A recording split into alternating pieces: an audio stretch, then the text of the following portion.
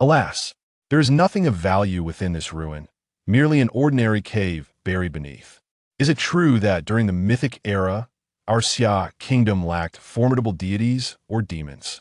A deep, resonant voice sighed. In contrast, a melodious voice firmly countered, "Do not speak foolishly, they must exist, but for some reason, we have yet to uncover them. The Xia Kingdom is certainly not a nation of slaves." Han Yi, hazily absorbing the conversation, rubbed his eyes and rose from the ground. Where is this?" He turned to survey his surroundings, discovering himself in a pavilion atop a mountain. Adjacent to him stood a robust young man and a slender beauty clad in a light blue gown. The two were engrossed in their mobile device, seemingly watching a live stream. "Ah, Han Yi, you're awake," the beauty exclaimed in delight upon noticing his movement. Her flawless, delicate visage captivated Han Yi for a moment longer than intended, prompting his astonishment as he queried, "Do you know me?" "I am Ning. Have you fainted from the heat?" Ning's brow furrowed with concern as she scrutinized Han Yi's face. The sturdy young man, his expression tense, gestured towards his sizable fists. "Han Yi, I am Yi Sun. You must not say you do not recognize me, lest I deliver a playful punch." Han Yi was bewildered. These names were unfamiliar to him. Suddenly, a sharp pain pierced his mind, an influx of memories flooding in. He clutched his head, taking a moment to recover. "Hey, Ning? Yi Sun?" Han Yi spoke, his heart warming at their concerned expressions. Upon realizing he recognized them, both Ning and Yi Sun sighed in relief. "You are finally back to normal. I was so worried when you suddenly fainted from the heat." Ning patted her chest, causing Han Yi's heart to skip a beat, prompting him to avert his gaze. "I'm fine, I'm merely overheated while hiking. You two continue with your activities, I just need a moment to drink some water," Han Yi replied sheepishly, offering a forced explanation. He stood and surveyed his surroundings while tumultuous thoughts swirled within him. He had traversed into another realm. But what was the cause of this transition? Had his previous life as a web novelist, with 100 failed works, finally triggered a mechanism for travel? This was also Earth's Xia Kingdom, yet it was not the one of his birth. In this world, mythologies had resurfaced and over 50 years had passed since. The global landscape had undergone profound changes.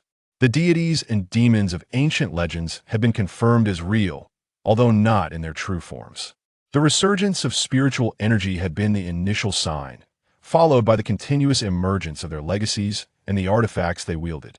Western realms such as the Church, Asgard, and Olympus had witnessed divine phenomena. Artifacts like the Guardian Sword, the True Cross, and the Trident of the Sea Gods served as the treasures of nations, deterring others from encroaching upon their borders. Yet, the Eastern Xia Kingdom, vast in expanse, had only seen the emergence of minor spirits and creatures. Naturally, there were no formidable entities within, merely a handful of ordinary weapons that could barely be deemed sharp. Occasionally, a minuscule cave ruin would yield a prized artifact, a rare cause for celebration. Even the myths and legends in the Xia Kingdom were fragmented, barely surviving. A multitude of archaeologists had transformed into theologians, tirelessly delving into the remnants of ancient myths. They sought to uncover from these incomplete texts the means for the Xia Kingdom to compete against nations armed with divine artifacts. The previous Han, he had succumbed to heat stroke, inadvertently facilitating his own transmigration. Upon retrieving his phone to examine his visage, he was astonished to find his appearance unchanged, still strikingly handsome. He appeared merely a fraction less youthful than during the peak of his attractiveness. It had been less than a month since his university graduation, rendering him a few years younger than in his prior life. And Ning, watching a live stream nearby, had been a longtime classmate from primary school through university, and they lived in the same community, while Yi Sun was a close friend from high school. "Ah, it seems we have once again encountered disappointment. There are only a few undeteriorated weapons within." Yi Sun sighed, a furrow of worry etched across his resolute face. And Ning, too, appeared dejected and fell into silence. Han Yi sighed inwardly, having grasped the situation. The theologians had discovered a mythical ruin, yet during the live excavation, nothing was found within. Such occurrences had transpired countless times. For each day without discovery, the Xia Kingdom remained restless, perpetually under the covetous gaze of other nations. For over 50 years, the defenders of the Xia Kingdom had relied on local practitioners to withstand foreign threats. The resurgence of spiritual energy had significantly enhanced their abilities.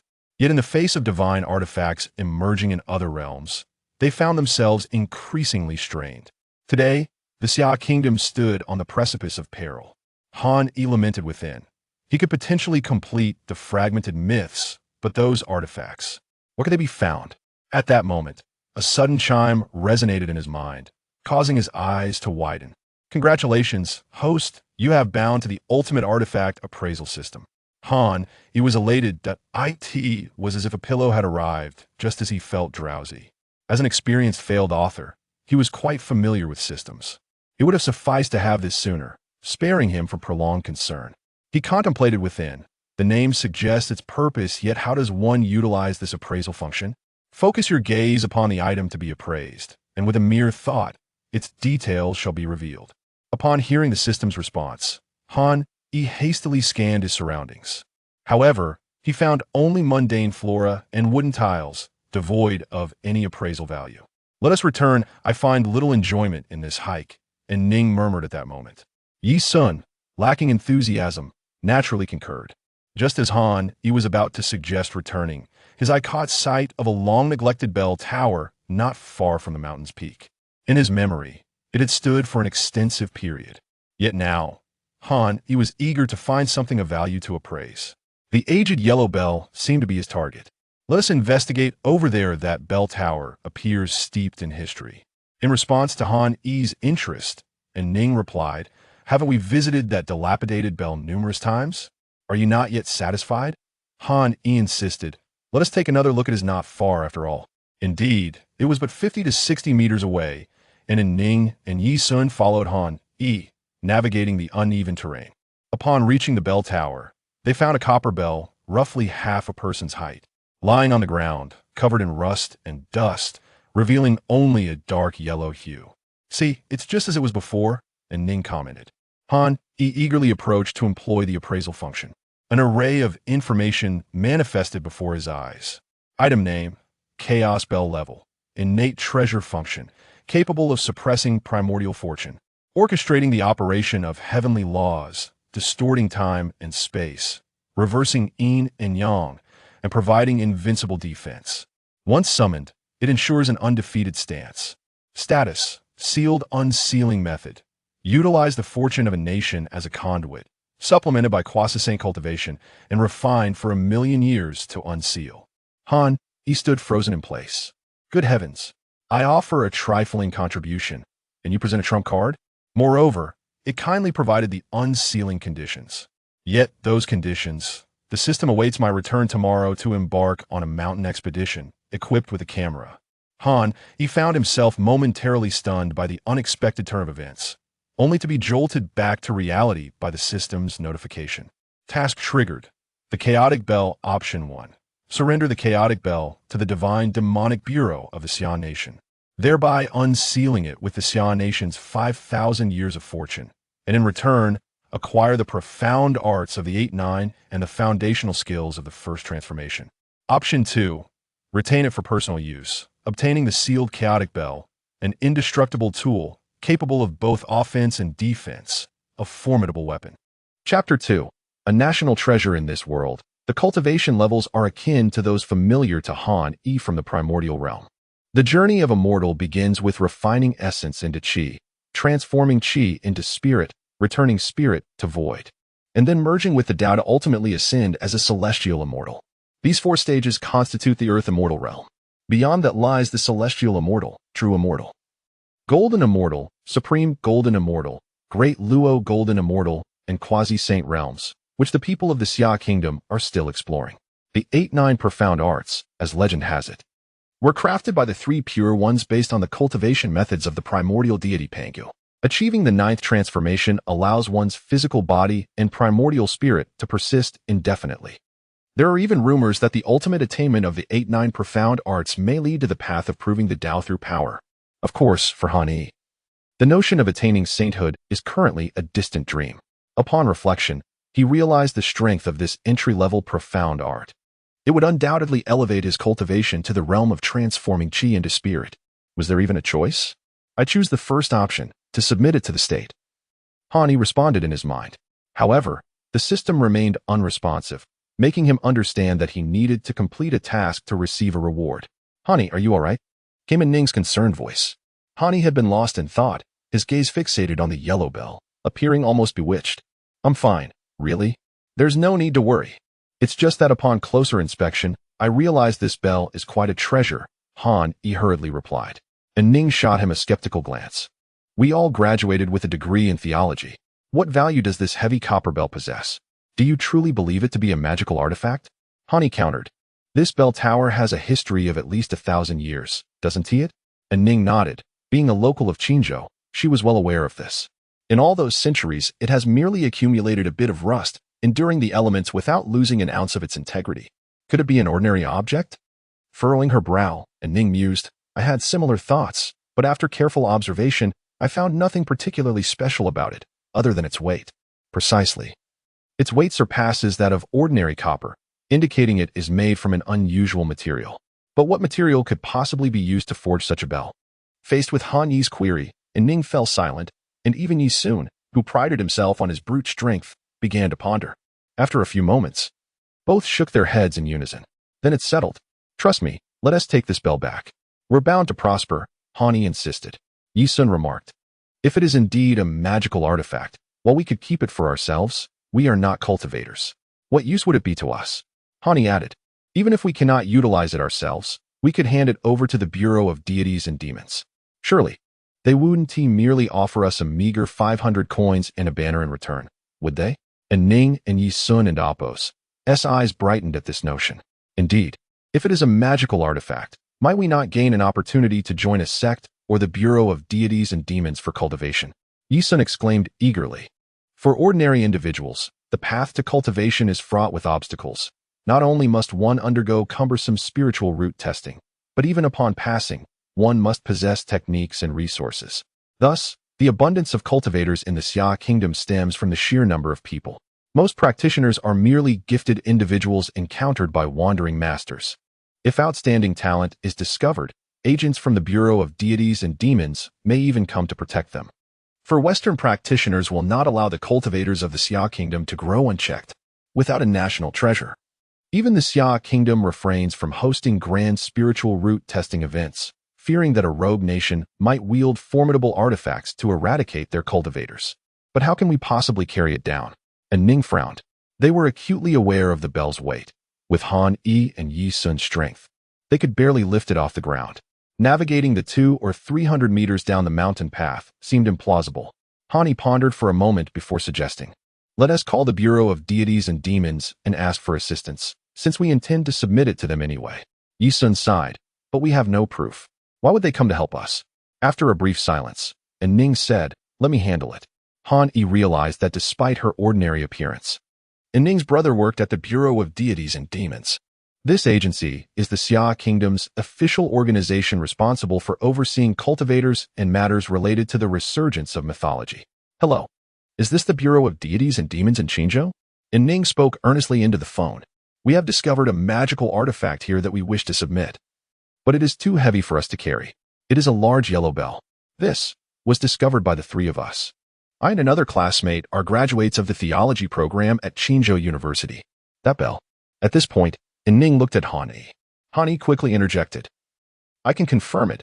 I am absolutely certain this is a magical artifact. And Ning paused, taken aback by Han Yi's serious demeanor. Before responding, we confirm this. On the other end of the line, there was a flurry of discussion before a young man's voice emerged. Apologies. But being merely theology graduates does not warrant a visit from us. We receive dozens of calls like this daily, most of which are fraudulent. Our staff have their duties. Please refrain from such jokes. And Ning quickly replied, it's the truth. My brother is Chen. I would never deceive you. And Chen is your brother? Came the surprised voice from the other end. Yes, I am Ning, she affirmed. After a brief silence, the voice responded, please tell us your location. We will come immediately. Before Ning could say anything, Hani gestured for her to let him speak. Taking the phone, Hani stated, the bell, based on my research and the mythological records, has a 90% probability of being a treasure comparable to the artifacts of the Western nations. I hope you will treat this matter with the seriousness it deserves. His words startled both Ning and Yi Sun. Yi Sun's face turned pale with fear. Honey, don't say such things recklessly. We can't take responsibility for this. I don't want to end up in a small dark room playing knife games. The person on the other end of the line was also taken aback, and after a long pause, they said, even if it isn't Chin, you cannot afford the consequences of such a falsehood. Please consider your words carefully. Hani glanced at Ning and replied, I assure you, I stake my life on this. You need only send someone of sufficient authority, and I can even demonstrate its power and the awe-inspiring mythology of the Xia Kingdom. What exactly is the bell you discovered? After a cacophony of voices on the other end, an elderly voice emerged. The Chaos Bell, also known as the Eastern Sovereign Bell. Have you heard of it? Han Yi responded gravely. Upon uttering the name Chaos Bell, the previously inert bell trembled slightly, but the trio was too engrossed in the phone conversation to notice. The other party fell silent, prompting Han Yi to frown and continue speaking. The Chaos Bell was once the companion treasure of the Demon Emperor Dong Wang Tai, capable of suppressing fortunes, reversing time, and defying the yin and yang. It is truly worthy of being called a national treasure. A crash echoed through the line, as if something had shattered. Tai, demon, bell, Dong Huang Tai Chaos Bell. Quickly, go to receive them. The elderly voice muttered in excitement, causing Han Yi to breathe a sigh of relief. As long as you believe, you will not be disappointed. He reported the address, and within a mere 10 minutes, the unmistakable sound of a helicopter echoed through the air. The Bureau of Deities and Demons had indeed dispatched a helicopter to retrieve Han Yi and his companions, along with the chaotic bell. Yi Sun and Ning exchanged glances filled with a newfound apprehension towards Han Yi. Our lives depend on you now. Who knew you could stir such a commotion? Yi Sun lamented, his face a mask of despair. Han Yi responded to the two with a radiant smile, reassuring them, do not worry, just watch me. He then turned his gaze towards the soldier's arm to the teeth descending from the helicopter, accompanied by several practitioners wielding swords and blades. Among them, they surrounded an elderly man with hair and beard as white as snow. The old man strode with an imposing presence, hurrying forward, inquiring, where is the chaotic bell? Chapter 3. The Fortune of the Golden Dragon and the Divine Court's Trial. Han Yi sidestepped to reveal the Chaos Bell. The elder halted, nearly stumbling upon seeing the ancient artifact. Is this the Chaos Bell you mentioned? Where did you hear such a name to dare deceive us? The elder exclaimed furiously. The others, upon witnessing the antiquated Chaos Bell, wore grim expressions, their gazes toward Han Yi turning hostile. Please, do not be hasty, sir. May I inquire your name? Han Yi calmly asked, unfazed by the situation. The Chaos Bell was not a mere illusion. He felt no trepidation. Meanwhile, Yi Sun and Ning were internally in turmoil, almost kneeling in reverence. Han Yi, this is Elder Zhao from the Divine Demon Bureau, one of the foremost experts in our theological circles, whose contributions to the study of the myths and historical texts of the Xia Kingdom are immeasurable. Elder Zhao scrutinized the so-called Chaos Bell, his beard trembling with indignation. And Ning, steeling herself, introduced Han Yi to Zhao. Han Yi paused, combing through his memories, and realized indeed this was Elder Zhao. My apologies, I momentarily forgot in my nervousness, he replied with a smile. The crowd internally scoffed, noting his demeanor bore no trace of anxiety. Han Yi continued, Elder Zhao's credentials are sufficient to represent the Divine Demon Bureau. Yet, excitement bubbled within him.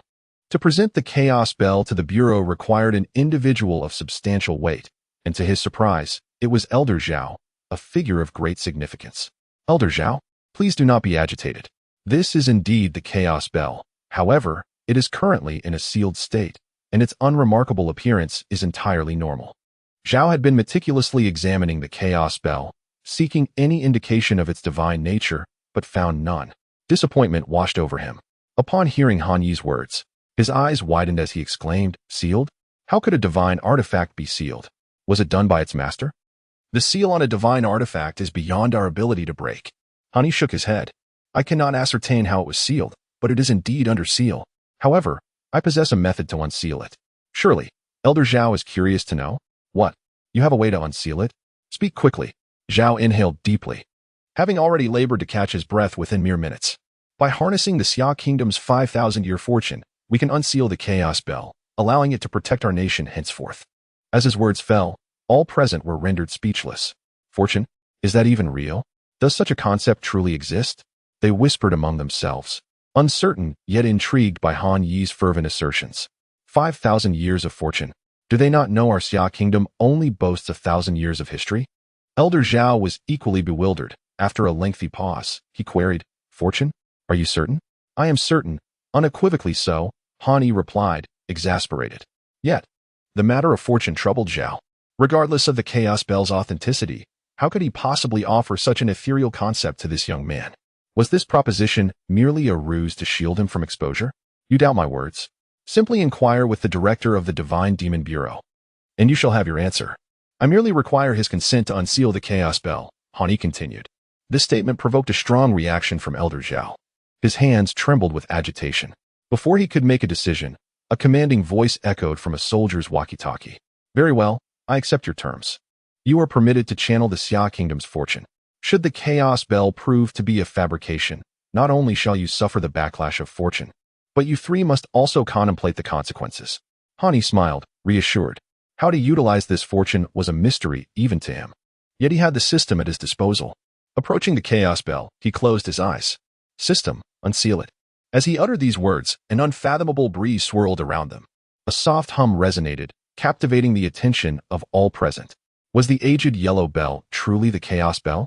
As they swallowed their disbelief, a phantom golden dragon materialized in the skies above the Xia Kingdom, stirring the hearts of its citizens, both mundane and cultivators alike, compelling them to gaze skyward. The thunderous roar of the dragon reverberated across the land, causing all who dwelled within Xia to tremble, nearly echoing its cry. Elder Zhao, teeth chattering, stared at the sky. Then at the ascending chaos bell, overwhelmed by a singular thought. It is real. The bell depicted in the remnants of the Chronicles of the Demon Court is indeed the chaos bell. All citizens of Xia felt a deep-rooted connection to the colossal ethereal dragon soaring above, as if it had existed since time immemorial. However, foreign individuals within Xia faced dire consequences. Under the immense pressure, those lacking the Xia bloodline were rendered helpless, bowing to the ground, utterly bewildered. Han Yi, no longer pretending, opened his eyes, astonished by the golden dragon gliding through the skies, then turned to the ascending chaos bell. It bore no relation to him. It was all orchestrated by the system. He was merely a spectator. Upon contact with the chaos bell, a resonant chime echoed throughout Xia, reverberating far and wide. Yet, within their borders, protective artifacts activated upon receiving the sound, forming a barrier to prevent its entry into their territories. As the chaos bell connected with the golden dragon, a surge of excitement coursed through the latter, spiraling around the bell. The rust and dust accumulated over countless years were swept away by swirling chaos energy, revealing its true form. A grand, yellow-hued bell expanded rapidly, bursting forth with a myriad of dazzling lights, creating a transparent shield surrounding the Xia Kingdom, vanishing from sight, yet radiating an overwhelming brilliance even in daylight. Then, the onlookers beheld the chaos bell's authentic visage. Inside the bell lay mountains, rivers, flowers, trees, and myriad forms of life. Outside, celestial bodies, sun, moon, and stars orbited in majestic splendor. The chaos energy flowed gently, transforming into primordial elemental essence, cascading down upon the land of Xia. Han Yi comprehended that the chaos bell had been fully unsealed, drawing upon the Xia Kingdom's fortune, bestowing blessings upon its people. Quickly absorb this primordial essence. Missing this opportunity would lead to lifelong regret. Han Yi urged, prompting others to awaken and recognize the invaluable nature of this ethereal energy. At that moment, far in the eastern horizon, a long sword sliced through the sky, imbued with 7-colored divine power, traversing the continent towards Xia. It belonged to the guardian artifact of the distant lands, the Burt Steel, a testament to the mythic forces united under the banner of the divine court Asgard. Seeking to gauge the prowess of Xia and Amp, Apos, divine artifact, all global powers redirected their satellites towards Xia. Would the nation and Amp, Apos, newly emerged guardian artifact withstand the might of Burt Steel? The outcome bore significance for future international relations. As a resounding chime echoed across the globe, Burt Steel collided first with the invisible shield formed by the chaos bell. Should it have been a mere passage, such as that of an aircraft or vehicle, the shield would not have intervened. Yet, this was an assault from a divine artifact. One cannot assert that there is no effect. Rather, it can only be said that there is utterly no response, as the shield displayed not even the slightest tremor. However, It appears that the chaos bell was provoked by this sudden assault. In the face of this challenge, the bell resonated with a slight quiver, emitting a chime once more. This sound was not loud, yet it was perceptible to all of humanity as a misty aura of chaos surged towards the bolter steel. With a crack, bolter steel was sent hurtling back without a moment's pause, swiftly retreating to Asgard, akin to a frightened dog. The practitioners of global powers were left in a state of astonishment. They clearly observed through satellite imagery that Asgard's guardian sword, bolter steel, had been struck by the chaos bell, leaving behind a glaring fissure. Chapter 4. Extracting Rewards. The fundamentals of mysterious arts on the summit of an unremarkable hill. Zhao Lao and the personnel from the Divine and Demonic Bureau, along with Han Yi, stood in stunned silence, gazing at the resplendent chaos bell radiating golden light in the heavens above. Meanwhile, in the western Holy See, the Asgardian Divine Court, and Olympus, a cacophony of furious outrage erupted after a brief silence. Impossible. How could the Summer Kingdom possess such a formidable artifact? How could our guardian sword be defeated? No. Oh my goodness, the Summer Kingdom must have stolen it from another nation. Judging from the earlier display of power, Asgard's protective artifact was utterly futile against it. Even the primary artifact of the god King Zeus, the Thunder Spear, would likely falter against a single toll of that bell. Damn it. Who can tell me where the Summer Kingdom and Apos' artifact originated? Are our operatives, whom we have invested so much in, utterly useless? Everything is a fabrication. I shall tweet about this. No one understands artifacts better than I do. Nearby nations were embroiled in fervent discussions as well. That bell must belong to our cosmic nation. The Summer Kingdom was once a vassal state of ours. This artifact must be a remnant left by our ancestors in the Summer Kingdom. I concur. We must send a team to reclaim the artifact. Your Majesty, the phenomena exhibited by the Summer Kingdom's artifact just now bore the radiance of the Fusang Divine Tree. It must be connected to our Eastern Japan. I will investigate its origins at once. On that small hill in Qin City, Han Yi and the others maintained their upward gaze. Suddenly, two beams of profound yellow light flickered from the chaos bell, and its brilliance gradually waned until the bell itself vanished into the sky, leaving no trace of the light's origin. Yet, both Han Yi and Zhao Lao remained frozen in place. The onlookers also comprehended the recent events. Those two beams of light had entered the bodies of Han Yi and Zhao Lao, respectively. Is this an acknowledgement from the chaos bell? Can we establish a connection with it? Can we make certain requests? Zhao Lao and Apos' lips trembled as he spoke. Han Yi understood. He possessed a system and had just unlocked a fragment of its control. However, Zhao Lao had only gained the right to connect with it, while the others, even the current head of the Divine and Demonic Bureau, lacked the qualification to command the chaos bell. The disparity in their ranks was as vast as heaven and earth. Nonetheless, Han Yi chose to remain silent about his partial control over the chaos bell, knowing that revealing such information would jeopardize his future tranquility. He stood there, his expression mirroring that of Zhao Lao, filled with astonishment, though much of it was feigned. The envious gazes of the crowd fell upon him, which he accepted with composure. Turning towards Zhao Lao and the soldier bearing a walkie-talkie. Zhao Lao, there is a matter on which I may need your assistance.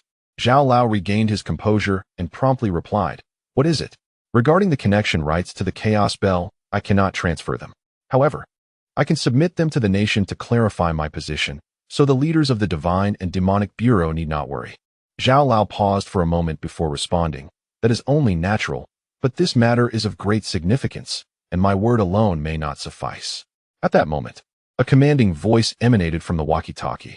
On behalf of the 15 billion people of the Summer Kingdom, I extend my gratitude to you, Han Yi. If you have any requests, feel free to express them. These words relieved Han Yi's heart. Judging by the response, even if it was out of courtesy, he would not be harmed. Director, I have but one request. Please do not disclose my possession of the chaos bell until I have attained formidable cultivation. Walkie-talkie. Understood. We had no intention of revealing your involvement. You are a blessing to our Summer Kingdom. It would be reckless to disclose this, as it could incite danger. The other two, do you have any requests to voice as well? Yi Sun quickly interjected, I have none, Director. The discovery of the chaos bell was solely Han Yi's achievement. My role was minimal. And Ning followed suit, saying, indeed, it was all Han Yi's merit. I merely assisted in contacting the Divine and Demonic Bureau. If there's any reward, it should all go to him. After a brief silence, the voice replied, I see. However, I intended to reward you regardless. Although Han Yi is the primary contributor, you both have played indispensable roles. In my capacity as the director of the Divine and Demonic Bureau, I hereby grant Han Yi 100 million Summer Kingdom coins, along with 3 sets of properties in any city, plus the position of minister in the External Affairs Department of the Divine and Demonic Bureau. As for you two, each will receive 2 million Summer Kingdom coins and the opportunity to become active personnel in the External Affairs Department. How does that sound? Yusun and Ning were left speechless, while Han Yi feigned excitement, his heart calm. That sounds wonderful. Thank you, Director. However, I may not be able to fulfill the role of minister in the External Affairs Department, as I am accustomed to freedom. Yusun and Ning quickly expressed their gratitude. Walkie-talkie, Director of the Divine and Demonic Bureau. The essence of the External Affairs Department is that you are not beholden to anyone's orders. Should the Divine and Demonic Bureau require assistance, you may choose to aid or remain aloof. That is your prerogative. However, when you encounter difficulties, this position will prove its worth. Han Yi paused for a moment before replying, "The director is indeed astute. I shall graciously accept." After a round of pleasantries, Han Yi and the other two were escorted into Qin City, while Zhao Lao was hastily taken back to the headquarters of the Divine and Demonic Bureau in Tianjing. In a residential area of Qin City, Han Yi returned home, followed closely by Yi Sun and Ning. He was home alone, his parents having tragically passed away a decade prior, leaving him with only the house and a compensation sum of several $100,000. We've struck gold. Honey, you are truly a fortune. With no outsiders present, Yi Sun could no longer contain his excitement and rushed over to embrace Han Yi. "Get away, you clumsy oaf." Han Yi disdainfully pushed him away, while Ning watched them with a smile. Who would have thought that spectating would yield rewards? However, the rewards for us are likely a means to win your favor, Yi Sun remarked casually. Han Yi chuckled, whatever the case. We just happened to be in the right place at the right time. He recalled that Yi Sun, despite his robust physique and boisterous demeanor, had a surprisingly keen mind. Let us keep this under wraps. Otherwise, we'll have to change our identities for safety. The online frenzy has probably already begun, Han Yi advised. We're not fools. But Han Yi, how did you recognize that as the Chaos Bell and know its history? We're all classmates, having learned the same material. How come I was unaware? And Ning asked, her excitement palpable as she clung to Han Yi's arm, unyielding to his earlier push. Yi Sun rolled his eyes at the sight, feeling a tinge of jealousy, although he knew it was intentional on Ning's part, sending a shiver down Han Yi's spine. When you were watching the live stream of the excavation, I was fixated on that massive bell. Suddenly, a storybook from my childhood came to mind, and the details were vivid. It contained comprehensive information about the Chaos Bell. Unfortunately, that book has been lost since my parents passed away. Sigh. Han Yi sighed, and Ning cautiously glanced at him, noticing his calm demeanor. That's unfortunate, but if you remember those details, you could sell the artifact in the future and make a fortune, and Ning said, blending regret with excitement. After a brief conversation among the three, once their excitement had subsided, Han Yi escorted the two of them back to their respective homes. Yi Sun lived quite far away, while Ning resided in the same neighborhood as him. As the atmosphere settled, a smile graced Han Yi's face. System, extract the rewards. The rewards of the 8-9 mystical skill and its foundational first transformation cultivation have been distributed. Please accept. A surge of magical energy emanated from the void, flowing into Han Yi's body. Boom. As the cultivation power surged in, a wave of magical force erupted around him, leaving the living room in utter disarray. Chapter 5. Please turn around. A night passed, and Han Yi awoke. He scrambled up from the floor, only to hear the floorboards crack beneath his feet. Stunned, he stood frozen in place. After surveying his surroundings and reflecting for several moments, Han Yi finally comprehended what had transpired. The infusion of cultivation into his being had led to an uncontrollable surge of power. He then spent over an hour cautiously moving about, gradually managing to rein in the explosive strength of his body. After some experimentation, he discovered that ordinary blades could hardly inflict harm upon his current form. Is this what it feels like to have just entered the realm of transformation? Han Yi mused inwardly, his fists instinctively tightening. The sensation of such power was undeniably addictive. Upon examining his cultivation level, he found it had reached the pinnacle of qi refinement. This was still without fully familiarizing and refining his abilities. Otherwise, he could have progressed even further. Han Yi turned on the television. Welcome to the morning news. Yesterday, a momentous event occurred in our nation, Xia, involving a divine artifact known as the Chaos Bell, which has become our nation's sacred treasure. The emergence of this artifact has garnered the attention of all factions, both domestic and foreign, and our nation requires. Regarding the Chaos Bell, we have received the following information. He switched off the television, noting that the news merely reiterated one point. The Divine and Demon Bureau had indeed kept the identities of the 3 individuals concealed, which pleased him greatly. Opening his phone, he found his group chats overflowing and numerous private messages flooding in. Browsing through them, he found little of importance. Only messages from Yu Sun and Ning urging him to watch the news and short videos online. After a moment's thought, he casually replied, indicating he had already seen them. He could guess the online discussions without needing to delve into them. However, some statements from representatives of foreign powers made him frown. Contemplating the might of the Chaos Bell, a sense of relief washed over him. All the fabrications and falsehoods of public opinion would crumble before absolute power, turning into mere jesters. The reward from the Divine and Demon Bureau would be credited in the afternoon, along with his external department credentials and such. What to do once he became affluent? Naturally, he would indulge in a bit of ostentation. He had no desire to engage in stealthy pursuits, but first, he needed to master his newfound strength. He had no wish to court danger, especially since he was no longer the same Hani. He cared little for the past honors and shames. It was best to refrain from seeking vengeance or flaunting himself for the grievances of the original owner. Thus, he resolved to find a secluded area to test his strength. Han-E decisively rode his little lamb to the outskirts of the forest. There were usually few people there, so it should be safe. After securing his little lamb outside the woods, he ventured into the depths of the forest, where trees stood tall and flowers flourished, creating a remarkably pleasant environment. Just as he prepared to unleash his fists and feet to test his prowess, a sound echoed from a distance. Hesitating for a moment, he hurried toward the noise. Halt! A delicate voice rang out, leaving Han-E astonished. The tone was weak, even weaker than that of an ordinary person. How could someone be here in such a secluded wilderness? Little girl, you might as well give me the treasure, and I shall spare your life. Another female voice followed, accompanied by a man's awkward Chinese, which caused Han-E to pause. Foreigners? He quickly concealed himself behind a slope, observing the situation ahead. He saw a man and a woman leaning on each other for support. The man clutched his abdomen, wielding a long sword, while the woman held a gourd in her hands, her face a mask of anxiety and despair. Their clothes were tattered, and they were rushing towards his direction. In the distance stood a Western man clad in a flowing white robe and hood, with a prominent hook nose, his gaze filled with mockery as he watched the pair.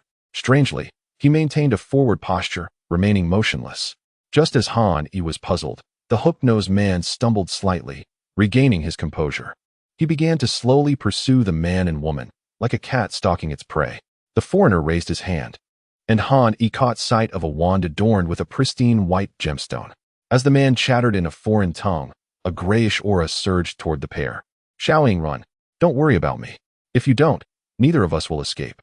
Tell Enshun not to seek revenge. The man pushed the woman away, and upon receiving the blow, he coughed up blood. Releasing his grip on his abdomen, a large stain of blood became visible. His aura was waning, and he was reeking of decay. The young woman cried out in anguish, Team Leader Chun. Seeing the team leader's bloodshot eyes, she nodded vigorously, raising the golden gourd towards the hooked-nosed man, exclaiming, Halt! The advancing foreigner attempted to evade, but the gourd appeared to lock onto him, rendering him immobile. Casting a glance back at Team Leader Chen, who urged her to flee, the woman wiped her tears and fled without looking back.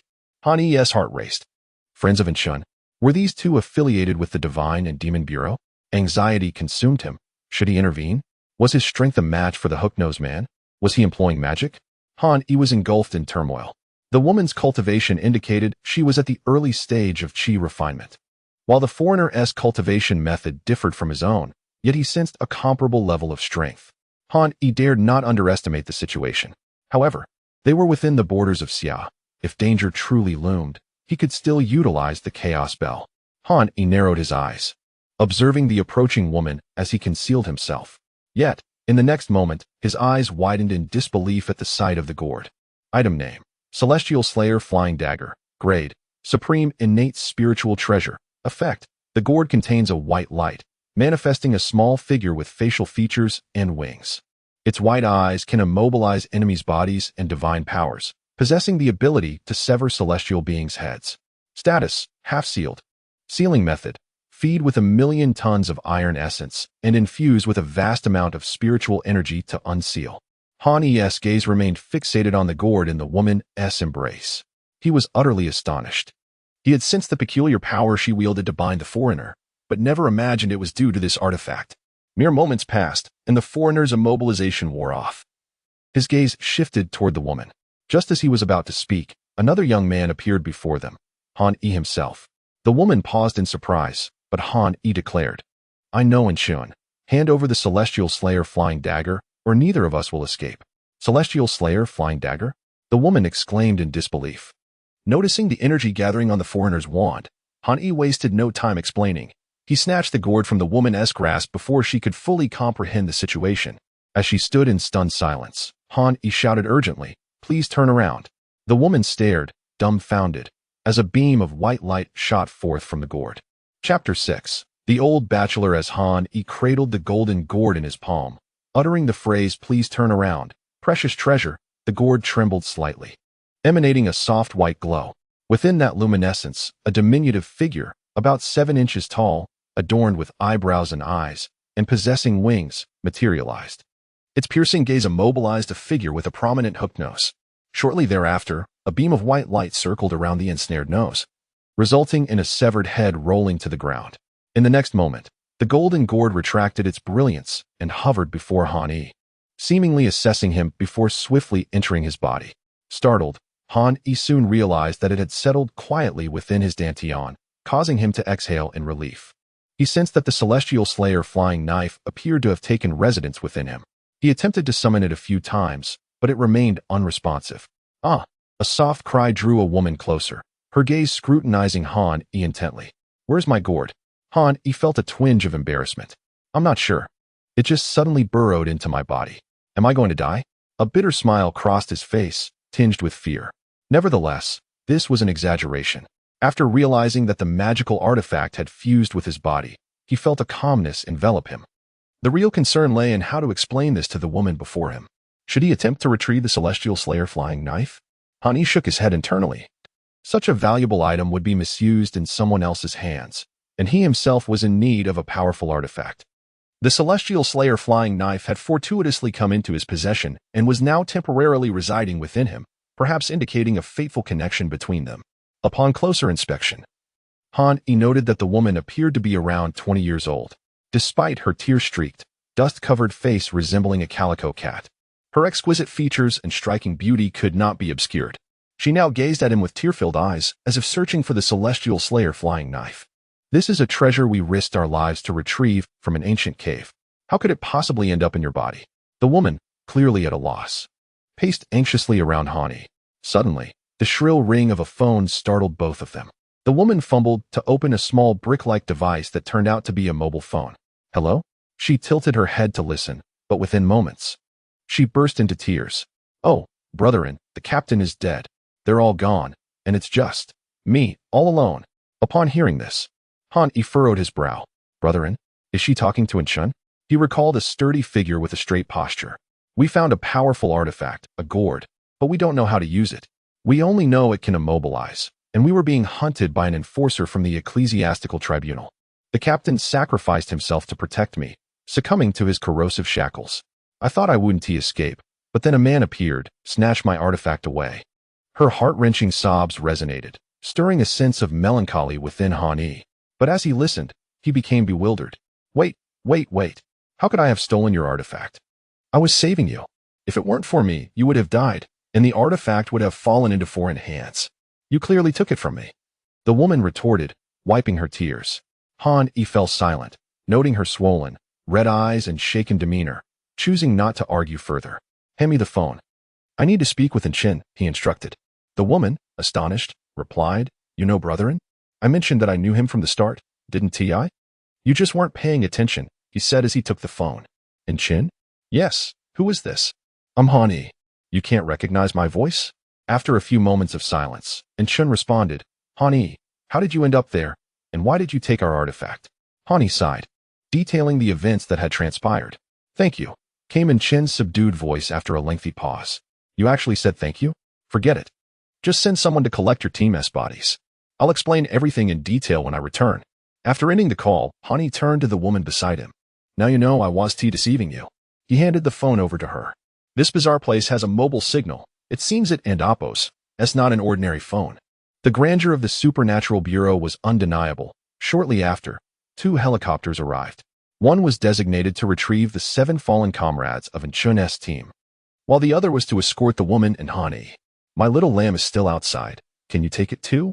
Hani suddenly inquired before boarding the helicopter. We will have someone bring it to the Bureau, replied the stoic squad leader. That's good. Just make sure it doesn't get damaged. Han cautioned before boarding the helicopter. This marked his first time flying in a helicopter.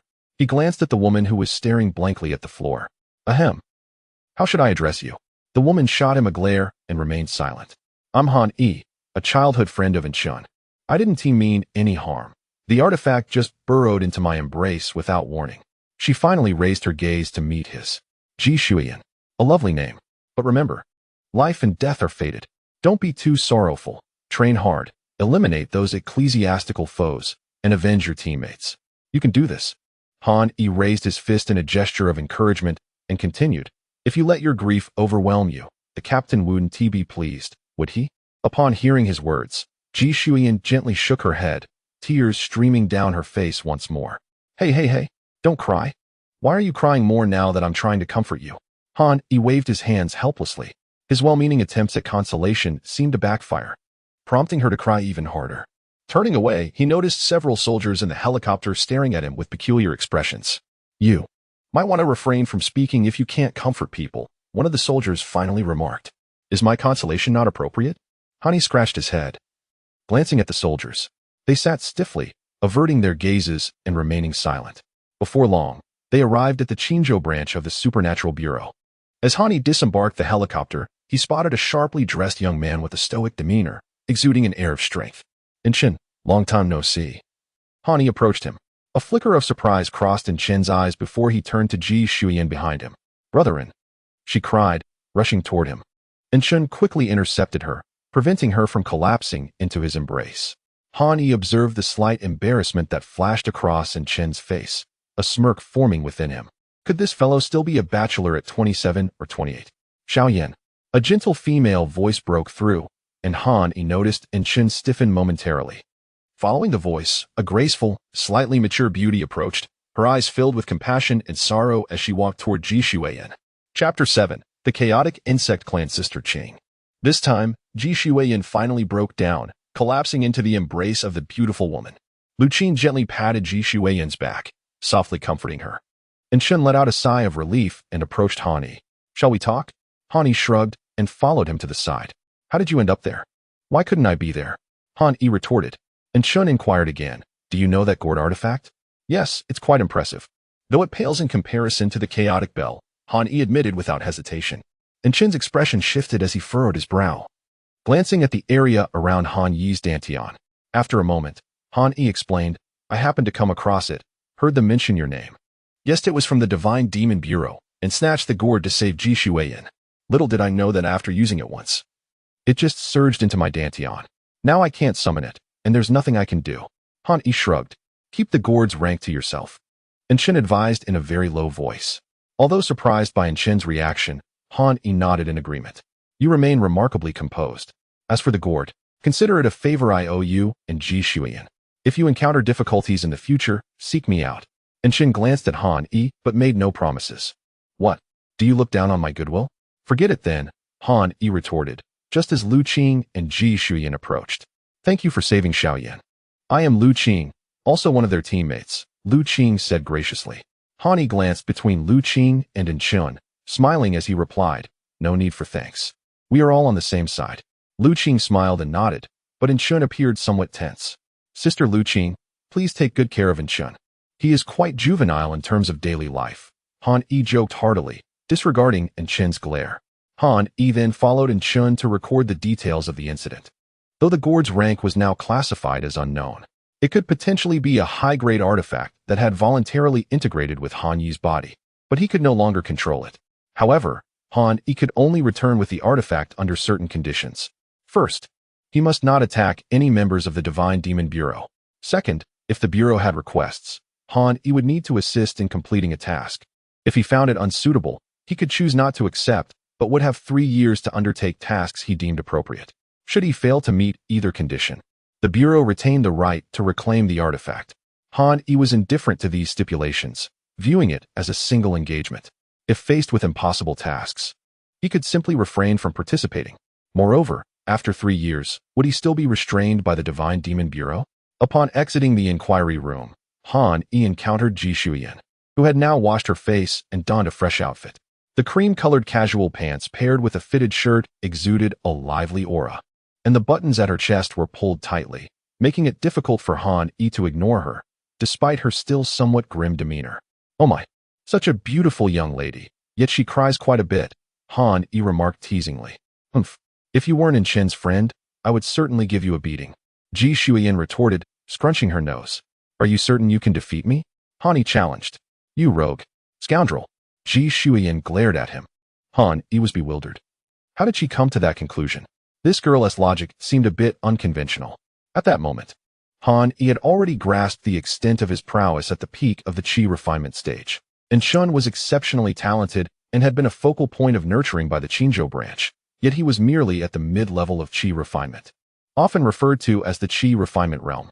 The typical progression was from body refinement to Qi refinement, then to spirit refinement, culminating in the ability to seamlessly merge and separate one's primordial spirit from the physical body, thus achieving the status of a true earth immortal. With In Chen still not fully realizing his potential, how could Ji Shuyan possibly contend with him? She might last a single exchange, at best. Ji Shuyan was well aware that she could never match Han Yi, which only fueled her frustration. "I can't retrieve the artifact, so I owe you one. If you encounter trouble, I can assist you once. Here is my phone number," Han Yi said, no longer teasing her, as he handed her a slip of paper with his contact information. With a serious demeanor, Han Yi shrugged and departed. Watching Han Yi's sudden nonchalance as he turned to leave left Ji Shuyan feeling somewhat disoriented. As she glanced at the phone number in her hand, she almost tossed it away when In Chen approached. "Keep it. He is actually quite reliable," In Chen advised. Ji Shuyan paused, then nodded. "All right then. Brethren, what is your relationship with him?" "Neighbors," In Chen replied. "Come on, let us go see off the captain and the others." Ji Shuyan nodded silently, pursing her lips as she followed In Chen to a building behind the main structure of the Divine Demon Bureau.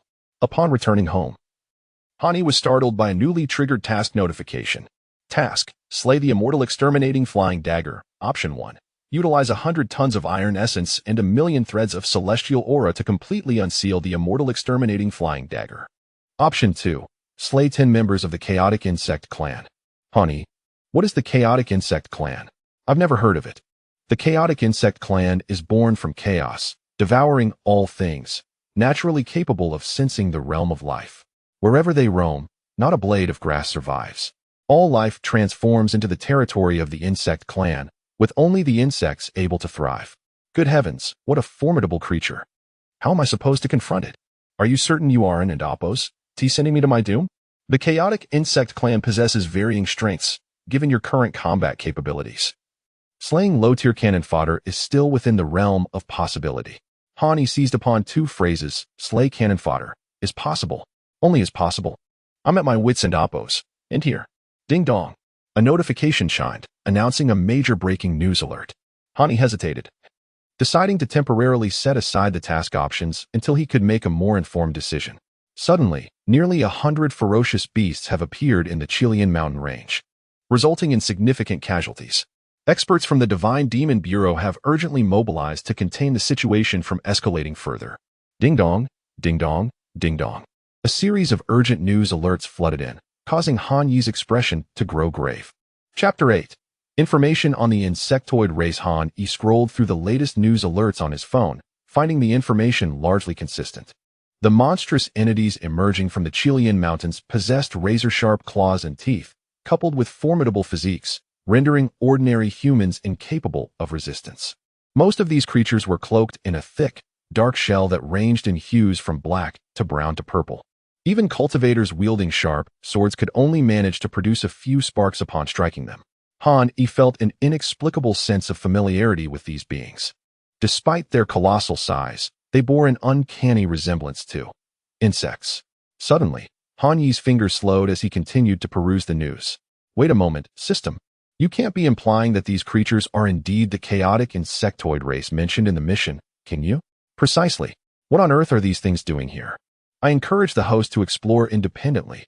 Once a world is discovered by the chaotic insectoid race, it will not be spared but instead devoured and multiplied, a perpetual theme of the insectoids. Is there no way to exterminate or drive them away?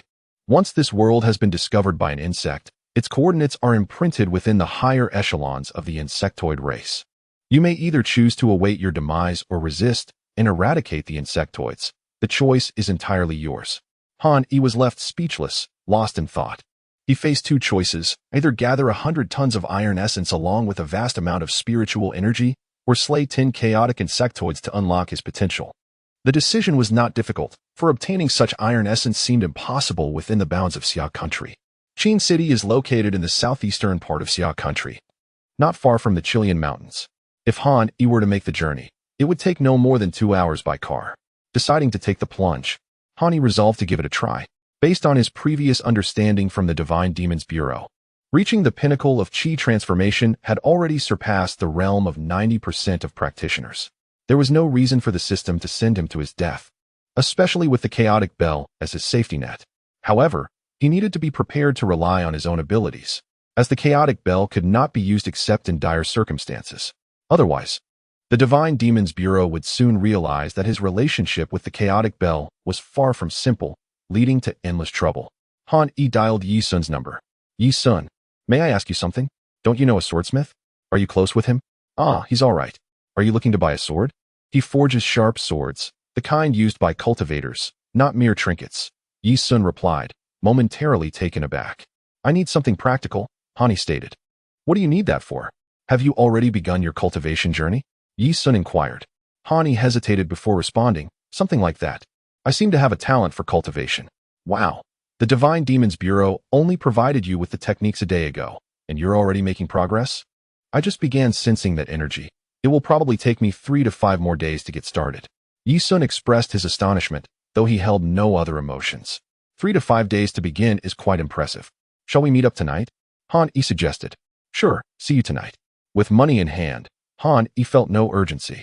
Although he knew the primary combat strength lay with the Celestial Slayer flying dagger, he could not rely on it continuously, as his current magical energy was insufficient to sustain such a powerful artifact.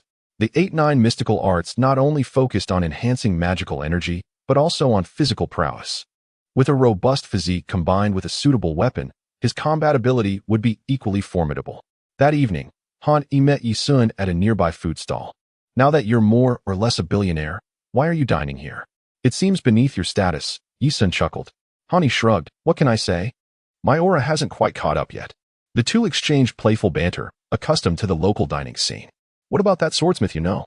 How skilled is he? Han Yi asked as he casually ordered a few dishes. Chapter 9. Do you believe me when I say it wasn't intentional? With a legacy of craftsmanship. Many cultivators sought him out for weapon forging, making his skills quite sought after in recent years. What would you like to forge? Yi Sun inquired. I'm not quite sure yet. Perhaps a sword would be best, Han Yi replied thoughtfully.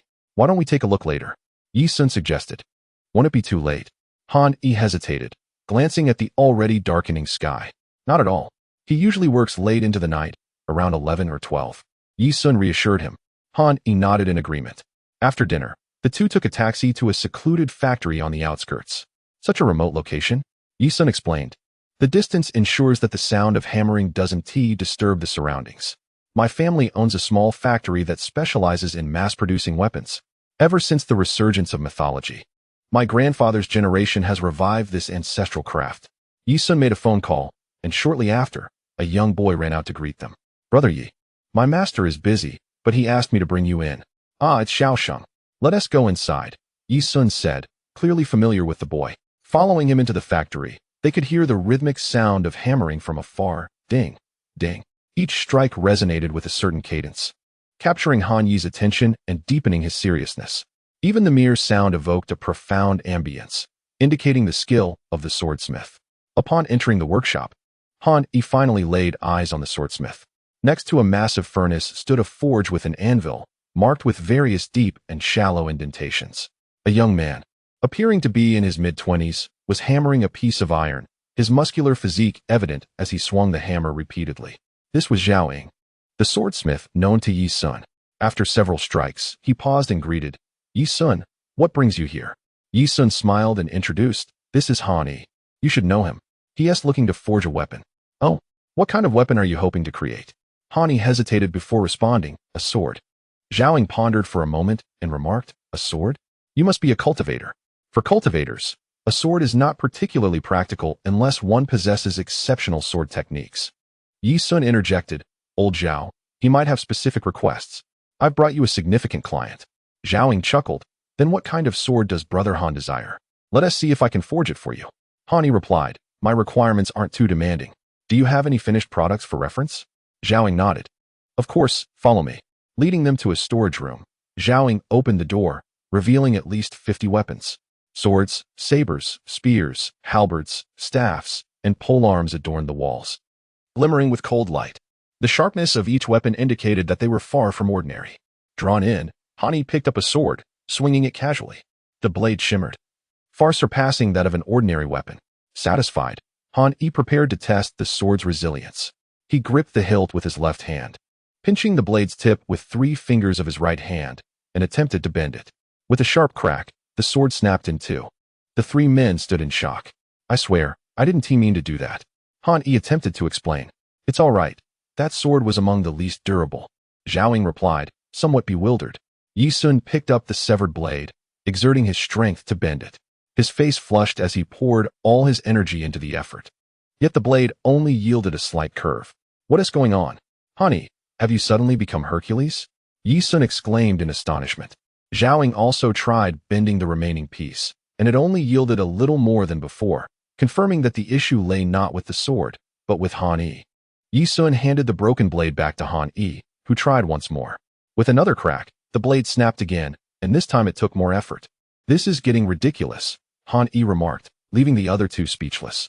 Zhao Ying's gaze shifted towards Han Yi, now filled with disbelief. Typically, weapons of this caliber would break only upon colliding with other weapons or magical artifacts. Witnessing a mere mortal break such a sword with his bare hands was unprecedented. "Let us try this one," Zhao Ying said, searching for another sword. This one was not crafted from ordinary iron, but forged from refined steel. "Are you certain?" Han Yi asked. Seeing Zhao Ying nod, he exerted his strength again. With another resounding crack, he stood holding 2 broken pieces of the sword. Zhao Ying began piecing together the clues. "Are you endowed with divine strength?" Han Yi shook his head. "Not really. I just have a bit more strength. Perhaps my cultivation focuses on physical enhancement. This weapon may prove challenging to forge for you. When do you need it?" Zhao Ying asked, already contemplating the possibility of declining the commission. "I think I can manage within a day or 2 at most," Han Yi replied. "Using a sword may not suit you well. With your strength, heavier weapons might be more manageable. However, even for heavier weapons, it would take at least 7 or 8 days for me to craft something adequate for you." Han Yi was taken aback. "So slow?" Zhao Ying explained. "Forging weapons is no simple task, especially for divine artifacts. Some precious materials may require months or even years to complete." Realizing the gravity of the situation, Han Yi was prepared to concede. "Then just make me something functional for now. I'll manage in the meantime."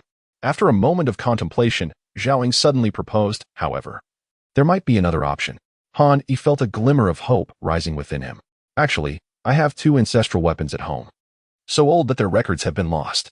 I believe one of them might be suitable for you." Han Yi eagerly inquired, "What weapon is it?" "A Fangtian Huaji, forged from celestial iron, weighing 580 pounds. Ordinary cultivators can barely wield it a few times, and even those in the Qi transformation stage would find it nearly impossible to use properly." Han Yi's eyes lit up with excitement. "Can I see it?" Zhao Ying replied, "Of course, it's right here in the factory. Please wait a moment while I retrieve it." Han Yi nodded, not following, as Zhao Ying, a cultivator of the Qi transformation stage, could easily manage the weight. Chapter 10, Journey to the Chilean mountain range. Before long, heavy footsteps echoed in the air. Zhao Ying entered, bearing a pitch-black Fangdianhua halberd, and he bent slightly at the waist. Thud! The halberd struck the ground with a resounding impact. As one drew closer, it became apparent that the shaft was not smooth. Instead, it was intricately adorned with a dark red dragon, coiling majestically along its length, with the dragon and Appo's head perfectly nestled between the shaft and the blade. This was a double-moon Fangdianhua halberd, with the blades on either side and the central tip exhibiting a lighter hue. Even a mere glance revealed a piercing chill emanating from it. Han Yi's eyes sparkled as he approached and grasped it firmly. Zhao Ying released his grip, encouraging him to test the halberd. Han Yi nodded and lifted it with one hand, producing a whooshing sound as he spun it around. He felt a sense of satisfaction. The weight was just right, though he remained uncertain about its quality. Zhao Ying moved closer, tossing a long piece of refined iron, one he had hammered numerous times, onto the ground outside the forge. "Try this," he said. Han Yi stepped outside, gripping the halberd with both hands. With a simple yet powerful strike, he executed a move reminiscent of a mountain-splitting blow, and the blade landed squarely on the iron. Thud! A thunderous sound erupted, sending clouds of dust into the air. Zhao Ying raised his hand, exerting an invisible force that settled the dust, revealing the scene beneath. The Fang Tianyua halberd had struck the iron rod without so much as a tremor. Yet over half of the blade had embedded itself into the iron. Han Yi exerted force with his right hand and lifted the halberd. A wide fissure, broader than the blade itself, marred the center of the iron rod, while the blade remained pristine, showing no signs of wear or dullness. "Excellent," Han Yi exclaimed instinctively upon seeing the halberd undamaged. Zhao Ying chuckled. "It suits you well, does it not? However, this is an ancestral weapon of yours. Are you ready to wield it?" Han Yi practiced a few moves, recalling the various techniques associated with the halberd, though he had not trained specifically in its use. Zhao Ying remarked, "If you encounter a worthy adversary, then by all means, wield it." "Name your price," Han Yi replied. "I am not short of funds, but in return, I will require a piece of rare-grade metal material."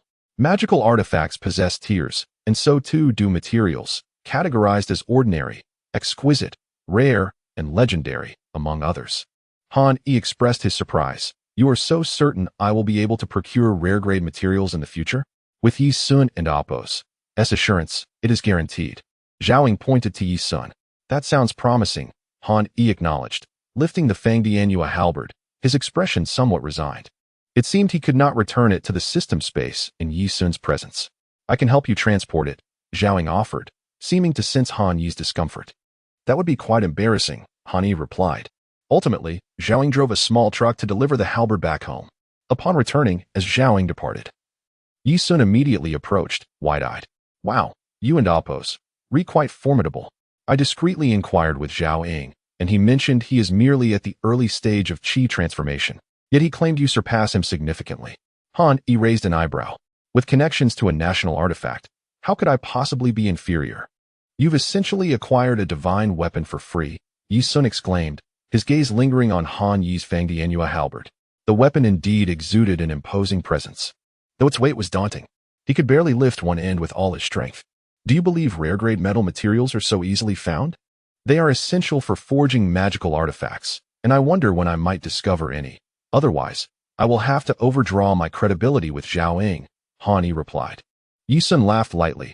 "No worries. If it takes a year or two, or 3 to 5 years, that is fine. Zhao Ying is a decent person, and I believe in your prowess." After conversing with Yi Sun for a while, Han Yi sent him off to continue his training, hoping he would soon attain a level of security in this era. With his weapon prepared and the flying blade of immortality in hand, Han Yi felt a sense of stability. The following day, he rose early, hailing a taxi directly to Liaoshan County. Liaoshan County was the closest place to the Qilian mountain range, where the Chaos Insect clan had emerged. Although entry might prove difficult at this moment, Han Yi did not intend to force his way in. Reaching the vicinity was sufficient. After more than an hour of travel, they arrived in Liaoshan County. To his surprise, the town was not sealed off. Instead, a multitude of vehicles were fleeing the area. Ordinary citizens were hastily evacuating. It seemed the monstrous threats had not been neutralized. Otherwise, such chaos would not ensue. Han Yi pondered the state of their homeland, sighing. The driver exhaled deeply, and after dropping Han Yi off in the town, hurried away to avoid encountering any monsters. Observing the panicked crowd around him, Han Yi narrowed his eyes. Although the morning news had not reported anything, numerous netizens had posted short videos confirming the monster attacks in Liaoshan, which had been repelled but at the cost of many lives. Han Yi witnessed people evacuating, with ordinary soldiers providing escort and clearing the roads. However, he did not see any practitioners from the Divine and Demon Bureau. Yet, he sensed a few practitioners scattered among the crowd. They appeared to be external cultivators arriving to assist in the battle. Suddenly, a deafening crash reverberated through the air as part of a small building collapsed, enveloping the area in dust. Accompanying the chaos were shouts of anger mingled with the terrified cries of civilians. Hani swiftly turned his gaze in the distance. He spotted two enormous appendages resembling spider legs, each nearly 3 meters long, deeply embedded in the wall of the building. With a roar, the source of these limbs revealed itself, a creature akin to a locust, towering over 4 meters in height, perched atop the building. Its forelegs, sharp as blades, wreaked havoc wherever they swept. Several figures leaped forward, wielding swords and daggers that sparked against its tough exterior. Yet, their efforts only elicited pained shrieks from the beast, causing no real damage. Fortunately, the agile figures drew the giant insect's attention, preventing it from causing greater harm to the fleeing crowd. Thank goodness it lacks wings like a locust. Otherwise, it would be even more challenging to deal with, Hani muttered under his breath as he surged forward. He quickly assessed that the individuals engaging the creature were primarily at the Qi refinement stage, with only one having just entered the Qi transformation realm. How could they possibly contend with such a monstrous foe? Leaping onto the rooftops of the nearby structures, Han Yi retrieved the Fangdianhua halberd from the system space. The locust-like creature swiped at a practitioner from the Divine and Demon Bureau, who narrowly evaded the attack, but was struck by a flying chunk of concrete, sending him sprawling. The creature let out an excited screech, its legs propelling it swiftly toward the fallen practitioner, jaws agape and revealing sharp teeth, ready to devour him. Suddenly, a thunderous shout echoed as the Fangdianhua halberd descended from above, propelled by Han Yi's rush from the adjacent rooftop, striking down with a resounding crack. In the eyes of the great locust, a glimmer of disdain seemed to emerge. Its two forelegs swiftly rose to shield its head, and with a sudden opening of its mouth, a vile, greenish liquid was projected towards Han Yi, who was suspended in midair. Chapter 11. The flying insect clan of viscous green liquid surged with astonishing speed, yet Han Yi, participating in battle for the first time, remained utterly focused. He dared not come into contact with the unknown substance. As his magical energy surged, Han Yi forcefully twisted his body to evade it. The blob of slime splattered against a nearby wall, emitting a hissing sound of corrosion. As he maneuvered away, his halberd shifted slightly. A sharp crack echoed, startling everyone present. A painful screech followed. One of the large locust's front legs had been shattered by Han Yi's brutal strike, now flailing in disarray.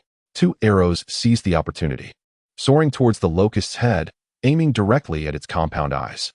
However, the iron arrows merely struck the creature's eyes with a feeble sound, lacking the force to penetrate its defenses. As Hani landed, he turned to see a woman in a red and blue outfit, wielding a brown longbow and a quiver of arrows at her back. "Be careful," she urged urgently, for the colossal locust had gone mad, rushing towards Han Yi. "Step back. Harass from a distance. I will handle the rest," Han Yi commanded, steadying himself as he leaped back several meters, his voice resolute. From their initial encounter, he realized his cultivation was sufficient to confront this giant locust. However, he was astonished to discover that the woman had attained the realm of Qi transformation. Her archery skills were remarkable, yet the power of her arrows was insufficient to breach the locust's defenses. The practitioners of the Divine Demon Bureau exchanged glances. Understanding that only Han Yi could inflict damage upon this creature, they collectively retreated, leaving the battlefield to him. Gripping his halberd, Han Yi felt an overwhelming surge of power, transforming him into a warrior of legend. He stomped the ground, producing a thunderous sound as the earth erupted, propelling him forward. With magical protection enveloping him, his halberd swept through the air, targeting the locust's remaining front leg. After a brief observation, he noted that the creature's primary attacks originated from its blade-like forelimbs. The locust, no fool, opted to evade this time instead of clashing head-on, leaping aside and scaling a nearby 3-story building. Han Yi furrowed his brows, glancing at the crowd nearby, and leaped in pursuit. His speed surpassed that of the locust, and with the aid of his magical energy, he quickly intercepted it. He was particularly pleased with his halberd, as it could channel his magical energy. Infused with this energy, the halberd became even more formidable. The locust attempted to swat away the incoming strike, showcasing its ability to dissipate force. Han Yi, fueled by his momentum, unleashed a series of ferocious attacks, rapidly exhausting his magical energy, yet he managed to shatter another of the locust and Apos' hind legs. This blow severely hampered the locust and Apos' mobility. inciting continuous roars of rage as debris flew around. The practitioners of the Divine Demon Bureau now found themselves scrambling to intercept falling concrete. If they failed, the debris would undoubtedly injure or kill some in the crowd. This was the consequence of divine beings clashing. Mortals suffered. Fortunately, one faction of these divine beings was still inclined to protect the ordinary people. Hani inhaled deeply, charging forth with another strike aimed at the locust's head. Caught off guard, the locust could only raise its remaining front leg in defense. With a resounding crack, the other front leg drooped, rendered useless in battle. The pain intensified its screeching, and Hani discerned a note of fear within its cries. "Even you have moments of fear?" he mused aloud, continuing his assault with the halberd. 2 minutes later, the locust, with only a fraction of its strength remaining, could no longer withstand Han Yi's relentless strikes. He forcefully crushed its head, extinguishing its life force. "Quickly, have them retreat," Han Yi shouted. The others hesitated, momentarily stunned, before witnessing Han Yi dash towards another direction. 2 more monstrous creatures, each as large as the locust, charged forth. Han Yi engaged both creatures with growing ease. The previous battle had not only bolstered his confidence, but also rapidly enhanced his combat experience, transforming him from a novice into a competent fighter in a short span. "I'll assist you," came a feminine voice, as the archer readied her bow, aiming several arrows at the creature's vulnerable eyes. Although her arrows lacked the capacity to inflict serious harm, the sheer force caused the monsters to screech in pain, alleviating some of Han Yi's burden. "Red flame, go!" Another voice rang out. A newly arrived youth commanded a crimson flying sword that hovered nearby. He gestured, sending the sword piercing through one of the creatures. The sword finally breached its defenses, piercing straight through the monster's body. Han Yi frowned and swiftly moved in to behead the creature, claiming the trophy.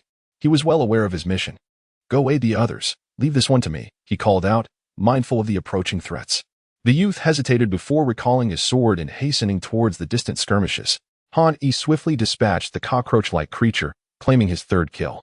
Checking his task progress, he confirmed that he had indeed slain 3. Such is the nature of the chaotic insect clan, yet they are merely cannon fodder, Han Yi reflected.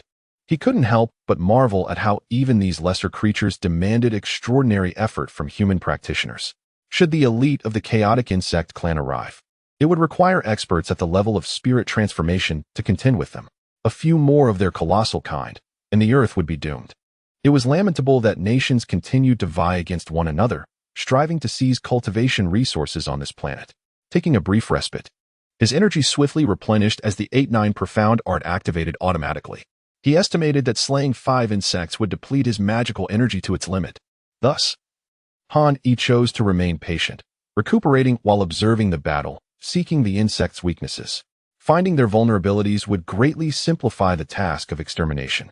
Furthermore, Han Yi had no intention of engaging in direct combat again. Suddenly, a cacophony of alarm arose in the distance. Han Yi looked up sharply to see a creature with 4 pairs of wings soaring towards the heart of the county, where a throng of fleeing civilians congregated. They were all ordinary people. The creature's 2-meter-long maw resembled that of a mosquito, and it bore a practitioner upon its back. With a sudden intake, the practitioner's body shriveled, entirely drained of blood and flesh, leaving only skin and bones to fall as the creature grew stronger. With its expansive wings spanning 5 meters, the creature flew with remarkable speed. Han Yi barely had a moment to register the sight before it darted past numerous practitioners, excitedly heading for the vulnerable crowd of civilians. In an instant, Han Yi resolved to act. "Turn around, my treasure." After calling out urgently several times, a simple yellow gourd appeared in his grasp. The half-sealed Zhanxian flying knife ready for action. Chapter 12. A few million will suffice. The 8-winged monster had barely relished its moment of excitement when its form halted abruptly in midair. In the blink of an eye, a flash of white light spiraled, and the creature's head tumbled to the ground, lifeless. Its colossal body crashed onto the earth, leaving the surrounding cultivators in stunned silence. What kind of treasure is that, to possess such overwhelming power? Such a domineering artifact? Could it possibly belong to our Divine Demon Bureau? Yet, I have never heard of it before. Perhaps it is wielded by a rogue cultivator. A group of practitioners began to whisper among themselves. At that moment, the other 3 monsters that had invaded Liaoshan County were also encircled and slain by the powerful members of the Divine Demon Bureau. The scene fell silent as all eyes turned to Han Yi. Among the 50 or so cultivators present, 7 had reached the pinnacle of Qi transformation. and it was their formidable magical tools that had swiftly concluded the battle. Thank you for your assistance, my friend. I am curious to know your affiliation. Upon returning, I shall certainly report to the Bureau and apply for the highest reward on your behalf. Without your help, our casualties might have been severe. A middle-aged man approached Han Yi, regarding him with gratitude. There is no need for any reward. Assisting those in need is a traditional virtue of our Xia nation. If you truly feel indebted, a few hundred or even several million in cash would suffice, Han Yi replied candidly, having assessed his own combat prowess. In the over 50 years since the spiritual energy revival on Earth, not only had the geographical area expanded, but the concentration of spiritual energy and the formation speed of rare materials had also surged at an astonishing rate. However, the number of cultivators had also increased significantly, turning cultivation resources into a pressing issue. To cultivate rapidly, one requires a substantial amount of spiritual stones or rare materials to hasten the process, all of which necessitate financial expenditure. A few million or tens of millions seem trivial in comparison to encountering a magical treasure or high-grade spiritual stones.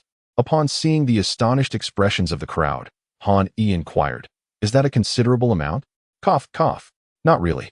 Our mission budget is merely 10 million, especially after the loss of several comrades. With the compensation, what remains is likely. The middle-aged man, despite his peak cultivation, felt his face flush with embarrassment. Han Yi was taken aback. Is that all you have? He found it puzzling, given the emergence of such monsters. It seemed rather stingy for the Divine Demon Bureau to allocate so little, which did not align with their usual practices. The middle-aged man explained, "We are merely one team among many. There are 100 small teams of 80 members each in the mountain range." Ah, now it makes sense. Han Yi realized that it was not a matter of stinginess. Considering the scale, the budget for the mission in the Chilean mountains likely exceeded several billion. However, I will report truthfully, and the Bureau will surely compensate you. You saved quite a number of lives just now, he assured. Team Leader Lin, I shall forego my reward. Give it to this brother instead. Had it not been for him, we would have lost face returning with monsters wreaking havoc in the county. A young man wielding a flying sword suddenly declared, Team Leader Lin, I too. Me as well. A chorus of voices erupted as the group vied to bestow their mission bonuses upon Han Yi. Before the middle-aged man could interject, Han Yi stated, I merely mentioned it casually. We are all compatriots. There is no need for such formalities. You should take what is rightfully yours. I only wish to collect a few materials from the monster's remains. That simply cannot be, the middle-aged man insisted, his expression tinged with guilt. Yet, Han Yi had already moved towards the corpses of the monsters. He gathered numerous claws, teeth, and bones from the creatures. You can take the rest. I shall take my leave now. By the time the others regained their senses, Han Yi had already vanished from view in a series of agile leaps. Team Leader Lin. Who was that man? A team member hesitated to ask. Everything that transpired has been recorded by the mission recorder. When we return, I will compose a detailed report. Now let us clean up this area. There are more monsters in the mountains that require our vigilance, Team Leader Lin replied, casting a grateful glance in Han Yi's direction. Had those monsters charged in together, it was likely that very few of his team members would have survived. After departing, Han Yi found a secluded spot to stash the claws, teeth, and skeletal remains of the chaotic insect creatures. Even if he did not utilize these materials for crafting equipment, they could still fetch a good price. I shall first find something to eat and rest, then venture into the mountains to hunt down a few solitary insects. After slaying 6 more, I shall unlock the ability to wield the celestial slaying flying knife, and then Earth shall be mine to traverse freely, Han Yi mused contentedly, only to discover that it took him 2 blocks to locate a restaurant. In this county, ravaged by monsters, most eateries had long since closed or fled. The restaurant owner was a young man, appearing to be in his 20s, yet he was completely bald. Boss, I would like 2 pounds of, wait, is this wild spiritual beef on the menu real? Of course, I never sell fakes, the owner replied. The only staff present seemed to be the young owner himself. Perhaps the others had fled for safety. However, after a cursory glance at the owner, Han Yi found himself believing his words. Then I shall have 5 pounds of beef. Along with some drinks, Han Yi ordered. Certainly, 5 pounds of spiritual beef and a jar of spiritual fruit wine, the owner responded. Han Yi was taken aback. While it made sense that the beef was imbued with spiritual energy, given the current trend of raising spiritual beasts for consumption, it was merely the price that was steep. He was astonished to discover that they also offered wine brewed from spiritual fruits, which were far rarer than spiritual beast meat. Before long, 5 pounds of beef and a jar of fruit wine were served at his table. Upon taking a bite of the beef, he was momentarily stunned. This was no ordinary spiritual beef. It was indeed the flesh of a wild spiritual cow.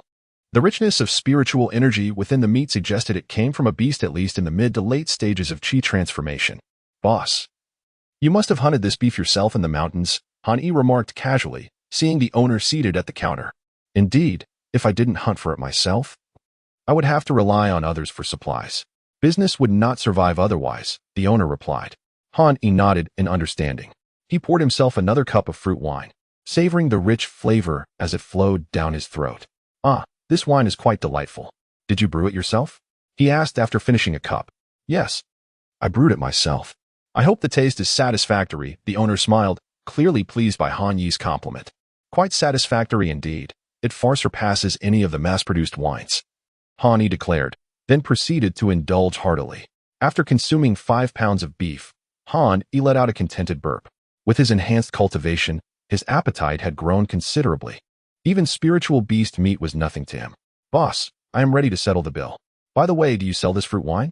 I would like to take a few jars with me, Han-yi inquired. I do not sell it. There's only a limited amount for my guests, the owner responded. Not for sale? Very well then. Han-yi was typically easygoing. If the owner chose not to sell it, he could not force him. However, he pondered whether he could overpower the owner if it came to that.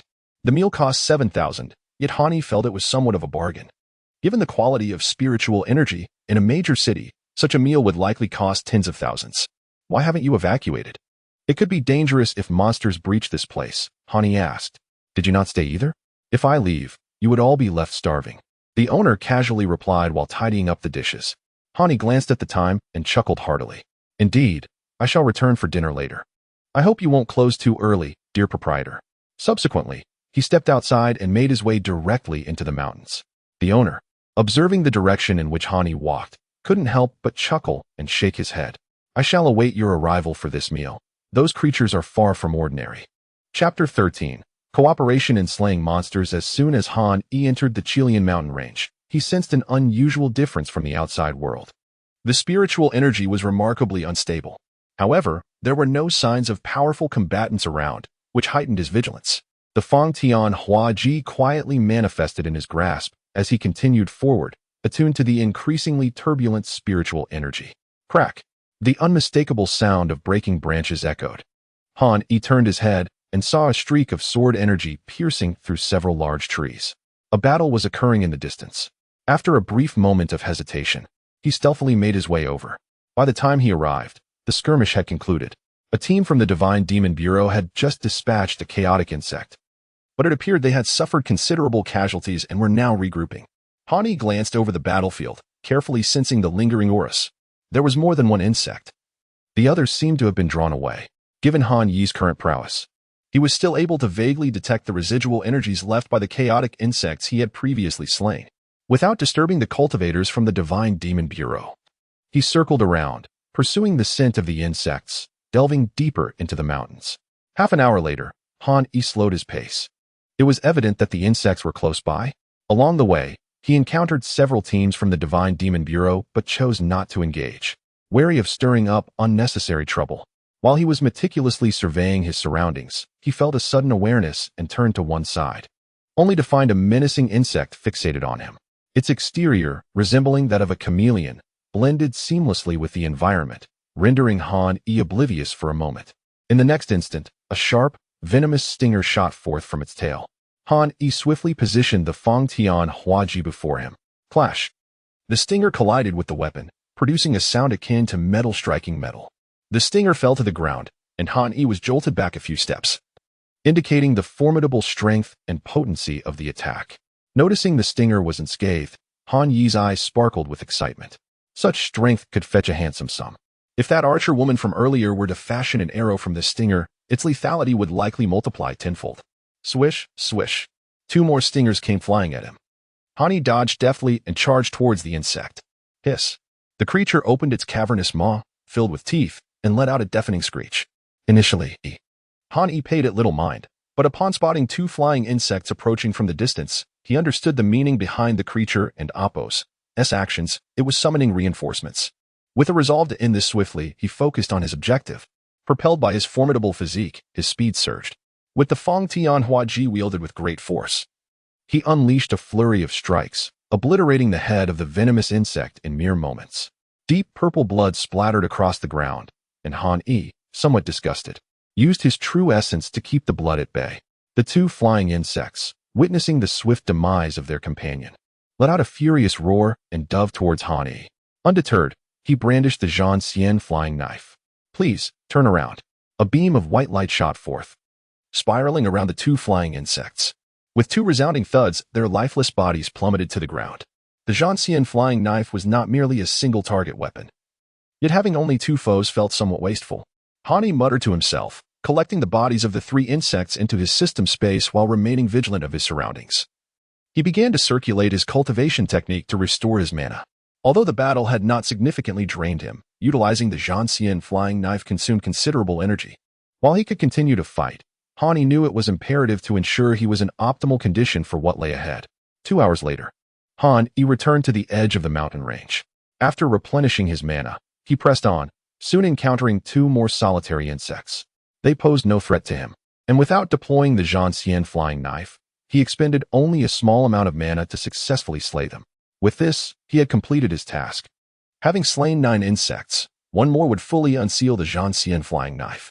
After wandering for a while, he either encountered members of the Divine Demon Bureau or found no traces of insects, leaving Han Yi feeling somewhat frustrated. However, time was of the essence, and he decided to exit the mountains as nightfall would render the situation perilous. Clutched in his hand was a sizable rabbit, roughly the size of a piglet. Weighing in at 30 pounds, this rabbit had reached the pinnacle of refining essence into chi. Unfortunately for it, its attempt to ambush Han Yi had ended poorly, and he planned to take it back for dinner.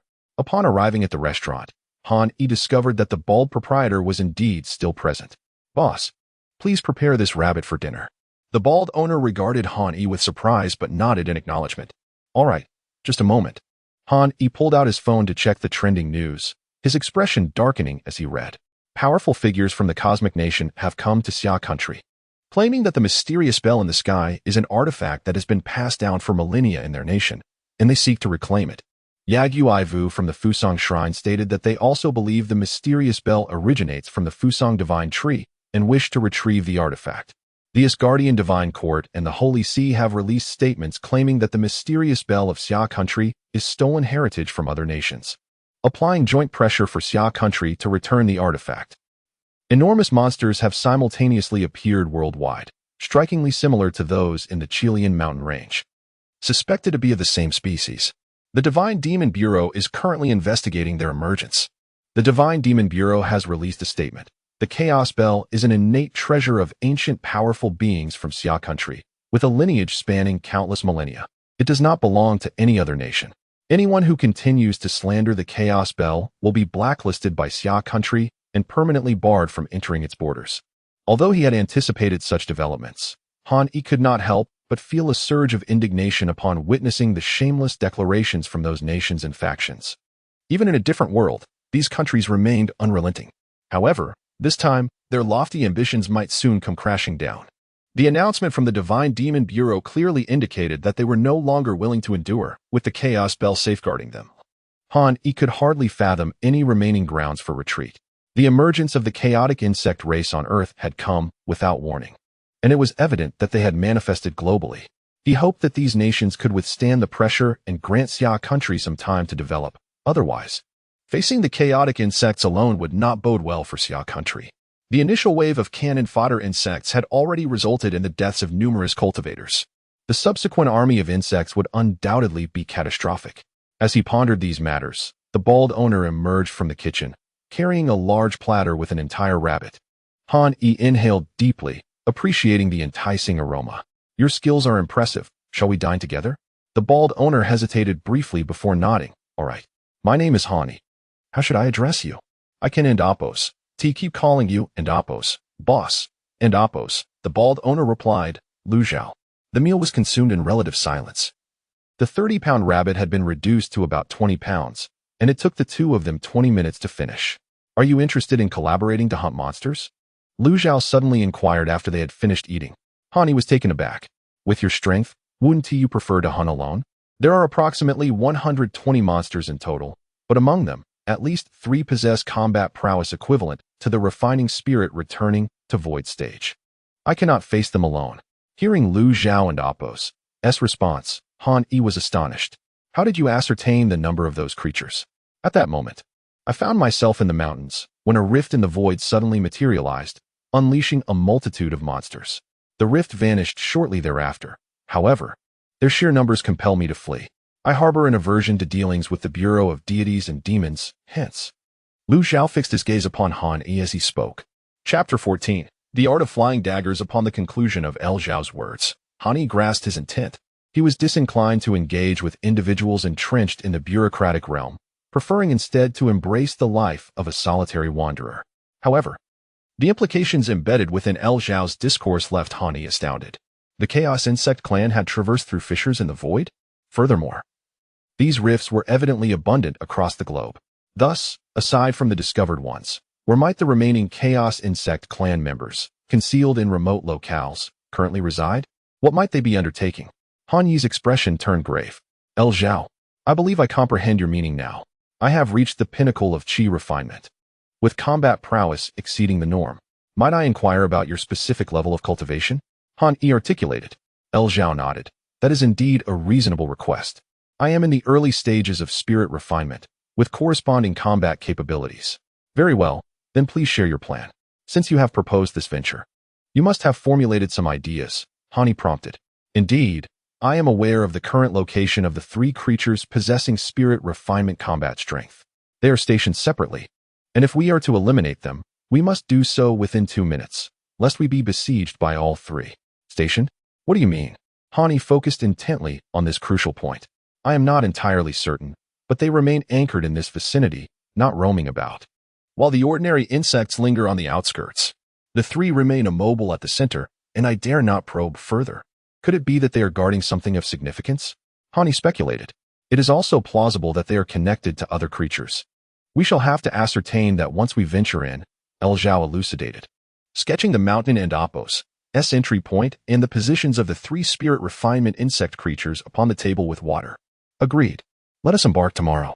Please secure a place for me to stay.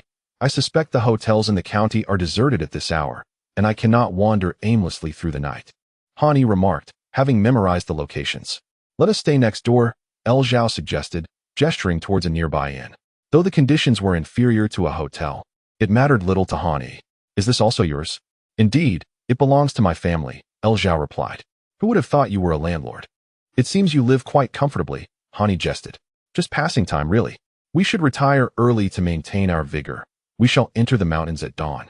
L Zhao advised, handing Han Yi a room key, allowing him to select any available room. With the other patrons having departed, it was only L Zhao, with his audacity and skill, who dared to keep the establishment open. The county town resembled a ghost town, with only a few lights flickering in the night, and its inhabitants were either practitioners or elderly individuals unable to move. The following day, as dawn broke, the 2 men donned their gear and ventured into the mountains. L Zhao led the way, and they suppressed their auras, stealthily advancing toward the location of the 3 insects. Stop, there is a creature ahead. L Zhao raised his hand to halt Han Yi, whispering softly. Leave it to me. Han Yi's eyes gleamed with determination. L Zhao nodded, eager to gauge Han Yi's true combat strength. Although he had sensed the sanguine energy and cultivation level emanating from Han Yi, he had yet to anticipate his combat prowess. The insect before them, a creature of Qi refinement, would serve as a fitting test. Han Yi summoned a poison stinger, measuring 1.5 meters in length, into his grasp. He had no intention of concealing the existence of spatial artifacts. Although rare, they were not entirely absent from the market. With sufficient expenditure, one could procure such an item for several million. This stinger, derived from a creature, boasted exceptional hardness, and Han Yi wielded it like a short spear, opting not to use his halberd to avoid attracting undue attention, for the mountains harbored numerous practitioners from the Divine Demon Bureau. As Han Yi emerged, the insect detected his presence, emitting an excited shriek and scuttling toward him with its 8 slender legs. A smirk played upon Han Yi's lips as he tightened his grip on the stinger. As the insect charged, he exerted force beneath his feet, propelling a clump of soil into the air, In the blink of an eye, he found himself beside the insect. With a leap, he descended. A soft sound resonated as the stinger pierced the insect and Apos' head with precision. The creature emitted a pained shriek, convulsed a few times, and then fell silent. Zhao and Apos' pupils constricted as he tightened his grip on his dark blade. Evaluating speed and strength alone, Han Yi and Apos' prowess appeared to rival his own. It seemed he had found a commendable ally, and Zhao and Apos' wariness diminished slightly. Congratulations, host. The task of slaying 10 chaos insects has been completed. The immortal slaying flying dagger is now ready for unsealing. The system notification echoed, and Han Yi exhaled in relief. With the immortal slaying flying dagger unsealed, even if he could only invoke it once, it would suffice for him to dominate in the current world. However, this was not the moment for unsealing. The priority lay in eliminating those 3 insects. Han Yi was also curious about the ultimate aim of these creatures. He severed a sturdy portion from the slain insect to take with him, leaving the rest of its body behind. Let us proceed. Zhao nodded and continued to lead the way. Approximately 5 minutes later, Zhao came to a halt. Be cautious. Just ahead lies the lair of that insect. I perceive your strength exceeds mine. You should take the lead while I support you from a distance, as my ranged combat abilities are stronger. Agreed. But do not hold back. Let us strive for a swift resolution, Han Yi affirmed. Indeed, you too? Zhao whispered, and they advanced once more. As anticipated, after traversing several dozen meters, Han Yi spotted the insect. Its aura was 5 to 6 times stronger than that of the others, and its size was significantly larger, 10 meters in length and 4 to 5 meters in height. This peculiar creature possessed 2 heads, with an elongated neck and 4 claws deeply embedded in the soil. Strangely, the second head protruded from the left side of its body rather than aligning with the first. Its twin maws, slightly ajar, were each 2 meters wide. The rest of its body was adorned with dark brown chitin, and it bore 2 pairs of seemingly delicate wings upon its back. However, Han Yi did not believe these wings were merely ornamental. The wings of the previous flying insect had appeared similarly, yet it had exhibited remarkable speed. I shall engage it. You focus your full strength on offense, Han Yi whispered, summoning his halberd and lunging toward the insect with a decisive strike. In mere moments, he closed the distance of several dozen meters. The insect detected Han Yi's attack and reacted with startling swiftness, turning to bite at him. A grinding sound echoed, sending chills through the teeth as the halberd met the left side of its gaping maw, creating a shower of sparks. However, the force of Han Yi's blow redirected the insect's head slightly. Observing this, Zhao was astonished and swiftly retrieved a small box. Within it lay 9 flying daggers. Devoid of handles, only blades. Under his mental command, 3 daggers, each measuring 15 centimeters, gleamed with lethal brilliance, soaring forth to encircle him before darting straight toward the 2-headed insect. Chapter 15. Brutal simplicity as Han Yi battled the insect. He was astonished to witness Lu Zhao wielding a flying dagger artifact with remarkable skill. Artifacts are rare, seldom available for purchase, and predominantly controlled by the Bureau of Deities and Demons. To his surprise, Lu Zhao possessed a set of exquisite artifacts, demonstrating formidable power. 3 flying daggers struck the left side of the insect's neck, creating a small incision from which a murky green ichor flowed.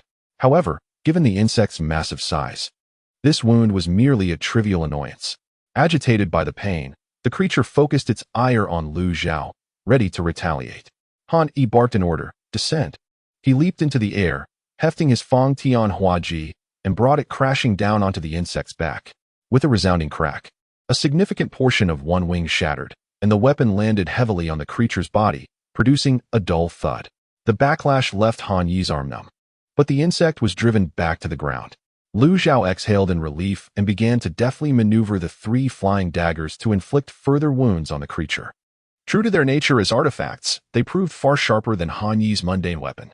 As the injuries accumulated, within mere seconds, the insect was covered in lacerations, its blood staining the ground a vibrant green. Han Yi, adeptly wielding his weapon, engaged the insect in a fierce clash, ensuring it could not divert its attention towards Lu Zhao. The coordination of Lu Zhao's daggers became increasingly fluid. With a series of swift strikes, 3 daggers sliced across the same spot on the insect's neck, creating a gash over 30 centimeters long, from which a torrent of blood poured forth. The insect let out a pained shriek, its body thrashing in response. Han Yi narrowed his eyes, gripping the halberd tightly, and delivered a powerful slash toward the wound. The creature was too slow to evade, and with a thunderous impact, its left head drooped, severed at the neck, rendered incapacitated. Caution, Lu Zhao warned. As the remaining head twisted at an unnatural angle, lunging towards Han Yi. Reacting swiftly, Han Yi propelled himself off the insect's body, narrowly escaping. Just then, a bone spur erupted rapidly from the creature's side. With a resounding crash, the spur collided with Han Yi's defensively raised Fang Tian Hua Ji, sending him flying. He crashed through 2 trees before finally coming to a halt. Coughing up blood, he grimaced at the creature and Appo's unexpected abilities. Focus on healing. Leave this to me, Lu Zhao urged. It's just a minor wound. Quickly finish it off. We have 2 more approaching, Han Yi replied, feeling the pressure of battle for the first time. Previously, he had easily dispatched lesser insect foes with little challenge. With renewed determination, Han Yi charged forward once more. Lu Zhao opened his mouth to speak, but the words were lost as he directed 2 more daggers. 5 daggers now flitted around the insect. Drawing from previous experiences, Han Yi moved with greater caution, evading the creature while observing its reactions. After several exchanges, he noted a decline in the insect's responsiveness, confirming Lu Zhao's strategy to target one head was indeed wise. Strangely, the insect could grow bone spurs wherever it had skeletal structures without harming its own skin or exoskeleton. Ultimately, however, it could not withstand the combined assault of the 2 muscular warriors. With a final, anguished howl, it collapsed, twitching upon the ground. Han Yi had cleaved open the insect's gaping maw filled with jagged teeth with his halberd. At that moment, the other 2 insects finally charged in. They were roughly the same size, but one resembled a dinosaur, standing on its hind legs and brandishing 4 limbs like spears, directly attacking the 2 men. The other flew swiftly towards Han Yi, its claws clashing with his halberd. One for each of us, Lu Zhao shouted. There was no alternative. The creature's aura was evidently stronger than either of their individual powers. In a one-on-one confrontation, they might have a chance, but 2 against 2 would be untenable. If each could focus on a single insect, they stood a better chance. Hearing Lu Zhao and Appo's command, Han Yi hastily distanced himself from the flying insect. Lu Zhao and Appo's Black Blade, clearly of inferior quality, sustained heavy damage from the dinosaur-like insect's relentless strikes. Fortunately, the 5 flying daggers continued to inflict deep gashes on the creature's limbs. Though this only incited its fury further, Lu Zhao scanned the surroundings for an opportunity. However, a cacophony of noise in the distance startled him. The sounds indicated Han Yi was engaging in a fierce struggle with his adversary. Realizing the gravity of the situation, Lu Zhao discarded his black blade and summoned the last 4 flying daggers. Now armed with 9 daggers, they swirled around him, clashing against the dinosaur insect's forelimbs. For a moment, the creature was ensnared by the daggers, its movements halted. Should it ignore the flying weapons, they would inevitably target its eyes. The limbs were as tough as steel, capable of withstanding the daggers, but a strike to its eyes would likely incapacitate it. Yet, Lu Zhao could not afford to lose focus, pouring his energy into controlling the daggers as sweat began to bead on his forehead. The battle reached a stalemate. In stark contrast, Han Yi's approach was far more brutish. The insect's robust physique and protective exoskeleton rendered it largely unfazed by his attacks.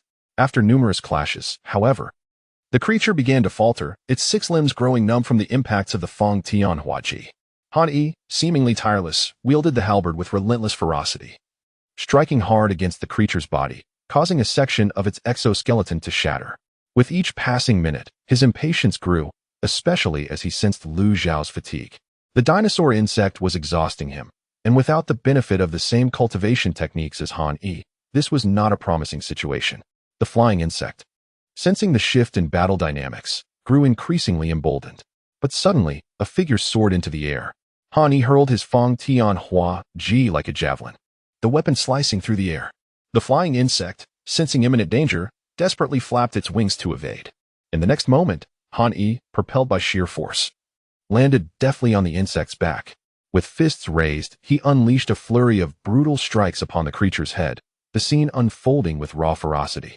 Chapter 16. The golden mantis Han Yi perched upon the back of a flying insect, gripping the edge of its carapace with one hand while his other fist gathered strength for a powerful strike. With each blow, although his arm tingled from the impact, the insect beneath him was far worse off, dazed from the relentless assault. Han Yi felt akin to the legendary warrior Wu Song, with the massive insect beneath him resembling a vibrant, ferocious tiger. The creature, now at his mercy, folded its wings and plunged towards a nearby boulder after receiving several vigorous punches from Han Yi. Naturally, Han Yi would not allow himself to be smashed down. Utilizing the insect's body as leverage, he landed first, right where the Fang Tian Hua Ji fell. Seizing the weapon, he brought it crashing down upon the insect. A tremendous roar echoed as the creature's body was driven deep into the ground. As soil flew in all directions, the insect burst forth from the earth. Han Yi's profound cultivation erupted, and under the enhancement of his magical power, the Fang Tian Hua Ji felt like a 1,000-pound weapon in his grasp. With a series of resounding thuds, in fewer than 10 strikes, one of the insect's wings was shattered, rendering it incapable of further movement. Previously, while struggling, the insect had released some eerie green venom, but it could not penetrate Han Yi's protective magical barrier. Had he been using an ordinary technique, it might have succeeded. As the battle intensified, Han Yi's strength only grew. Moments later, the immobilized insect lay lifeless on the ground. At that moment, Han Yi truly recognized the might of his profound cultivation. His stamina was extraordinary, his magical power formidable, and his endurance was astonishing. Despite battling for so long while predominantly relying on his own strength, he had expended only a fraction of his magical energy. It became apparent that it was not his magical power that was lacking, but rather the overwhelming nature of the celestial slaying flying knife, which consumed a significant portion of his energy even in a partially unsealed state. After finishing off the insect, Han Yi made his way toward El Zhao. Clearly, El Zhao lacked Han Yi's exceptional stamina and magical prowess. He was currently struggling to command 9 flying knives, half of which were employed defensively. Nonetheless, he had managed to inflict considerable damage, reducing the combat effectiveness of the dinosaur-like insect's 4 spear-like forelimbs. Without hesitation, Han Yi joined the fray. With the formidable Fang Tian Hua Ji, he collided with 2 of the dinosaur insect's forelimbs. With a sharp crack, the now weakened limbs were shattered.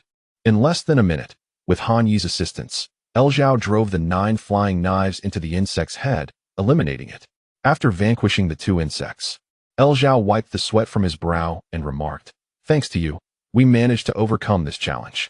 I never expected the insect's body to be so resilient, far stronger than those ordinary ones.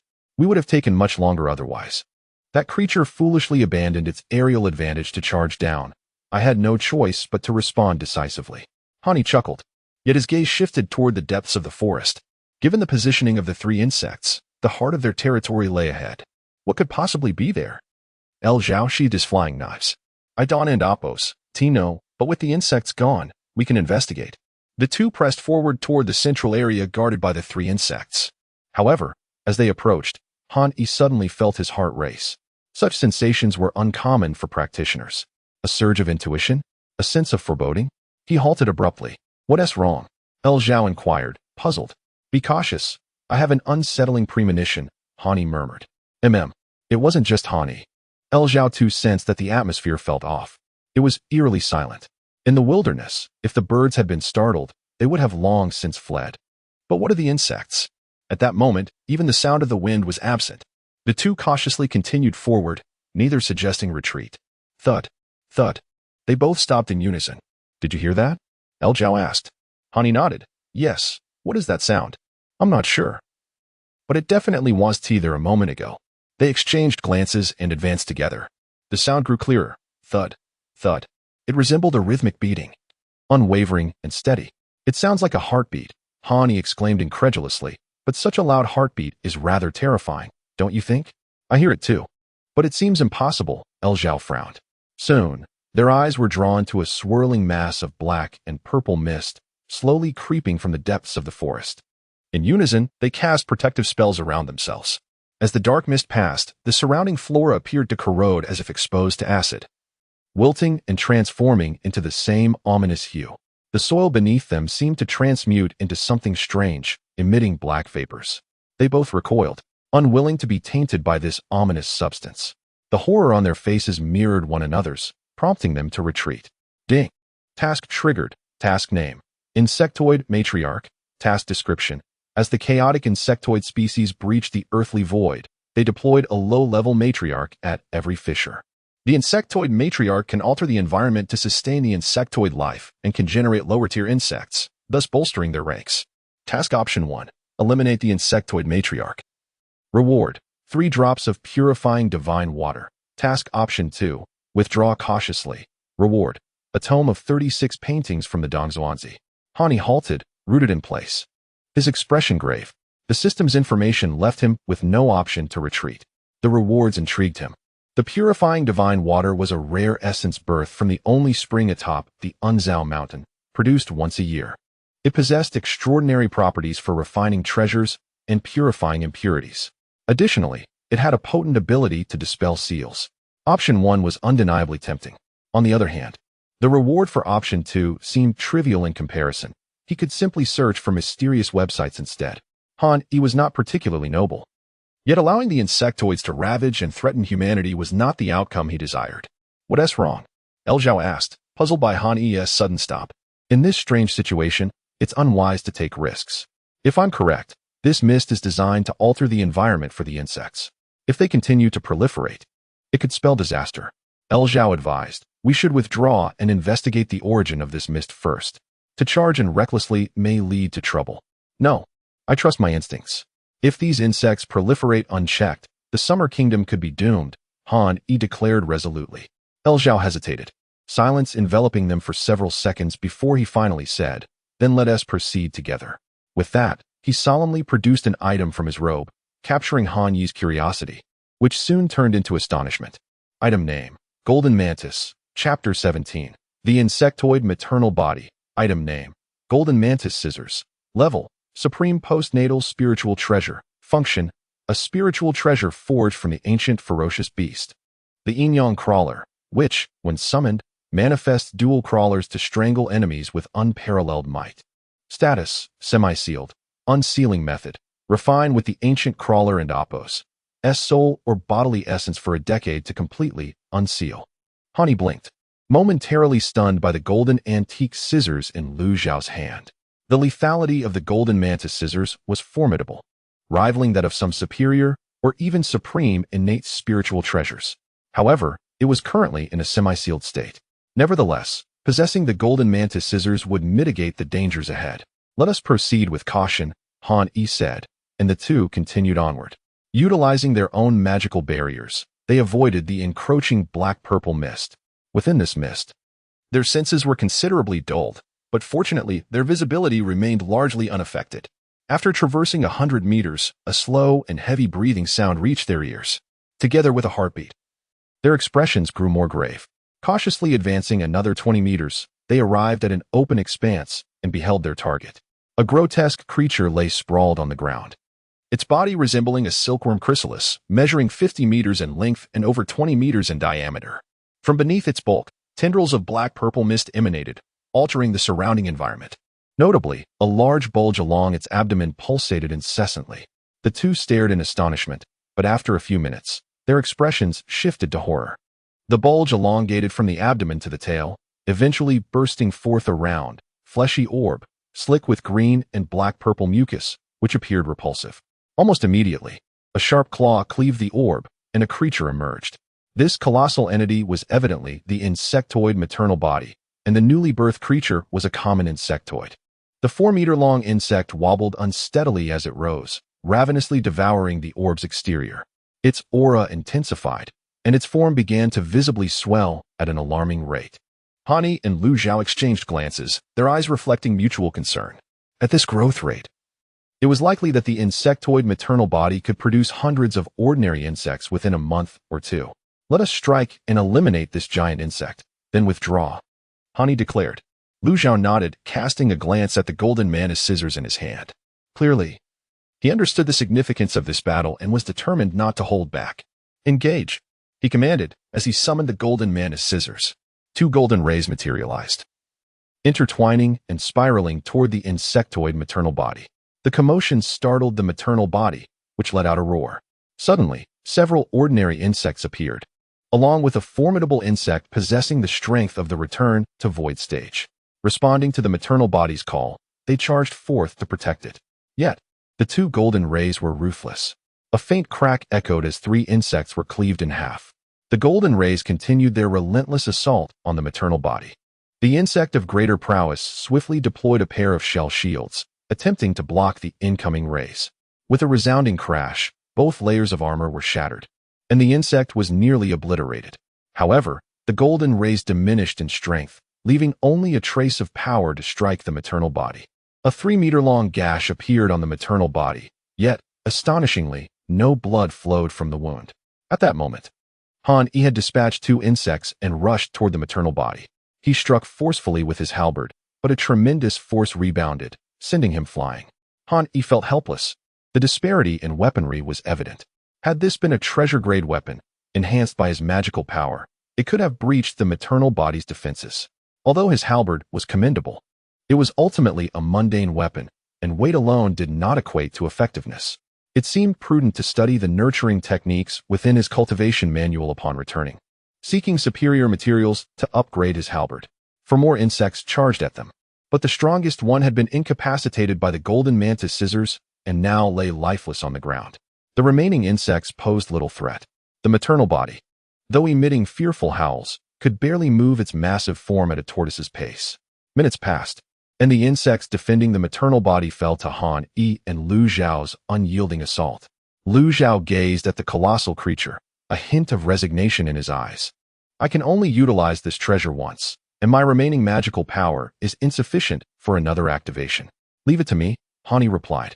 While his capabilities alone might not breach its defenses, the immediate area was devoid of other threats.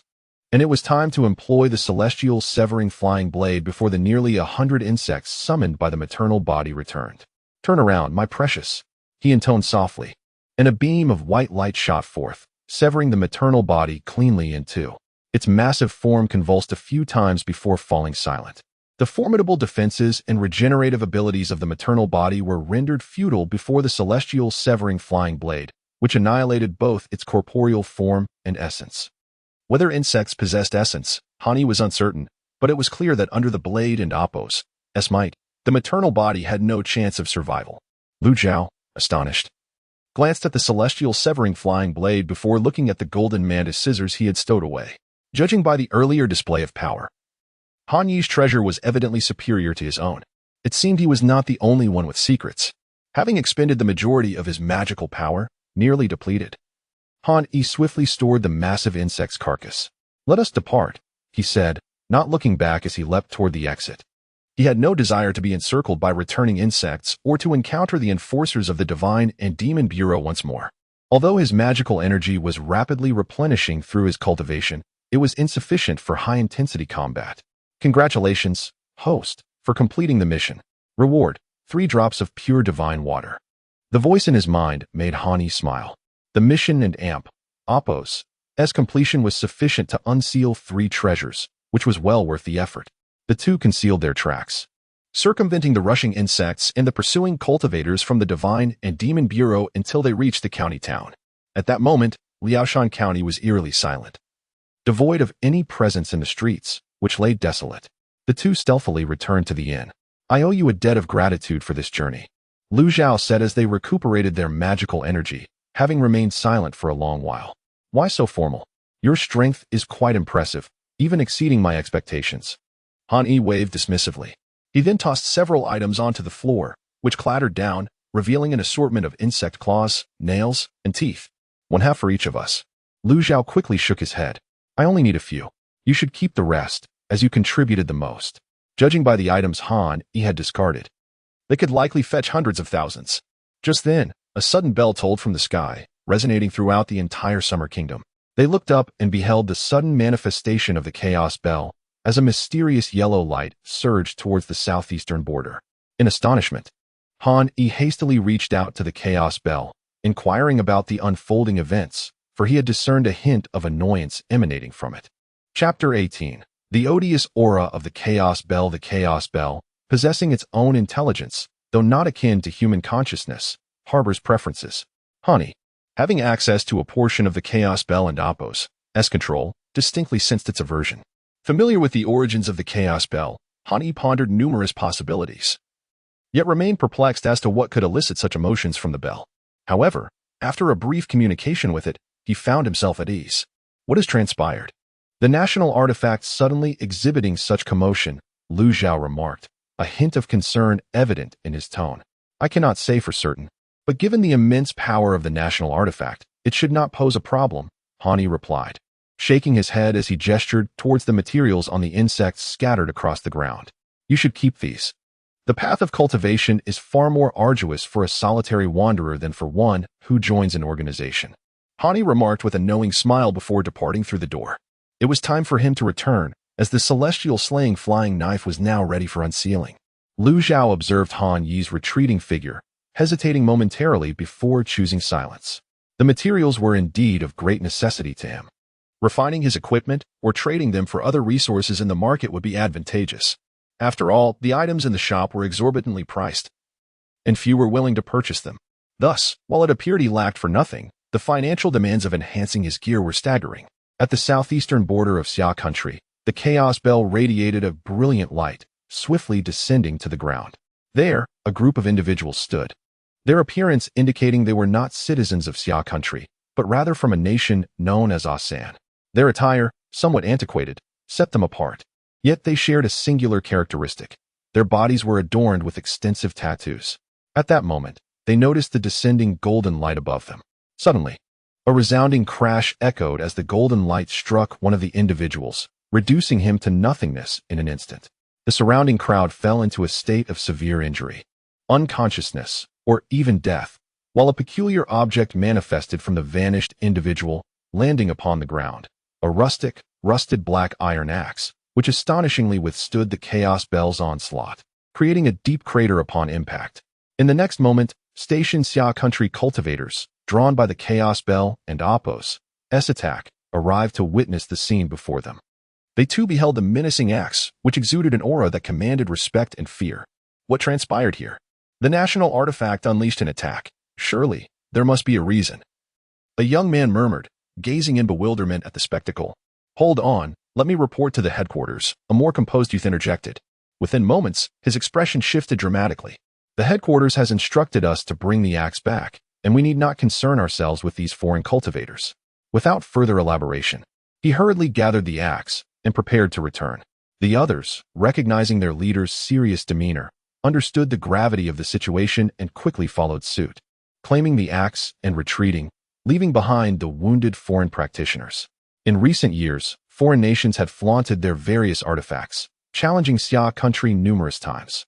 Now, with a formidable national artifact of their own, Xia country could finally hold its head high on the international stage. Why concern themselves with the fates of those who had trespassed into their territory? After all, Asan had no grounds for grievance. Upon returning to Qin City from Liao County, Han Yi discovered two individuals awaiting him outside his residence. Clad in formal attire, they stood erect. Are you Mr. Hani? One inquired with a nod. Taken aback, Hani responded, I am. And you are? Greetings, we represent the Bureau of Divine Beasts. Here to express our gratitude on behalf of the Qinzhou branch for your assistance in Liao County, he explained. Han Yi was momentarily stunned, impressed by the Bureau and Apos' swiftness. Although he had only encountered a small team previously, he had scarcely returned before being intercepted. It was nothing. I could not stand idly by while those monsters harmed others. Hani replied, shaking his head. But your visit is not solely for thanks, is it? Considering your prior assistance, our director has arranged for a vehicle to facilitate your travels, which is parked downstairs. And what else? Hani inquired. The young man continued. Our director wishes to invite you to the Bureau of Divine Beasts, where Elder Zhao is also awaiting your arrival. Why does he seek me out? Elder Zhao is looking for me? Hani questioned, bewildered. Indeed, Elder Zhao has important matters to discuss with you. We recently received new orders, emphasizing the necessity of your presence at the Bureau. Furrowing his brow, Hani contemplated, recently? Very well, allow me a moment to prepare, and I shall accompany you. Yet, he could not shake the thought that this might pertain to the earlier incident involving the Chaos Bell. The Bell's aversion stemmed from its sensing the aura of the Witch clan. As a once prized spiritual treasure of the demon race, it naturally detested the presence of the Witch clan. Curiously, Hani noted that the Bell had only exerted a fraction of its power, which surprised him. However, the Chaos Bell offered no further information, and his inquiries yielded no results. After all, he was not its master, merely a human capable of wielding a fragment of its might. Upon returning home, Han Yi simply changed into a tidy outfit before following the two individuals to the Qinzhou branch. Mr. Han, this is your vehicle, one of them indicated, pointing to a striking black off-road vehicle. This must be quite expensive, Han Yi mused, quickly discerning the vehicle's specifications. The black license plate signified it was a Bureau of Divine Beasts vehicle, one that could traverse the entirety of Xia country without hindrance. We are not privy to that information, the man replied nonchalantly. Let us proceed. We must make haste. Han Yi was eager to witness the fully unsealed celestial slaying flying knife. Upon arriving at the Bureau of Divine Beasts, Han Yi found Elder Zhao present, accompanied by two individuals whose profound auras he could not penetrate, indicating they were at least experts in the late stages of the divine refinement realm. Elder Zhao, Director Liang, what brings you to summon me? Han Yi inquired. Director Liang, known as Liang Weiqiang, the head of the Qinzhou branch, cleared his throat and spoke. It is regarding some matters of a theological nature that Elder Zhao wishes to discuss with you. Upon seeing Han Yi, Elder Zhao's face lit up with delight. Oh, young Han, you have arrived. Please, take a seat. I am particularly intrigued by the topic we previously discussed and wish to delve deeper into it. What did I say? Han Yi responded, somewhat perplexed. About the ancient heavenly court, the demon race, and the demon emperor. We have unearthed a relic containing records that align precisely with what you mentioned, Elder Zhao said, his expression turning serious. Chapter 19. The 5,000 Years of Xia Nation and its mythical origins. Han Yi, visibly astonished, inquired, aren't the relics we've excavated devoid of any valuable artifacts? Elder Zhao shook his head, replying, that is merely the perception held by the public and those abroad. Previously, due to the absence of a national artifact, even when we unearthed advanced relics, we dared not publicize our findings. Han Yi and Appo's eyes sparkled with intrigue. Did this imply that our nation had indeed uncovered numerous treasures? Elder Zhao affirmed, indeed, most have become hidden gems within the Bureau of Divine Beings or are items of ambiguous nature.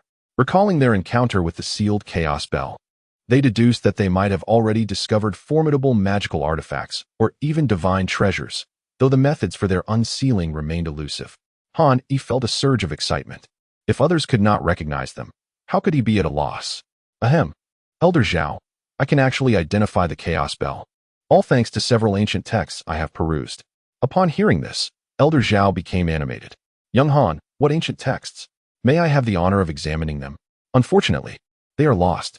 In my youth, I was careless and misplaced them after reading. Moreover, with subsequent relocations, they have long since vanished, Han Yi lamented. Shrugging his shoulders in resignation, Elder Zhao's eyes widened, and even the nearby Director Liang and the two adept bodyguards accompanying Elder Zhao stared at Han Yi in disbelief. They understood the immense value of those ancient texts. How could he have misplaced them? Yet, Han Yi continued, however. My grandfather once spoke of books that have been passed down for centuries, containing intriguing content.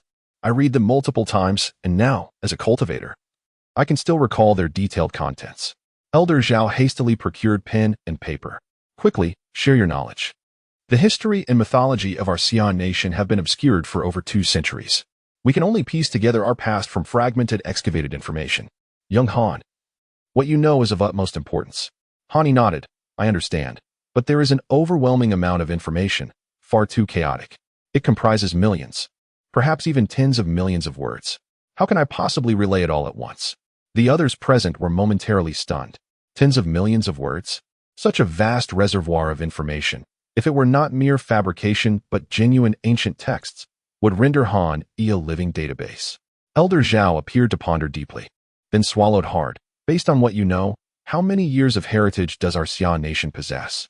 Han Yi perceived the urgency in their expressions and understood the significance of the matter to them. The legacy of his homeland, spanning 5 millennia, was common knowledge. Yet the history of Xia nation remained nebulous, its myths lost to time, causing it to hold its head low in the eyes of the world. The heritage of the common people in Xia should indeed be around 5,000 years. 5,000 years? Elder Zhao trembled, inscribing a crooked numeral 5 in his notebook, but failing to continue. Han Yi recognized their astonishment. Indeed, 5,000 years. But this does not account for the primordial mythological era, which would stretch the timeline into the tens of thousands of years, as those deities lived for hundreds of thousands of years effortlessly. For instance, the master of the Chaos Bell, the demon emperor Dong Wangtai, with his attainment as a great Luo golden immortal and later as a quasi-saint, could spend thousands to tens of thousands of years in seclusion. How could we mortals possibly fathom such durations? As Hani concluded, the four listeners found their breaths quickening. Tens of thousands, hundreds of thousands of years? Elder Zhao seized Hani and Apos' arm. What did you just say? Great Luo golden immortal and quasi-saint? Are these levels of cultivation? Hani nodded affirmatively. Elder Zhao and Apos' expression fluctuated before he produced a recording device. Are there other levels of cultivation? May I record our conversation? He asked, looking at Han expectantly. Certainly. This is not a secret. Since I possess the knowledge and the nation requires it, it is my duty to share, Han responded generously. Thank you for your understanding. Elder Zhao activated the recording device, his gaze eagerly fixed upon Han. Observing their curious expressions, Han began. The preceding levels are the same. Following the harmonization of void and Tao, we have heavenly immortal, true immortal, golden immortal, Tai golden immortal, great Luo golden immortal, and quasi-saint. Since there is a quasi-saint, does that mean there exists a saint? Director Liang mused aloud. Indeed, the great Luo can coexist with the heavens, while a saint possesses even greater power. As long as the universe endures, so does the saint. A collective gasp escaped the group. Indestructible and immortal? Yes, even among saints of the same rank. It is impossible to slay one another unless one possesses unique supreme treasures capable of annihilating a saint.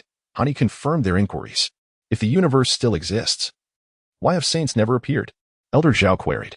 Hani shook his head. This I do not know. Perhaps they have forged new worlds for themselves. Or they might have ventured into the chaos. In any case, it is unlikely they would perish on our continent. Elder Zhao retrieved a file he carried, carefully extracting several tattered pages that appeared to be remnants of ancient texts. These were discovered in one of the relics. According to our analysis, they likely originate from a historian of a rival faction known as the Demon Court. Han took the pages, flipping through them, and quickly grasped their significance. Oh, I see. These must be the work of the Wu clan. Wu clan? Elder Zhao echoed, astonished by the term. The so-called Demon Court refers to the ancient celestial court, a structure floating in the firmament of the primordial continent, occupied by the demon race. The Wu clan, in opposition to the demons, referred to the celestial court as the Demon Court and centered their resistance around the Pango Hall atop Mount Buzhou. Elder Zhao inquired, what about the information within these pages regarding the Demon Court? Half-truths and half-lies. Naturally, the Wu clan and Apos' perspective appears more favorable. But the information is fragmented and lacks substantial significance. Elder Zhao nodded in understanding. Elder Zhao, what of the axe? Someone beside him prompted. Upon hearing this, Elder Zhao replied, quickly bring it forth, perhaps young Han can recognize it. Hani grew curious about the axe they spoke of. Could it be the Pangu axe? A spiritual treasure shaped like an axe? The middle-aged man at Elder Zhao's side, evidently possessing a spatial artifact, produced a pitch-black axe. As the axe emerged, it exuded a formidable aura, a ferocious and domineering presence, causing Han to instinctively lean back. Within this aura lay an indomitable will, palpable even to Elder Zhao, who had only just begun his journey into cultivation. Young Han, have you encountered any records pertaining to this axe? Elder Zhao inquired. Chapter 20. Xingtian dances with the axe. Indomitable will remains. Item name. Ganshi. Grade. Superior witch tool. Function. A weapon used by the ancient great witch Xingtian, forged through the enduring essence of the witch clan. Imbued with extraordinary power, those of the witch bloodline may resonate with it, summoning the great witch to manifest. Status. Asleep. Activation method. One possessing indomitable will may awaken it. Hani never anticipated that it would be this axe. No wonder it exuded such a formidable aura. It had not been sealed, yet had descended into a state of slumber. Should it find a new master, it could display its magnificent form. While he discerned this, he was curious about how they had come upon the axe. Han looked at the others with a puzzled expression. Frankly, had it not been for his identification system, he might not have recognized it at all. The chaotic bell had once struck down this axe during an attack, as Zhao Lao candidly recounted. The chaotic bell. Oh, that explains why it suddenly unleashed an assault. Though the axe pales in comparison to the chaotic bell, it is not sealed and carries a potent witch essence. The witch monsters are inherently adversarial, so it is only natural for the chaotic bell to take action against it. Hani grasped Ganshi and swung it gently, realizing that awakening this axe was beyond his capability.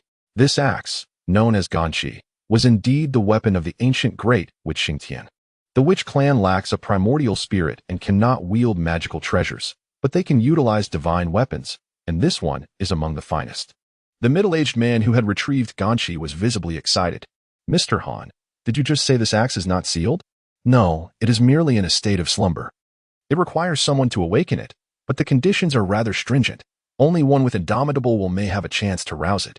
An ordinary person would likely be unable to wield it," Han Yi replied with a frown.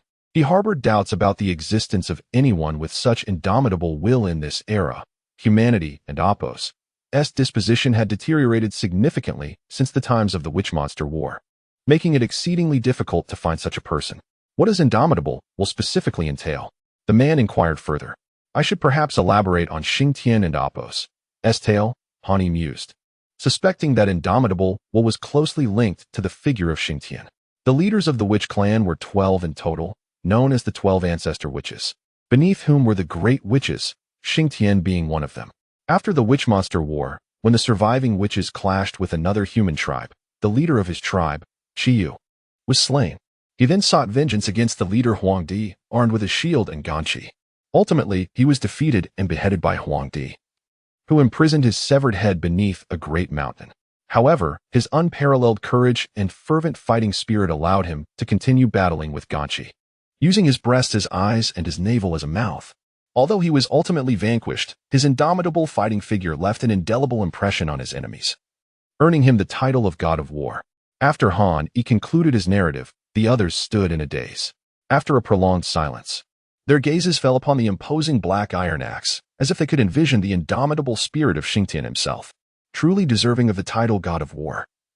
Zhao Lao sighed, being the first to avert his gaze. "I believe I know who should wield this axe," suddenly proclaimed the middle-aged man who had retrieved Ganqi. "What do you mean?" Zhao Lao turned, perplexed. "Qinyu. If he does not qualify as one with indomitable will, I cannot fathom who else could," the middle-aged man declared excitedly.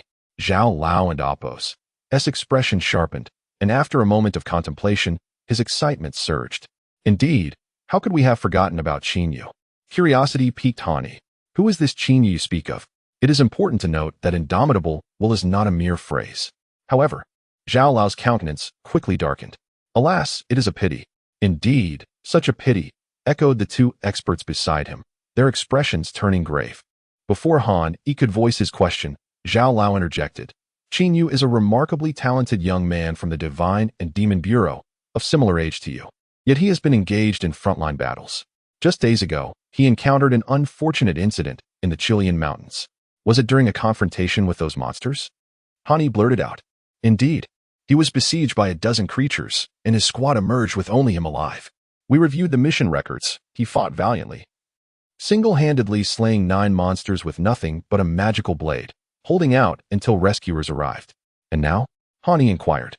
"Now he has just been rescued, but his cultivation is essentially ruined, leaving him without any chance of rehabilitation," Zhao Lao explained.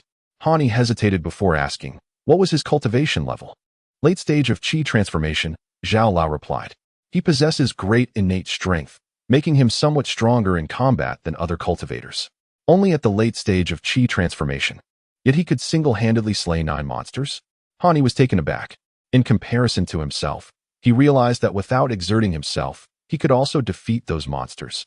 Having cultivated the 8-9 profound art, with physical strength rivaling that of his magical prowess, perhaps it could be worth a try. Han Yi suggested. "What do you mean by try?" Zhao Lao and the others were momentarily stunned by Han Yi's sudden remark. "Perhaps we could attempt to use Ganqi," Han Yi stated earnestly. "But he is currently incapacitated, unable even to stand," they countered. "No, Ganqi is different. It is inherently a witch tool and may carry the essence of the witch clan's legacy. The witches primarily cultivate their physical forms, so there might still be hope. Why not give it a try?" Han Yi concluded, and the others' eyes lit up with renewed hope. "Is it truly feasible? At the very least, we must attempt it," Han Yi affirmed.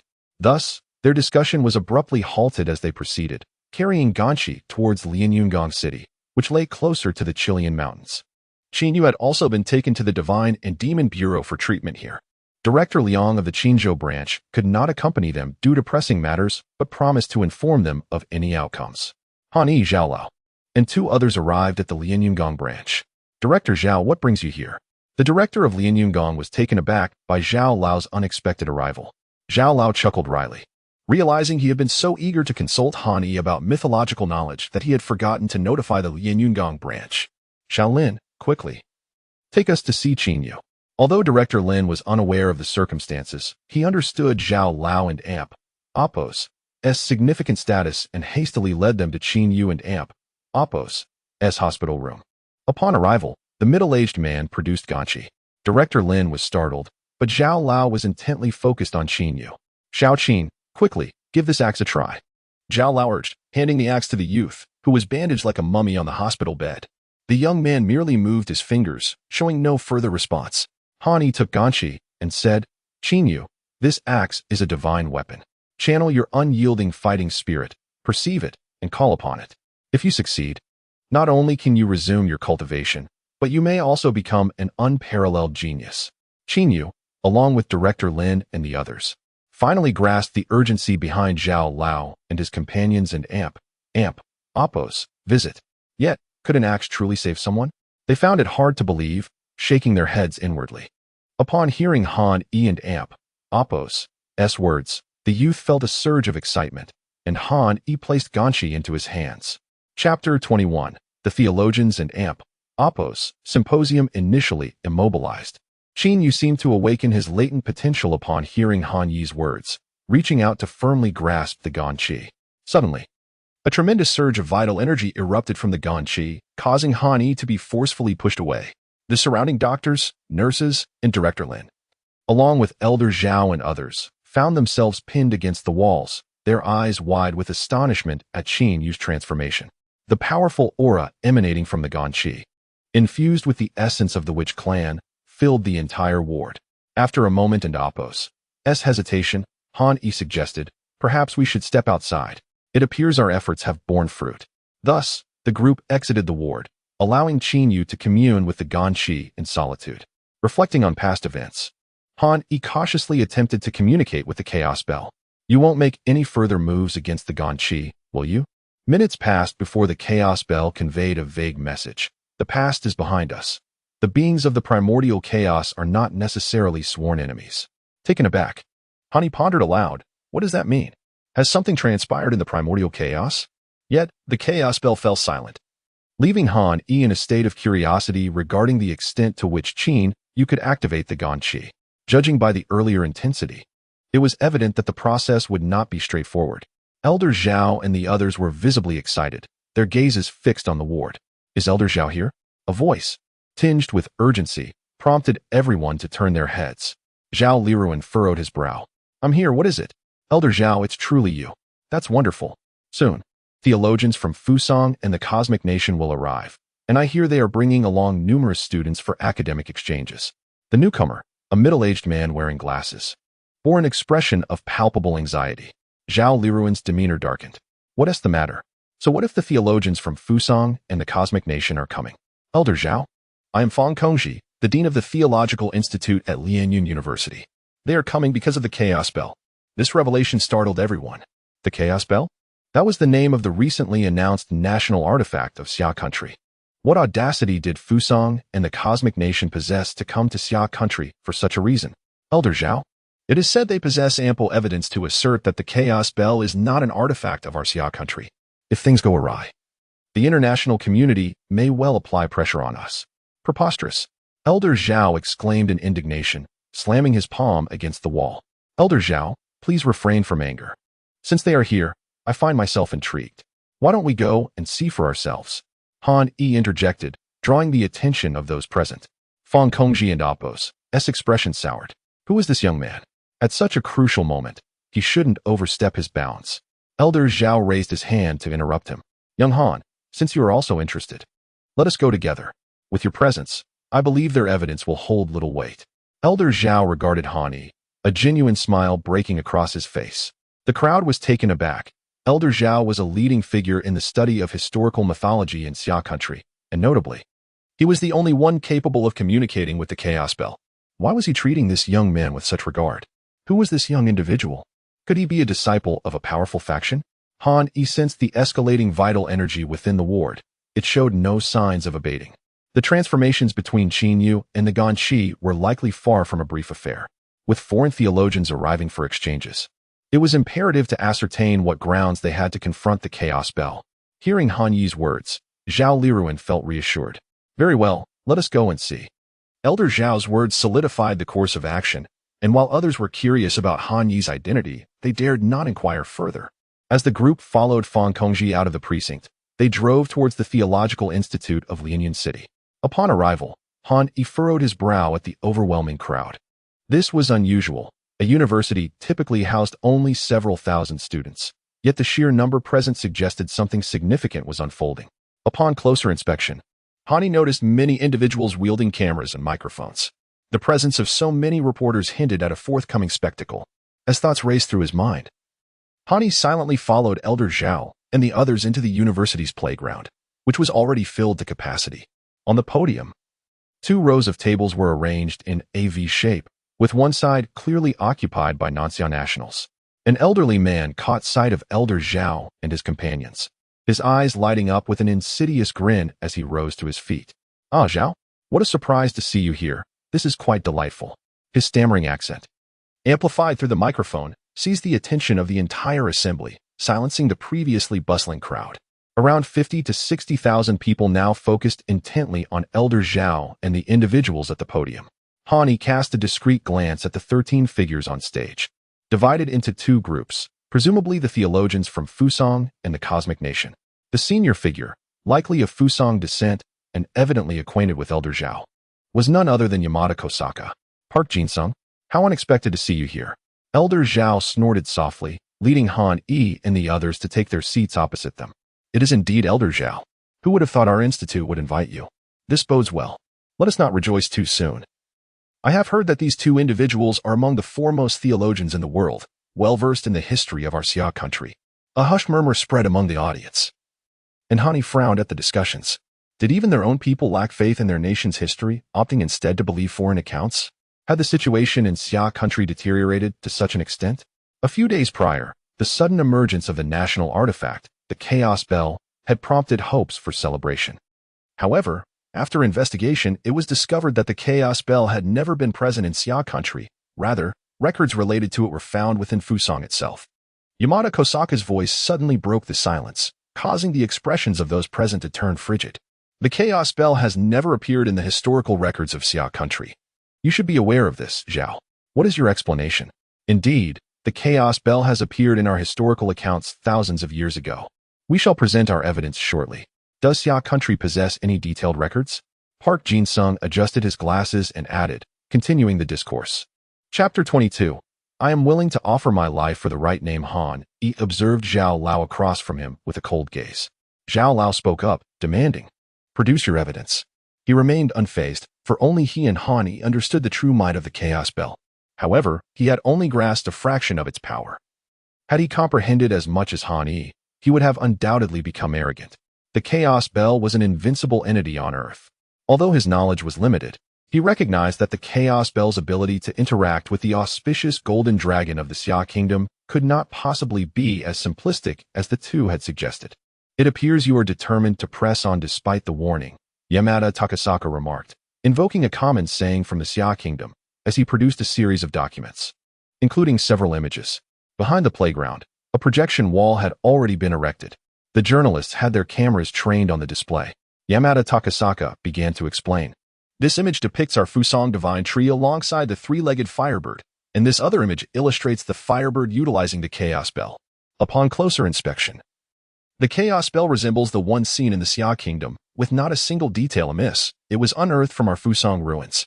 After finishing his statement, Yamada Takasaka cast a haughty glance at Zhao Liruan and the other representatives of the Xia Kingdom. The audience erupted into murmurs. Their disbelief was palpable, as the illustrations from Fusang had indeed shaken their convictions. Could it be? This appears to be authentic. Is the Chaos Bell truly a divine artifact of Fusang? What will become of our Xia Kingdom? Confusion clouded the eyes of many students and citizens of the Xia Kingdom, their voices trembling as they spoke. Had everything that transpired been merely a dream? The stakes were even higher, as this academic exchange was not only taking place live, but was also being broadcasted. Zhao Lao and Appos, involvement had dramatically increased the online viewership to over 1 million, with numbers still climbing. The live commentary had devolved into chaos, with viewers attacking each other's opinions in a frenzy. Yamada Takasaka, noticing the audience's reaction, chuckled with satisfaction. "Zhao, I advise you to return our divine artifact.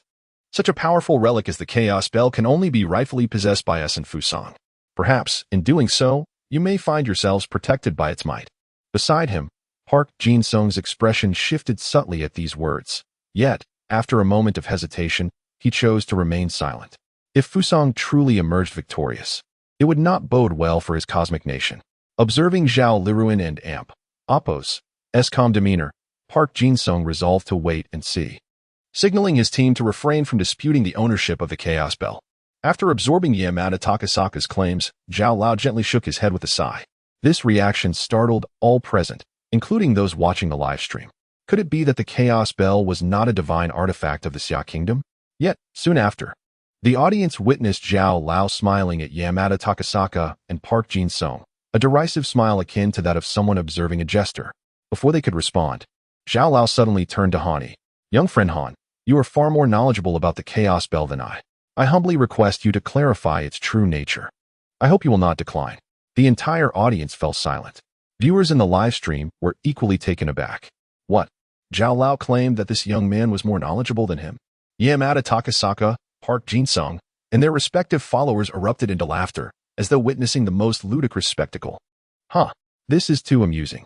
Could it be that the Xia Kingdom has truly run out of credible figures? Hani furrowed his brow and spoke. "What? Are you afraid to listen? Or is there something amiss here? If so, I sincerely recommend a visit to the top psychiatric facility in Lianyungang. You might find it enlightening." He twirled his index finger near his temple, his voice imbued with a resonant energy that commanded the crowd and Appo's attention. The laughter ceased abruptly. As Park Jin-sung and Yamada Takasaka processed Han Yi's words, their fury grew, but Han Yi ignored them and addressed the camera broadcasting the event. "Greetings to all viewers of the Xia Kingdom and to the students of Lianyang University. In light of Zhao Lao and Amp Appo's praise, I shall boldly share insights regarding the Chaos Bell." As all eyes turned to him, Han Yi cleared his throat and continued. "The Chaos Bell, also known as the Eastern Emperor Bell, derives its name from its original master, the Eastern Emperor Tai. Tai is an ancient sovereign of the demon tribe, and his true form is that of a three-legged golden crow. On the day our world was born, two primordial beings emerged from the sun, namely the three-legged golden crows, one being the heavenly Emperor Dijuan of the demon tribe, and the other being the demon sovereign Tai. The Chaos Bell was birthed alongside Tai, serving as his companion artifact. I trust you can deduce that the images presented by Yamada Takasaka are indeed authentic. The three-legged firebird depicted is none other than Tai. However, one must understand that ancient deities like the demon sovereign could traverse vast distances in an instant, and records of such beings may exist in both East and West. In this land, there were once not only demons, but also shaman tribes and humans. Following the catastrophic war between shamans and demons, the latter faced near extinction, allowing humanity to rise as the dominant force. At this point, Yamada Takasaka and his ilk may argue that the Chaos Bell belongs to the demon tribe and not the humans. That is true, but you have all witnessed the golden dragon above the Xia Kingdom. Allow me to enlighten you about its significance. That is the auspicious golden dragon, the embodiment of the Xia Kingdom's fortune. As a citizen of the Xia Kingdom, you are surely familiar with the concept of national fortune. The Chaos Bell had been sealed for many years, only to be unsealed in the presence of the Xia Kingdom's auspicious golden dragon to protect our nation. Do I need to elaborate further? As Hani finished, he surveyed the audience, who wore expressions of disbelief. You may not understand the implications of the three-legged golden crow. Allow me to share another fact. The ancient sun was immensely larger than the sun we know today. In the primordial era, 10 suns coexisted, scorching the earth and annihilating countless beings. This was the result of the 10 offspring of Dijuan, the heavenly emperor, all traveling together. With a sly smile, Hani added, "What a sight it must have been when 10 suns blazed in the sky, rendering life unbearable for the populace. And to think, this was merely the result of 10 golden crows' excursion." The revelation of the Chaos Bell's history left the crowd in awe. The Xia Kingdom possessed such grand historical myths. The existence of national fortune was indeed real. The sight of the golden dragon had evoked a peculiar connection within them. The anticipation of the consequences of the 10 golden crows and Apos actions during the war between shamans and demons was palpable. How formidable could the demon tribe truly be? The students erupted into fervor, rising to their feet and animatedly discussing among themselves. However, their gazes remained fixated on Han Yi, seeking confirmation of the truth. If this were indeed the reality, it would alter the course of history. Han Yi, witnessing their excitement, smiled and spoke once more. I am acutely aware of your anxious sentiments, as well as the machinations of those with nefarious intentions. Therefore, let the chaotic bell serve as a testament to the veracity of my words. With the gaze of the multitude upon him, Han Yi raised his head. Chaotic bell. If what I have just spoken is indeed true, chime 9 times to demonstrate to the world. If it is false, I willingly offer my life as atonement for my deceit, Han Yi proclaimed with fervor. Chapter 23. The 9 chimes resound. Shaking the universe, everyone looked up in astonishment. Many felt a pang of unease, for they believed that such a formidable entity as the Chaos Bell would not heed Han Yi and Apos' call. While Yamamoto Takasaka and Park Jinsheng initially wore grim expressions, the prospect of Han Yi seeking the Chaos Bell's validation brought back their restrained smiles. However, their amusement quickly faltered. The Chaos Bell manifested in the sky, its sound reverberating, dong, dong. Though the tone was subtle, the 9 distinct chimes echoed clearly in the ears of every individual across the globe. Numerous foreigners gazed blankly towards the east, bewildered by the occurrence involving the Chaos Bell. Yet, those present at the scene, along with the live-stream viewers, erupted in frenzy. Children, come quickly and witness the divine. No, this is a true celestial being. A student watching the live stream in a university dorm leaped up, calling to his roommates. It's real. Ha ha ha. The myth of our summer kingdom has finally revealed itself. Someone squatting by the roadside to watch the live stream suddenly shouted. At that moment, the air was thick with the bombardment of information. What was the true essence of the summer kingdom during its mythical era? How grand and glorious was the ancient wilderness of the summer kingdom? The 9 chimes momentarily stunned the people of the summer kingdom, but soon a torrent of information began to circulate online. In that instant, the summer kingdom came alive. People of all ages, from the elderly to toddlers, regardless of their activities, prepared to tune into the live broadcast that sparked this commotion. More accurately, they gathered to listen to the mythos of the summer kingdom. Han Yi discreetly cast a spell upon his face, rendering it unrecognizable to the uninitiated, and ensuring that no camera could capture his likeness. This was a precaution to avoid future complications, sparing him from the need to disguise himself while walking down the street. Yet, the sheer volume of viewers caused the live stream to crash, the software freezing under the pressure. The emergence of the Chaos Bell shattered the last vestiges of hope held by Yamamoto Takasaka and Park Jinsheng. While the emblem of the Fusang nation was indeed authentic, their narrow-minded interpretation was utterly absurd. As for Park's claims, there was no need for evidence from your cosmic nation. Han Yi raised his hand, and the crowd fell silent. Park Jinsheng instinctively asked why. What if our evidence sufficiently proves you to be delusional? Han Yi chuckled softly, and Park Jinsheng's heart sank as he sensed an ominous premonition. Han Yi replied with a calm demeanor, because I have no desire to examine your evidence. What I see would mostly be falsehoods. After all, the world is a creation of your cosmic nation. The moment you speak, it is not just the Chaos Bell. All artifacts of the world must surely originate from your domain. Ha ha ha. Laughter erupted from all the students and teachers below. It resonated too closely with their sentiments. Thus, your cosmic nation is the origin of all things. As long as you are content, do as you please, Han Yi reiterated. Ha ha ha. The laughter swelled, causing Park Jinsheng and others to flush red with indignation, yet they were powerless to respond. After all, Han Yi's words rang true. Renowned as a theologian, he could not possibly be entirely foolish. His earlier myths had been articulated with such rigor and logic that they seemed far from mere fabrication. Presenting their own evidence would only serve to slap their own faces. With a cold snort, Park Jinsheng led his students away. What now, Yamamoto Takasaka? Do you wish to continue?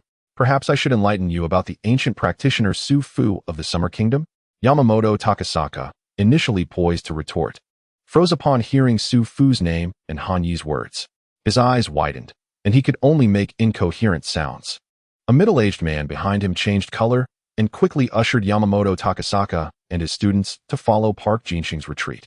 Zhao Liruan, witnessing the scene, was taken aback, casting a profound glance at Han Yi. This individual is truly formidable. Ha ha ha. Such a spectacle naturally elicited uproarious laughter from all the students at Lianyun University. They fervently discussed the events that had just transpired. After all, a segment of the Summer Kingdom's history and mythology had come to light, and as fellow citizens, how could they not be exhilarated? However, when they turned their attention back, they realized that Han Yi and Elder Zhao had already vanished from the podium. In the president's office of Lianyun University, the elder president busily served tea and water to Han Yi and Elder Zhao. Mr. Han, I cannot thank you enough. You are truly a blessing for our Summer Kingdom. Before he could finish, Han Yi interrupted. There is no need for such gratitude. As a member of the Summer Kingdom, I feel it is my duty to step forward.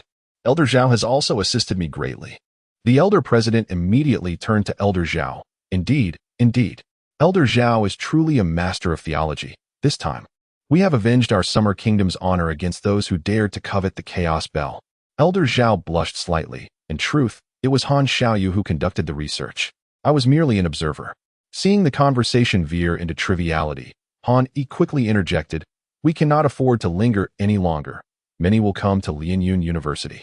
Elder Zhao, I believe it would be prudent for us to depart swiftly, lest we find ourselves unable to escape later." Elder Zhao paused, then grasped Han Yi and Appo's intent. "Yes, let us hasten our departure and return to check on Little Qin." Thus, amidst the elder president's reluctant expressions, Han Yi, Elder Zhao, and his two bodyguards discreetly left Lianyun University. The online discourse escalated more rapidly than Han Yi had anticipated. As soon as he exited Lianyun University, his phone was inundated with notifications, compelling him to disconnect from the internet to manage the chaos. Sighing, Han Yi lamented, "Why the sigh, Han Xiaoyu? You have accomplished a tremendous feat for our Summer Kingdom." Elder Zhao queried, perplexed. "Elder Zhao, please just call me Xiaohan. Xiaoyu feels rather awkward. I hadn't intended to reveal myself, but Yamamoto and his ilk were too infuriating. Now, our peaceful life is bound to be disrupted." Elder Zhao chuckled heartily. "Such matters are trivial.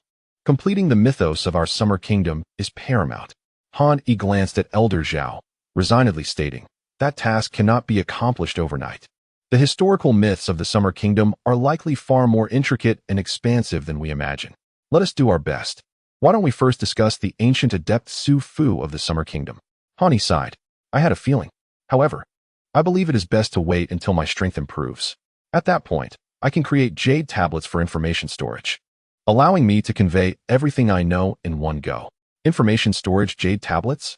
Elder Zhao expressed astonishment. "Yes, akin to a USB drive, but employing spiritual consciousness and magical energy." Han Yi elucidated. "That sounds excellent. Unfortunately, with my current abilities, I am unable to craft jade tablets. However, once I break through to the realm of divine refinement and return to Void, it shall be possible." Elder Zhao beamed with excitement. "Does that mean it will happen soon? However, I have an important request. I wonder if you have time?" Having learned of Han Yi's cultivation level from his bodyguards, he was thrilled at the prospect of an imminent breakthrough. "What is your request?" Han Yi inquired, puzzled. "Accompany me to the Divine and Demonic Bureau in the Imperial Capital. There are numerous artifacts we have yet to identify. Perhaps you can recognize some of them." Upon hearing this, Han Yi's spirits were instantly lifted. Chapter 24. The spiritual treasure suppressed by erosion. The reason the spiritual treasure did not remain at the Lianyun branch was that Qin Yu was still in slumber, clutching the dry key, making it impossible for anyone to approach him. Although Han Yi was curious to see what Qin Yu would be like after awakening, he understood that it was more crucial for him to focus on self-improvement in the meantime. With a spiritual treasure, unexpected events could lead to tasks, and tasks would yield rewards, which was certainly more efficient than solitary cultivation. Accompanying Elder Zhao, Han Yi ventured to the headquarters of the Divine Demon Bureau in the Imperial Capital. The headquarters piqued Han Yi and Appo's curiosity. While he had previously conversed with the director, he realized that this place resembled an ancient royal palace, inaccessible to ordinary folk. Elder Zhao, evidently a frequent visitor, guided Han Yi directly to a reception room. "Xiaohan, please wait here for a moment. I need to speak with someone and will return shortly," Elder Zhao said. Han Yi waved his hand dismissively. "It's all right. I'll just wait." Once Elder Zhao departed with his two bodyguards, Han Yi found himself alone, idly passing the time on his phone, browsing the news. Suddenly, a distressed cry echoed from outside. Startling Han Yi, The voice was one he recognized well, Ji Shuiyan. What was she doing at the headquarters? Curiosity piqued. Han Yi opened the door to find 5 or 6 people surrounding Ji Shuiyan as they moved deeper inside.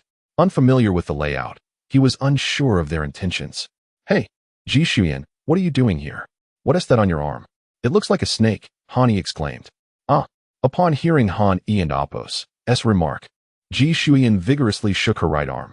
A black-purple ribbon was coiling tightly around her arm, emanating an ominous aura and slowly writhing, resembling a snake at first glance. Who are you? The leading man said, his expression tense as he stepped protectively in front of Ji Shuiyan. I came with Elder Zhao. I am a divine scholar. What is happening here? Han Yi observed that these individuals were tainted with varying degrees of the same black-purple aura. He recognized it from the chaotic insect species he had encountered before, which emitted a similar essence to alter their surroundings. Upon realizing that Han Yi was with Elder Zhao, their demeanor relaxed. We have encountered an unexpected situation during our mission and must quickly seek assistance from the Treasure Department to deal with this ribbon. As they prepared to leave, Han Yi swiftly interjected, Wait, were you confronted by the creatures that emerged from the Chilean mountains? No, don't waste our time. We need to save Ji Shuiyan, the man replied curtly. But she's fine, Han Yi replied, sensing their familiarity. If you don't understand, refrain from making assumptions. Delaying may lead to unforeseen consequences. The man frowned, while Ji Shuiyan looked at Han Yi with hopeful eyes. Can you get rid of it? I can, Han Yi affirmed. The group paused, but the man retorted, as a divine scholar, you should focus on your duties. Matters of treasures should be left to the professionals. Ji Shuiyan recalled their first meeting when Han Yi had utilized the gourd. Do you recognize this thing? She asked hurriedly. Han Yi nodded. Yes. Could you please help me remove it? I'm afraid. It's tightening. Ji Shuiyan pleaded, her voice trembling. Han Yi glanced at her, unable to suppress a smile. It wasn't merely a matter of tightness. The ribbon was creeping up her arm towards her face, prompting her earlier panic. Leave it to me, he declared, extending his hand to the ribbon. Channeling his inner power, he enveloped the ribbon in a surge of energy. Misty Tangle, awaken! Han Yi suddenly called out, startling the others. However, they soon noticed the ribbon's reaction. At the utterance of Misty Tangle, the black-purple ribbon ceased its writhing and became still. Gradually, it began to loosen, gently coiling around Ji Shuiyan's arm, no longer constricting as it had before. Ji Shuiyan's eyes sparkled with joy as she looked at Han Yi. Yet, Han Yi took a deep breath. Not so fast. You need to use your power to suppress this black-purple aura. Ji Shuiyan hesitated before promptly mimicking Han Yi, employing her force to contain the aura. The black-purple mist began to dissipate from the ribbon, revealing its true form, a vibrant 7-foot red silk embroidered with golden-red cloud patterns, now delicately encircling Ji Shuiyan's arm. This is called Misty Tangle? Ji Shuiyan murmured, gently stroking the silk. Indeed, it is called Misty Tangle. And it seems to have a fondness for you. Han Yi replied with a smile, noting her earlier actions. Yes, it feels quite familiar. But how did it become like that? Ji Shuiyan wondered aloud. The black-purple mist eroded and suppressed its spirituality, which is related to the creatures from the Chilean mountains. You all carry this aura. Do not underestimate it. It would be best to meditate and cultivate immediately to expel it from your bodies, Han Yi advised. Looking at the group. Thank you. We intended to save Ji Shuiyan first before clearing this aura, the leading man expressed with gratitude. Upon realizing Han Yi's knowledge of the ribbon and his resolution of the issue, they finally relaxed their guard. They promptly prepared to eliminate the lingering aura. Ji Shuiyan sought to accompany them. Wait a moment. You are unaffected, but there are still issues with Misty Tangle, Han Yi called out. What's wrong? Ji Shuiyan asked anxiously. It is temporarily restored, but you must continuously use your power to suppress this highly corrosive aura, Han Yi explained. How long must I do this? Ji Shuiyan inquired. At least a month, unless you can find a place rich in spiritual energy or utilize purification artifacts to aid its recovery, Han Yi clarified. Ji Shuiyan nodded, understood. By the way, how did you end up at the headquarters of the Divine Demon Bureau? Our team was lost due to this mission, so we were temporarily reassigned here. Brother N is also involved, Ji Shuiyan replied. I see. Where did you discover Misty Tangle? Was there anything else nearby? That black-purple aura is quite troublesome, Han Yi probed further. Ji Shuiyan pondered briefly before shaking her head lightly. Our mission is classified and cannot be disclosed. Han Yi sighed. Then there is nothing to be done. What classification? Elder Zhao approached just in time, curious. Ji Shuyan was startled and quickly lowered her head. Elder Zhao. Han Yi succinctly recounted the recent events. Elder Zhao chuckled. Young lady, Han Yi is actually the head of the external division of the Divine Demon Bureau. He has the authority to know about your mission. Really? Ji Shuyan exclaimed in surprise. Now, can you share the situation? Han Yi raised an eyebrow, a playful smile gracing his lips. Chapter 25. Yangji Ganlu. As Han Yi spoke, the system and AMP, Oppos, S prompt sounded immediately. Task triggered. Ling Zhuzi. Option 1. Explore the location of the emergence of the Miantian Ling, but face the formidable Chaos Insect clan along the way. Rewards will be determined based on task completion. Option 2. Ignore it and receive the Dragon Claw Hand. This choice left Han Yi feeling somewhat regretful. Of course, he would choose the first option. Otherwise, life would be exceedingly dull, he mused. Ji Shuyan began to recount their mission, revealing that they were assigned to investigate a relic. However, this was no ordinary relic. Preliminary excavations indicated it was a small battlefield. The Miantian Ling, which had been tainted by a loss of its spiritual essence, was something Ji Shuyan had discovered within the ruins. Yet at that time, they were at a loss regarding the Miantian Ling and had to return to the Divine Demon Bureau to consult the researchers in the artifact department, who were endlessly studying treasures to find a solution. Unexpectedly, they encountered Han Yi midway, who resolved the issue effortlessly. Upon hearing this, Old Zhao's expression turned serious. I had heard of this mission. If it weren't for the need to find you, I might have gone to the site myself. Han Yi inquired. What is the battlefield like? Ji Shuyan pondered for a moment before shaking her head. I and Oppos am not quite sure. As soon as it was excavated, a storm erupted. And now the entire spatial entrance to the battlefield is shrouded in tempestuous winds, preventing anyone from entering. Spatial entrance? Is this battlefield a small space? Han Yi asked hastily. Yes, the others can only wait. While I was ensnared by the Miantian Ling and had no choice but to return, Ji Shuyan replied, glancing at the Miantian Ling coiled around her arm, feeling an inexplicable sense that it seemed quite fond of her presence. Wait a moment, since none of you have entered. How do you know it's a battlefield? Han Yi suddenly thought of something and questioned. Ji Shuyan responded. It and AMP, Oppos, S evident because the storm has brought forth some shattered weapons and armor, and there are quite a few of them. It must undoubtedly be a battlefield. Han Yi nodded. I see. Since you are unharmed, why don't we go take a look together? For the sake of the task reward, we must visit this battlefield. However, Old Zhao interjected, hold on. Little Han, since you are familiar with the Miantian Ling, do you know what level of treasure it is? Han Yi affirmed, certainly. It is a mid-grade, postnatal spiritual treasure. Its power amplifies when it encounters water, making it comparable to a top-grade spiritual treasure. Old Zhao, having learned about the levels of treasures from Han Yi previously, was not surprised. So, this Miantian Ling is quite powerful then? It can be said so. After all, innate treasures are inherently rare, and some postnatal treasures can rival innate ones. The Miantian Ling primarily serves a supportive role in combat, its functions approaching that of a top-grade postnatal treasure. Ji Shuyan gasped. The Miantian Ling is a spiritual treasure? Indeed, you have stumbled upon a great fortune. For the current Miantian Ling would not recognize anyone else as its master, Han Yi explained. As a mid-grade spiritual treasure, she must exert herself fully to utilize it. Though this is far better than the situation where one like me could only use the immortal slaying flying knife once before it faltered. Old Zhao suggested, let me report this first and request some treasures to resolve the spiritual erosion issue of your Miantian Ling before we head to that battlefield. Ji Shuyan softly asked, is that possible? Old Zhao chuckled. Since the Miantian Ling is a spiritual treasure, it possesses sufficient value to warrant its restoration. Han Yi added, it would be best if we could obtain purifying spiritual water or something abundant in natural spiritual energy. The Miantian Ling itself could absorb the spiritual energy to eradicate the black and purple miasma completely. Old Zhao nodded. I recall we have such treasures in stock. Please wait a moment while I inquire. Old Zhao hurried away, clearly viewing the Miantian Ling as a remarkable treasure that should not remain unusable and wasted. Shortly thereafter, besides the two bodyguards, an elderly man followed him. This old man had white hair and exuded a steady, profound aura, indicating considerable cultivation. Is this the girl? The elder asked. Old Zhao responded. Su Lao. This is her.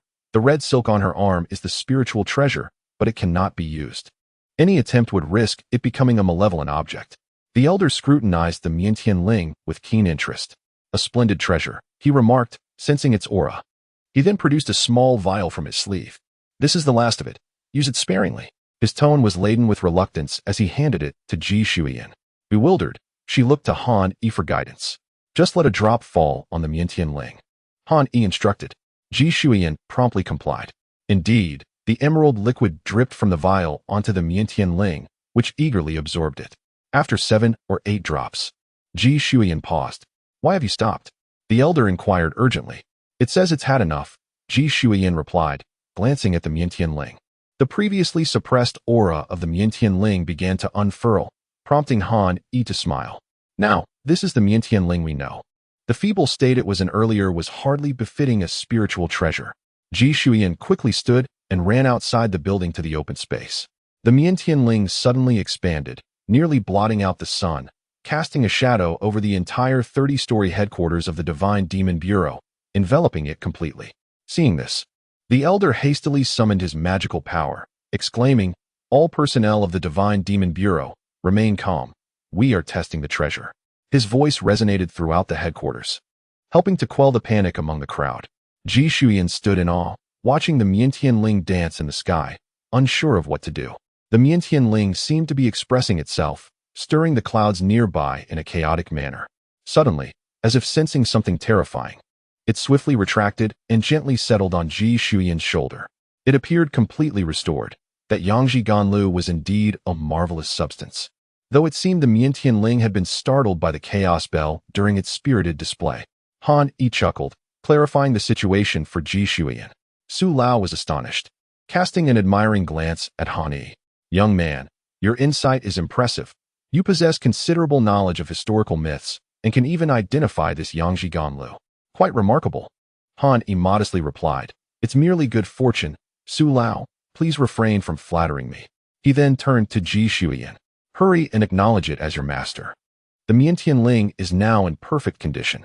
Ji Shuiyan quickly extended a portion of her newly acquired divine consciousness, which was immediately absorbed by the Miantian Ling, establishing a connection between them. Now that S settled, we have gained additional combat power for that battlefield. Let us go quickly. I can hardly wait, old Zhao urged. Han Yi nodded. Then let us proceed. I am equally curious. Chapter 26. Perhaps we should call it chaotic purple chi contrary to Han Yi and Apos' expectations. The battlefield that Ji Shuiyan and the others referred to bore no relation to the Chilean mountain range. After 3 hours of travel, they halted beside a valley, already situated in the southeastern part of the Summer Kingdom. Old Zhao, let us rest for a moment, spoke the middle-aged bodyguard beside Zhao. The higher-ups have informed us that the entrance to the battlefield is still enveloped by a powerful storm, preventing anyone from entering. Zhao shook his head and inquired, how far are we from the battlefield? About 1 or 2 kilometers. The entrance lies before a cliff within the valley, but we cannot drive in. We must proceed on foot. Then let us make our way there and wait, Zhao decided.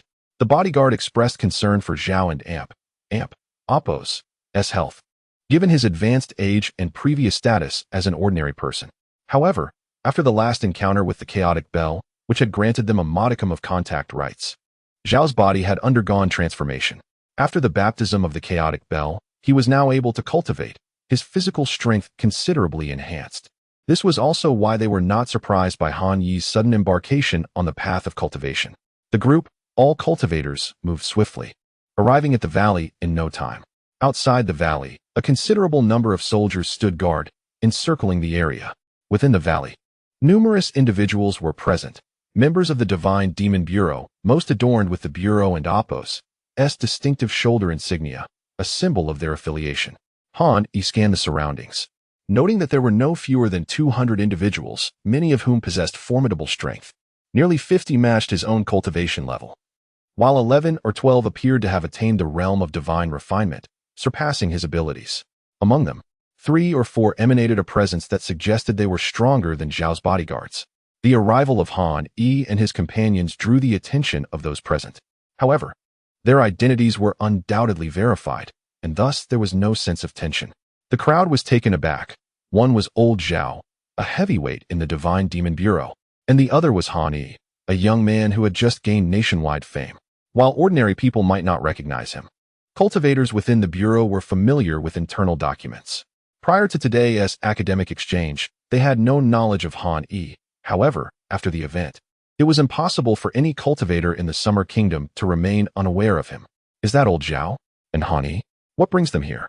Could it be that Han Yi, with his vast mythological knowledge, understands the significance of this place? It was hard to say. The records often diverged from reality. Upon seeing Han Yi in person, many noted his striking appearance. Don't be infatuated. Just a reminder, he is merely a scholar of theology. It is unfortunate that in this era, strength reigns supreme. Yet, I hold a deep respect for him. Without his efforts, our Summer Kingdom and Apos' history and mythology would have remained obscured for far too long. They began to engage in whispered conversations. Soon, Han Yi spotted a familiar figure approaching. Han Yi, what brings you here? This place is extremely dangerous. Han Yi raised an eyebrow at Inshin's arrival and replied, if you can come, why can't I? You might not stand a chance against me now. Inshin and Apos' expression darkened. I'm not jesting. This is a task site for the Divine Demon Bureau, and entry for other cultivators is strictly prohibited. Han Yi chuckled, producing an identification card and waving it in front of Inshin. Does this prove my eligibility to enter? You should be more concerned about yourself. I wouldn't want to have to rescue you later. Han Yi understood Inshin and Apos' intent. He was wary of involving him in the Bureau and Apos' perilous mission, particularly regarding such an unknown event. Xuyan, did you bring him here? What happened to that strange ribbon? Inshin directed his gaze at Ji Xuyan, startling her, as she lowered her head, unsure of how to respond. Hey, it's not her fault. We came of our own accord. We are scholars of theology. And with old Zhao here, could you have identified this place without us? Han Yi interjected swiftly. Inshin frowned. I'm not holding her accountable. Earlier, Xuyan ventured too close to the storm and encountered some trouble, but she seems safe now. Ji Xuyan summoned the mysterious sky ribbon. Brotherin, I'm fine now. This is the ribbon. Han Yi assisted me in resolving the issues with it, and old Zhao purified it for me. It has now become my magical artifact. Inshin's pupils contracted, instinctively recoiling at the sight of such a high-grade artifact. Very well, Inshin acknowledged with a nod. Could you not offer a word of congratulations, or even a smile? Han Yi remarked, observing the exchange with amusement. Inshin's expression remained unchanged as he shot Han Yi a sidelong glance, retorting, what practical significance would that hold? Instead, why not discuss whether you can recognize this place? Are there any similar locations in mythology or history? Let us wait for the storm to subside before we investigate. It's impossible to discern anything in this chaos. Han Yi replied, gesturing toward the swirling tempest not far away. Strictly speaking, this cannot be classified as a storm, he corrected. It is a vortex composed of primordial 5-element spiritual energy and that peculiar black-purple energy. Its magnitude is so vast that even if I were to elevate my cultivation 2 levels, I would still be unable to penetrate it. Have you discerned anything? Inshin inquired. Han Yi shook his head, pausing before asking, do you have any specific name for this black-purple energy? None, Inshin replied. Zhao, deep in thought, interjected. Previously, when we were in the Chilean mountain range, there was a concentration of this energy at the monster's gathering point, which altered the surrounding environment. Humans found it exceedingly difficult to remain there without magical support. Inshin nodded in agreement. Indeed, I observed the same, though it seemed less intense than here. If I am not mistaken, this purple-black energy should have been generated by the creatures from the Chilean mountain range, although those creatures were significantly weaker than those producing the energy here. Furthermore, if you lack an appropriate name, perhaps we should refer to it as chaotic purple chi. Han Yi and Apos' expression turned contemplative as he began to analyze the situation. Zhao and Apos' eyes lit up. Yes, that possibility is quite substantial. As for the name, it ultimately depends on the higher-ups and Apos' decision. Han Yi calmly inquired, at that time, did the satellites capture any images? None. For reasons unknown. The area within a 500-mile radius of the Chilean mountain range experienced complete signal disruption. Drones sent in were immediately destroyed by the flying insects, leaving us without aerial perspective. Inshin responded. Han Yi sighed inwardly with relief, realizing they were not feigning ignorance but genuinely unaware of the events involving him and El Zhao. At that moment, the furious vortex gradually began to settle, drawing the attention of everyone present. As the vortex dissipated, a stone wall emerged before them, pulsating with spatial energy. More accurately, it resembled a rectangular stone tablet. The tablet bore 6 intricate ancient characters, though half of them had been eroded beyond recognition. What does this mean? Something about Qian and golden light. Zhao pondered, bewildered. Han Yi's pupils constricted, and he took a deep breath, confirming that his initial suspicions were indeed correct. Chapter 27, Neza and Apos. S4 Treasures, the Golden Light Cave of Qianyuan Mountain. Han Yi softly articulated the full name of the 6 characters inscribed on the stone tablet, drawing all eyes towards him. Do you recognize this ancient script as well? Zhao Lao queried, astonished. No, the other 3 are completely illegible. How could you decipher it? Han Yi explained that the mixed Tian silk originally belonged to Neza, an ancient deity renowned for his formidable combat prowess and serving in the heavenly court. The Golden Light Cave of Qianyuan Mountain is the cultivation site of his master, Tai Jinren. The others appeared bewildered, while Zhao Lao exclaimed, Neza, the one with the 3 heads and 6 arms? And he possesses several equally formidable spiritual treasures, including the lotus body? Han Yi nodded affirmatively. Zhao Lao continued. Then his master must be even more powerful. How does he compare to Dong Huang Tai? Far from it, Han Yi replied. Tai Jinren is likely at least a Tai Golden Immortal or a Great Luo Golden Immortal, while Dong Huang Tai is merely a step away from being comparable to Tai Jinren and Apos, S. mentor. Zhao Lao nodded, indicating his understanding, yet the others remained perplexed, listening to the two converse without daring to act. Among the 4 most powerful cultivators, one stepped forward. Zhao Lao, I am the highest commander for this mission. Oh, it and Apos, S. Team Leader Lin. I can and Apos, T believe the Bureau sent you as well, Zhao Lao responded, astonished. Team Leader Lin smiled and said, It's all for the sake of the Summer Kingdom. If I don't come, who else would? Zhao Lao turned to Han Yi, introducing him. This is Team Leader Lin Hui from the Xuanwu team. Han Yi nodded in acknowledgement and curiously asked, if there's a Xuanwu team, are there also teams for Qinglong and Baihu? There are, Lin Hui chuckled, but now is not the time for such discussions. I overheard your conversation. Do you recognize this place? Both Zhao Lao and Han Yi nodded in affirmation. That's good. How shall we enter? What can we expect inside? Could you provide us with detailed information? Once the mission concludes, I will accurately report your contributions, Lin Hui said, exhaling with relief. Zhao Lao looked at Han Yi, who shook his head. Team Leader Lin, I only recognize the stone tablet and understood what this place is, but I have no knowledge of what lies within. Lin Hui was taken aback, asking, How can you not know? I only know from the texts. I am aware of the name, but I am oblivious to the interior's nature. Typically, in novels or films, caves are merely spiritual mountains or blessed lands. However, with the sudden emergence of this small space, I am at a loss, Han Yi concluded. Lin Hui and Apos, S. expression grew serious. Then we are indeed entirely ignorant of what lies inside, which may lead to unwarranted casualties. Han Yi nodded in agreement. Subsequently, Zhao Lao and the others refrained from entering first, allowing the other cultivators from the Demon and Divine Bureau to proceed. As Han Yi arrived as a scholar of the divine, he naturally followed Zhao Lao, trailing behind the main group, prepared to discern and study the impending discoveries of spiritual treasures and texts. The stone tablet served as the entrance, its spatial powers swirling, affirming its role as a portal. When the numerous cultivators of the Demon and Divine Bureau touched the stone tablet, they vanished from sight, presumably entering the space of the Golden Light Cave of Qianyuan Mountain. As those who entered first confirmed safety, the others gradually followed suit. Soon, aside from a portion left behind, Han Yi and the rest entered as well. Upon touching the stone tablet, a flash enveloped Han Yi, and he found himself standing on another piece of land. Before him, verdant trees stood tall, and not far ahead were several peaks, atop which structures were vaguely visible. However, the broad plain before the mountains was riddled with countless pits, although now overgrown with weeds. The terrain and the scattered weapons and decayed bones indicated the ferocity of past battles. Han Yi remained silent, lost in thought. How could such a small space as the Golden Light Cave of Qianyuan Mountain accommodate so many? Based on the weapons carried by the storm and the remnants strewn about, there must be at least 100. Could there truly be over 100 disciples under Tai Jinren? Among the remains were humanoid, beastly, and some peculiar skeletons. After careful observation, Han Yi concluded that these bones belonged to the chaotic insect tribe. Ahead, personnel from the Demon and Divine Bureau cautiously advanced, examining the remnants of fallen warriors, yet found nothing particularly noteworthy. Han Yi's expression shifted, and a Fong Tianhua Ji appeared in his hand. Have you discovered something? Zhao Lao whispered in surprise. Han Yi gently shook his head. Not yet, but this place feels extraordinary. It's wise to prepare in advance. No sooner had he spoken than Ji Shuyan let out a shriek, causing everyone to tense.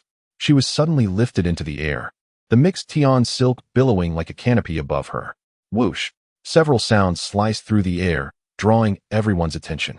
Be cautious, Lin Hui bellowed, preparing to intercept the approaching threat. However, the mixed Tian silk acted first, and after a deep rumble, it descended, enveloping several struggling weapons, a red feathered spear, a golden bracelet, and a pair of spinning wheels. Yet, these three items were tainted with a purple-black aura, evidently suppressed and stripped of their spiritual essence. Hence their aggressive behavior towards the crowd. Ji Shuyan quietly remarked, the mixed Tian silk intentionally lured them out. Lin Hui and the others quickly surrounded the mixed Tian silk, noting that the three items resembled those previously tainted by Ji Shuyan's silk. What are these? Lin Hui turned to Zhao Lao, seeking answers. Zhao Lao shook his head and looked to Han Yi. I do recognize them. Since the mixed Tian silk has emerged, the Qianquan circle must belong to it as well. This is the fire-tip spear, and these are the wind-fire wheels. Ji Shuyan, you have struck gold. What? Why is it me? Ji Shuyan responded anxiously. Glancing at Lin Hui, Han Yi smiled. These are all treasures of Neza. Now that you possess the mixed Tian silk, the others will likely acknowledge you as their master. Moreover, this chaotic purple aura can taint the spiritual essence of treasures, but these are all spiritual artifacts. They are merely temporarily suppressed. With assistance, they can gradually regain their essence. So being subdued by the mixed Tian silk, they are bound to become yours eventually. Zhao Lao added, indeed, these treasures will soon belong to you. Let the mixed Tian silk collect them for now. Lin Hui hesitated. Zhao Lao, this might violate protocol. Treasures obtained during missions must be submitted to the headquarters for the director's decision. Zhao Lao shook his head. You don't understand. Since these treasures once belonged to the same individual, they will now recognize this girl as their sole master. Taking them back would be futile. Lin Hui pondered, well, I will clarify this matter when I exit. There and Appos. No need to put you in a difficult position, Zhao Lao interjected. That and Appos. Settled then, Lin Hui nodded. The others, witnessing this, felt a surge of excitement. Might they also be favored by formidable treasures? Only Han Yi continued to survey his surroundings. It stands to reason that Neza possesses several magical artifacts. It should not be limited to but a few. Could it be that they have been taken away by Neza? As Han Yi pondered this, the mystic heavenly silks abruptly stirred once more. In response to Ji Shuyan and Appos' instinctive gasp, it elongated and struck against the mountaintop. A powerful roar reverberated through the air. It was only then that the onlookers realized a barrier enveloped the mountain, rendering entry impossible. Chapter 28. The treasure of his father after the powerful strike of the mysterious sky silk. It ceased its assault and returned to Ji Shuyan's side. The onlookers stood in bewilderment, gazing at the barrier before them, uncertain of how to proceed. The earlier attack had displayed overwhelming might. None present felt confident in their ability to replicate such force. However, the fact that such a formidable blow failed to affect the barrier left them feeling utterly helpless. What should we do? Lin Hui remarked with a hint of frustration. Clutched in his hand was a long sword, which, judging by its aura, was also an impressive artifact. He swung the sword several times, but the sword energy was effortlessly deflected, failing to leave a mark on the barrier. Yet, a subtle change occurred. A dragon silhouette appeared upon the surface of the barrier, a fiery red figure that seemed to guard something within. Upon seeing the crimson dragon, Han Yi's expression shifted. He infused his eyes with mana and focused intently on the barrier. His knowledge of the esoteric arts encompassed not only techniques, but also various mystical spells. His gaze pierced through the illusion, and for a full 3 minutes, he scrutinized the barrier.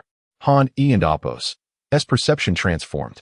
He no longer saw merely a barrier, but 4 artifacts floating within, silently exuding their formidable power. Noticing his unusual demeanor, Zhao Lao and Lin Hui refrained from interrupting, allowing him to delve deeper into his observations. When Han Yi finally returned to reality, Zhao Lao eagerly inquired, "What did you discover?" "I found something intriguing. This barrier is no ordinary one. It is likely a formation crafted from a spiritual treasure," Han Yi replied. "A formation of spiritual treasures? How can we breach it?" Lin Hui pressed further. Han Yi shook his head gently. "The situation is quite complicated. This task has already grown daunting. To gather information about the Golden Light Cave, Relying solely on a few treasures of Neza may not yield significant results, and thus the rewards may be meager. Furrowing his brow, Han-E contemplated the aspects he had overlooked. What could lie within the suppression of the 9-dragon divine fire formation? He reviewed the task description repeatedly, suddenly jolting with realization. We must act swiftly. Lin, summon everyone back and instruct them to maintain distance from the barrier. Lin Hui, perplexed, asked why? We cannot breach the barrier either. No. This barrier is not designed to keep us out. It serves to suppress something within, which could break free at any moment. Han-E insisted urgently. What do you mean? Zhao Lao queried, sensing the gravity in Han Yi's tone. The inner layer of this barrier is likely formed by the other 4 treasures of Neza, and what it suppresses may very well be those insects, Han-E stated gravely. Insects? Lin Hui echoed in disbelief. Zhao Lao, too, asked, by the way, Han, I've been meaning to ask. Why do you refer to the creatures from the Chilean mountains as insects? Han Yi shook his head lightly. It is not by design. Those creatures indeed resemble insects.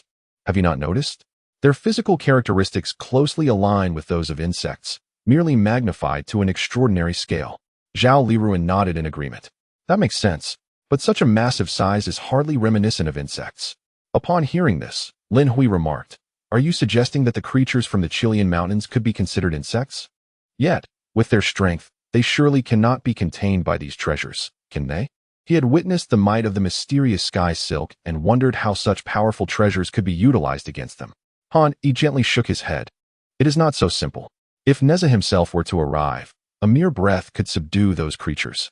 However, based on the aura emanating from the spiritual treasures, it appears they are autonomously forming a barrier to prevent the insects from disrupting this space. Such unmastered spiritual treasures possess that level of power? Lin Hui exclaimed, astonished.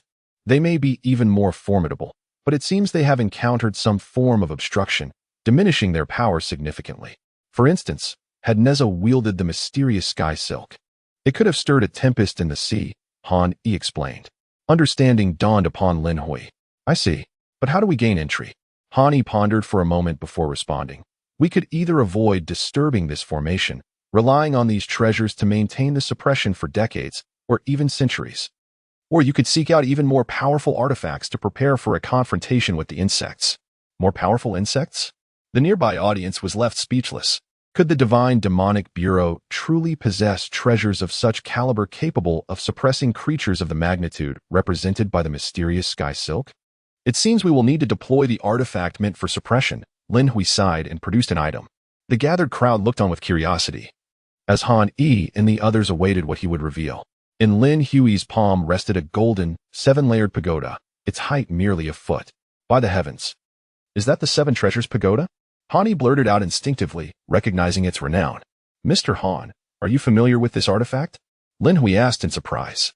Somewhat. This pagoda is quite famous. It belongs to Neza's father, Han-E elucidated. Lin Hui was taken aback. Neza's father? Does its power rival that of Neza's treasures? Indeed. It is a superior postnatal spiritual treasure, its might approaching that of the finest artifacts. It can trap and confine, as well as unleash flames to incinerate. It holds significant restraining properties against demons and monsters, far surpassing those treasures Neza wields, Han-E explained, prompting nods of agreement from Zhao Lao and the others. Moreover, according to the system's appraisal, this 7 treasures pagoda was entirely unsealed, merely lacking a master, meaning anyone could temporarily wield its power. Will this artifact suffice to subdue the insects within? Lin Hui inquired. Though he was the commander for this mission, he instinctively turned to Han-E for guidance. It is uncertain, but it is worth a try. If we combine our powers to activate the 7 treasures pagoda simultaneously, we may unleash its full potential. If the unmastered treasures can suppress the entities within, then our united force should suffice, Han-E posited, providing a sense of reassurance. Gathering the group, Lin Hui instructed everyone. Follow my command. Use all your mana to assist me in activating the 7 treasures pagoda. He tossed the pagoda into the air, allowing it to hover above his head, gradually enlarging and radiating a formidable aura. The members of the Divine Demonic Bureau quickly assembled behind Lin Hui, channeling their mana into him to empower the 7 treasures pagoda. With their collective energy, the pagoda shone with a brilliant golden light, expanding to a size of 30 meters, pulsating with tremendous energy. Yet, in the next moment, Lin Hui's expression turned awkward. Mr. Han, it seems we cannot breach the barrier. Should we force our way through? The atmosphere fell into a heavy silence. Indeed, they had yet to open the barrier. They could not simply smash through with the 7 treasures pagoda, for that would lead to mutual destruction with the treasures inside, allowing the insects to take advantage of the chaos. Chapter 29. The overwhelming power of the insects. The awkward atmosphere on site lingered. Han Yi slapped his forehead, exclaiming, I just finished speaking, and you already started. At least give me a moment to react. He then turned his gaze to Ji Shuiyin. Quick, summon the Hunyuan banner. The treasures inside were normal, but the Hunyuan banner should be able to communicate. With the addition of the 7 treasures tower, they could handle even the most formidable entities contained within. Ji Shuiyin promptly responded, Oh right, I'll bring it out immediately. As the Hunyuan banner was activated, it made contact with the barrier and Oppo's edge. This time, instead of attacking to showcase its power like before, it pressed against the barrier. Moments later, the barrier began to tremble, releasing a chilling aura. No, it was 2 distinct auras. Lin Hui's expression shifted, and he shouted, Prepare for battle. Maintain your magical energy. The 7 treasures tower seemed to sense the collective intent and emitted a golden glow, slowly advancing towards the disintegrating barrier. Whoosh, whoosh, whoosh. Several streaks of light zipped past, reaching the Hunyuan banner.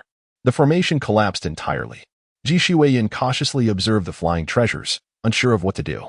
She relinquished control of the Hunyuan banner, allowing it to act freely. In the air floated a golden brick, a lantern-like treasure adorned with 9 dragons, and 2 spinning spirit swords. These 4 treasures must be the additional artifacts of Neza that Han Yi mentioned. As Ji Shuiyin pondered this, she saw the Hunyuan banner merge with the 4 treasures, moving alongside the 7 treasures tower towards their original point of emergence. Han Yi stared at the 4 treasures, astonished. The 9-dragon divine fire shield was also a top-grade acquired spiritual treasure.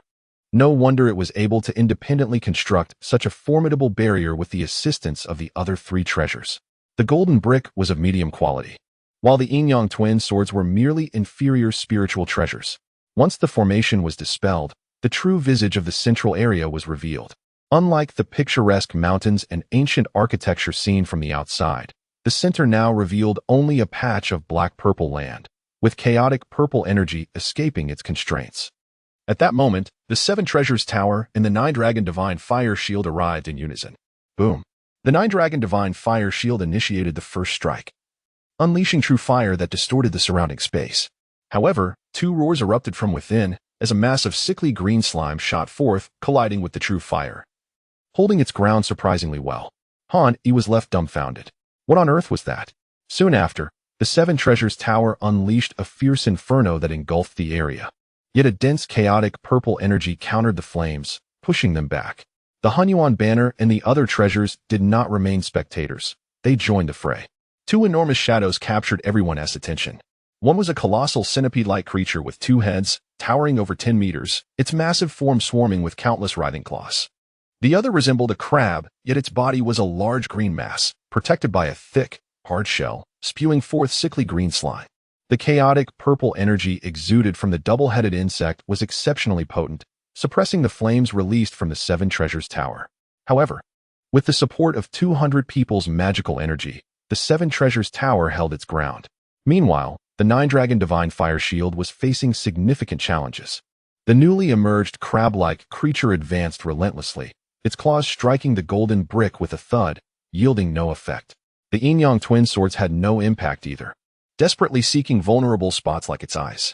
The Hunyuan banner was far weaker in offense, having no means to assist but to defend. The 2 sides became entangled, while the situation weighed heavily on the hearts of the Demon and God Bureau. Elder Zhao and others quickly retreated. At this moment, even 2 mid-stage refining god experts by Elder Zhao's side stepped in to assist. Yet, their treasures were inferior to the yin-yang twin swords, yielding no results. What are we to do? Ji Shuiyin, as the master of the Hunyuan banner, had not joined the main force supplying magical energy to the Demon and God Bureau, and her face was filled with anxiety. Elder Zhao sighed. Don't panic. Perhaps these 2 insects only possess such formidable combat power temporarily, after being suppressed for countless years. But soon, Ji Shuiyin and Oppo's expression turned grim. We might be doomed. The Hunyuan banner just relayed that there are not just these 2 insects. Others are confined by the environment and cannot move. Her expression grew more frantic. Furthermore, the Hunyuan banner and the Nine-Dragon Divine Fire Shield lacked magical energy support and were in a weakened state. They likely wouldn't and amp, Oppos, T withstand the insects for long. Lin Hui, fully engaged in combating the double-headed centipede, surveyed the situation and steeled himself, urging the Seven Treasures Tower to grow larger. Once it exceeded the height of the insects by several meters, he boldly brought it crashing down. The double-headed creature expelled a torrent of chaotic purple energy to obstruct the attack, employing several long forelimbs as barriers. Suddenly, the Seven Treasures Tower expanded further, enveloping the insect entirely within. The flames of the burning heaven ignited fiercely, while the tower's inherent treasures also attacked the insect. Bang!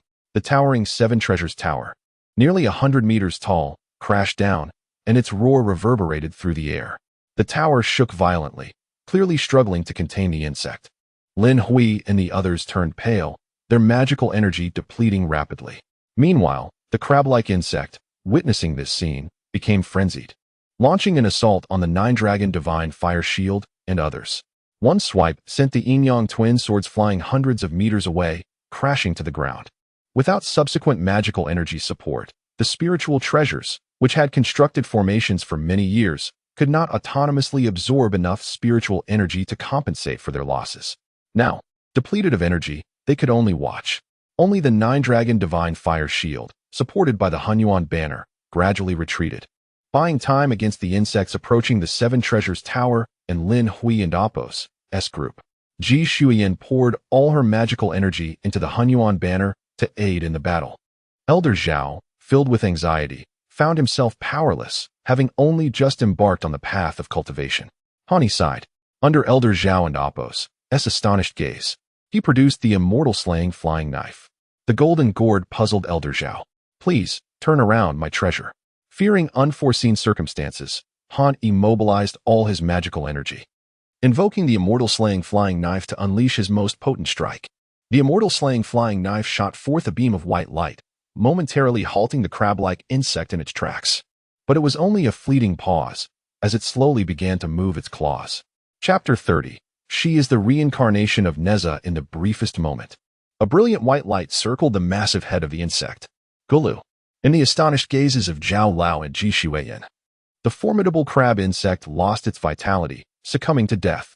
Even the Nine Dragons' Divine Fire Shield seemed startled, as if it recognized the power of the celestial slaying flying dagger as a supreme innate spiritual treasure. The might of the celestial slaying flying dagger was far beyond that of the Nine Dragons' Divine Fire Shield. Ji Shuiyan, realizing that the gourd should have originally belonged to her, felt a surge of anxiety. Yet, she suddenly noticed Han Yi's unusual expression, his face pale, breath shallow, and body swaying as if he might collapse. Instinctively, she rushed to embrace him. Hey, what's wrong with you? Han Yi had merely exhausted himself, struggling to maintain his balance, but Ji Shuiyan and Oppos' embrace jolted him back to awareness. Summoning the celestial slaying flying dagger back, Han Yi slumped against Ji Shuiyan, resting his head against her chest. Donna and Amp, Oppos, T scare me, what happened to you? In Ji Shuiyan and Amp, Oppos' perception, Han Yi and Amp, Oppos' breath grew increasingly feeble, causing her to panic. Previously, her disdain for Han Yi was one thing, but he had saved her life, and now he had fiercely defeated an insect. She was no fool. Han Yi must have paid a price to unleash such tremendous power. Worry etched on her face. Ji Shuiyan was oblivious to the changes in Han Yi and Oppos' complexion. Meanwhile, Zhao Lao, after a moment of initial shock, discerned the situation. Rolling his eyes, he sighed inwardly, acknowledging the youth's exuberance. Ji Shuiyan poured the scant magic energy she possessed into Han Yi, but it seemed to vanish without a trace, as if a drop in the ocean. No, it and Amp, Oppos' unnecessary. I'm fine, Han Yi weakly protested. Ji Shuiyan's face lit up with surprise. You're really all right? But upon seeing Han Yi's ghastly pallor, her expression soured. To independently slay an insect, he must have sacrificed something, for how else could that gourd wield such power? Tears welled in Ji Shuiyan's eyes as her grip tightened instinctively. Cough. I truly am fine. Just let me go. I can't breathe, Han Yi said, glancing down to find Ji Shuiyan and Oppos' face suddenly flushed. She hastily released him. With a thud, Han Yi collapsed onto the ground. Ji Shuyan fumbled, trying to help him up. Han Yi thought to himself, better not to prolong this. As alluring as the beauty's embrace might be, the circumstances were inappropriate. Grasping Ji Shuyan's hand for support, he managed to rise. Are you all right? You look terrifyingly pale. Once Han Yi was upright, Ji Shuyan quickly withdrew her hand and averted her gaze.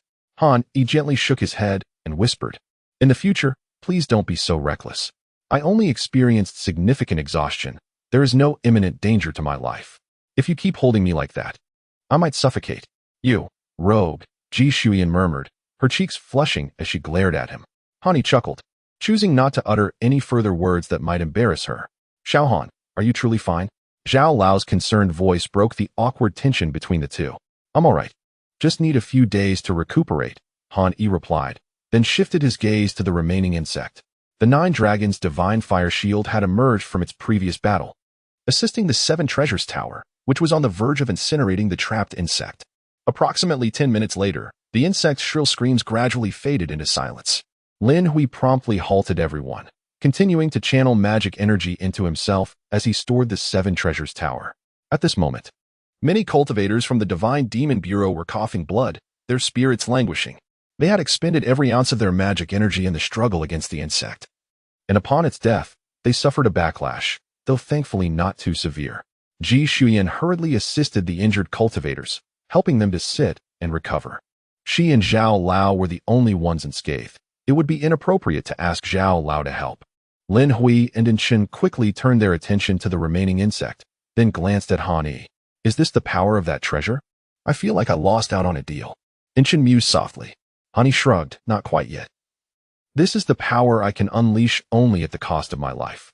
Seeing Han Yi wasn't amp, Appos, T in the best condition, and Chen nodded, refraining from further inquiries. As he was naturally reserved, Lin Hui curiously glanced between In Chen and Han Yi before exclaiming in astonishment, so your strength is this formidable? No. It's merely luck that a treasure chose me as its master. Otherwise, I would possess no combat prowess, Han Yi replied. Lin Hui had previously believed Han Yi to be an ordinary scholar of the divine. It was only when he unleashed his power that he realized Han Yi had reached the pinnacle of Qi refinement. Everyone, take a moment to rest. Once you've regained your strength, we shall proceed, Lin Hui declared. Awaiting them was the unknown territory, a realm utterly transformed by the chaotic purple Qi. What awaited them in such a place? At this moment, Ji Shuyan faced several treasures with embarrassment. The suppressed Firepoint Spear, Qian Kuan Circle, and Wind Fire Wheel were now released by the mysterious Sky Silk. A blazing flame of true fire surged forth from the 9 Dragons' divine fire shield, enveloping the treasures and incinerating the chaotic purple Qi that clung to them. Unsure of what to do, Ji Shuyan could only stare blankly. After a short while, several soft chimes echoed, and the 3 treasures regained their former glory. What should we do, mysterious Sky Silk? Ji Shuyan cautiously communicated within her heart. However, the mysterious Sky Silk offered no reply. Yet, the treasures floated directly before her. Han Yi observed the treasures from a distance, and everyone else did as well. These treasures were exceptional, able to act independently in the absence of a master, indicating a remarkable sentience. Their gazes held envy, jealousy, and a hint of greed. But as cultivators of the Divine Demon Bureau, they understood one fundamental truth. While one may choose a treasure may also choose its master. Especially with treasures of such might, lacking sufficient strength to suppress their inherent will and forcefully claim mastery could result in fatal repercussions. Will you not claim them as your own? They seem poised to accept you as their new master. Han Yi and Appos' voice suddenly broke the silence, leaving everyone somewhat disheartened. Indeed, the treasures' actions were unmistakable. They had hoped that with so many powerful treasures, a few might be available for selection. Ji Shuyan hastily replied, "Oh, I understand now." Moments later, the treasures unleashed a momentary surge of formidable energy before retreating, settling within her to recuperate. Over the years, they had overexerted themselves without a master. After a thorough 3-hour recovery, everyone regained their combat readiness, save for Han Yi, who appeared utterly depleted. "Mr. Han, perhaps you should remain outside while we venture in, otherwise," Lin Hui suggested kindly. Han Yi shook his head and said, "It's nothing. I can follow along with you. I may possess a greater understanding of the matters within than you do. Perhaps when you encounter difficulties, it will be too late to seek my counsel." Lin Hui pondered this and replied, Then we shall trouble you, Mr. Han. Ji Shuiyan, please ensure Mr. Han is well taken care of. Ji Shuiyan nodded, confidently thumping her chest as she declared, rest assured, Team Leader Lin, I will. Han Yi couldn't help but glance sideways, his gaze wandering. Ji Shuiyan, now endowed with a plethora of spiritual treasures, naturally exuded an air of arrogance. However, a thread of doubt lingered in Han Yi and Appo's heart. Why did the mysterious celestial silk choose her at the outset? Furthermore, there had been no objections regarding the subsequent treasures. Could it be that she is the reincarnation of Neza? Chapter 31. The Golden Light Cave of Qianyuan Mountain. Han Yi possessed a divine artifact identification system, not an omniscient one, hence he could not discern the relationship between Ji Shuiyan and Neza. However, after some contemplation, he deemed it unlikely, given the transformation in gender. Could it be that Neza truly resembled a muscular young girl? The group continued onward. Han Yi referred to the purple-black aura as chaotic purple energy, as it was akin to how earthly beings absorb the spiritual essence of the heavens and earth for the chaotic insect clan. This energy originated from the chaotic void and was even more bizarre than chaotic energy itself. At least chaotic energy was relatively gentle. If left undisturbed, it posed no threat. In contrast, chaotic purple energy directly eroded and altered the environment, forcefully transforming a world into one solely suitable for insects.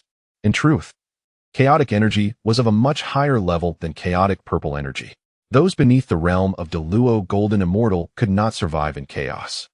And only those who had attained the path of Hongyuan could absorb chaotic energy. The group, utilizing their magical powers, was able to traverse this environment saturated with chaotic purple energy. It was estimated that this spatial expanse measured approximately 20 kilometers in diameter. The small plane they entered constituted merely a quarter of that size. The remainder was encircled by the 9 Dragons' divine fire cover, which also contained chaotic purple energy. As the chaotic purple energy thickened, the group grew increasingly vigilant. Suddenly, a sound pierced the air. Lin Hui waved his hand, and a long sword materialized to intercept a streak of green light. It was a mass of slime, remarkably similar to that expelled by the previous insect. The sword light cleaved forth, revealing the scene ahead. On the ground, for peculiar plants, no, they were more accurately described as insects, were rooted in place, possessing sharp teeth, mouths, and eyes, resembling flora. Thorn spiny insects. The name inexplicably crossed Han Yi's mind. Upon sighting the odd creatures, they began to spew slime incessantly. The group hastily dodged. Ji Shuiyan appeared anxious, quickly activating the Mingtian silk to shield herself and Han Yi. The 4 strange insects were evidently not formidable, as their slime ejection was not swift. With caution, they could evade the attacks. Lin Hui and several other powerful cultivators summoned their treasures, swiftly dispatching the creatures. For those of their cultivation level wielding magical artifacts, dealing with these 4 insects posed no challenge. However, as they journeyed further, they encountered no fewer than 20 of these insects, along with a dozen possessing the combat strength of the refining spirit returning void level. Yet, under the overwhelming power of Lin Hui and his companions, they were dispatched one by one. After approximately 20 minutes of travel, Han Yi and the others finally beheld something different. On the ground lay a purplish-red fleshy lump, quite repulsive in appearance. Yet it pulsed slowly, continuously releasing chaotic purple energy. It appeared almost alive. As the group drew near, it suddenly contracted, resembling a mere fleshy ball. Han Yi mused to himself, observing it closely. Lin Hui and the others gazed at the fleshy orb, uncertain of how to proceed. Zhao Lao, does anyone have any suggestions? He realized that Zhao Lao had not entered with them. The group shook their heads, uncertain. Perhaps research on these creatures was still ongoing. Han Yi remarked, regardless, it does not appear to be a benign entity, continuously emitting chaotic purple energy. We should swiftly eliminate it. Without the constant release of chaotic purple energy, the environment may cease to expand. Lin Hui nodded in agreement. That seems prudent. Just as they prepared to attack, Han Yi added, burn it. Xiao Ji, it's time for you to demonstrate your abilities. Ji Shuiyan, bewildered, was pushed forward by Han Yi's insistence. Lin Hui also affirmed, yes, you shall handle this. Reluctantly, Ji Shuiyan retrieved the 9 Dragons' divine fire cover and unleashed the Samadhi True Fire. The terrifying temperature alarmed the fleshy orb, which emitted a strange shriek. Ji Shuiyan wasted no time and set it ablaze, accompanied by a piercing wail. The fleshy mass was reduced to ashes in less than a minute. Suddenly, The group felt an inexplicable lightness in their hearts, as if some binding had been released. Han Yi, however, keenly sensed the surrounding changes. Indeed, without the orb and Apos' continuous release of chaotic purple energy, the chaotic atmosphere began to undergo purification. Han Yi's gaze sharpened as he observed the area once occupied by the fleshy mass. There, primal five-element spiritual energy began to emanate. Primal five-element spiritual energy was a remnant from the ancient primordial era. After the transformation of heaven and earth, it had become exceedingly rare, surviving only in certain exceptional locales. A refreshing wave of energy swept through, purging the chaotic purple energy towards the outside world. This spectacle left the members of the Divine and Demon Bureau in awe. Han Yi calmly scrutinized the unfolding events. After a brief moment, he attempted to withdraw his external magical barrier and discovered that the chaotic purple energy had been thoroughly purified. Although a trace of purple still lingered in the air, it dissipated rapidly. Is this the true abode of the Xianmen? Han Yi inhaled deeply, murmuring in admiration. Mr. Han, what did you just say? Lin Hui inquired, astonished. This is the Golden Light Cave of Qinyuan Mountain. While we might perceive it as a cave within a spiritual mountain, in reality, this entire space serves as the cultivation ground of the Tai Jinren, making Cave Heaven a more fitting description, Han Yi explained. Lin Hui whispered, Cave Heaven? So this also refers to such an alternative space? Previously filled with chaotic purple energy and swarming with insects, the surroundings now exuded a rich spiritual essence, invigorating all present, compelling them to commence meditative practice. As the group reveled in the spiritual energy, Ji Xian suddenly let out a startled exclamation. Han Yi and the others quickly turned to see a flickering golden light emanating from her chest, seemingly on the verge of breaking free from her clothing. At that moment, Ji Xuan hastily pulled out the source of the golden light from her collar. It was a necklace, its pendant a golden sphere roughly the size of a mung bean. Yet now, the sphere appeared to be bursting forth, revealing several cracks as the golden light shone blindingly, rendering it difficult for the onlookers to gaze directly at it. However, from their peripheral view, they could see the golden shell slowly peeling away, exposing the contents within, a golden seed. This seed did not linger before Ji Xuan. Instead, it fell directly to the location of the previously existing insect's fleshy mass. Upon landing, the Earth's spiritual energy erupted in chaos. Han Yi and the others instinctively retreated, witnessing dramatic changes unfold on the ground. The soil scattered outward, revealing its true form, a pond of considerable size. As the seed descended into the pond, it gradually sank into the muddy bottom. Han Yi suddenly realized this was no ordinary seed, but a lotus seed. Chapter 32, The Innate Golden Lotus. Ji Xuyan's fortuity. The lotus seeds within the Golden Light Cave of Qinyuan Mountain. What could they possibly be? Han Yi vaguely recalled that in mythology, the reason why Tai Jinren chose Qinyuan Mountain was due to the radiant golden light emanating from it, which drew him here. Upon discovering that a strain of innate golden lotus within the Golden Light Cave was releasing golden radiance, he decided to establish his dwelling in this very location. Although this Golden Light Cave exists within a spatial realm akin to a miniature world, it is highly probable that the lotus seeds are indeed derived from the golden lotus that resides within the cave itself. The lotus seeds appeared to respond mysteriously to the pond, releasing a brilliant golden light that stretched for hundreds of feet. Han Yi and the others squinted at the pond, their gazes frequently darting towards Ji Xuyan. Who could have imagined that their colleague possessed such a treasure? Moreover, her expression revealed complete bewilderment. What on earth is happening? Han Yi? Ji Xuyan instinctively turned to Han Yi, having realized that the only acquaintances present were Chun, Lu Qing, and Han Yi himself. Since Han Yi seemed to possess considerable knowledge, she decided to inquire. I and Apos am not entirely sure. Let and Apos observe how things unfold. Han Yi replied with a gentle shake of his head. Ji Xuyan tugged at the necklace around her neck and remarked, This necklace was given to me by my grandmother. It's said to be a family heirloom, and I had no idea there was anything inside. I thought it was merely a small golden orb. If I'm not mistaken, it should contain a lotus seed. If planted now, it might just blossom into a lotus. Han Yi fixed his gaze on the bottom of the pond, pondering over her words. Ji Xuyan blinked, her innocent curiosity shining through as she asked, But that will take a long time, won't it? Take a look for yourself. Han Yi replied, a hint of exasperation in his tone. As everyone shifted their attention back to the pond's depths, their eyes widened in disbelief. A tender sprout had indeed emerged, growing at a visibly rapid pace. All were transfixed by the sight.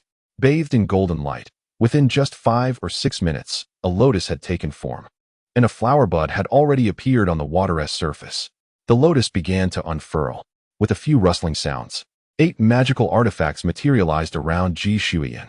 Still dazed, she made no move, only to be gently guided towards the pond by the mysterious heaven silk. Han Yi's expression shifted slightly as he pulled Lin Hui and the others, who were preparing to intervene, aside. Let us observe for now. This may be a fortuitous opportunity for her, Han Yi urged. Lin Hui and the others, perplexed, complied with Han Yi's wishes. Ji Shuiyan glanced at Han Yi. Her eyes filled with a plea for assistance. Stay calm and composed. There may be a pleasant surprise in store, Han Yi encouraged her.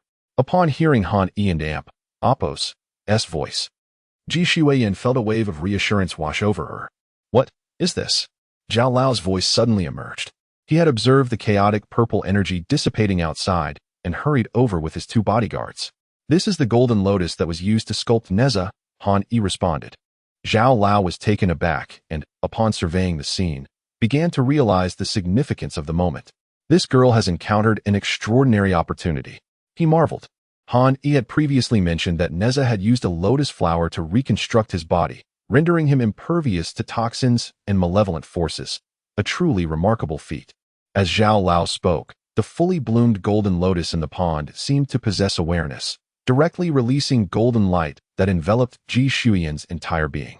She gently closed her eyes, lifted by the golden radiance, floating upon the surface of the pond. Han Yi, contemplating the situation, suggested, "We should temporarily vacate this place." "Why? What if she encounters danger?" Lin Hui questioned. "That won't happen, just trust me.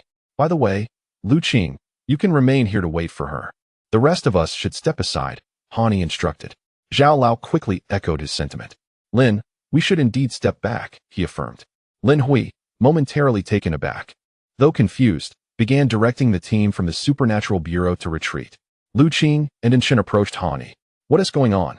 Why am I being left alone?" Enchun inquired, his gaze fixed on Han Yi, clearly seeking a convincing explanation. Cough, cough. The lotus flower is a process of body sculpting. Although the specifics are unclear, the golden light obscures everything, but once it concludes, her clothing may very well have been destroyed. Lu Qing realized, gasping. "Then you men should leave quickly. I can manage here." With that, she gently pushed Enchun and Han Yi away. The area occupied by the chaotic insect tribe was situated in a valley, lower than the surrounding peaks. Once outside, Lin Hui suggested, "Zhao Lao, with the crisis averted, shall we explore those structures? They appear to be some form of Taoist temple." Zhao Lao nodded in agreement and turned to Han Yi. "Young Han, let us venture together." Han Yi, of course, readily agreed, as his mission was to explore this place. Aside from Neza's artifacts and the body-sculpting golden lotus, there was still much to uncover. After leaving 10 or so individuals to guard the vicinity, the group proceeded towards the adjacent peak. The main summit was unmistakable, being the central peak where the Taoist essence flowed. Following the complete purification of the chaotic purple energy, innate 5-element spiritual energy began to gather atop the peak, though slightly less than at the pond. Atop the main peak stood several ancient structures, with a modest central hall surrounded by ordinary buildings. Yet, there was an air of significance to the place. Upon arrival, they discovered the names of the buildings. The central hall was the Tai Hall, while the surrounding areas included bedrooms, alchemy rooms, and meditation spaces. Could there still be precious elixirs left in the alchemy room? Lin Hui exclaimed excitedly. From Han Yi and Zhao Lao's discussions, it was evident that the former occupants were extraordinarily formidable, surpassing their wildest imaginations.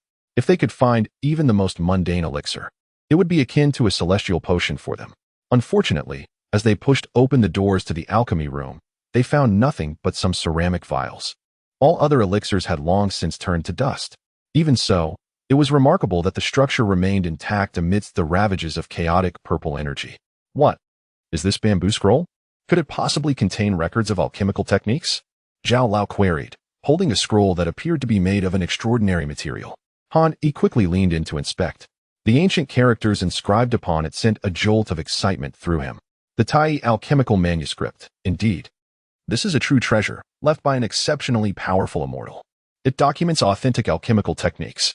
After a thorough search of the surroundings, Hani uncovered several more scrolls, including 2 jade slips. He immediately focused his consciousness to examine their contents. One contained recipes for elixirs, while the other detailed various insights into the alchemical process. The members of the Supernatural Bureau were invigorated. They had truly stumbled upon something remarkable. Let us hurry to the artifact forging room in the central Tai Hall. Surely there are treasures to be found there as well, Lin Hui urged, watching as Zhao Lao solemnly collected the scrolls. Chapter 33. Nezahan, he was quite astonished. He had initially presumed that nothing would remain here. To his surprise, the art of alchemy had indeed been preserved, although it might have originated from the esteemed Tai Jinren. He did not regard it as a treasure. With a system at his disposal, he had no desire to explore other paths of cultivation. The profound 8-9 mystique alone sufficed for his understanding and practice. Although Elder Zhao had stored away the alchemical texts, his expression revealed a hint of hesitation. Hani, perplexed, inquired, Elder Zhao, shouldn't you be delighted at this discovery? Why the frown? The information within the jade slip could be comprehended directly with divine consciousness. Yet the alchemical techniques recorded on the bamboo slips would likely require considerable time for translation. Upon hearing this, the others began to understand. Indeed, the script on the slips appeared foreign, as none of them could recognize a single character. Soon, all eyes turned towards Hani, who had previously discerned the writing on the bamboo slips. Congratulations, host. You have triggered a quest. Option 1. Assist in translating all the text in the Qianyuan Mountains Golden Light Cave, and you shall receive the core alchemical and crafting techniques of Tai Jinren. Option 2. Ignore the gazes of the crowd and proceed, and you shall obtain a marvelous wooden horse. Han-Yi paused momentarily. Was there truly a need for a choice? Surely, this system was not an affront to my intelligence. While he was intrigued by the marvels of the wooden horse, the alchemical and crafting arts of Tai Jinren were invaluable in the present context. I will assist you with the translation once I return, Hani declared. In the subsequent crafting chamber, it was evident that techniques for crafting must also exist, as the reward suggested. However, what astonished Han-Yi was the presence of several commendable crafting materials within the chamber, including a dozen magical artifacts and a low-grade postnatal spiritual treasure. This was already a delightful surprise for the Divine and Demon Bureau. Yet, Han-Yi's countenance remained somber. He had yet to uncover any crucial information he sought, and his task completion rate was undoubtedly low. After clearing the crafting chamber, the group entered the central Tai Hall. The grand door opened slowly, offering no defenses against the visitors. The hall was starkly simple, containing merely a meditation mat, a dust whisk hanging on the wall, and a pile of bamboo slips on a table to the left. The rest of the space was eerily vacant, so much so that it defied belief. Logically, this should have been the most likely place to find valuable items. The mat and the dust whisk were not spiritual treasures, yet the mysterious aura surrounding them was still captivating. The members of the Divine and Demon Bureau hastily collected them for further study. Hani had already discerned that these 2 items possessed qualities that rivaled those of ordinary mid-grade spiritual treasures. They were imbued with the essence of Tai Jinren's long years of cultivation and enlightenment, making them remarkable. A common person sitting on the mat would undoubtedly experience a significantly accelerated cultivation speed and enhanced sensitivity to comprehension. However, Hani did not relent. He continued to search the hall for any potential sources of information. Unfortunately, the hall remained devoid of notable findings. He thoroughly examined all discernible items, but failed to uncover anything suspicious. The bamboo slips merely recorded Tai Jinren's reflections on his daily cultivation, which Han-Yi found immensely enlightening. Still, he sighed inwardly, realizing that the task's completion rate would likely remain low. What is that? A cultivator from the Divine and Demon Bureau exclaimed, staring at a particular spot on the table in astonishment. The crowd was instantly drawn to his exclamation. Han-Yi's mind jolted. He had neglected to examine the table. He quickly approached it, whereupon a golden lotus pattern gradually emerged, becoming increasingly distinct. I did not notice that before. Han-Yi was genuinely astonished, feeling an uncanny familiarity with the sight. Connecting it to the earlier excerpts from Tai Jinren's cultivation notes, his eyes brightened as he pressed his palm against the golden lotus. As his spiritual energy flowed, the lotus emitted a chilling aura, causing the onlookers to recoil in horror. Do not panic. This is an illusion, Han-Yi quickly reassured them. Indeed, as the aura ascended, An image was projected from the golden lotus. A youthful figure with red lips and white teeth, sporting a hairstyle akin to twin buns and adorned in a vibrant red battle skirt, materialized before them. Goodness, it's Neza. This appearance was all too familiar to Han Yi. Although the true visage differed slightly, anyone from the Summer Kingdom in his previous life would recognize this form instantly. Elder Zhao and the others were taken aback, gazing at the ethereal projection of Neza. I am Neza, the third-generation disciple of the Chan sect. The future is shrouded in uncertainty. My master and the other Deluo Jinxian have been missing for eons. The underworld devours. The heavenly realm collapses into the void. Today, my master's dojo has also suffered calamity, utterly destroyed. The vanguard consists of boundless insects. I do not wish to fight to the death. I must abandon the pursuit. Behind the insects, Neza began to speak, seemingly attempting to convey something important.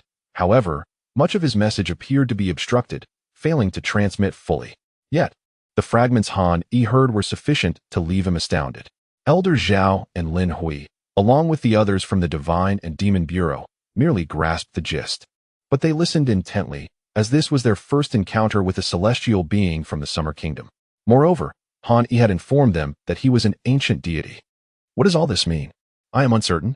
I did not catch it clearly. It was intermittent, someone murmured quietly, while Han Yi fell into deep contemplation. The golden lotus pattern served as a method for the disciples of Tai to convey messages, and its survival to this day was not unexpected. Han Yi endeavored to piece together the information Neza had revealed, but the image vanished shortly after Neza's declaration. Nevertheless, the group had already committed all the spoken words to memory, planning to analyze them slowly. They were not foolish. Neza, a deity of such stature, uttering these words at the climax of the insect assault certainly held profound significance. It seems this is all there is. Based on Neza and Apos' message, the remaining treasures within the Golden Light Cave had likely been obliterated by those insects. Han Yi sighed, and Elder Zhao nodded in agreement. The nearly 200 individuals had scoured several mountain peaks, discovering some spiritual herbs and commendable magical artifacts. Yet, Han Yi understood that the rest of the treasures had likely been lost. While others continued their search, he made his way back to the pond near the Golden Lotus. Inchen followed closely behind. You and Shui Yin, stop right there. We are innocent, Han Yi quickly interjected. Inchen gazed at Han Yi, seemingly at a loss for words. I merely intended to inquire why Shui Yin, who seemed displeased with you before, appears far more amicable this time.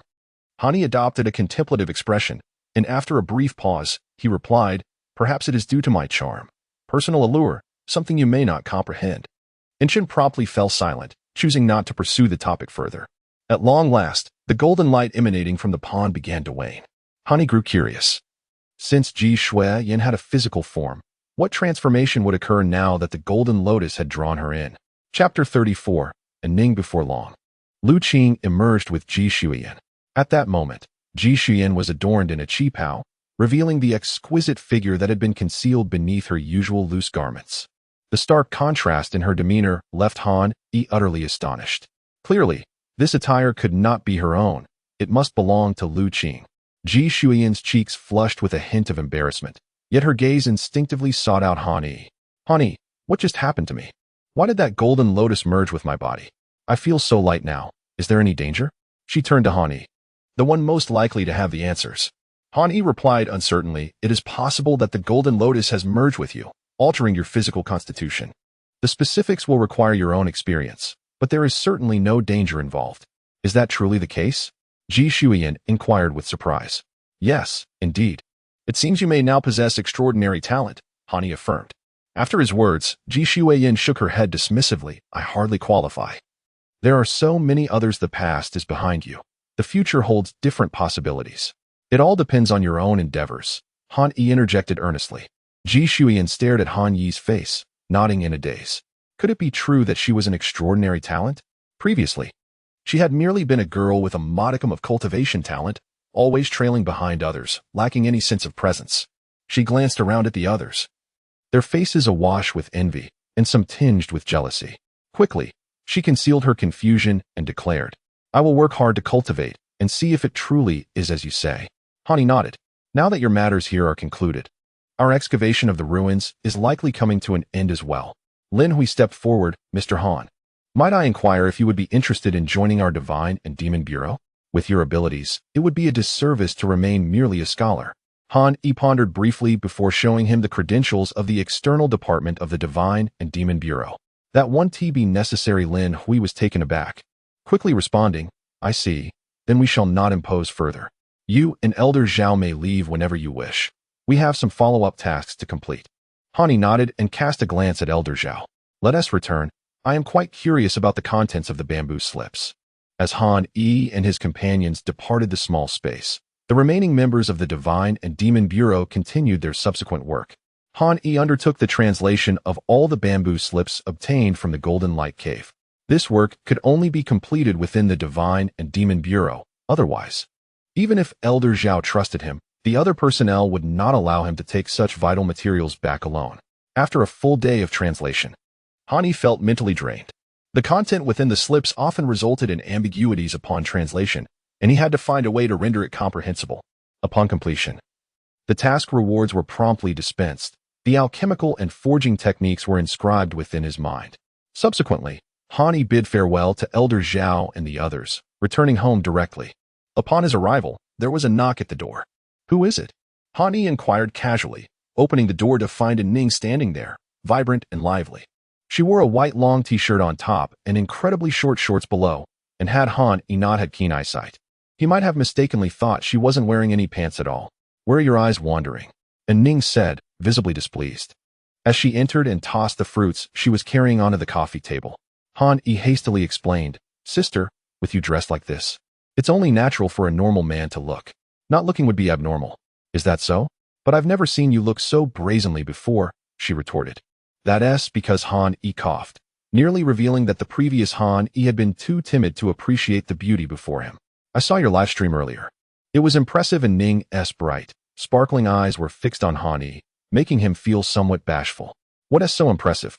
Just basic skills, he replied. And Ning rolled her eyes. Why are you being modest? Didn't you see how Elder Zhao regards you? He even claims you surpass him. It's all luck. Han Yi responded. By the way, how is your cultivation progressing? At the mention of this, and Ning's face lit up with a smile. I've entered the preliminary stages of cultivation. I was originally planning to accompany my brother to the Divine and Demon Bureau for a talent test. But thanks to your influence, I began my practice directly. Congratulations. You can finally cultivate.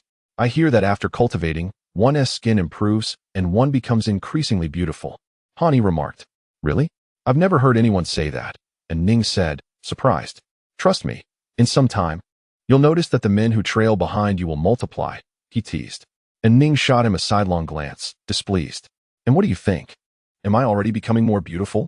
Han Yi pretended to appraise her, nodding. You are indeed more beautiful than before.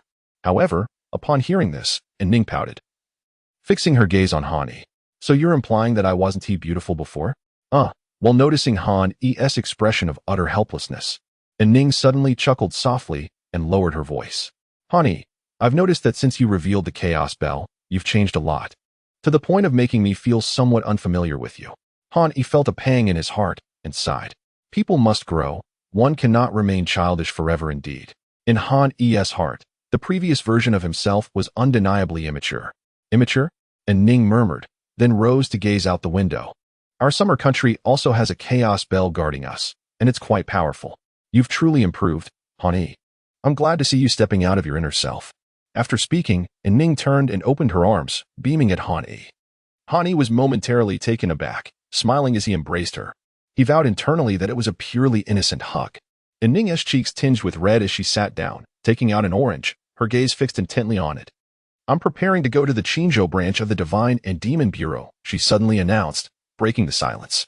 Han Yi frowned. The Divine and Demon Bureau is quite perilous. You've only just begun. What does Chen think? Has he allowed you to go? No. My brother doesn't know yet, but I'm going as a scholar, not as a practitioner, so you need not worry. Han Yi's brow unfurled. In that case, why not go directly to the headquarters and learn from Elder Zhao? And you? Will you still not go to the Divine and Demon Bureau? And Ning asked earnestly. Han Yi hesitated, contemplating for a moment before replying, my personality doesn't suit that environment, but if you ever need anything, you can always reach out to me. After all, I'm still your superior. Haha, that works. Just don't find me troublesome when the time comes. After a long moment of deliberation, Han Yi finally spoke. And Ning, aren't you curious why I know so much about things? The Chaos Bell and those mythological tales? Chapter 35. The Su family of Qinzhou, and Ning's smile gradually faded. Naturally, she was curious, but it would be inappropriate to ask directly. What if there were secrets she could not disclose? Han Yi gently shook his head in response. Well, you have a point. However, having grown up together, there shouldn't be any secrets between us. He then recounted the explanation he had given to old Zhao. Oh, you mean the fire that destroyed those ancient texts?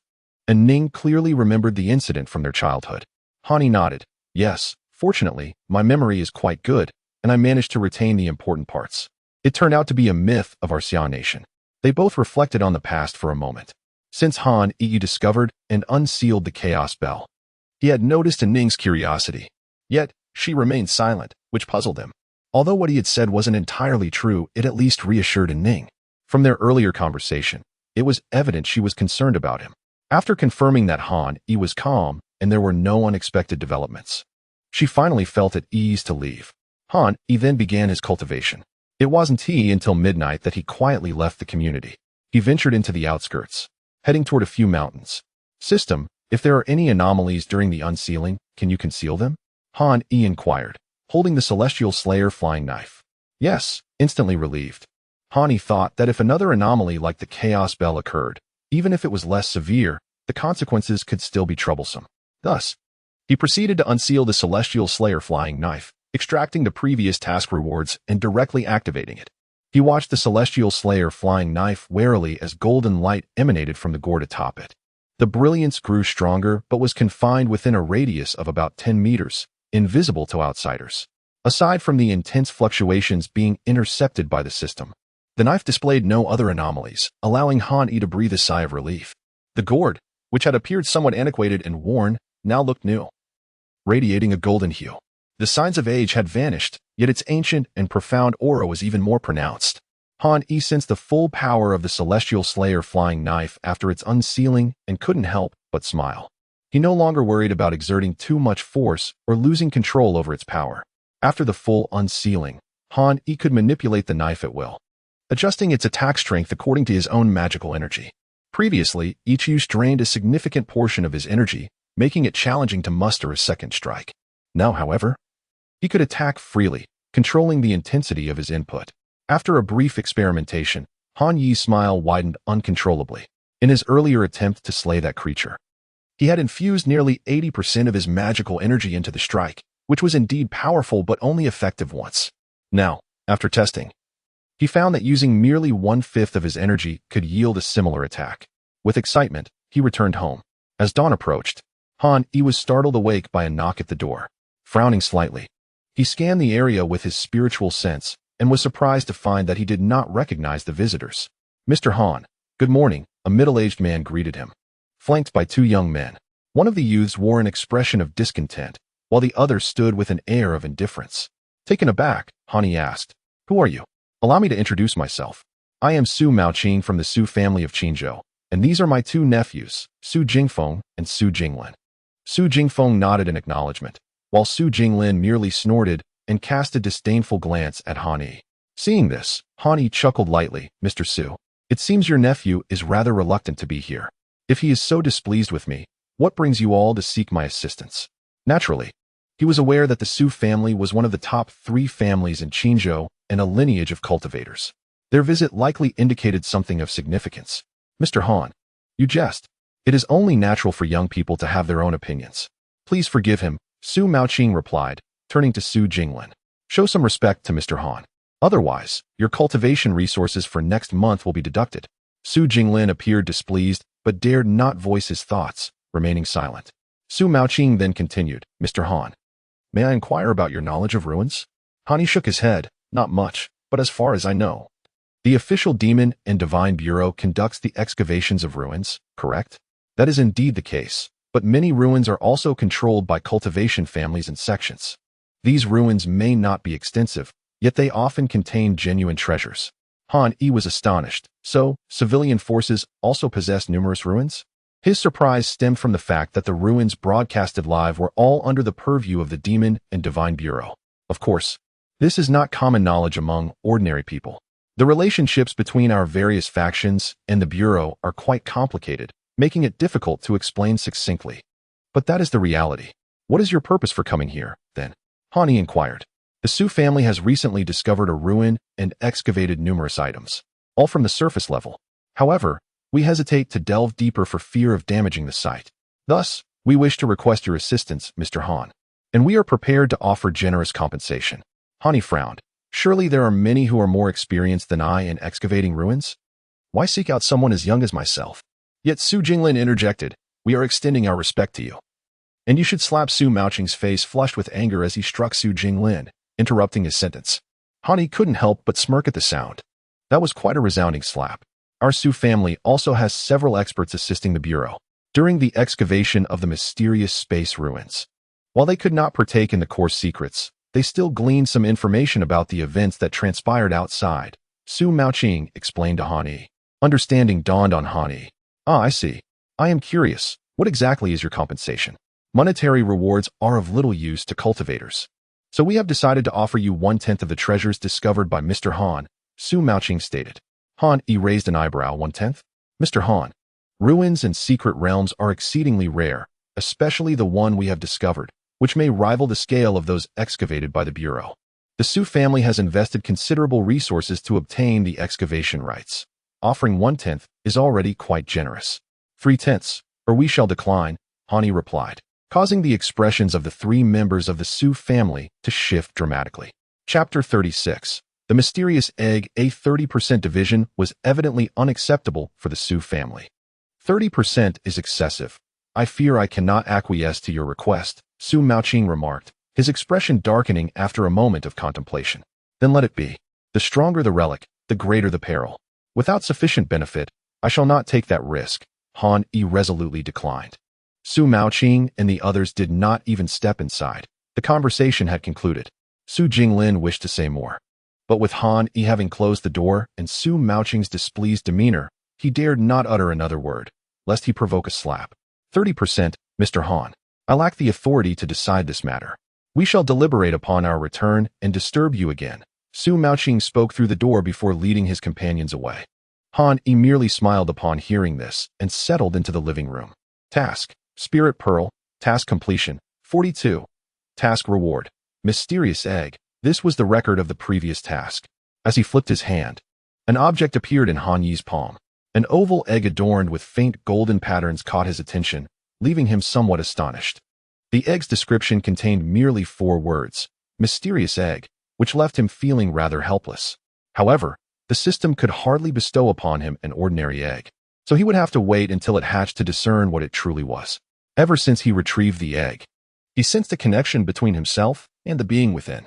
The egg was gradually absorbing the surrounding spiritual energy, making Han realize that it required this energy to hatch. Yet, he found himself at a loss for sources of spiritual energy. There seemed to be scarce spirit stones available in the civilian market. Han could only log into the official website of the Divine Demon Bureau, utilizing his position as the minister of the external department to access certain information within his purview. He was soon taken aback to discover that numerous spirit stone mines had already been located within the borders of Xia Nation. However, they were all controlled by various major factions, sects, and the Divine Demon Bureau, which explained the populace's ignorance regarding this matter. Such resources were vital for cultivation. Thus their secrecy was understandable. It seems I must acquire some spirit stones. Otherwise, this egg will take an eternity to hatch, Hani mused. Yet, he could not immediately conceive a suitable method to procure them. While the Divine Demon Bureau undoubtedly had resources, Han was reluctant to constantly engage with them. After all, the bureaucracy lacked the freedom he desired as an individual, not to mention he owed the Divine Demon Bureau 3 conditions due to the immortal-slaying flying blade. Should they discover the true power of the blade, the terms would likely become far more complicated than mere conditions. After pondering for a moment, aside from the Divine Demon Bureau as a channel, he had indeed identified 3 alternatives. The first was to venture into the black market.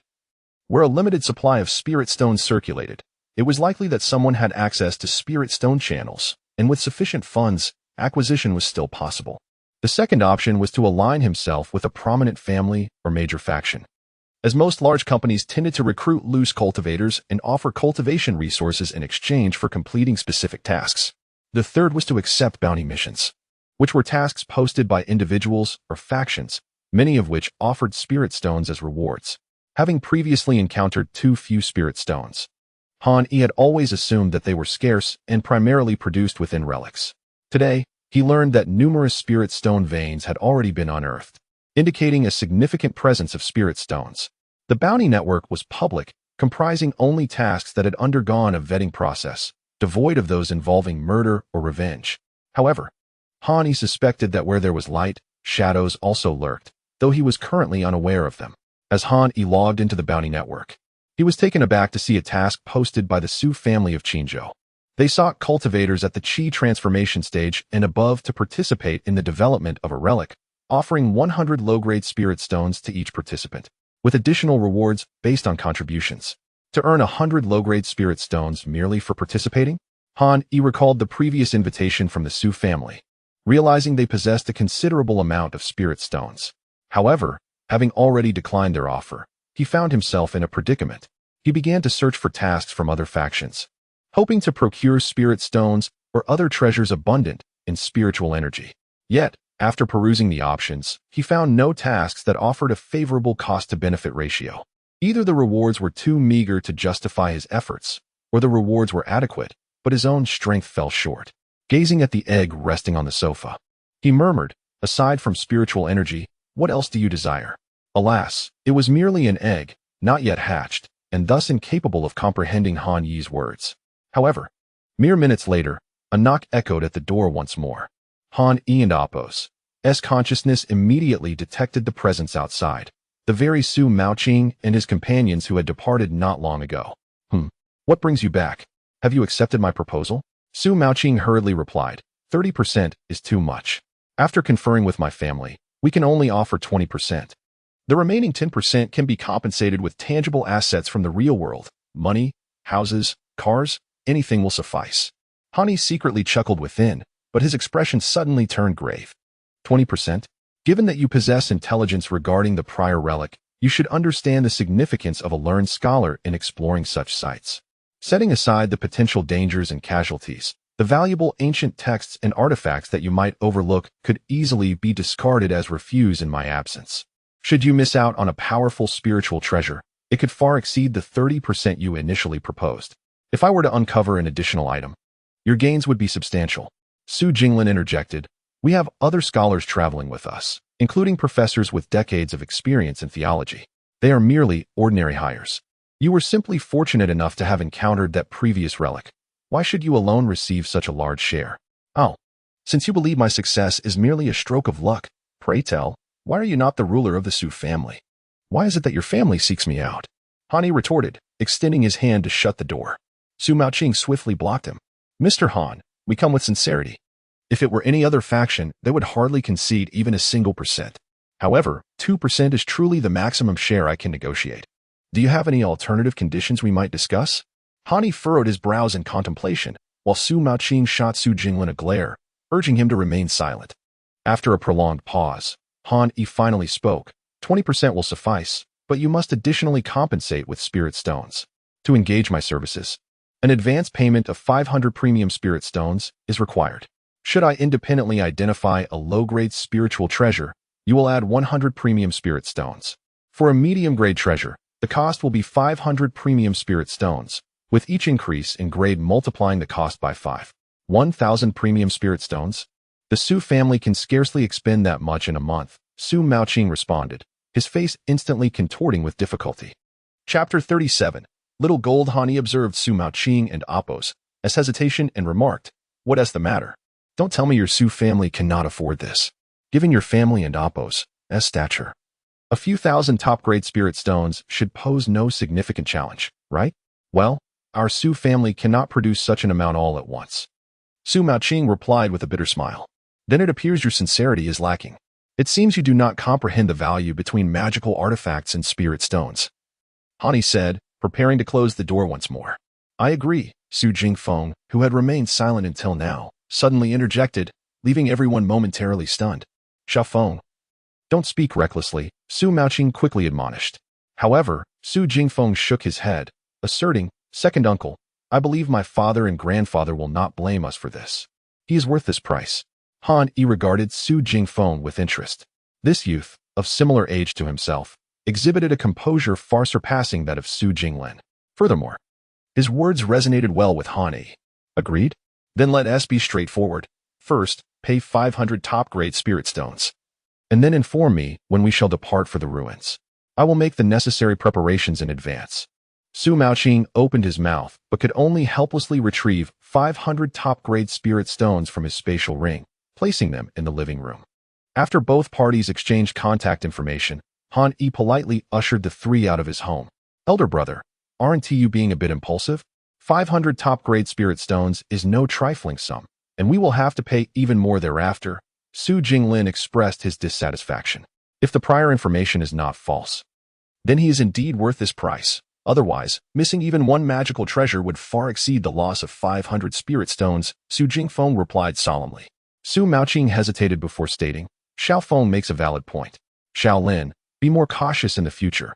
One should not judge by appearances. Han Yi recognized the name of that ruin, as well as its treasures and methods for resolution. Su Jinglin remained unmoved, a flicker of coldness flashing in his eyes. It was due to Han Yi that he had received that slap, merely to curry favor with Han Yi, a youth of comparable age. Once they entered the ruins, would it not be the Su family calling the shots? Unbeknownst to Han Yi, he placed the mysterious egg atop the pile of 500 top-grade spirit stones on the living room floor. The mysterious egg seemed stimulated, immediately beginning to voraciously absorb the spiritual energy from the spirit stones. The stones visibly shrank, and once the energy was fully consumed, they crumbled into a fine powder. Han Yi frowned repeatedly, for the egg was extraordinarily aggressive, its rate of energy absorption quite astonishing. He could hardly fathom what lay within. As time ticked by, Han Yi dared not look away, maintaining his vigil in the living room. Eventually, when only a little over 100 spirit stones remained, the mysterious egg exhibited a change. The golden patterns upon it glimmered and began to rotate slowly on its shell. Han Yi was perplexed, unable to comprehend the phenomenon, and continued to observe. After several more minutes, the absorption of spiritual energy came to a complete halt. Crack! A faint sound reached Han Yi's ears. Startled, he turned his gaze to the eggshell, where he indeed saw a fine crack appearing. Crack, crack, crack. A series of cracking sounds followed as the eggshell shattered from within. A golden figure, about the size of a fist, emerged into Han Yi's view. It possessed large, round eyes with pale golden eyelids, slowly opening. Its entire body was covered in golden fur, with limbs resembling those of a human. At that moment, it stretched its arms to push against the eggshell, panting heavily as if the act of breaking free had been quite strenuous. It was a small monkey. No, wait. How could a monkey be born from an egg? System, are you jesting with me? Han Yi couldn't help but scoff, inadvertently catching the attention of the golden little monkey squatting in the shell. Chirp, chirp, chirp. The little monkey emitted a soft, juvenile sound. Han Yi smiled, gently stroking the monkey's fuzzy head, sensing its curiosity and affection in its calls. Perhaps it was due to the contract link that existed between them. The little monkey appeared to relish Han Yi's touch, squinting its round eyes in delight. However, it soon became active, albeit with somewhat clumsy movements. As it began to gnaw on the remnants of its eggshell, its 4 tiny teeth, surprisingly sturdy, crunched through the shell, which it eagerly consumed. Han Yi did not intervene. For a newborn, the eggshell was a substantial source of nourishment. Eventually, the little monkey finished the shell, its tiny belly visibly distended. Burp. It let out a burp and gazed up at Han Yi. Han Yi was momentarily taken aback, unsure of how to proceed, having never raised a pet before. Who would have thought that a little monkey, upon its birth, would consume 400 top-grade spirit stones? You better not disappoint me, Han Yi admonished the little monkey. The little monkey seemed to sense Han Yi's emotions, chirping a few times and nuzzling against his leg. Han Yi smiled, lifting it and placing it on the sofa. You've eaten enough, now rest. The little monkey lay on the sofa, quickly drifting into slumber, its chest rising and falling gently. Thanks to the system's contract link, the little monkey could comprehend the simple meanings of Han Yi's words, albeit in a muddled fashion. This little monkey slept for an entire day and night. Initially, Han Yi felt a tinge of anxiety, but soon noticed that its aura was rapidly strengthening, which eased his worries. The once tiny monkey, measuring less than 10 centimeters, had grown several centimeters after consuming the eggshell and awakening from its slumber, now nearing 15 centimeters in height. Moreover, its movements had become much more agile, darting around the house with great liveliness. Chirp! The little monkey clutched a banana, calling out to Hani, "I want to eat. You enjoy it yourself." In just 2 days, it had grown to 20 centimeters tall, with its growth rate evidently slowing. Yet, its strength had already reached the Qi transformation stage. Han-Yi found this surprising but also reasonable. Investing 400 top-grade spirit stones into any creature would yield significant results. The little monkey surely possessed a brighter future ahead. The phone rang, and Han-Yi was taken aback by the contact name displayed on the screen. It was Su Maoqing's call. "Mr. Han, we will gather at the Su Group building tomorrow morning at 8 o'clock, then take a private jet to the ruins," Su Maoqing's voice announced.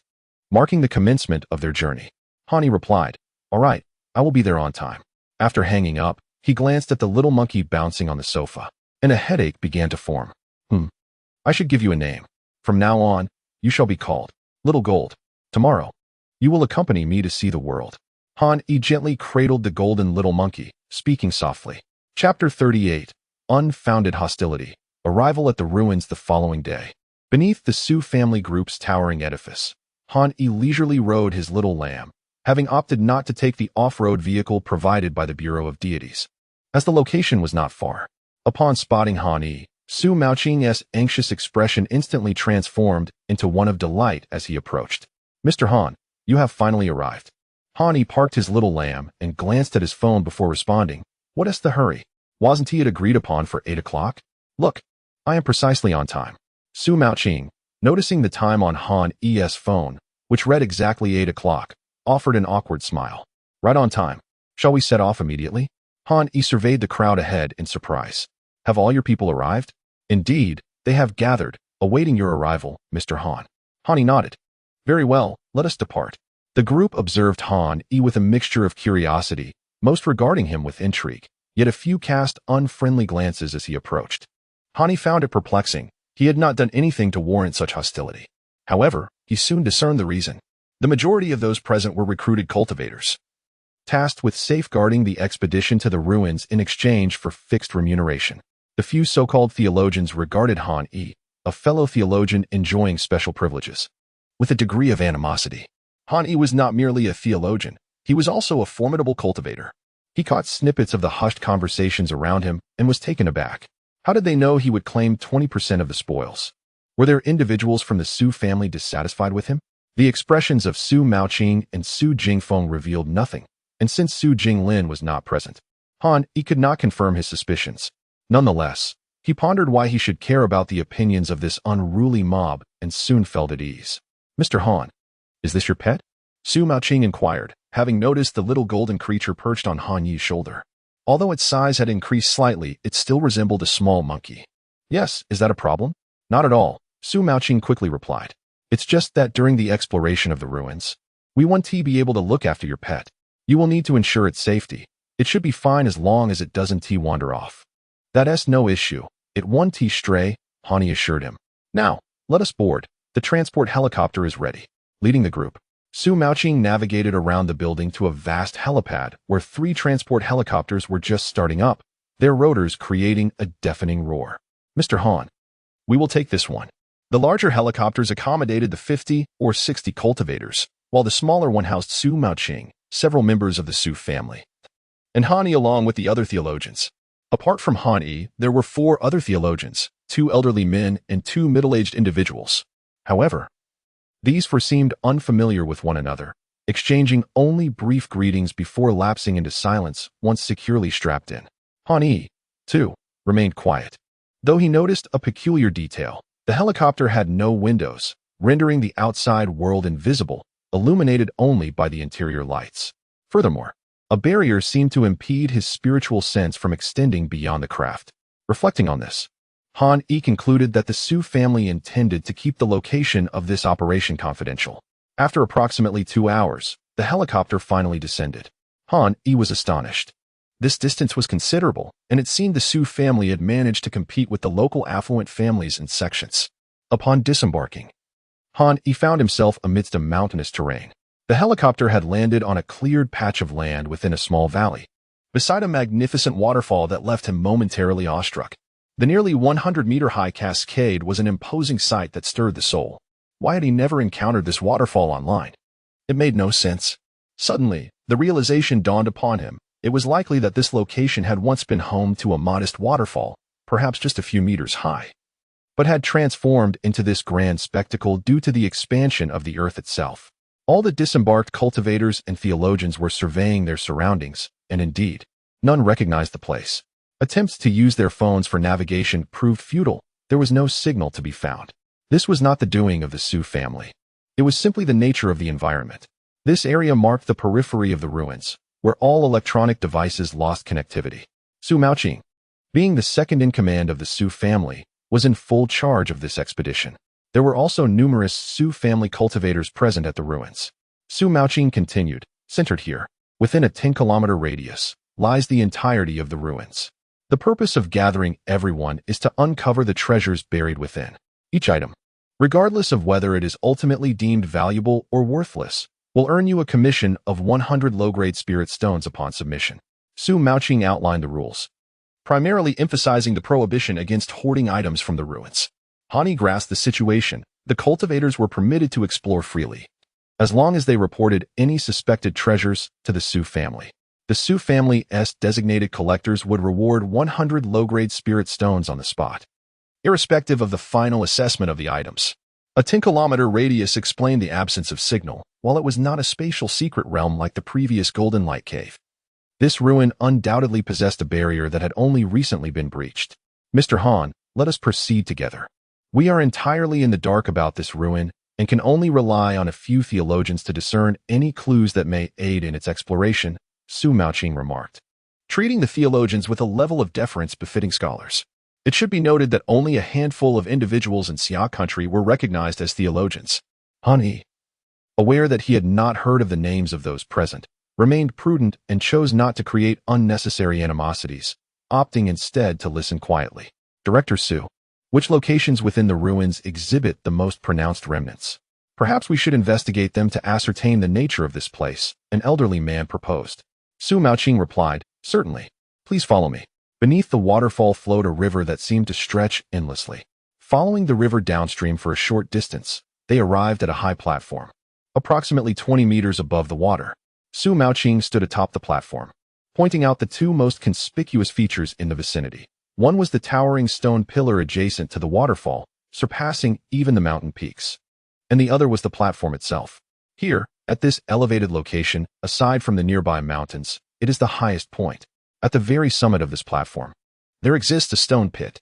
When we first discovered the ruins, this area was enveloped in rich spiritual energy. However, once the barrier surrounding the ruins was lifted, it quickly reverted to the mundane.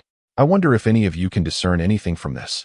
Han turned to observe the waterfall once more, then glanced at the stone pit, spacious enough for a child to curl up within, before returning his gaze to the towering stone pillar beside the waterfall. He fell into deep contemplation, as the scene evoked a sense of déjà vu within him. Chapter 39. Behind the waterfall, what can one discern from this mere stone pit? A middle-aged theologian remarked, shaking his head repeatedly. Indeed, even with the addition of that stone pillar, nothing substantial could be gleaned. Alas, that stone pillar is just an ordinary one, devoid of any remarkable features. Could this stone pit have once been a place where celestial treasures were nurtured? The group engaged in conversation, and Xu Maoqing appeared somewhat disheartened. While this reaction was understandable, it was disappointing that these scholars could not deduce anything from their observations, rendering the considerable compensation they received utterly wasted. He placed his last glimmer of hope in Hani. Mr. Han, have you discerned anything? Han shook his head, echoing the sentiments of the others. Based on this information, there is indeed no lead. The rest of the group erupted in laughter. The young man is quite commendable, speaking the truth. An elderly man regarded Hani with appreciation. Hani remained silent, instead inquiring, do you know where this river leads? Is there a problem with this river? Xu Maoqing asked, puzzled. Nothing at all. I was merely curious. This river flows directly into the sea, Xu Maoqing replied. That sea? The East Sea, Xu Maoqing answered, albeit still bewildered. That is precisely it. Let us first investigate the waterfall. Han Yi's sudden response took Xu Maoqing aback. What do you mean by that? Mr. Han, have you formulated a thought? Han nodded, proceeding toward the waterfall, prompting Xu Maoqing to hastily follow. What confidence! Surely this young man is not about to boast. tarnishing the reputation of scholars. The elderly man who had initially spoken stroked his beard, shaking his head. Another middle-aged man clad in a long gown lamented, "Indeed, we scholars are being defamed by those ignorant of their own limitations. Instead of diligently studying mythological knowledge, they squander their efforts on frivolities. Such individuals are truly contemptible." The other two scholars evidently shared their disdain for Han Yi, whispering among themselves. Han Yi, overhearing them, merely glanced back without paying them any mind. Su Maoqing felt a twinge of embarrassment. He had not anticipated such animosity among the scholars. "Mr. Han, do not take the others' words to heart. I have complete faith in you," Su Maoqing said softly, ensuring the four behind him did not hear. Han Yi shrugged. "I couldn't care less. As long as you compensate me, it's not worth retaliating against a dog that has bitten me." His voice was far from quiet, and the scholar's expression soured as they glared at Han Yi in indignation. Yet, he seemed oblivious, continuing, however, "If the dog bites too fiercely, I wouldn't hesitate to strike it down." Su Maoqing paused, suddenly struck by a thought, and quickly caught up with Han Yi. The scholars, chilled by Han Yi's words, instinctively reacted, wanting to confront him. But Su Maoqing merely shot them a cold glare, and they promptly regained their senses, feeling a chill in their hearts. Despite their prowess, they were but insignificant insects before the Su family. Su Maoqing evidently placed greater trust in Han Yi. Should they dare to act against him, Su Maoqing would likely not stand idly by. "I hope you possess genuine talent and not mere bluster. Otherwise, you may have deceived us all, and Director Su might not let you off lightly," the elderly man, who had spoken earlier, said with a glint of menace in his eyes. Su Maoqing, however, shook his head inwardly. It was indeed a waste to have summoned these scholars who knew nothing, merely prattling on. According to intelligence, Han Yi's combat prowess was certainly on par with the leader of the Divine and Demonic Bureau's combat division, yet they spoke so boldly. Su Maoqing could not help but admire Han Yi's composure. Had he been in his youth, facing such condescension would have likely prompted a confrontation. Observing Han Yi, he noted only indifference and a hint of disdain on his face. This incited a sense of anticipation within Su Maoqing. Perhaps Han Yi could truly uncover the secrets of this ruin. The group silently approached the waterfall, all eyes fixed upon Han Yi. He gazed upward at the towering stone pillar, lost in thought. This pillar, with a diameter of 7 or 8 meters and a height of approximately 200 meters, loomed prominently above the waterfall, strikingly visible. Yet it stood firm, its surface seemingly having endured countless storms, bearing witness to history, exuding an air of antiquity. "Is there anything remarkable about the stone pillar?" Su Maoqing asked, noticing Han Yi's silence as he stared at the pillar. "I cannot say for certain. But could you send someone to investigate if there is anything behind the waterfall?" Han Yi suggested, observing the majestic cascade. Su Maoqing was taken aback, but quickly nodded. "Very well, just a moment." Instead of seeking the others, Su Maoqing raised his hand, and a long sword materialized, launching toward the waterfall. His display of cultivation at the mid-stage of the spirit-refining realm surprised Han Yi, who had assumed that those managing the Su family lacked the time for cultivation. With several strikes, the sword struck the stone wall behind the waterfall. Su Maoqing turned to Han Yi, who remained unperturbed, simply urging, "Continue." Su Maoqing persisted, testing the waterfall methodically. Suddenly, his expression shifted, and he hurriedly beckoned to retract the flying sword. Behind the waterfall is indeed hollow, and it possesses a concealment feature that obstructs divine sense detection, Su Maoqing exclaimed in astonishment, while Han Yi's face broke into a radiant smile. The other scholars were left dumbfounded. How could Han Yi have known that there was emptiness behind the waterfall?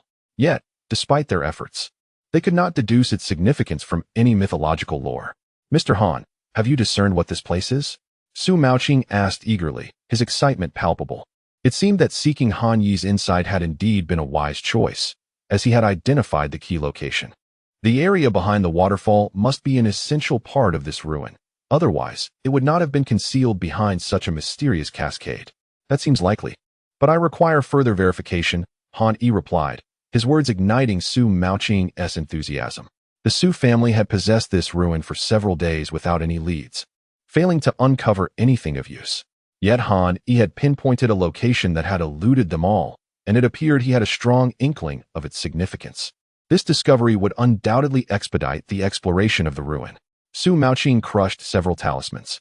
Noticing Han Yi's curious gaze, he quickly explained, "I will notify the others in the Su family. Some possess flying artifacts, and we can ascend together.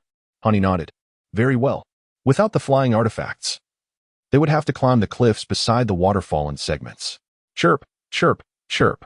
Little Jean suddenly pointed at the waterfall with its front paw and chirped excitedly. Han turned to respond. Little Jean, do you wish to go behind the waterfall? No, that would be far too dangerous. However, before Han could finish, Little Jean had already leapt from his shoulder and charged toward the waterfall. Chapter 40. Han. The false theologian with no other choice, Han hurriedly followed suit. Little Jin's pace was remarkably swift, darting up the stone wall like a golden shadow. Han had to summon his magical power, stepping carefully on the protruding rocks to keep up. In truth, given his strength, he could have easily left Little Jean behind. However, the monkey and Amp, Apos' sudden actions piqued his curiosity. He was eager to discover what Little Jean was up to. Moreover, he had a fair understanding of this relic and saw it as an opportunity for verification. Behind them, Su Maoqing hastened to follow. His cultivation was on par with Han Yi's, allowing him to keep pace effortlessly. This left 4 ordinary scholars exchanging bewildered glances.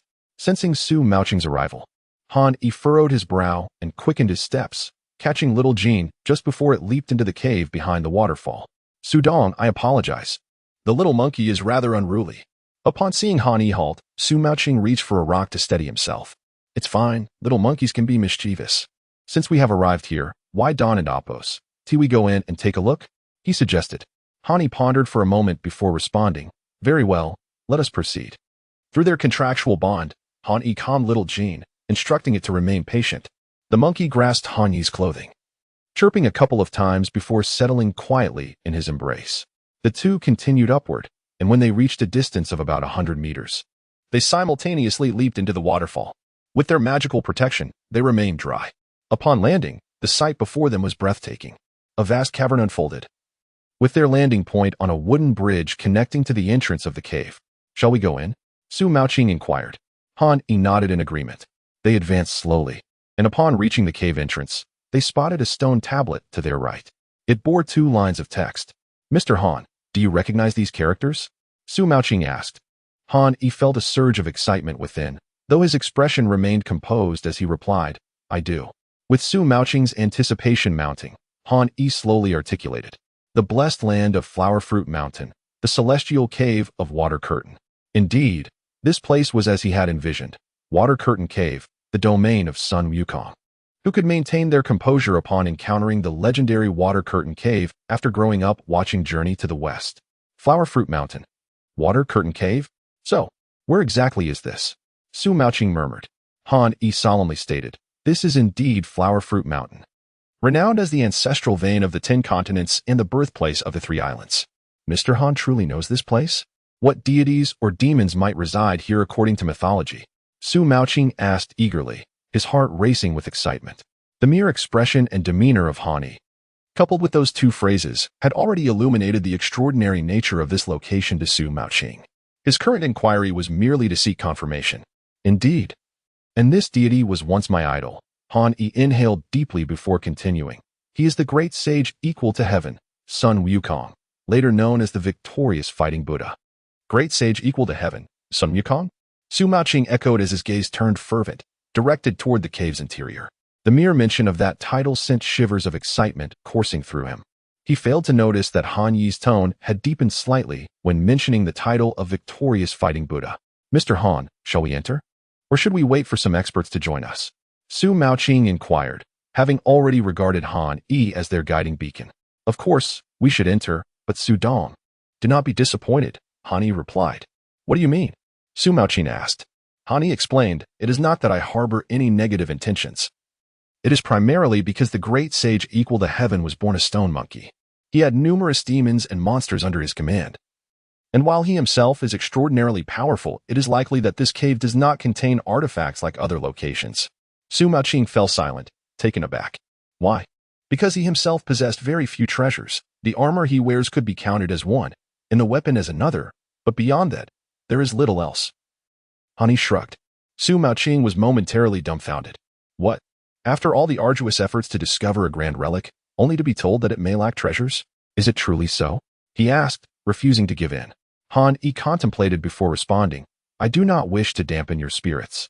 While it is possible that there are no magical artifacts, if fortune smiles upon you, even a single weapon from his hand could suffice for the Su family to rise. Alternatively, should you uncover his cultivation techniques, your family might transcend Qingzhou and even become a global top-tier force. Is it really that powerful? Su Moqing stammered, overwhelmed by the unexpected turn of events. Of course, this is contingent upon finding something. Otherwise, it would all be for naught. With that, Hani stepped into the cave, followed closely by Su Moqing. After a few strides, they found themselves in a vast cavern, the entire mountain hollowed out.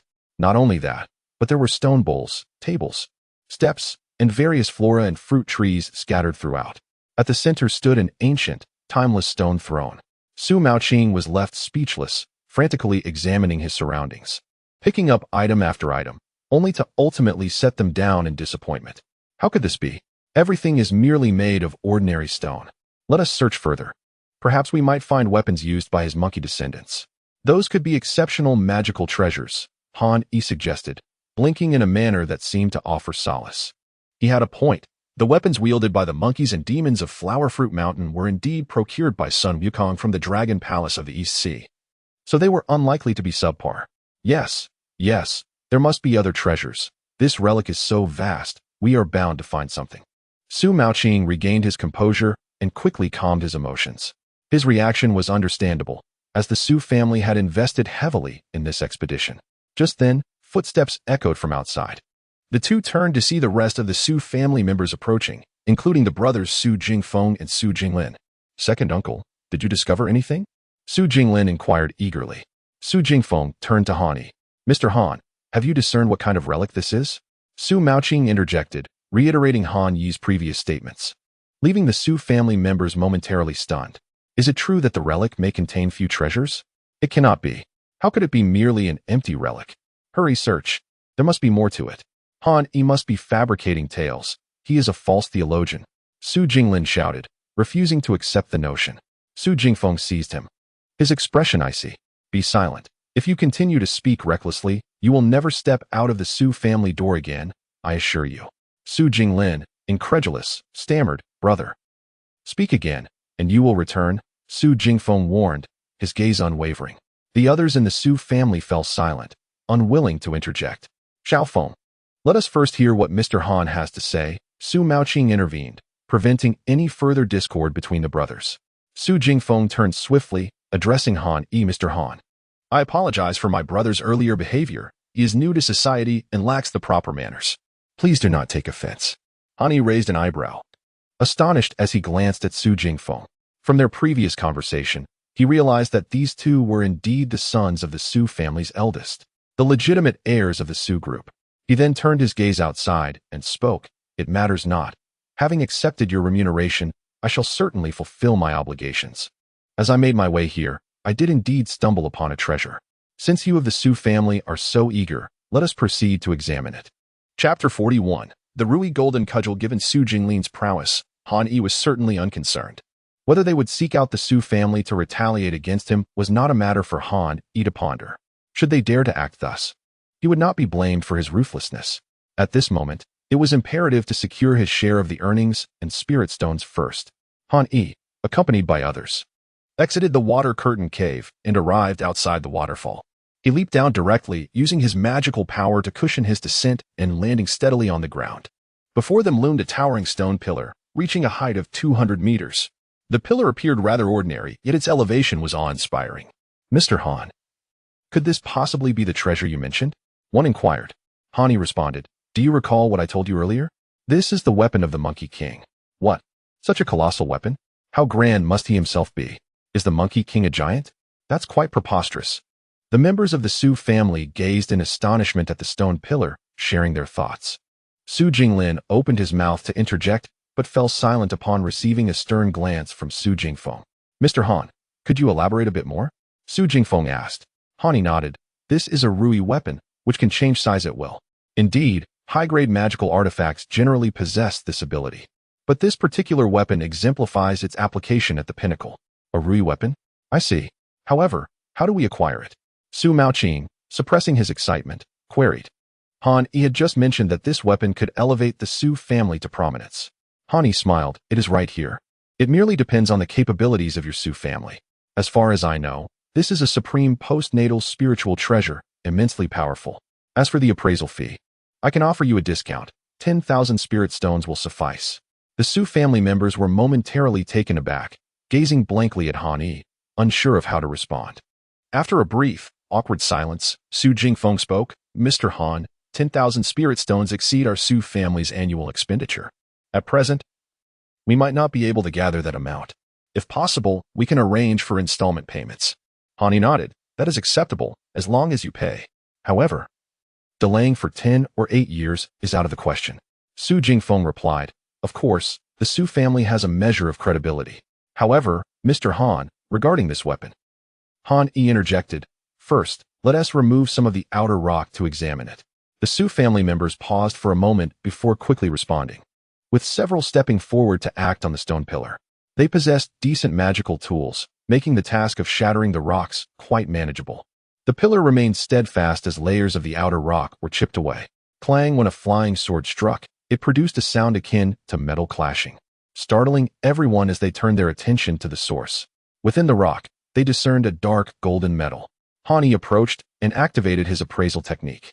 Item name, Rui Golden Cudgel. Grade, Supreme Postnatal Spiritual Treasure. Function, forged from 9 heaven steel, Spirit Sun Divine Iron, and gold, weighing 13,500 pounds. Capable of transformation, containing the Monkey King's 72 transformations and Cloud Somersaulting Divine Ability. Status, sealed. Unsealing method, 1,000 tons of refined iron, 100 tons of gold. Supplemented by the bloodline of the Divine Monkey, will unseal it. The detailed appraisal results left Han Yi momentarily stunned. This golden cudgel possessed the 72 transformations and the Cloud Somersaulting ability. What a remarkable find. It was sealed, yet the unsealing method was known to him, which he offered freely to the Su family. Han Yi continued, the unsealing method is quite straightforward. 1,000 tons of refined iron, 100 tons of gold, along with the bloodline of a divine monkey, will suffice. The Su family members were once again taken aback. This unsealing method was excessively demanding. The total resources of the Su family might not even meet this requirement. Su Maoqing was equally astonished. Mr. Han, is this true? Absolutely true. Should you find the remaining resources needed for unsealing, feel free to call me. I would be eager to learn more. Su Maoqing sighed, glancing at Su Jingfeng. Su Jingfeng inquired, Mr. Han, are there truly no other methods? Han Yi shook his head. To my knowledge, this is the only way. Unless you can locate rare celestial treasures with unsealing properties, which might be a possibility. However, such treasures are scarcely less valuable than the Rui Golden Cudgel itself. It is merely a matter of whether you are willing to part with them. Su Jingfeng felt helpless. It was not merely a matter of willingness. He understood that the Su family's reserves could never accommodate such extraordinary treasures. A few days prior, the Divine Demonic Bureau had issued an announcement regarding the grades of magical artifacts. This supreme postnatal spiritual treasure was among the most formidable, yet it remained sealed. The Su family members looked at the colossal stone pillar, sighing inwardly, feeling utterly powerless. Han Yi, however, remained remarkably composed. You might as well search for some more ordinary magical artifacts. As far as I know, there should be plenty of regular artifacts within this relic. Su Jingfeng nodded. Indeed. Before I arrived here, I noticed that dozens of high-grade artifacts and even inferior spiritual treasures had been unearthed. Meanwhile, the small monkey that had been nestled in Han Yi's arms seized the opportunity while he conversed with the Su family. Leaping onto the exposed stone mouth revealed by the shattered rock, extending its claws toward the sealed dark golden body of the Rui Golden Cudgel. Chirp, chirp, chirp, it exclaimed excitedly. To the astonishment of all, the massive stone pillar trembled slightly. Han Yi's eyes widened in disbelief at this scene, pondering. Does the little monkey possess the bloodline capable of unsealing the golden cudgel? Is the lesser resource requirement due to the significance of this bloodline? Moreover, it is evident that the golden cudgel has been drawing the little monkey closer. The water curtain cave is likewise affected. Is the little monkey truly so special? Han Yi's mind stirred with intrigue, fixating on the little creature as he fell into contemplation. The Su family members grew animated. The artifact had stirred. Yet, it only quivered momentarily before coming to a halt. Their gazes fixated on the little monkey, their eyes gleaming with anticipation. It cannot possibly unseal it. It merely possesses the divine monkey bloodline I had previously overlooked. Han Yi's voice diminished their excitement in an instant. Divine monkey bloodline? So if we manage to obtain 1,000 tons of refined iron and 100 tons of gold, we can unseal it? One murmured. Han Yi shrugged. If you truly manage to gather those materials, I can enlist the help of the little monkey to assist you in unsealing it. 1,000 tons of refined iron is no mere ordinary steel. The little monkey perched on the surface of the golden cudgel chirped a few times. Yet the cudgel remained still. However, it did not exude any feelings of disappointment, which piqued Han Yi's curiosity. In the next moment, the little monkey suddenly leaped from the golden cudgel and scurried away. Han Yi, taken aback, hurriedly followed. The little monkey arrived at the edge of a stone pit, curled up, and fell asleep within it. Han Yi stared in bewilderment at the little monkey. This was the place it had chosen to rest upon its emergence. Why lie here now? Chirp, chirp, chirp, the little monkey called out, yet it had yet to express its true intent. Han Yi was astonished to discover that all the spiritual energy of heaven and earth from Huagua Mountain seemed to be frantically rushing into the bottom of this stone pit. The few individuals accompanying the Su family were equally bewildered, gazing at the scene with expressions of confusion. What on earth was happening? Chapter 42. May I have the golden cudgel? All present, including Han Yi, were momentarily taken aback, unable to comprehend the unfolding events. Yet, it was clear that this little monkey had activated some mechanism within the ruins. With the peculiar movement it had incited upon the golden cudgel moments ago, they began to piece together certain implications. Mr. Han, you previously mentioned that the Monkey King is a naturally born stone monkey, correct? Su Jingfeng inquired. Han Yi nodded affirmatively. Indeed, this is no secret. I recall that the legends contain fragments of information regarding the stone monkey. Su Jingfeng pressed further. Does your pet perhaps? Han Yi shook his head. Impossible. Though it possesses some degree of sentience, it pales in comparison to the origins of the Monkey King. Not what I meant. Is it conceivable that it might be a descendant of the Monkey King? Su Jingfeng clarified. Han Yi replied, that is impossible. Firstly, the Monkey King could not have left behind a bloodline, and secondly, I am well aware of Xiao Jin's origins. It is not of any other monkey's lineage. Furrowing his brow, Su Jingfeng posed the question, how do you explain the current situation, Mr. Han? At that moment, Xiao Jin was enveloped in a mist of boundless spiritual energy, and a formidable force repelled those nearby, rendering them unable to approach. I am uncertain as well. We can only ascertain the situation once this phenomenon concludes, Han Yi admitted. Su Jingfeng ceased his inquiries and began examining a communication talisman. After a little over half an hour, the scene surrounding Xiao Jin gradually came into view. Xiao Jin's size had more than doubled, now comparable to that of an ordinary monkey. However, it remained in a deep slumber, oblivious to the observations of those around it. Han Yi attempted to approach but found the resistance still present. It seems its transformation is not yet complete. I extend my early congratulations, Mr. Han. Your pet appears to have gained significant benefits, Su Jingfeng remarked. Han Yi nodded slightly. Su Jingfeng hesitated before asking, Mr. Han, is there truly no other way to unlock the golden cudgel? Han Yi regarded Su Jingfeng with a furrowed brow. I have made myself quite clear. There are indeed only two methods. Either gather resources of gold and fine iron, or find a special artifact for unsealing. Beyond that, I truly have no other solutions. However, your persistent questioning suggests something has transpired?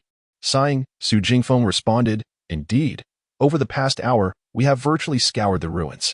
We have encountered no fewer than 3,000 weapons that resemble magical artifacts, and a few that reach the level of spiritual treasures.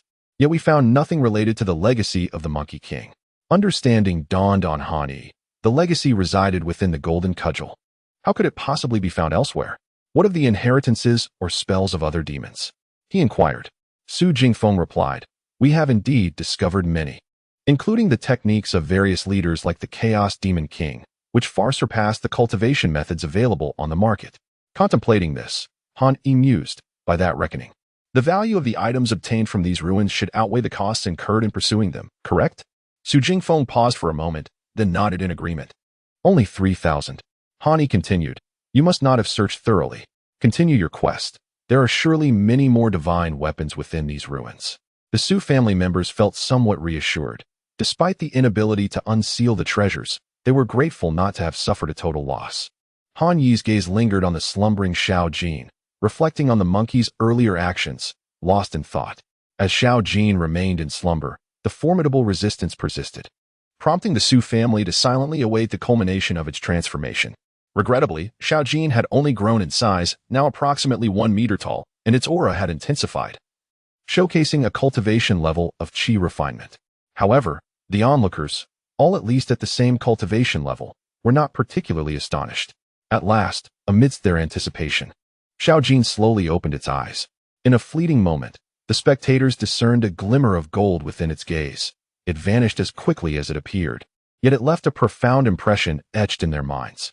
Han Yi, taken aback, promptly sought to connect with Xiao Jin. To his slight disappointment, he discovered that Xiao Jin and Appo's eyes appeared normal, merely enhanced in clarity, contrary to his earlier imaginings.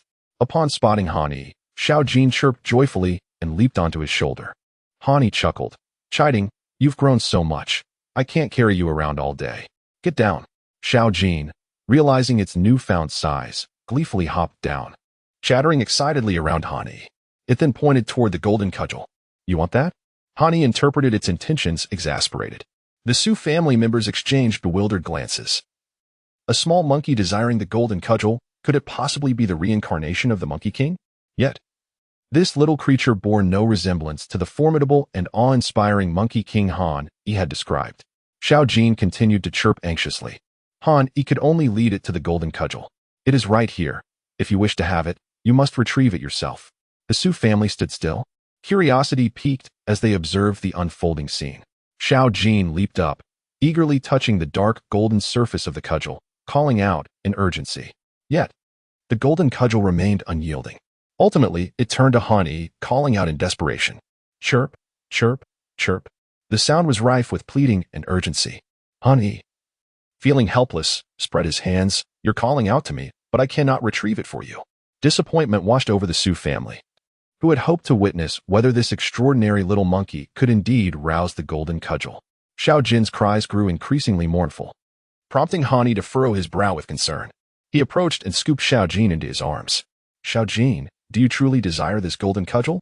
Xiao Jin replied with eager chirps. The Su family, perplexed, remained silent, while Han Yi understood.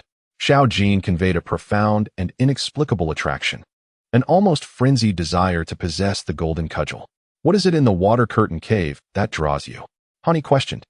Xiao Jin responded with animated chattering while gesturing to itself, causing Han Yi's eyes to widen in realization. "Ah, it all aligns perfectly." The Su family, unaware of the exchange between Han Yi and Xiao Jin, suddenly noticed Han Yi solemnly raising his gaze towards Su Jingfeng and Su Maoqing. "Might I request that you permit me to take possession of this golden cudgel?" The Su family erupted in astonishment at his words. Chapter 43. Unsealing the golden staff. What? Han Yi actually expects the Su family to relinquish the golden staff to him? This formidable artifact was procured at great expense by the Su family. It is inconceivable that they would hand it over to Han Yi. Su Jingfeng's expression grew grave as he replied, "Mr. Han, I'm afraid that is not possible. The value of the golden staff, as you have mentioned, far exceeds that of all other items combined." Han Yi responded, "I am well aware of that. I am prepared to offer a substantial price to acquire the golden staff." Su Maoqing's face also darkened as he said, "Mr. Han, since you recognize the value of the golden staff, you should understand. I will exchange it for an item of equal caliber." Han Yi spoke earnestly, leaving the Su family members in a state of astonishment. Could Han Yi possess a treasure of equal standing to the golden staff? They collectively swallowed hard, their gazes fixated on Han Yi, eyes glinting with envy. "Is what Mr. Han says true?" Su Jingfeng asked, his countenance serious, fixating intently on Han Yi. "You have witnessed Xiao Jin's reaction. The golden staff naturally attracts it, indicating a profound connection. Moreover, it seems unlikely that anyone else is more suited to wield the golden staff," Han Yi asserted. Su Jingfeng glanced at his uncle Su Maoqing before turning back to inquire, "Then what does Mr. Han propose to exchange?" "A martial art technique." In addition to assisting the Su family in exploring a relic at no cost, Han Yi replied. The expressions of the Su family members became peculiar. What martial art could possibly rival the value of the golden staff? Su Jingfeng hesitated, furrowing his brow in contemplation, remaining silent. The other Su family members dared not breathe, their eyes glued to the two men, awaiting the final verdict. Among the Su family, only two individuals had the authority to make decisions, Su Jingfeng and Su Maoqing. Yet, Su Maoqing appeared to have entrusted everything to Su Jingfeng. "Rest assured, The martial arts technique I offer is of a caliber that will elevate the Su family to one of the foremost powers in the Xia Kingdom within a century. Su Jingfeng inhaled deeply and declared, Mr. Han, this matter is beyond our authority. I must consult my father and grandfather, for they are the true leaders of the Su group. Han frowned, then remarked, surely you are familiar with the Chaos Bell? If we were to classify martial arts techniques by rank, the one practiced by the master of the Chaos Bell is at level 10, while the technique I possess can reach at least level 8. What? Impossible. How could there be a technique so powerful? If that is the case, our practice techniques might barely reach level 3, the Su family members exclaimed, clearly agitated. How do you know the level of the technique practiced by the master of the Chaos Bell? This question evidently provoked a reaction from the Su family, prompting them to question him in unison. Han fixed his gaze on Su Jingfeng, awaiting his response. I have a question. We do not know the level of the technique practiced by the master of the Chaos Bell. How can Mr. Han make a comparison? Han smiled. That is simple. Those within the Divine Demon Bureau who have encountered the Chaos Bell would naturally know. And how does Mr. Han know this? I, too, am a member of the Divine Demon Bureau, Han revealed, producing his credentials. Su Jingfeng's eyes narrowed as he scrutinized Han. I wish to understand the characteristics of that technique, Su Jingfeng stated.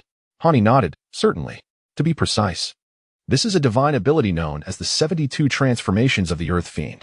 Upon mastery, it grants the ability to transform into 72 different forms, significantly enhancing physical strength, enabling one to catch spiritual treasures barehanded without issue. 72 transformations? Su Jingfeng asked, puzzled.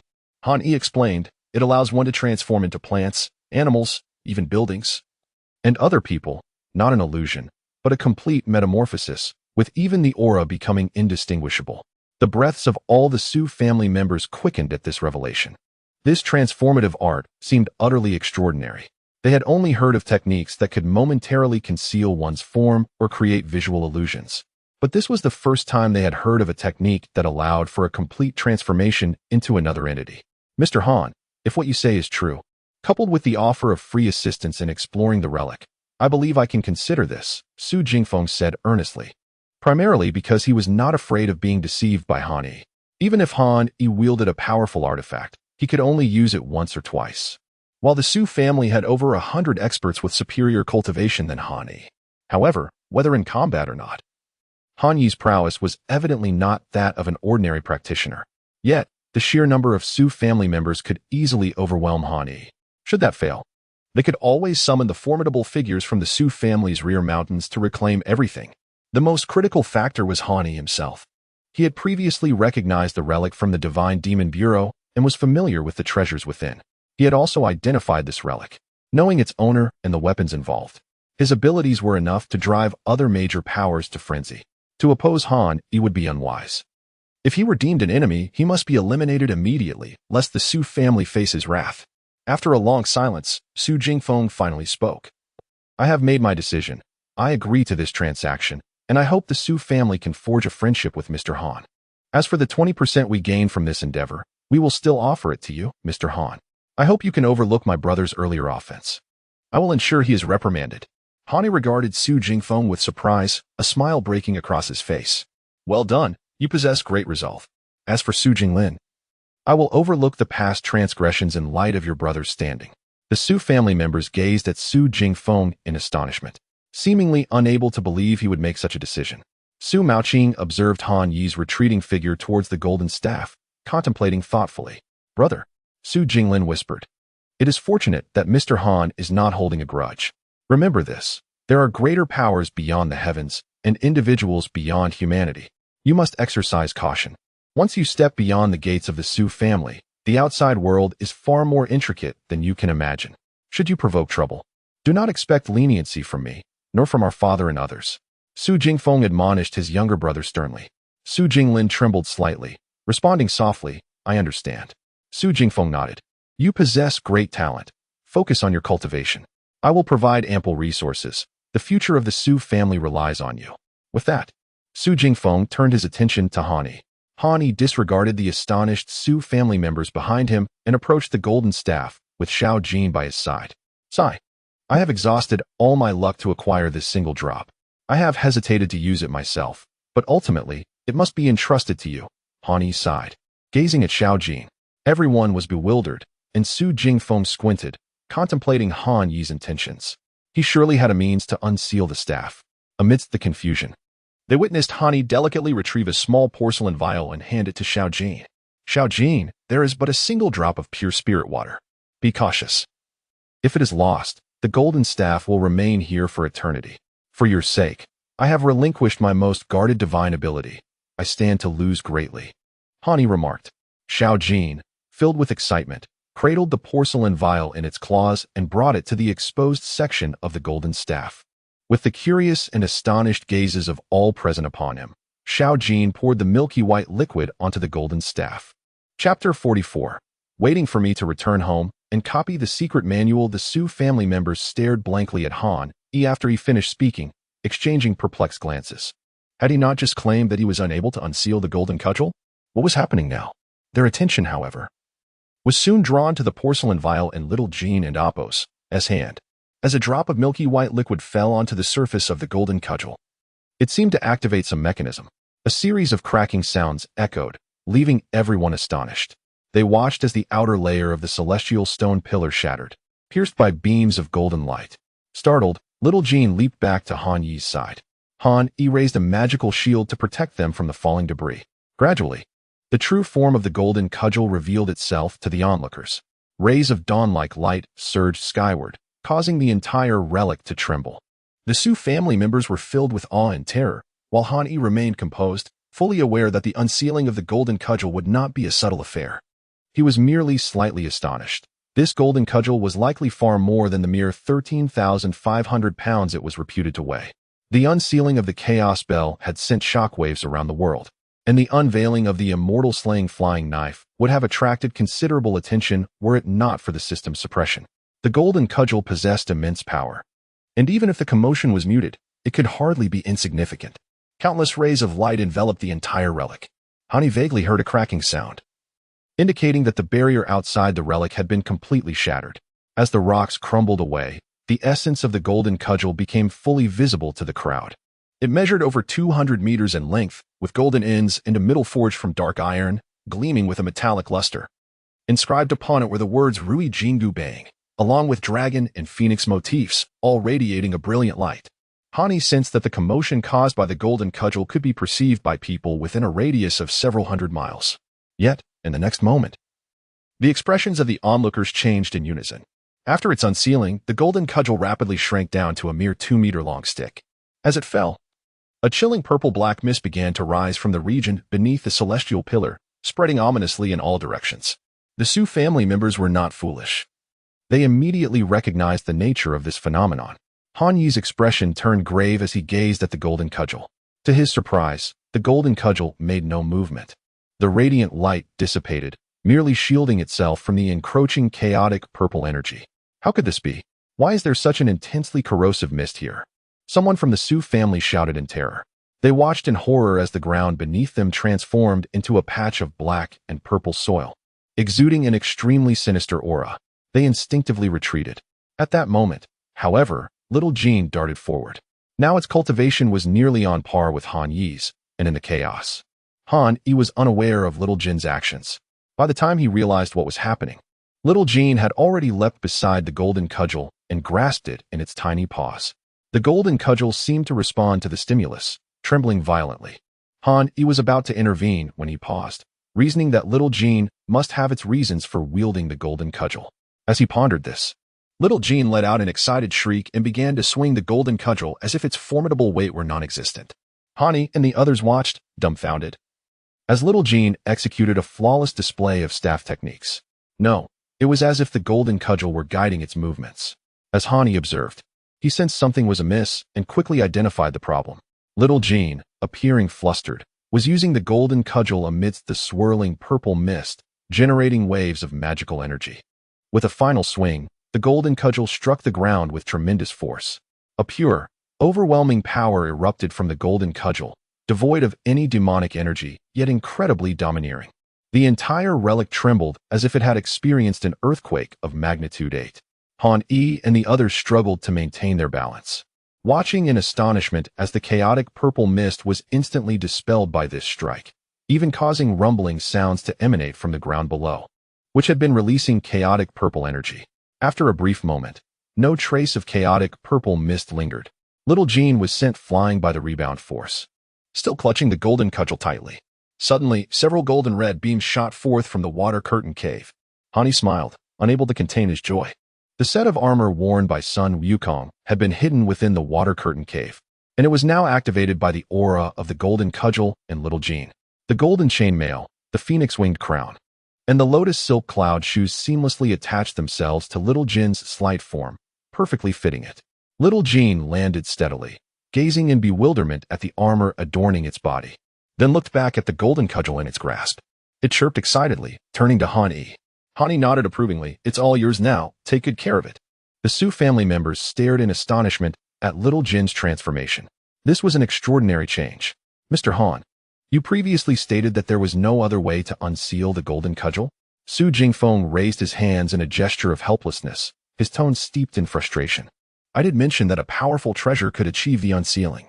However, with the resources of your Su family, you wouldn't be able to acquire this drop of pure divine water for another decade." Han Yi replied, his demeanor unperturbed. The Su family members fell silent. It was evident that any treasure capable of unsealing such a powerful artifact was invaluable. Yet the notion that they could not procure such a treasure even in a decade left them somewhat disheartened. "And what of the armor?" Su Jingfeng inquired, glancing at the vivid golden red armor on Little Jean. "This armor is clearly worn by the great sage equal to heaven." It likely resonated with Little Jin's bloodline. "Possibly due to the golden cudgel," Han Yi explained, without a hint of deceit in his words. Su Jingfeng sighed. "It seems we, the Su family, were ill-prepared. Consider the golden cudgel a transaction. The armor shall be a gift for Little Jean, a token of friendship towards you." Su Jingfeng offered a wry smile. Han Yi replied with a chuckle, "Are you not concerned about the value of this friendship? The golden cudgel alone could fetch a comparable technique or divine ability. Yet this armor, though commendable, is essentially a gift." Su Jingfeng calmly analyzed. "You see the situation clearly.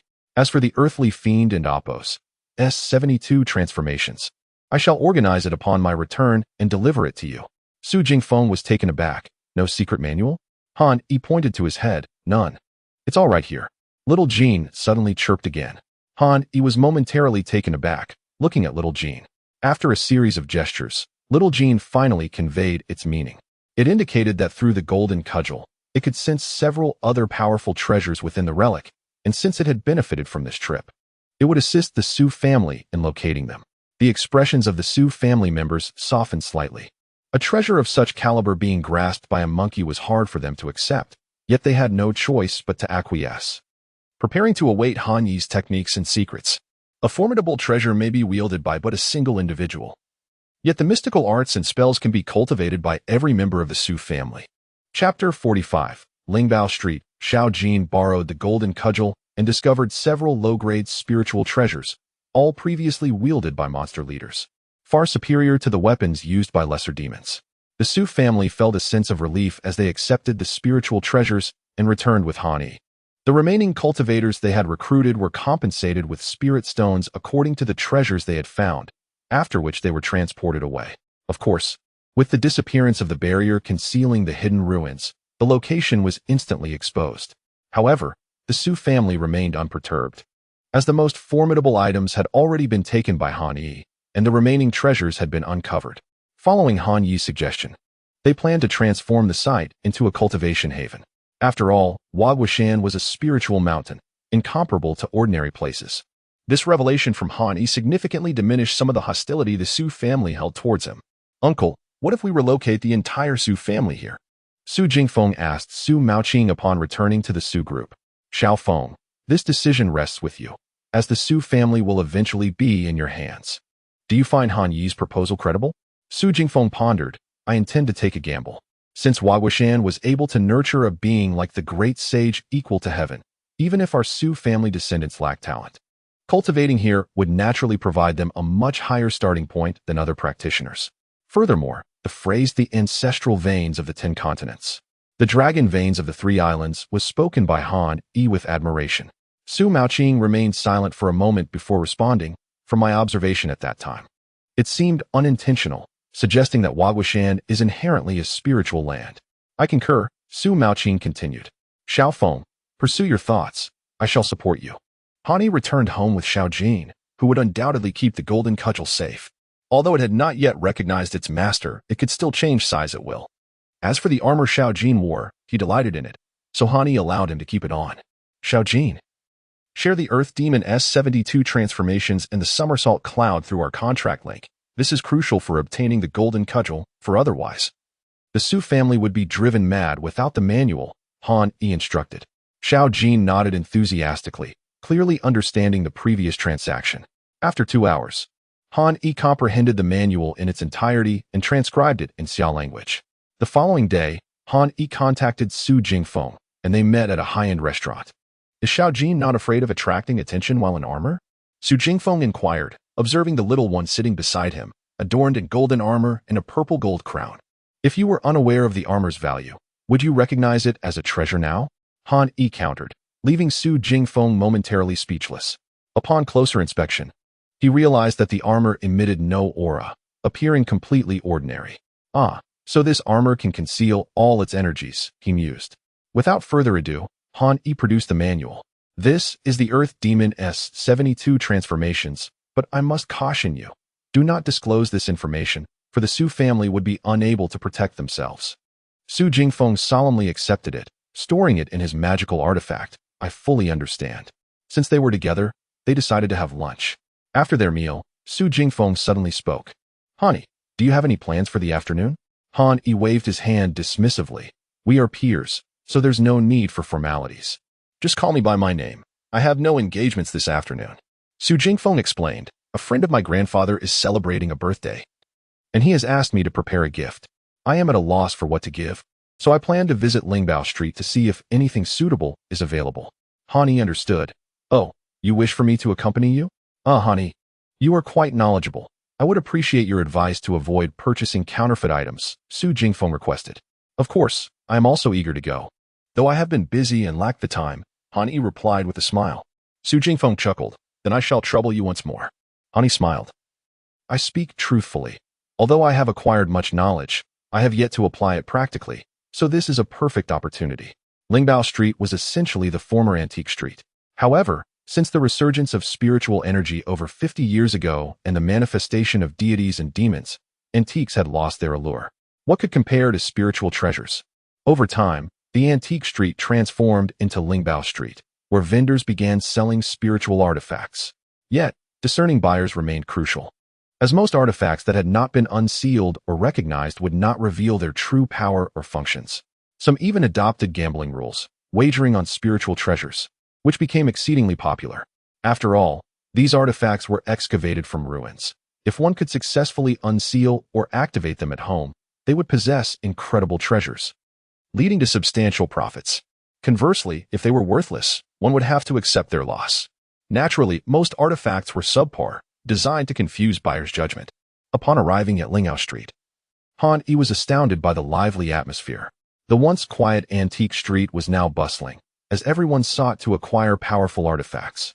Numerous ordinary individuals also hoped to discover cultivation techniques among the treasures on Lingbao Street, as there were precedents of people finding ancient texts there that contained valuable cultivation knowledge. As they strolled past the stalls, Su Jingfeng did not find the gift he sought for the birthday celebration, nor did Han encounter anything noteworthy. Finally, they came upon the first shop.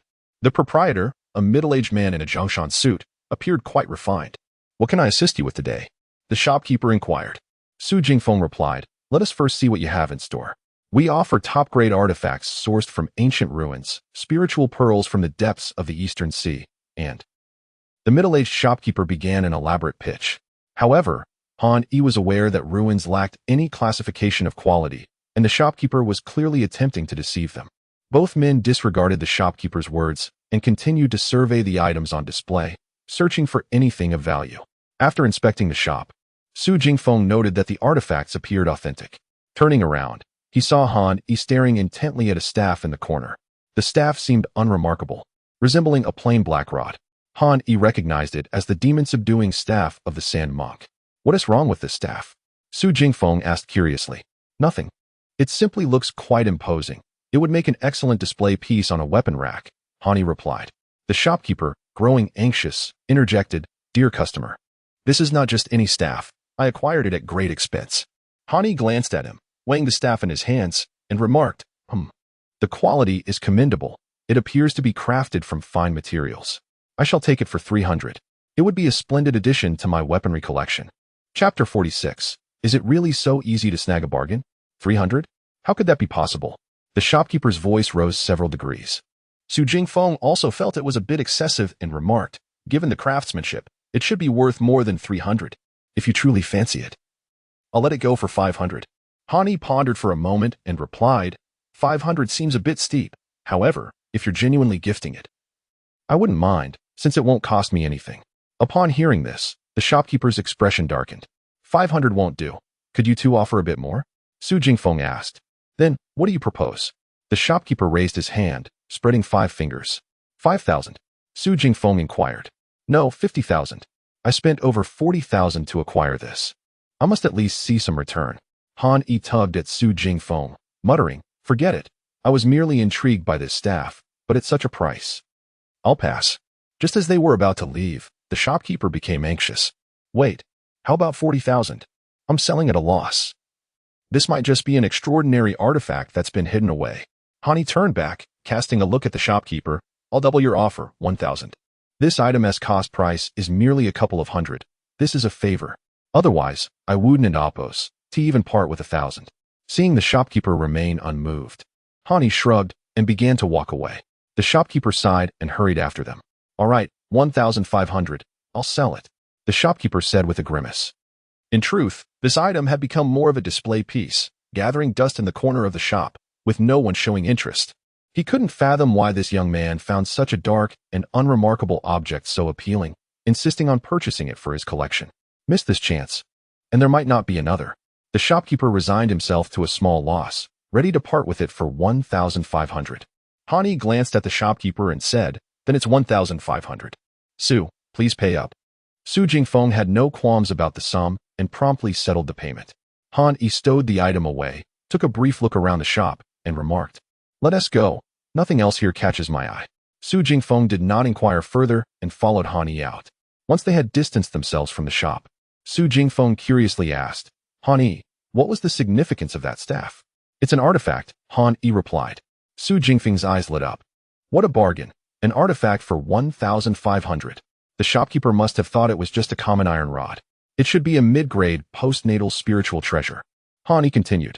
Su Jingfeng was taken aback and exclaimed, What? A mid-grade, postnatal spiritual treasure? Han nodded, Indeed. I'll sell you 500 top-grade spiritual stones along with the method to unlock it. Are you interested? Su Jingfeng swallowed hard, asking, 500 top-grade spiritual stones is acceptable. But can your unlocking method be executed by the Su family? The method is quite simple. Just leave it in a forest or nourish it with wood attribute treasures. Once it absorbs sufficient wood essence, it will automatically unlock. How much wood essence is required? Su Jingfeng inquired cautiously. Since it's made from a celestial wood, it doesn't need much. Just leave it in the forest for 3 to 5 years, and it will unlock. If you can't wait. About 50 or 60 top-grade with spiritual stones will suffice. Su Jingfeng sighed in relief. That's manageable. I'll take it. 500 spiritual stones for a mid-grade postnatal spiritual treasure is undeniably a steal. Apart from the Rui Jingu Bang, the highest-grade spiritual treasures in the Flower Fruit Mountain ruins were only of lower quality. The subsequent 50 or 60 top-grade with spiritual stones, although rarer than ordinary stones, the Su family could still gather them. All right, I'll give it to you. Just remember to bring me the 500 top-grade spiritual stones when you return. Han concluded, continuing to browse the stalls along the street at a leisurely pace. Su Jingfeng also observed silently, waiting for Han to speak. Boss. How much for this bottle? It looks quite exquisite. Han squatted in front of a stall, picking up a white jade bottle. This one, 100 lower-grade spiritual stones. The vendor replied. Han tossed it aside and stood up to leave. Hey, don't go. What is your price? 100 summer currency would suffice. This is clearly just ordinary glass, though it's aesthetically pleasing. Han remarked, seemingly exasperated. 100? Deal. To Han surprise, the vendor immediately accepted the offer. What?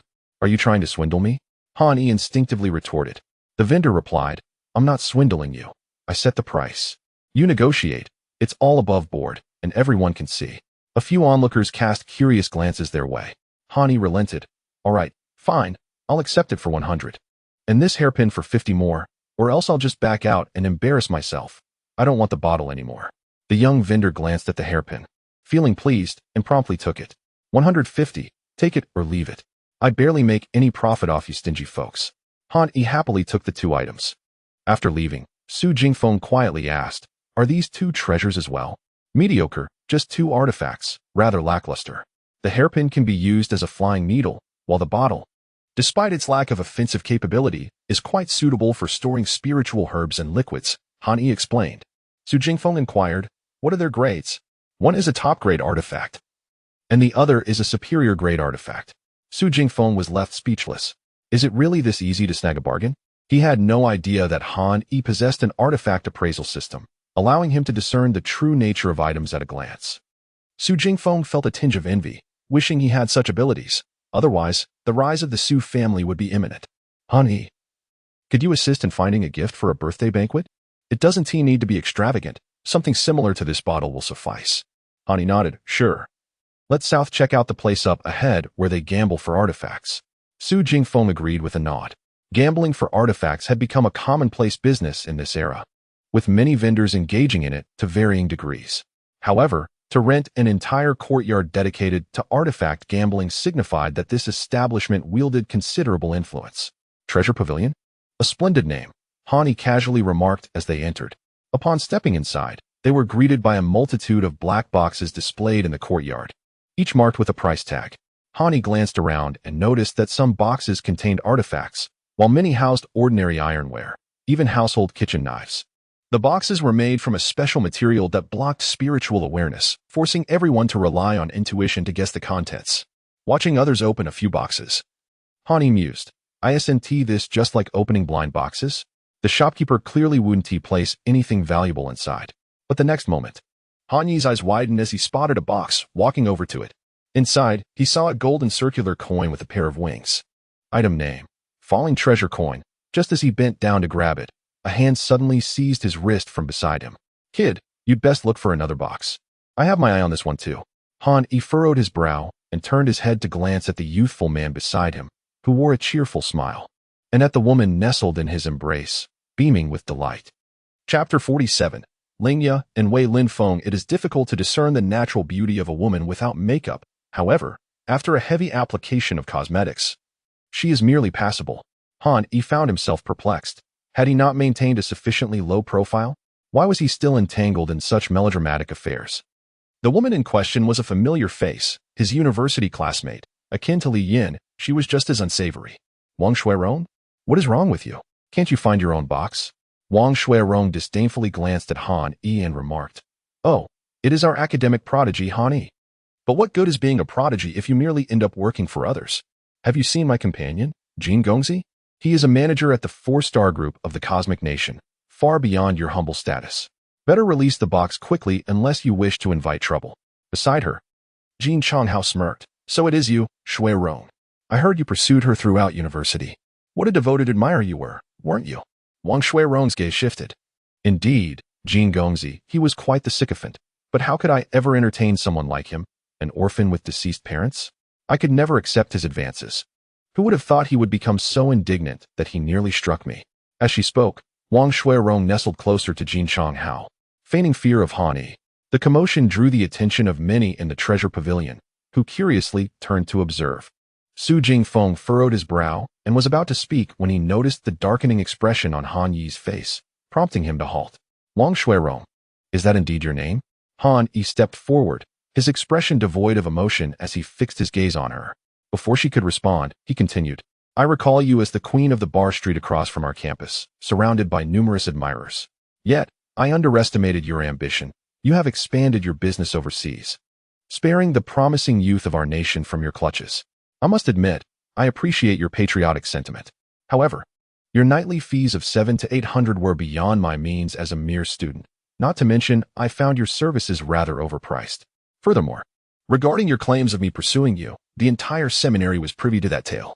How did it morph into me chasing you? Just take a look behind you. Are those two not more attractive and better endowed than you? They possess integrity and grace. Unlike you, who spent countless nights away from home. And Ning, would you not agree? Han Yi concluded lightly, causing the crowd to regard Wang Shuirong with newfound scrutiny. The audience, predominantly male, quickly discerned her character from Han Yi's words.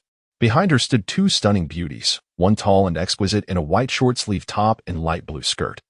Revealing a glimpse of her fair, alluring legs, her cheeks flushed as she gazed at Han Yi. That was Ning. The other beauty, equally captivating, wore a casual t-shirt and beige pants, glaring at Han Yi while shaking her fist. Han Wei, what nonsense are you spouting? And Ning hurried over, her face aflame. The second beauty interjected, Hey, Han Yi, what do you mean comparing us to this Wang Shuirong? Are you insulting us? Calm down, brave lady, spare me. Han Yi hastily raised his hands, smiling. And Ning gently restrained her feisty friend, whispering, Xiaoya, don't make a scene. There are so many people watching. Lingya wrinkled her petite nose and huffed. I'll give you a reprieve this time, but do not think I will let this slide next time. How did you all find yourselves here? Han Yi inquired in astonishment. The casual exchange between the three left Wang Shuirong and Jin Changhao fuming. How dare you say such things? You are slandering me. I could sue you. Wang Shuirong's face turned ashen from Han Yi's remarks and the peculiar stares from those around her. The bystanders were not naive. How could Han Yi, so at ease with two top beauties, possibly be a sycophant for the heavily made-up Wang Shuirong? Go on then, sue away. Just don't waste my time here. I might just have to teach you a lesson, Han Yi retorted, but before he could continue, Lingya had already begun berating Wang Shuirong. Han Yi sighed, covering his forehead, wishing to feign ignorance. Su Jingfeng blinked in surprise at the unfolding scene. Han Yi, it seems you have quite the charm with the ladies. He murmured softly. Han Yi chuckled awkwardly, we are merely classmates. However, Su Jingfeng's expression indicated disbelief. Han Yi felt helpless, unable to provide a satisfactory explanation for Lingya's conduct. His connection with Ning stemmed from their childhood friendship, and Lingya was her confidant. Wang Shuirong, intimidated by Lingya, opened her mouth but could not muster a retort. Han Yi understood that this was due to Lingya's formidable background. Wang Shuirong had relentlessly pursued him after being rejected, and during one dinner with Lingya and Ning, she had caused a disturbance, ultimately receiving a beating from Lingya. Following that encounter, Wang Shuirong had attempted to report Lingya, but the outcome had backfired, resulting in her own disciplinary action for disrupting other studies. At that time, the classmates had all recognized Lingya's significant influence, but the specifics remained unclear to Han Yi. Hey, do you even acknowledge my presence? A loud shout broke through, drawing the attention of Han Yi and the others. It was Jin Changhao who, feeling overlooked, confronted them angrily. At this moment, staff from the treasure pavilion finally intervened. Gentlemen, please, let us not escalate this matter. Any misunderstandings can be discussed amicably. A young man stepped forward, speaking in a surprisingly gentle tone. However, Han Yi furrowed his brow, internally lamenting the considerable backing of the treasure pavilion, as this youth appeared to possess a similar level of cultivation. I am Wei Lin Feng, the head of the Qinzhou branch of Treasure Pavilion. The young man positioned himself between the two parties and inquired, What shall we do about this? Is this the quality expected from your countrymen? You snatched the box I had just selected. Jin Changhao exclaimed, his displeasure evident as he pointed at Han Yi. Wei Lin Feng hesitated, a cold glimmer flashing in his eyes. And what does this esteemed guest desire? The box belongs to me, and he must apologize. Jin Changhao declared proudly. A light chuckle erupted, catching the attention of everyone present. Han Yi, amused, remarked, I apologize. It was simply too humorous to resist. Wei Lin Feng turned his gaze to Han Yi, nodding slightly. Mr. Han, what is your perspective on this guest's claims? I shall simply stand and observe. For it is evident to anyone with clear sight that I was the one who selected it first. Did you not see that I already had it in hand when he attempted to seize it? Wei Lin Feng nodded, understood. Therefore, this box rightfully belongs to you. Han Yi was taken aback by Wei Lin Feng's unexpected decision. Chapter 48. The falling treasure conditions for unsealing the decision made by Wei Lin Feng astonished everyone present. After all, Jin Changhao's identity seemed rather formidable. The four-star group is a leading conglomerate on the international stage, and one could only speculate about the true worth of its manager. However, his audacity suggested he was not to be underestimated. It was truly unexpected that Wei Lin Feng would make such a choice based solely on a single remark from Han Yi. Jin Changhao, naturally, was even more incensed. Did you not hear what I just said? Summer countrymen. Wei Lin Feng tilted his head slightly. I did hear. However, prior to our meeting, I reviewed the surveillance footage. Mr. Han's words hold truth. While you seem to be merely causing a ruckus, our treasure pavilion is not a place to be trifled with. Should you continue to disrupt our operations, do not blame us for expelling you. Jin Changhao was momentarily taken aback by Wei Linfeng's response, opening his mouth to retort, only to be restrained by Wang Xuerong. Young Master Jin, I have heard that treasure pavilion wields significant influence in the summer country. Jin Changhao shot a glare at Wang Xuerong, then huffed and walked aside. Hani successfully acquired the box, which bore a price tag of 1999 summer country coins. Mr. Han, the earlier incident was an oversight on our part at Treasure Pavilion. Consider this item as my apology. No payment is necessary, Wei Linfeng stated. Han Yi, surprised, replied, that was not your fault. Why gift it to me? Since it is a transaction, I should pay. He had no desire for such a favor. Wei Linfeng smiled slightly. I found your earlier speech quite captivating, Mr. Han. Realizing he had been recognized, Han Yi glanced around at the onlookers, most of whom were ordinary citizens and unlikely to recognize him. After all, he had only briefly shown his face before, and coupled with his deliberate use of magic to conceal his identity, it was understandable that they would not connect him to the lecturer on summer country mythology from Lianyun University. Then I will shamelessly accept it, Han Yi said, no longer polite and accepting the gift. Do you need assistance opening it?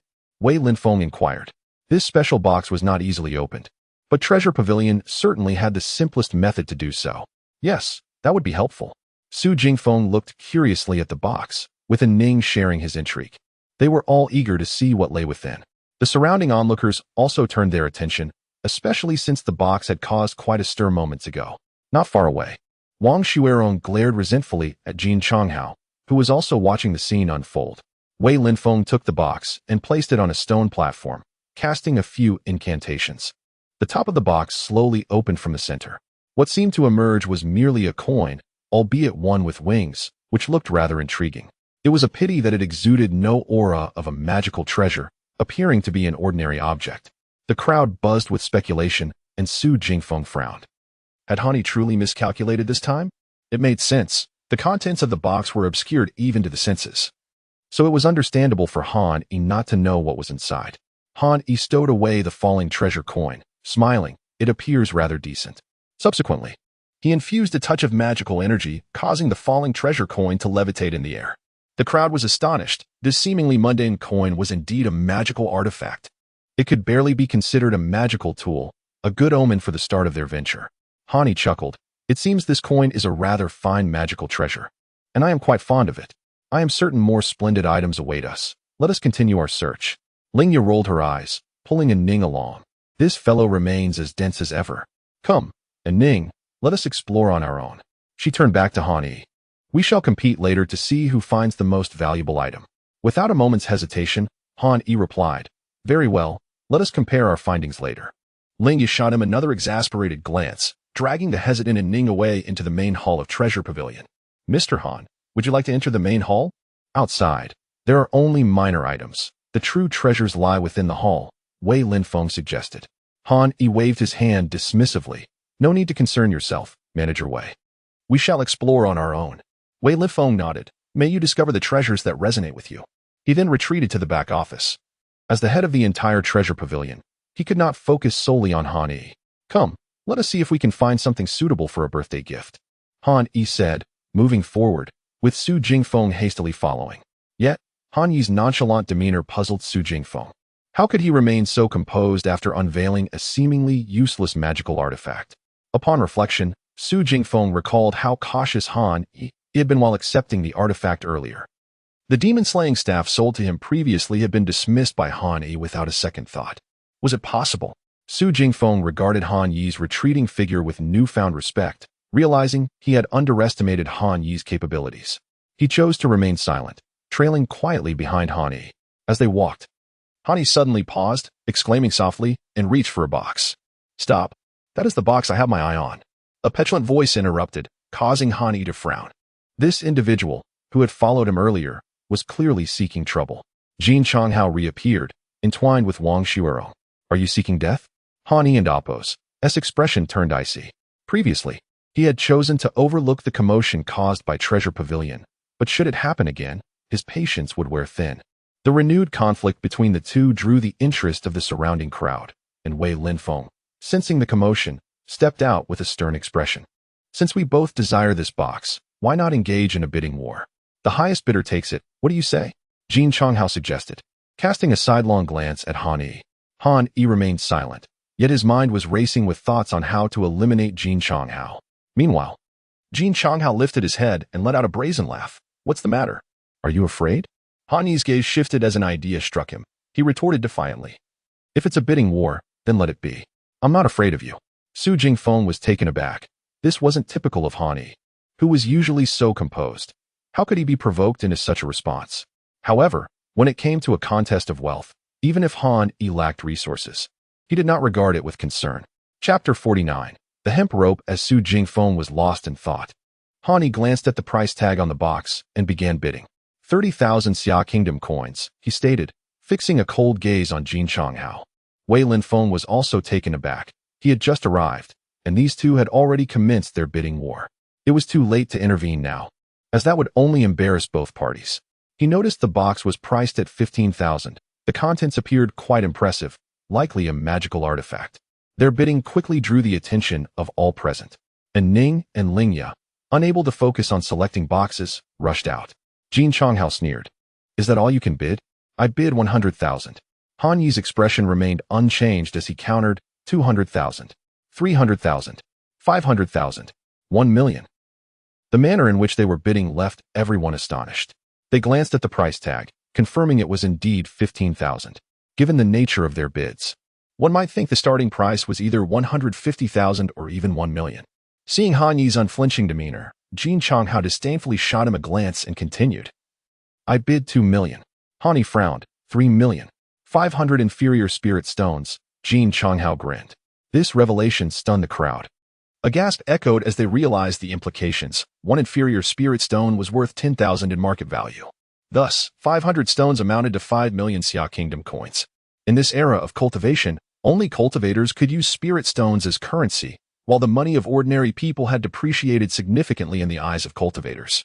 Han Yi's expression shifted as he replied, 600 inferior spirit stones. 700. 800.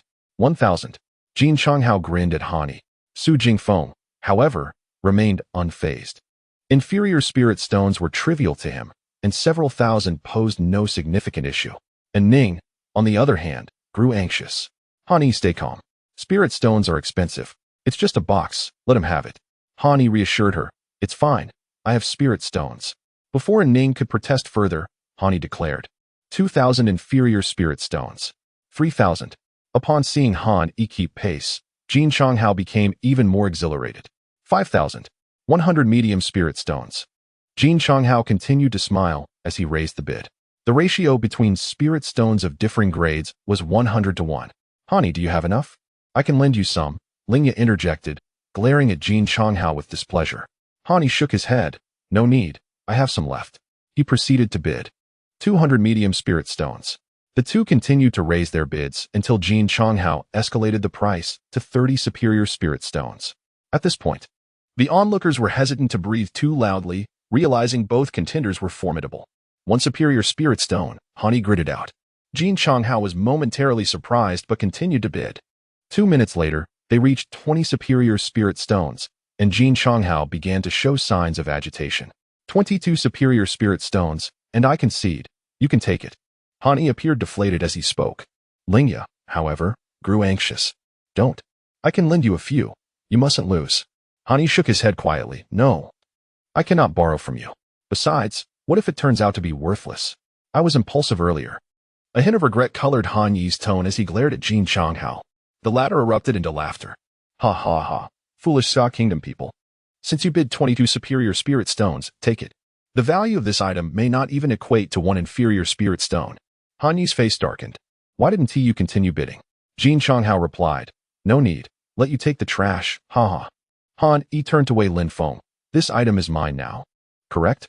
Wei Linfeng nodded hesitantly. Yes, since you made the highest bid, it belongs to you. Mr. Han, you could merely pay the price of the box itself. Our treasure pavilion has yet to validate the reasonableness of your bidding. Jin Changhao interjected. So this is the integrity of you Xia Kingdom people? Truly enlightening. Han Yi chuckled. That is unnecessary. Since it's a bidding war, I shan't be so shameless. Wei, please assist me in opening the box. Han Yi turned to Su Jingfeng. Please help with the payment. Deduct it from my spirit stones. Jin Changhao grinned smugly, preparing alongside Wang Shuerong to see what Han Yi would unveil. Nevertheless, Su Jingfeng paid without blinking at the 22 superior spirit stones. After all, Han Yi had deposited 500 with him. Upon opening the box, they discovered merely a coarse hemp rope. Ha ha ha, this is hilarious, truly garbage. Jin Changhao and Wang Shuerong mocked openly, and Ning and Ling Ye felt a pang of disappointment, sensing a weight in their hearts. Yet Han Yi remarked, "Ah, you truly are a product of your universe. Your narrow-mindedness is as brief as your history." "What nonsense are you spouting?" Jin Changhao retorted. Han Yi responded, "You call this garbage? I believe you are the true garbage." After speaking, he turned to Wei Linfeng. "Is there any gold? Please bring me a pound and melt it into liquid." Wei Linfeng was momentarily stunned but soon nodded in agreement. The crowd watched with curiosity, eager to see Han Yi's intentions. "Han Yi, is this truly a treasure?" And Ning whispered, "Indeed, it is a top-grade acquired spirit treasure. One need not add 2 zeros to the 22 superior spirit stones to procure it. Once I break its seal, I shall gift it to you for protection, so that Chen 1T incessantly worry about your safety." And Ning blushed, quickly replying, "No, if it truly is a top-grade acquired spirit treasure, how could I accept?" Ling Ye, intrigued, asked, "Is it genuinely a top-grade acquired spirit treasure? You must be bluffing to save face. You Xia Kingdom people are so obsessed with appearances. I shall see what you manage to unseal," Jin Changhao shouted angrily. The surrounding spectators frowned at Jin Changhao's words, their expressions darkening. They were all Xia Kingdom citizens and could not allow a person from the Cosmic Kingdom to insult them. Gold arrived swiftly as Wei Linfeng had melted a pound using high-temperature equipment. Observing the molten gold in the clay pot, Han Yi smiled and tossed the hemp rope into it. The crowd gasped. Surely the rope would be incinerated in such high temperatures. However, to everyone's astonishment, the rope not only survived but began to radiate golden light. It absorbed the molten gold as if a parched traveler in the desert had found water, transforming the entire hemp rope into a brilliant golden hue, floating gracefully in midair. A powerful aura of precious artifacts emanated from the treasure pavilion, accompanied by a dazzling golden radiance that attracted the attention of everyone in Qizhou. The onlookers were already left in a state of astonishment. Chapter 50. The binding rope of immortality. The aura emanating from the magical artifact was familiar to most, yet the overwhelming golden radiance rendered them momentarily incredulous. Aside from the lesser artifacts, they had only witnessed the emergence of the chaos bell before. However, an artifact of that caliber seemed implausible. "Quickly, investigate the situation," Liang Weiqiang, the director of the Qinzhou Divine and Demonic Bureau, urged, demanding to know the identity of the wielder of this artifact. "That must be Spirit Treasure Street." Following the earlier unsealing of the mysterious silk, someone must have acquired at least a high-grade postnatal spirit treasure. An elder replied, "I shall go personally," Liang Weiqiang stated abruptly. Meanwhile, several prominent families and 2 sects within Qinzhou dispatched their high-ranking members to Spirit Treasure Street as well. At the scene, while many were stunned, Han Yi gently waved his hand, causing the golden rope to fly into his palm as if it possessed consciousness. "I have long searched for an appropriate gift for you. This binding rope of immortality is for your protection." He presented the rope to Ning. Upon hearing this, a faint blush crept across Ning and Appo's cheeks. "Such a formidable artifact should remain with you. I cannot accept it," she protested, hastily pushing it back. Ling Ye, however, dismissed such concerns and tugged at Ning's arm, whispering, "It's Han Yi's first gift to you. Are you truly going to refuse? I insist that you keep it." "We agreed earlier that I would find a more powerful artifact for myself later," Han Yi responded. Upon recalling Han Yi's previous discovery of the Chaos Bell, Ning found herself persuaded by his words. "Well, then I shall accept it." Unbeknownst to her, it was either Han Yi's assurances or Ling Ye's encouragement that swayed her decision. As the binding rope of immortality landed in her hands, Ning instinctively tightened her grip. "Hurry and recognize your master, and you will learn how to wield it," she was advised. Meanwhile, Jin Changhao and Wang Shuerong were already wide-eyed with astonishment. "It truly is a high-grade postnatal spirit treasure," Jin Changhao murmured, although he was a member of the Universe Nation's 4-star group. He possessed considerable knowledge about the artifacts of Xia country. He understood the significance of the binding rope. "Impossible. How could such a treasure appear in a mere gambling venue? He muttered disconsolately, while Wang Xuerong stood behind him, pale and speechless. Han cast a glance at them, choosing to ignore their presence. He smiled at Lingya and Ning, saying, "Continue your search. I wonder if you can find a high-grade spirit treasure." And Ning, lost in thought while holding the binding rope, was met with Lingya's frown as she glared at Han Yi.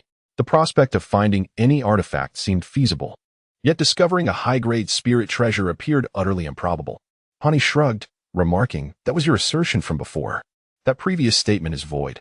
I too desire a spirit treasure. Assist me in my search, and I shall compensate you," Lingya insisted, albeit defiantly.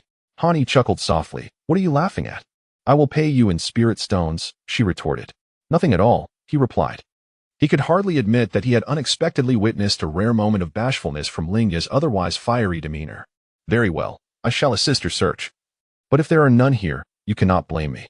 Lingya pouted, declaring, "If there were truly nothing but superior items here, that would indeed be strange. There are other places to gamble for artifacts." Han Yi smiled, but remained silent, for it was indeed true. He had already scoured the courtyard and found no other items. "Let us proceed to the main hall," Han Yi suggested, to which Lingya nodded, pulling a still distracted Ning along with her. Jin Changhao, seemingly lost in thought, also brought Wang Xuering into the hall. Han Yi surveyed the boxes within the hall, and after a couple of minutes, he stumbled upon a new box, exclaiming in surprise. This drew the attention of several onlookers. Just as Han Yi reached for it, a hand swiftly snatched it away. "What do you mean by this?" Han Yi's expression hardened as he grasped Jin Changhao's wrist. "This box was mine first. What are you doing?" "Release my hand," Jin Changhao shouted. Wei Lingfeng felt a headache coming on. After all, Jin Changhao was from the 4-star group, and he could not afford to openly target him. Yet, on the other hand, he was equally reluctant to offend Han Yi, whose earlier display of strength had made an impression. "Gentlemen, our treasure pavilion hosts many magical artifacts. Let us maintain civility and avoid hasty actions," Wei Lingfeng interjected. "I'll offer 1 high-grade spirit stone," Jin Changhao quickly declared. "I'll raise you to 10, Han Yi countered. Jin Changhao's spirits lifted. "In that case, the highest bidder wins. Let us bid." Han Yi replied, "I can compete with you once, but not this time. Do not force my hand. While our Xia country is known for its decorum, we are not afraid of trouble." Jin Changhao retorted, "Wei Lingfeng, this is a matter for your treasure pavilion. He threatens me. Will you not intervene? According to your previous judgment, I was the one who rightfully laid claim to it." Wei Lingfeng felt distressed. "Gentlemen, let us discuss this calmly." Han Yi interjected, "Wei, I will not put you in a difficult position. Let the bidding commence." He then leaned closer to Lingya and whispered, "How many spirit stones do you have? Please lend them all to me." Lingya was taken aback. Was Han Yi truly so confident that this box contained something valuable? "Are you certain?" she inquired. "Absolutely. Lend me 100. I will return it to you once I unveil the artifact," he assured her. Lingya hesitated, about to mention that she did not possess that many high-grade spirit stones. But upon noticing Han Yi's pleading expression, she relented. "Fine, once you win the bid, I will give you the 100, but not a single stone more." "That will suffice," Han Yi replied. Jin Changhao's ears perked up, a cold smirk appearing in his eyes. "I bid 20 high-grade spirit stones." "I bid 25, Han Yi responded. Their renewed bidding drew the attention of many. The previous round had revealed a high-grade postnatal spirit treasure. What would this round yield? "I bid 100, Jin Changhao declared, a smile gracing his face as he remained composed. Han Yi shot him a fierce glare, proclaiming, "I bid 103. Only an increase of 3? Are you sure?" "Then I bid 110, Jin Changhao countered. Han Yi turned to Su Jingfeng, whispering a few words, to which Su nodded in agreement. "I bid 120, Han Yi announced. Jin Changhao's expression shifted. 120 was nearing his limit. However, if he could secure a spirit treasure, even a low-grade one, it would still yield a profit. "I bid 130, he declared. Han Yi, with a fiery gaze, shouted. "I bid 140. 150 high-grade spirit stones." Jin Changhao's face darkened, seemingly influenced by Han Yi's fervor. Han Yi suddenly halted, appearing conflicted before finally conceding. "Congratulations, you have won the bid at 150 high-grade spirit stones. Take your spirit treasure." He lingered his gaze on the box for a moment longer. Jin Changhao, seeing this, let out a cold laugh. "Competing with me? You are still far from my level." Wei Lifeng approached silently. "Mr. Jin Changhao, please make the payment first, and we shall open the box for you." Jin Changhao retrieved 150 exquisite spirit stones from his spatial treasure and generously handed them over to Wei Linfeng. We, the Dahanming clan, would never default on our debts, he declared with pride. Indeed, indeed. You Dahanming clan are the most formidable. Hurry and unveil your spirit treasure. I am quite eager to see what exceptional artifact my discerning eye can uncover. Han Yi suddenly interjected, a broad smile adorning his face. However, upon noticing the abrupt change in Han Yi's demeanor, Jin Changhao felt an unsettling premonition arise within him and hastily turned his gaze towards the box that Wei Linfeng was opening. Chapter 51. Abolishing cultivation and all meridians and bones. All present were eager to discover the contents of the box. However, once the box was opened, everyone was left in stunned silence.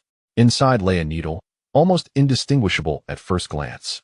A needle, marred by rust, which one might mistake for a mere trinket.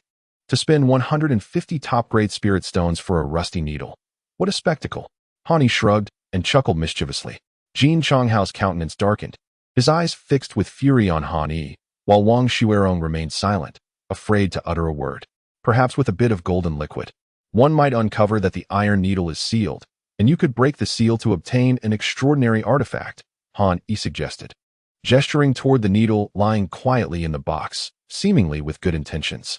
Han Yi, you'll pay for this, Jin Changhao finally managed to utter, his voice laced with malice before he turned to leave. Even he was not foolish enough to squander more money on gold for a mere experiment. Reflecting on it, it was evident that Han Yi had orchestrated this charade to lead him into folly.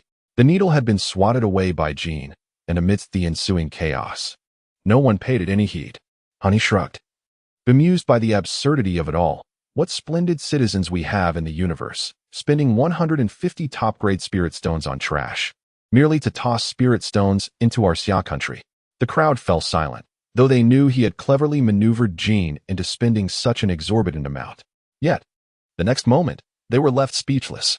This young man was indeed remarkable, able to perceive the treasures concealed within the black box. But then again, that hemp rope, had they truly believed it to be a spiritual treasure?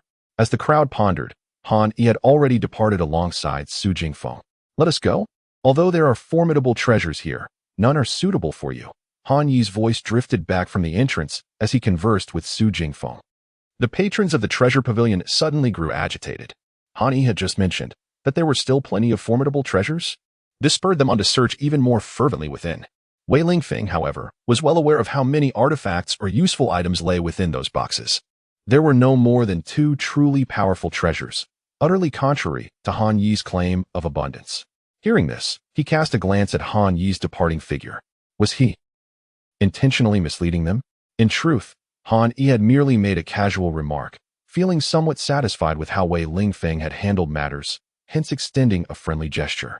As for any attempts at flattery, Han Yi had never flattered the Demon and God Bureau, so it was inconceivable that he would do so for the mere treasure pavilion. Han Yi, so you were merely pretending all along. I thought you had transformed into a different person, and Ning exclaimed in surprise after exiting the treasure pavilion, finally regaining her composure from the shock of Han Yi's gifts and treasures.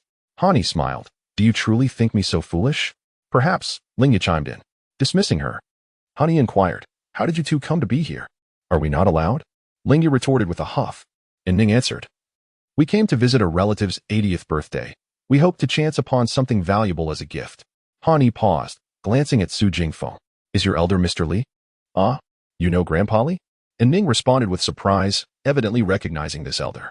Ling Yi glanced at Su Jingfeng and scoffed. Of course he knows. He is the young master of the Su family. A flicker of confusion crossed in Ning's eyes before she exclaimed, the Su family? Ah, no wonder. Curiosity piqued.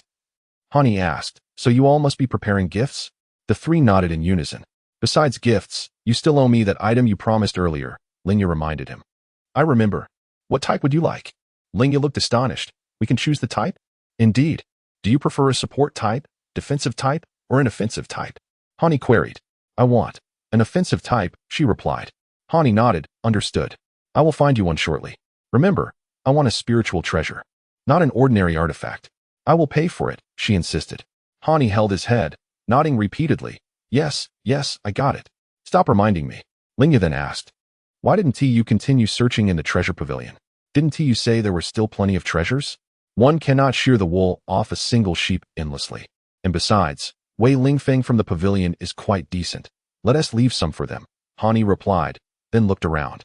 He vaguely sensed that they had been encircled. Moreover, the group surrounding them was not the same batch of people. Ah, Director Liang? Han Yi exclaimed, surprised. Mr. Han? Liang Weiqiang was equally astonished. He had come to seek a particular treasure, but had not anticipated that it would be one unveiled by Han Yi. Not only that, but Han Yi had also given it away. Upon discovering Han Yi's presence, he abandoned his quest for the treasure. What brings you here, Director Liang? And what is the situation around us? Han Yi gestured to the spies, subtly observing them, his cultivation level allowing him to easily detect them. Many were fixated on him, approaching steadily.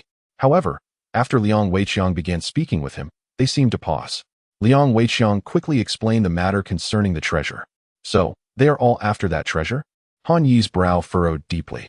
Had he inadvertently placed Ning in jeopardy by gifting her the binding rope of immortals in front of so many witnesses? And Ning evidently recognized Liang Weiqiang as well. Director Liang, I currently possess the binding rope. If trouble arises, You needn't worry. Since it was gifted by Mr. Han, you may keep it.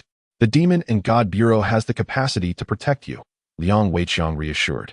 He then turned to Han Yi. Do not fret, Shaoan is now part of our branch. I merely need to circulate the news. And those individuals will think twice before targeting her. Is that so? That would be most advantageous, Han Yi replied with a smile. If matters could be resolved so simply, that would indeed be splendid. Furthermore, with the binding rope in Ning's possession, ordinary people would have no grounds to trouble her. After exchanging a few casual words with Liang Weiqiang, he took his leave. The onlookers, seeing Liang Weiqiang depart, also discreetly slipped away. As for what transpired afterward, Han Yi was oblivious. Let us go find you 3 gifts, Han Yi declared, extending his hands. The 4 of them proceeded down the spiritual treasure street, with Han Yi's gaze continuously scanning the various stalls. At last, he spotted something intriguing. This stone is rather beautiful. How much do you sell it for? Han Yi inquired, lifting a colorful stone. But his expression darkened almost immediately as 2 distasteful presences approached. It was Jin Changhao and Wang Xuero. I will pay whatever you ask, plus an additional 200,000. Wrap it up for me. Jin Changhao glared fiercely at Han Yi. The stall owner was at a loss for how to proceed. Yet, Han Yi suddenly chuckled. Jin Changhao, surprised by the laughter, turned just in time to see a fist rapidly approaching. Bang! He took a solid punch, instantly feeling a sharp pain in his nose as stars danced before his eyes. In the next moment, an indescribable agony surged from his abdomen, propelling him through the air. Moreover, a formidable and overwhelming force of magic rampaged within him, annihilating his meridians and bones. Ultimately, the most terrifying event unfolded before him. That very force obliterated the source of his power within. I have granted you 2 opportunities. If you persist in courting death, I shall show no mercy. Just before the excruciating pain rendered him unconscious, Jin Changhao heard Han Yi's nonchalant voice. Chapter 52. The movements of the 4-star group. Han Yi cast a cold glance at Jin Changhao, who lay sprawled on the ground. He had sensed the energy within Jin's body. Although it differed from the Eastern cultivation system, the gathered energy was still palpable. This time, Han Yi had no intention of sparing him. With a swift kick, he thoroughly crippled Jin's meridians, bones, energy source at the Dantian, and the entire Dantian itself. Wang Xuerong let out a piercing scream. Ah, murder! Murder! The people on Lingbao Street were startled by her scream, and soon they beheld Jin Changhao, bleeding from all 7 orifices. He is not dead yet. If I were you, I would hasten to transport him back to the Cosmic Nation. Perhaps he could still be saved, Han Yi stated calmly, causing Wang Xuerong and Appo's face to turn ashen. She feared that Han Yi might turn his wrath upon her. However, after observing him for a few moments and realizing he was indifferent to her presence, she quickly dialed for assistance. Han Yi glanced at the spectators surrounding them and remarked, Return and inform your fathers from the Dehanming clan that anyone daring to provoke me henceforth will meet the same fate as Jin Changhao. Those seeking vengeance may come directly to me. As for Wang Xuerong, Han Yi was unwilling to demean himself by acting against her, and Ning and Lingya were equally startled by Han Yi and Appo's sudden aggression. Initially, they had assumed that Han Yi and Appo's earlier restraint was a reflection of his gentle nature. It now appeared that he had merely been showing deference to the treasure pavilion, but Jin Changhao, oblivious to his peril, had approached yet again. Lingya stammered, Why you? Her previous habit of challenging Han Yi now filled her with dread. I am not a beast. What is there to fear? Han Yi replied, exasperated. Lingya nodded gloomily. You were so ruthless just now. Odin and Appos, to be afraid of you. She was filled with suspicion that Han Yi had indeed killed the loathsome Jin Changhao with a single blow. Come, let us continue searching for treasures, Han Yi declared, picking up the colorful stone from earlier. This 5-color stone possessed significant power and could be classified as a mid-grade spiritual treasure, although it was a product of postnatal refinement. Its effectiveness in targeting the head was commendable. Han Yi gifted the 5-color stone to Lingya, fulfilling a prior promise. Treasures of this caliber held little allure for him, as he had an abundance of high-tier innate treasures awaiting discovery. Lingya stared at the 5-color stone in her hand, momentarily dazed. This is a spiritual treasure, brother, not just an ordinary stone. And Ning found it amusing and pulled Lingya aside to whisper something. Subsequently, Han Yi searched the stalls and acquired 3 low-grade postnatal treasures, all of which were easily unsealed to serve as gifts. In truth, aside from unique artifacts that were not sealed and thus could not be discovered, most treasures had their abilities sealed, rendering them hidden among the plethora of junk. After finishing their shopping, Han Yi bid farewell to Su Jingfeng and Ning before returning home. Upon his arrival, he received a phone call from Shun. Did you incapacitate a person from the Cosmic Nation today? Shun inquired directly. Yes, that fellow was exceedingly bothersome, Han Yi replied. Shun's tone darkened. He is affiliated with the 4-star group, and they have already contacted the Divine Demon Bureau regarding this matter. I heard he was a manager. Does he indeed possess significant connections? Han Yi questioned. Shun responded, you need to take this seriously. I speak the truth. It is rumored that a top 5 director from the 4-star group has intervened. Han Yi fell silent for a few seconds before saying, the strength of the Cosmic Nation is limited, isn't it? Would the Divine Demon Bureau still be intimidated by them? Not at all. The Divine Demon Bureau certainly does not fear them. However, the 4-star group is not acting solely in their name. They are not just representing the Cosmic Nation. Shun clarified. Han Yi was intrigued. What is the situation then? In light of this incident, they have enlisted the support of the Holy See, the Fusang Shrine, and individuals from Asgard, intending to pressure the Divine Demon Bureau, Shun explained. Han Yi, upon hearing this, pinched the bridge of his nose, his brow furrowing. Do these individuals not comprehend the might of the chaotic bell? They are truly overestimating their own capabilities. Still curious, he asked, how do they plan to exert this pressure? On one hand, they will issue verbal condemnations, but the crux of their strategy is to arrange a friendly competition with the Summer Nation, wherein participants must be under 30 years of age. Friendly?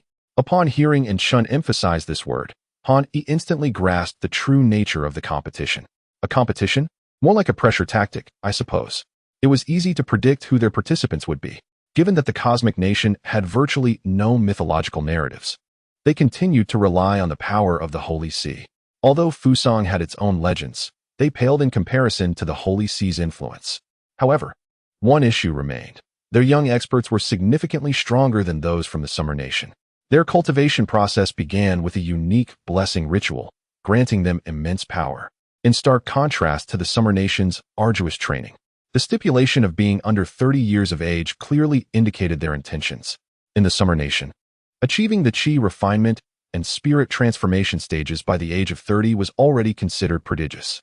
Meanwhile, the Holy See could bestow blessings and empowerments, allowing them to attain strengths equivalent to the spirit transformation realm within a short period. With additional time to adapt to their newfound abilities, their power would rapidly ascend. Although such strength was not inherently their own, and their future growth potential would dwindle, the entire human race was currently in a state of gradual exploration and cultivation. The Holy See's cultivation model had propelled them to unprecedented heights, securing a prominent position in the world. Task triggered. Competition conference. Task name. Competition conference. Task content. A competition organized by the 4 major forces, aiming to involve the 7 strongest young talents from the Summer Nation, with the intention of crippling their talents using curses during the contest. Task option 1. Participate in the competition and expose their conspiracy, achieving ultimate victory, with a reward of enhancing the 8-9 profound art by 1 level. Task option 2. Opt out of participation, with a reward of the Yin-Yang Harmony elixir. Chapter 53. Personal participation goodness. Is the system attempting to transform me into a teddy bear? Upon hearing this, Han Yi chose the first reward, which was precisely what he desired. As for the option of abstaining, that was out of the question. Even in the absence of a task, participation was imperative. However, the task's content served as a reminder of a particular matter. The opponent possessed a curse technique. Han Yi had a certain understanding of supernatural forces such as Western magic, fighting spirit, and divine power.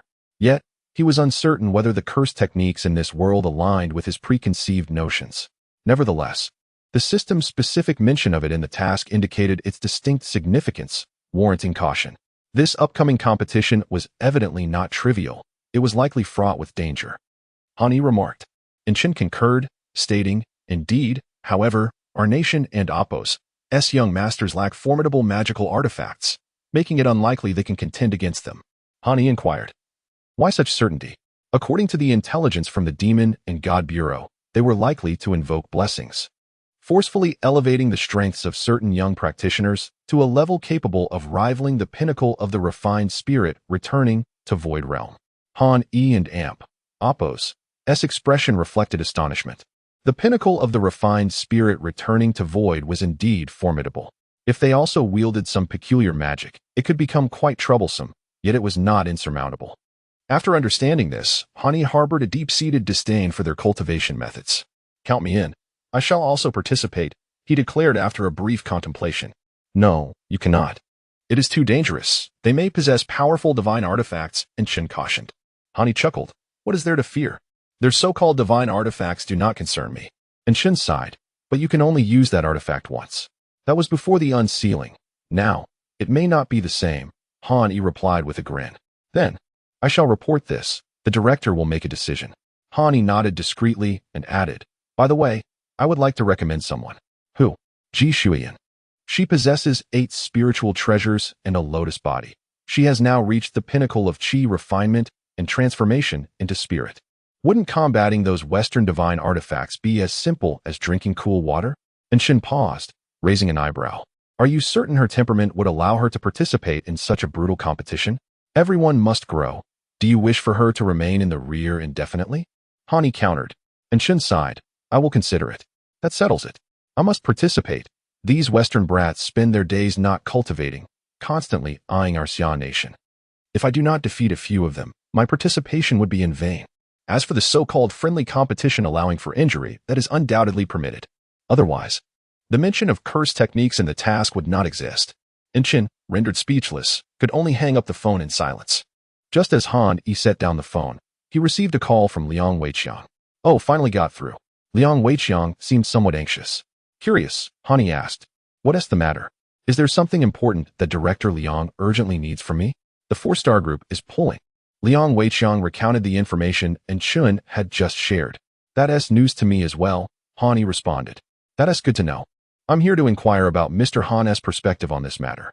"I will participate personally," Han Yi stated directly. He understood that Liang Weiqiang was likely seeking his assistance. Mr. Han, you intend to join this competition?" "Yes, Director Liang. Just submit my name," Han Yi replied, deliberately omitting any mention of Qin discussing this with him. Since Liang Weiqiang had brought it up, it was best for him to report it. And Qin, at this point, was still employed at the Qinzhou branch along with Ning. As for Ji Shuiyan, Qin would likely mention her. That evening, Han Yi received detailed information regarding the competition. The specific date was set for 1 week later, to be held on a certain island in the Pacific. 5 factions would participate, each sending 7 individuals. Besides the reward of spirit stones, there were several precious materials at stake. The battle roster from the other factions had been confirmed, awaiting Xia Nation's submission. Upon receiving the news, Han Yi meticulously examined the information of the combatants. Among the teams from the Holy See and Asgard, he recognized a few weapons. 2 long spears caught his eye, one in the hands of the captain of the Holy See. Appearing unremarkable, yet Han Yi dared not underestimate it. While others remained oblivious, he instantly discerned its significance. It was likely the Holy See's sacred spear, a genuine divine artifact. The other spear, which Han Yi had recently researched concerning Western mythology, caused his gaze to narrow, for it bore a striking resemblance to the eternal spear from Asgard's legends. Asgard's guardian artifact was the sword of protection, yet the power of the eternal spear could be said to overshadow it. How could it possibly appear in this competition? Chapter 54. Han Yi is a pervert. 2 days later, Within a manor in Qin City, shadows flitted about as people busied themselves. Su Jingfeng followed an elderly man to this place. "Grandfather, why are there so many people here today?" Su Jingfeng inquired, curiosity evident in his voice. The old man replied with admiration. Old Li is finally able to hold his head high. His grandson has become a core disciple of the Baiyun sect.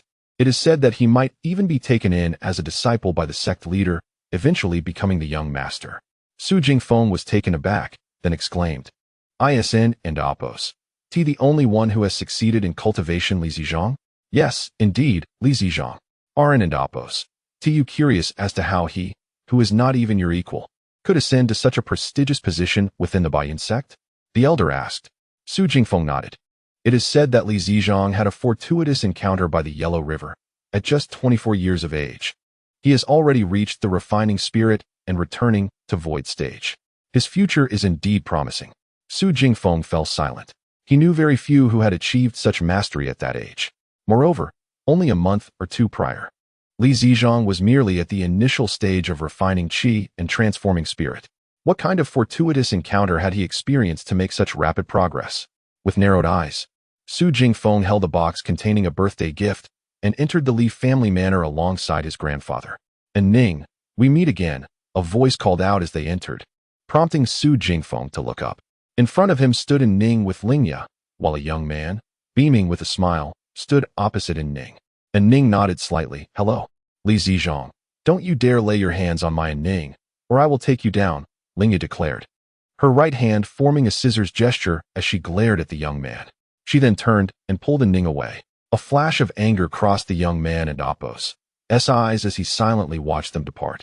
Turning around, he spotted Su Jingfeng and Su Zhenglong, and his expression brightened. "Jingfeng, Grandfather Su, you have arrived. Please, come inside." "Congratulations." Observing Li Zizhang and Oppos' composed demeanor, Su Jingfeng smiled and spoke. At 24. Mastering the refining spirit and returning to void stage. For me to reach that level, even with abundant resources, would take at least 3 to 5 years. The path of cultivation grows increasingly arduous. My peers and I have been laying foundations since childhood, and it has taken over 20 years to reach the refining qi and transforming spirit stage, which underscores the challenges of cultivation. Talent also plays a significant role. "You must strive diligently as well," Li Zizhang remarked, turning to Su Jingfeng before addressing Su Zhenglong. "Grandfather Su, you have finally come. My grandfather was just asking about you." With a cheerful demeanor, Su Zhenglong accompanied Li Zizhang into the central building of the manor. Su Jingfeng followed behind, his expression shifting subtly several times before he finally sighed. Su Zhenglong and Li Zizhang headed into the study at the back, while Su Jingfeng remained in the hall. The banquet hall within the Li family manor was bustling, with over 100 guests already present. "Su Jingfeng, is that you?" Surprised, Su Jingfeng turned to find Ning and Lingya, the latter being the one who spoke. "Yes, you both are here. Why haven't you seen Hani?" Su Jingfeng asked, curious, as he had assumed Ning would come with Hani. "I asked him. He said he had matters to attend to, and since he doesn't know anyone here, he chose not to come," and Ning explained. In reality, Han Yi was preparing for the upcoming competition, diligently practicing the 72 transformations and the somersault cloud. Although he had given the golden cudgel to Xiao Jin, the technique was still something he needed to master himself. Su Jingfeng was not overly concerned and replied, "I see. It and Oppos' rather peaceful without him. I noticed you seem acquainted with Li Zizhang?" Lingya grimaced that Li Zizhang is quite bothersome. He always tries to strike up a conversation with Ning. "Do you know him?" "I do," Su Jingfeng affirmed with a nod. "Could you help us teach him a lesson?" Lingya's eyes lit up as she quickly suggested. Su Jingfeng chuckled wryly. "I'm afraid that might not be feasible." "Why not? Aren't you the young master of the Su family?" "But he is also the young master of the Li family," Su Jingfeng explained. Lingya frowned. "Wait a moment. I remember the young generation of the Li family was not led by Li Zizhang before, was it? Now he is. It won't be long before he becomes the young master of the Baiyun sect," Su Jingfeng replied. And Ning looked a bit puzzled, while Lingya was taken aback by the revelation. "The young master of the Baiyun sect? What is going on?" Su Jingfeng shared what he had learned, revealing that Li Zizhang's fortuitous encounter had propelled him to the refining spirit and returning to void stage, signaling the Li family's rise. Lingya tilted her head, deep in thought, while Ning asked, "Is the refining spirit and returning to void stage really that impressive?" Lingya explained, "It's not just the stage itself.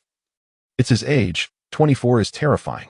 My brother has just reached the pinnacle of refining chi and transforming spirit, and he is already 25. And Ning nodded in agreement. Actually, your brother is quite remarkable. Among all cultivators in Xiagua, there are hardly 2 or 3 who can match him, Lingya remarked. And Ning replied, I think Han Yi is stronger than my brother.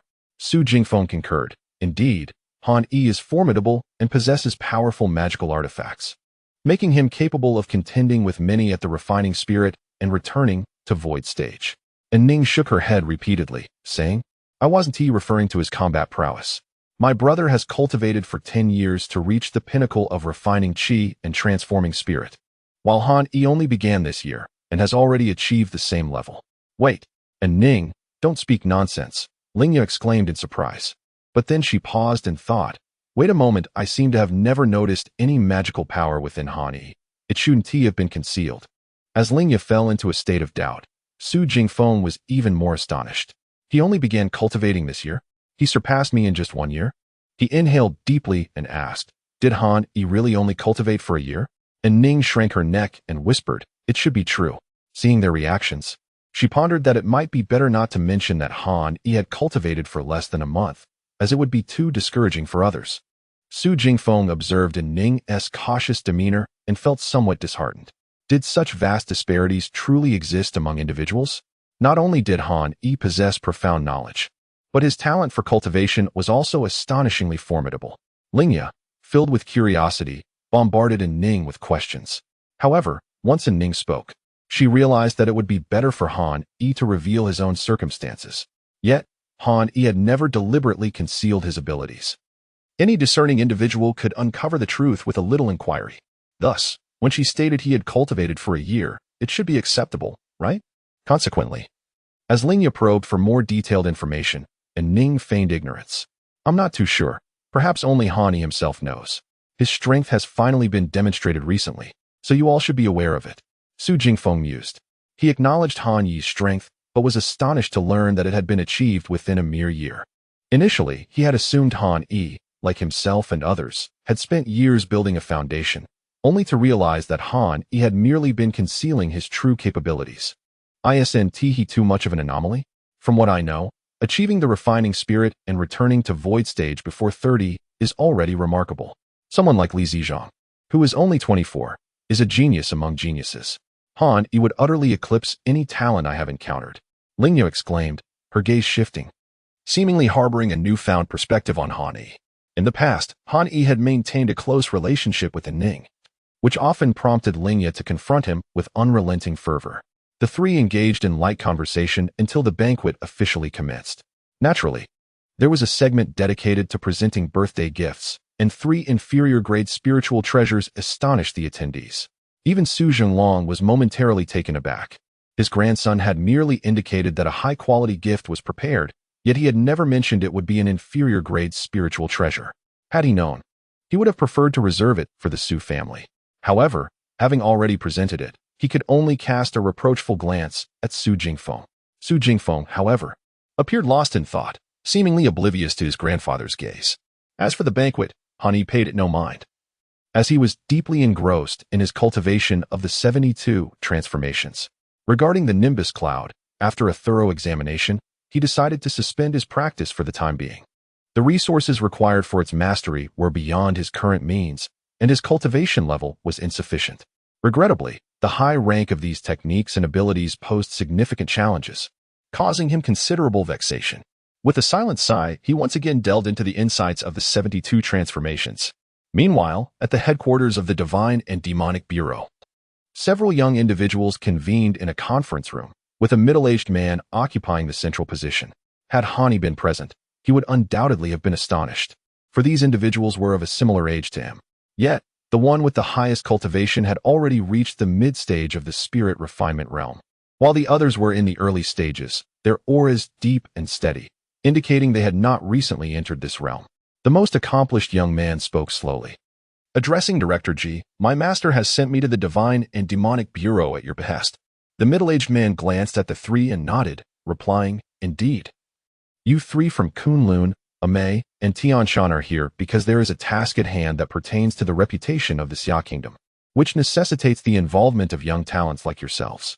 Chapter 55 7 Individuals. The middle-aged man in the main seat was none other than Ji Qingwu, the director of the Bureau of Deities and Demons, the very same person who had previously conversed with Han Yi over the intercom. He's also one of the most powerful cultivators in the Xia nation. His words left the three young individuals present in astonishment. Among them, the most formidable was a young man, an outstanding disciple from Kunlun, while the disciples from Amei and Tianshan were both women. Director Ji, may I inquire what mission requires our emergence from seclusion? Spoke the young woman from Tianshan, clad in white, her tone frigid, as if her words were laced with an icy chill. Yes, indeed, we are required to emerge. Until now, we have devoted ourselves solely to cultivation, seldom venturing outside. Only gaining a limited understanding of the outside world, Ji Qingwu replied. We are to participate in a martial arts exchange competition jointly organized with Fusong, the Cosmic Nation. In the Holy See, alongside Asgard, he continued. Surely, we need not intervene directly? As far as I am aware, the Bureau of Deities and Demons has its own cadre of trained practitioners, remarked the young woman from Amei, dressed in a skirt of white adorned with red patterns. Both women were strikingly beautiful, exuding an air of exceptional grace. As innate talents, they possessed physical attributes unattainable by ordinary individuals, further perfected by their rigorous cultivation. Ji Qingwu nodded in response and proceeded to elaborate on the details. Given this, it appears there will be a certain degree of danger involved, pondered the young man from Kunlun. Precisely because of the danger, we are deploying more capable individuals. Otherwise, it would merely lead to unnecessary casualties, Ji Qingwu explained.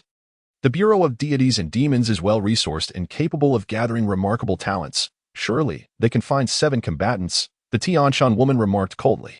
Ji Qingwu furrowed his brow but refrained from anger, aware that the reports from Tianshan indicated that Shui Ranming's temperament was inherently aloof, a product of her cultivation methods, rendering her demeanor towards strangers entirely natural. Even as the director of the Bureau, standing at the pinnacle of power in the Xia nation, he appeared no different from an ordinary person in her eyes. There are a total of 7 participants, aside from the 3 of you. The remaining 4 are all from the Bureau, he stated. Oh, I had no idea the Bureau of Deities and Demons possessed such depth.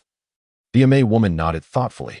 Ji Qingwu waved his hand dismissively. No matter, the event is set for 5 days from now, on June 15th. Tomorrow, you will meet your teammates to become acquainted. The 3 nodded in unison, recognizing Ji Qingwu as their elder and acknowledging his formidable prowess, which was nearly unrivaled in the Xia nation. Should the Bureau possess any formidable artifacts, Ji Qingwu's strength would be truly formidable. Shui Ranming, Du Xinyue, and Tang Xian. You are all distinguished members of your respective sects, but this time, you represent the nation. I hope you can demonstrate your true abilities and not bring shame upon Xia, he advised. Of course, the trio replied in unison. Now, you may go rest. There will be personnel to keep in touch with you, ensuring you stay informed about recent developments, he concluded. Time passed swiftly. When Han Yi awoke from his deep contemplation, it was already the following day. Upon checking his phone, he discovered over 99 messages. Aside from a few from Ning and Chun, most were from 2 accounts. One was unfamiliar, but the messages indicated it was from the Bureau of Deities and Demons, inviting him to visit. The other was from Old Zhao. Little Han, when do you have time to visit the Bureau and see the collection? Most messages conveyed this sentiment. A handful inquired about the mythical tales of the demon race and Su Fu that he had previously mentioned. After reading through the messages, he replied to some of his inquiries. Han Yi, the director mentioned there is another person. Where are you? Why haven't you come? These individuals are all so formidable. I feel like the weakest link, destined to be cannon fodder. Han Yi noticed several messages from an unfamiliar number and, upon reading them, realized they were from Ji Shuiyan's account. The Bureau had indeed selected her as a participant for the upcoming competition. From her messages, he gathered that they had secured 6 participants and were preparing to invite him for the final spot. Her tone, however, revealed her anxiety, as it seemed there were no familiar faces among the others. I will come tomorrow, Han Yi replied, glancing at the time. He noted it was around 3 in the afternoon, and he headed directly to the Qinzhou branch, as instructed by the Bureau's other account, which stated they would be waiting for him there.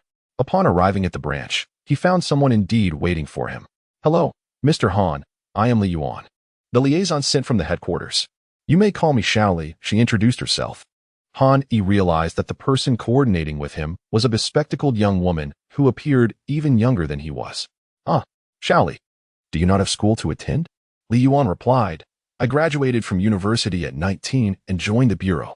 Han Yi was left speechless. She was evidently a prodigy. Well then, please succinctly explain the bureau's intentions. Li Yuan nodded. Since your information was reported by the branch, we typically conduct a strength assessment. However, due to the presence of combat team members who can vouch for your abilities, no test is necessary. The director has approved this. Is it truly that simple? Han Yi inquired, surprised, as he had anticipated a more arduous process. Yes. We will head directly to the headquarters to meet your 6 teammates and prepare to depart for the competition venue. Are we leaving now? Li Yuan confirmed. Yes. Everyone is expected to arrive today, but we were unable to reach you earlier. The other 6 contestants have likely already arrived. Han Yi contemplated that he had little to prepare and determined that he could simply go along. In that case, let us depart. Notably, in the interest of expediency, they arranged for him to take the next high-speed train, which reached the capital, Tianjin, in just 2 hours. By the time he arrived, night had fully descended. This marked Han Yi's second visit to the headquarters of the Bureau of Deities and Demons. Han Yi, I thought you were coming tomorrow. Why are you here today? Ji Shuiyan's voice rang out in surprise as she spotted him in the lobby. Han Yi glanced around, taking in the sight of 3 stunning women. Their beauty and poise striking. What are you all preparing to do? He asked, astonished, as the 6 participants had just emerged from the elevator, seemingly ready to leave. Mr. Han, we are about to select items to enhance our combat capabilities and gather necessary supplies for the competition. You are welcome to join us. Li Yuan explained at his side. You're the one who kept us waiting all day as the final contestant? A young man remarked, his expression darkening as he fixed his gaze on Han Yi. Han Yi shot him a glance and replied, my apologies. I was delayed due to seclusion. Noting Han Yi's disregard for his tone, the young man scoffed dismissively, how dull. This upcoming exchange competition just became more challenging. I wonder what they were thinking. Allowing a group of individuals who haven't even reached the divine transformation realm to compete. Chapter 56. The Divine and Demonic Bureau is truly marvelous. It is noteworthy that the disciples from the Amei, Tianshan, and Kunlun sects possess varying levels of cultivation, with the lowest being at the initial stage of the divine refinement realm and the highest at the mid-stage. The individual speaking is at the initial stage of the divine refinement realm, surrounded by 4 formidable cultivators. Among the remaining 3, including Han Yi, all have reached the pinnacle of Qi transformation. Qin Yu, who has recognized the artifact Ganqi, Ji Xian, who possesses the 8 treasures of Neza, and Han Yi stand together. How do you speak so carelessly? Ji Shuiyan glared at him in discontent. Qin Yu cast a sidelong glance at him before turning his attention to Han Yi. Han Yi, I owe you my gratitude. Han Yi smiled, it's nothing. Your rebirth is due to your own capabilities. No one else could have achieved it. Qin Yu returned a friendly smile. Despite his body being severely injured, his consciousness remained clear. He understood that his ability to recognize Ganqi was akin to a rebirth, and Han Yi was the one who contributed the most to this miracle. Ji Shuiyan, astonished, asked, Han Yi, you two are acquainted? We've met once. My life was saved by Han Yi, Qin Yu expressed with deep gratitude. Ji Shuiyan's gaze shifted between the two, filled with curiosity. It seems Han Yi has rescued you more than once. As the 3 conversed, a previously ignored young man could no longer contain himself, his anger surging. Choosing to band together is quite wise, isn't it? Just like hyenas on the prairie, they only survive by forming packs. His sarcastic tone instantly chilled the atmosphere. Who is he? Han Yi glanced at the young man and turned to Ji Shuiyan and Qin Yu for clarification. Xue Feilong. He is a seed contestant for the Divine and Demonic Bureau, Ji Shuiyan replied. Han Yi couldn't help but chuckle lightly. A seed contestant? Aren't you all from the Divine and Demonic Bureau? How could he possibly be chosen? Ji Shuiyan wrinkled her nose in response. He possesses a higher cultivation level than us. We are still at Qi transformation. Qin Yu regarded Han Yi with a contemplative expression, then suddenly released a domineering aura that targeted only Xue Feilong, causing his complexion to change drastically as he instinctively took 2 steps back. The rest of the onlookers were momentarily stunned. Then a look of caution arose in their eyes as they began to take Qin Yu seriously. Indeed, his higher cultivation qualifies him as a seed contestant. Qin Yu's voice echoed softly. Xue Feilong's face flushed with anger, glaring fiercely at Qin Yu and his companions, as if he wished to bite them in retaliation. What skill is there in ambushing? If you dare, Let us compete on the arena and see if your chi transformation is worth more than my supposed title as a seed contestant. Ji Shuiyin glanced at Han Yi, noting his calm demeanor, and chose not to intervene. Qin Yu seemed intrigued, but continued to look at Han Yi. Han Yi shrugged. Let us give the seed contestant some face. I concede. Qin Yu, if you're interested, feel free to engage him. Then I shall not disturb everyone further. After all, we are to depart for the competition venue in 2 days. It and Appos. It's best to prepare early. We need to select some cultivation supplies and artifacts. Shall we go together? Han Yi nodded, disregarding Xue Feilong. Individuals like him, who make a racket, are no different from Jin Changhao. Engaging with him would only waste time. Since he is part of the Divine and Demonic Bureau, Han Yi found no merit in confronting him.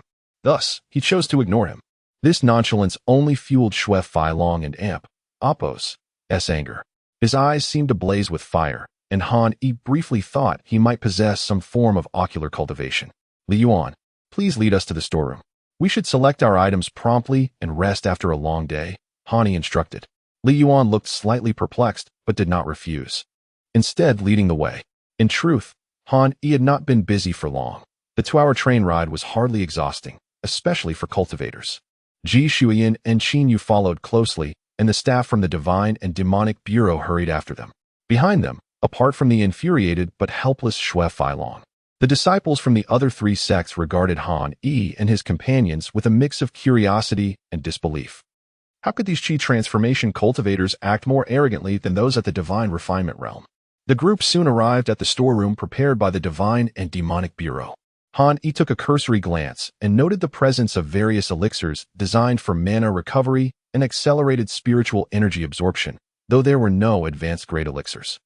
Considering the circumstances, it was understandable. If the Bureau possessed such potent elixirs, they would have likely utilized them long ago. Aside from the elixirs, there were ordinary magical artifacts, primarily concealed weapons like flying daggers and needles, along with several materials and various weapons. The best among them were merely upper-grade magical artifacts. For the individuals present, who possessed treasures of their own, such lower-grade artifacts were hardly appealing. Ji Shuiyin, for instance, owned 2 inferior spirit treasures, the Yin-Yang twin swords, rendering these low-tier magical artifacts beneath her consideration. Han Yi had little interest in the elixirs. The might of his 8-9 mystical arts was sufficient for rapid mana restoration during battle.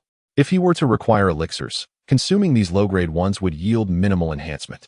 However, he noticed that the others regarded the elixirs with extraordinary reverence, which puzzled him. Are elixirs truly this rare? His intrigue shifted towards the magical artifacts and the dozens of materials, as well as the rows of ordinary weapons. Mr. Han, aren't you interested in the elixirs? They are quite useful during combat or cultivation, especially those specially selected by the Divine and Demonic Bureau, Li Yuan urged. Special selection of elixirs? Han Yi blinked, realizing his perspective was indeed flawed. High-level alchemists were scarce, and advanced ones were even rarer. Li Yuan seemed to sense Han Yi and Appos' confusion and quickly explained. I don't require elixirs. I prefer to examine these materials. Perhaps I can upgrade my weapon, Han Yi replied. His gaze then fell upon the array of materials, magical artifacts, and the numerous weapons. Li Yuan followed closely, bewildered as she watched him peruse the ordinary weapons, not understanding his motives. By her understanding, Han Yi should possess formidable spirit treasures. Otherwise, the director wouldn't have personally sent her to contact him.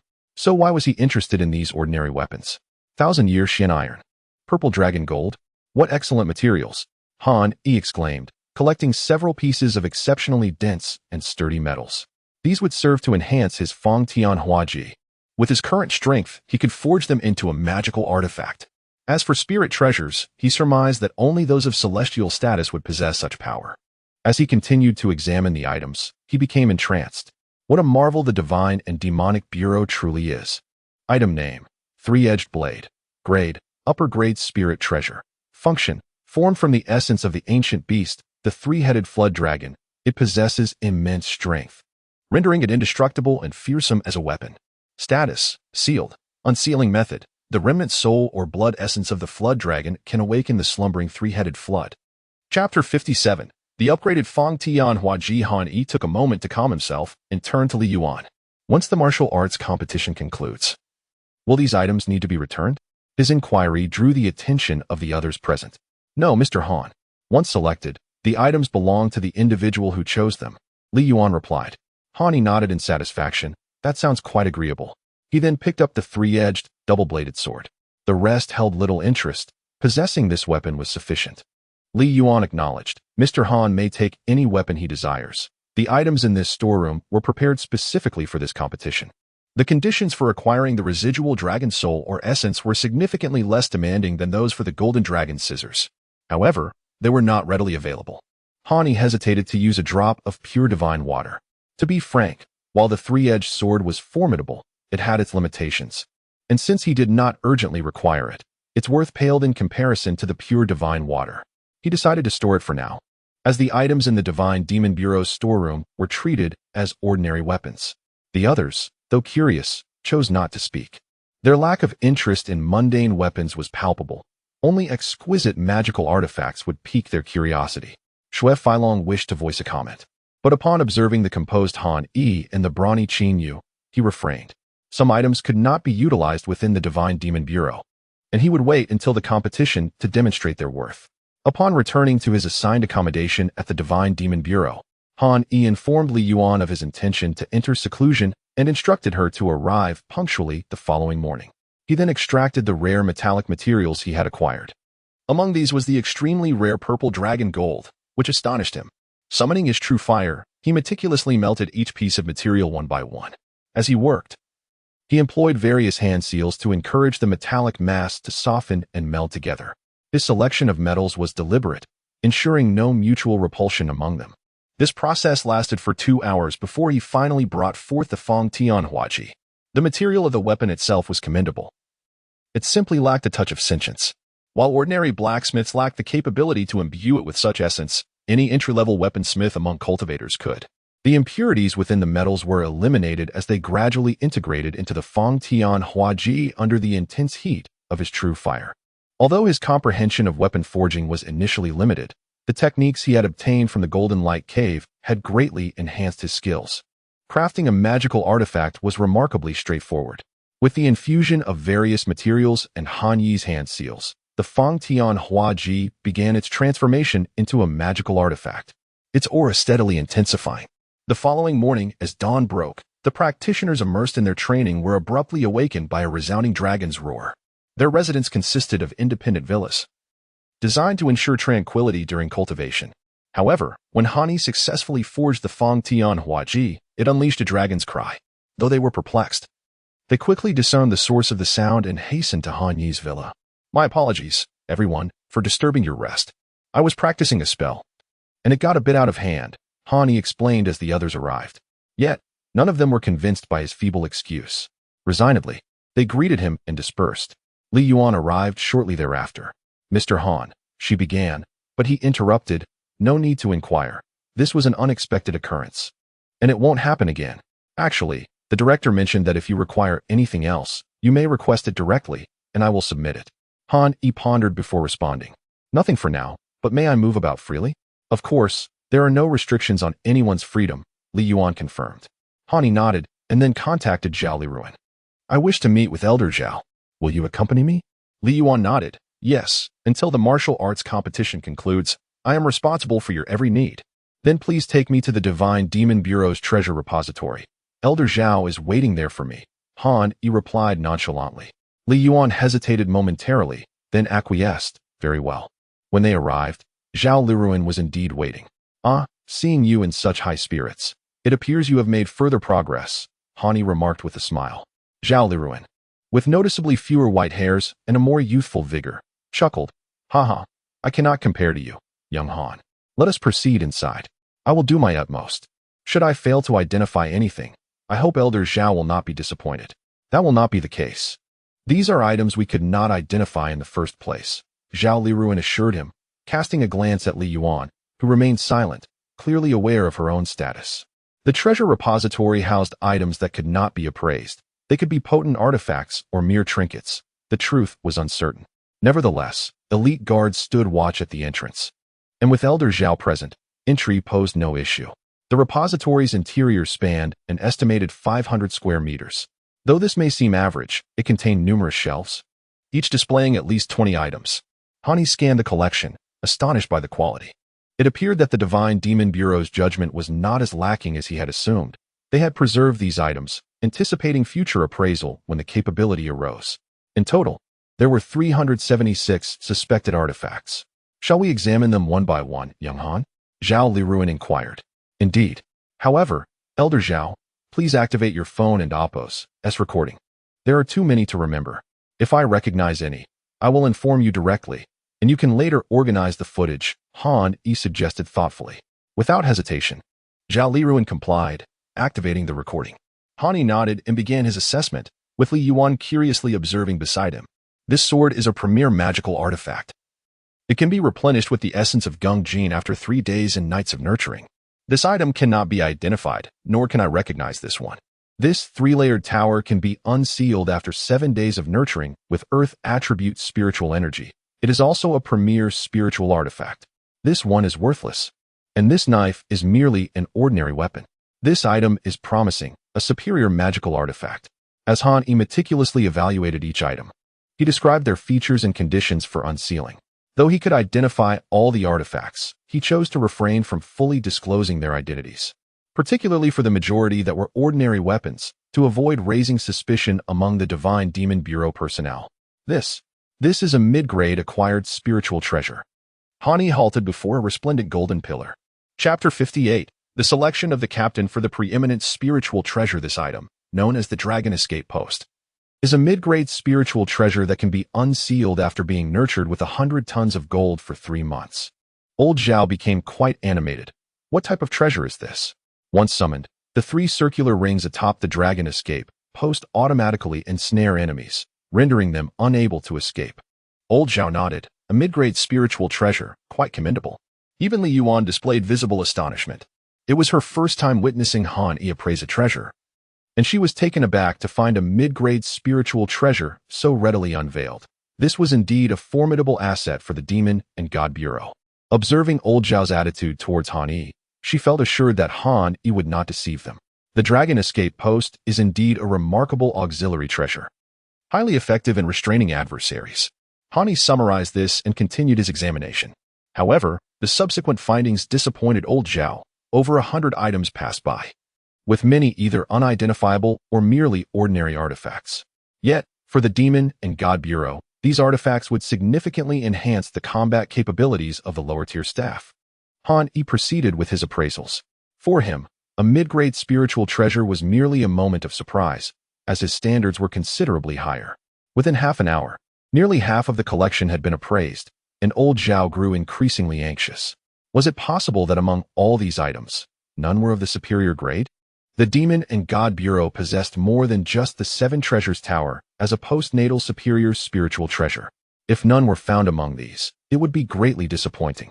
Suddenly, he heard Han Yi exclaim in surprise. His heart raced, and he quickly turned to look. Surely, whatever had captured Han Yi's attention must be more formidable than the Dragon Escape Post. Item name: Yin-Yang Mirror. Level: Preeminent Spiritual Treasure. Function: this item is exceedingly extraordinary. When reflecting from the reverse, it can kill instantly, while reflecting from the front can resurrect in the blink of an eye. Status: sealed. Unsealing method: nurture with the essence of life and death for 100 years. Han Yi had uncovered the information regarding the Yin-Yang Mirror, and he was naturally astonished. Its power was indeed formidable. Old Zhao cautiously inquired, "Young Han, have you discovered something remarkable?" Han Yi nodded and held up the Yin-Yang Mirror. This is the treasure, the Yin-Yang Mirror, a preeminent spiritual treasure. Its reverse can cause instant death, while its front can revive. It's incredibly powerful, though it remains sealed. Old Zhao gasped. A preeminent spiritual treasure? He was well aware of the rarity and exceptional nature of such treasures. From Han Yi's description, it appeared that this artifact was even more extraordinary than the 7 Treasures Tower. Such a powerful treasure must have complicated unsealing conditions, right? Han Yi affirmed. It requires nurturing within life and death essence for a century. A century? That seems. Zhao Liruan sighed. Han Yi elaborated. This is a conceptual statement. If the life and death essence is of higher quality and sufficient quantity, the nurturing time can be reduced significantly. Zhao Liruan was taken aback, then joyfully exclaimed. So it can be done in this manner? That makes unsealing much less daunting. Clearly, ideas were already forming in his mind. Han Yi was not surprised. The Demon and God Bureau controlled all information within the borders of Xia country, and they likely already knew of locations rich in life and death essence. As Hani continued to appraise the remaining items, he discovered a few inferior spiritual treasures, but nothing else that piqued his interest. It seemed the Demon and God Bureau had not unearthed many treasures. Did that mean the remaining artifacts were hidden within those cultivation families and sects? He found it hard to believe that, from the ancient times of the primordial era to now, only so few spiritual treasures had been discovered. Even if many had been sealed for unknown reasons, there should still be a considerable number of unsealed treasures akin to the Seven Treasures Tower. Others might not know, but Han Yi was aware. During the primordial period and later in the Fengshen and Journey to the West periods, spiritual treasures were abundant. While the high-end ones might be scarce, those of mid and low grades could certainly be deemed plentiful. It appears this is all. The rest, which I cannot identify, shall continue to gather dust here, Han Yi remarked with a hint of resignation. Old Zhao, however, wore a joyful expression. No worries, no worries. With the Yin-Yang Mirror and the Dragon Escape Post, today has already been a significant harvest. He could hardly contain his happiness had Han Yi not arrived. Such a powerful spiritual treasure as the Yin-Yang Mirror would have remained undiscovered. Judging by the mirror and Appo's design, who could have guessed it harbored such terrifying capabilities? Mr. Han, the director has summoned us to the training ground, Li Yuan said beside Han Yi. He nodded. Yes, we have concluded here. Let us proceed. I wonder what the director wishes to discuss. I and Appo's am not quite sure. The director merely instructed us to come, Li Yuan replied. Han Yi bid farewell to old Zhao, urging him to focus on the unsealing process, and then he and Li Yuan made their way to the training ground of the Demon and God Bureau. Han Yi arrived at the training ground almost simultaneously with the others, where Director Ji Qingwu awaited them.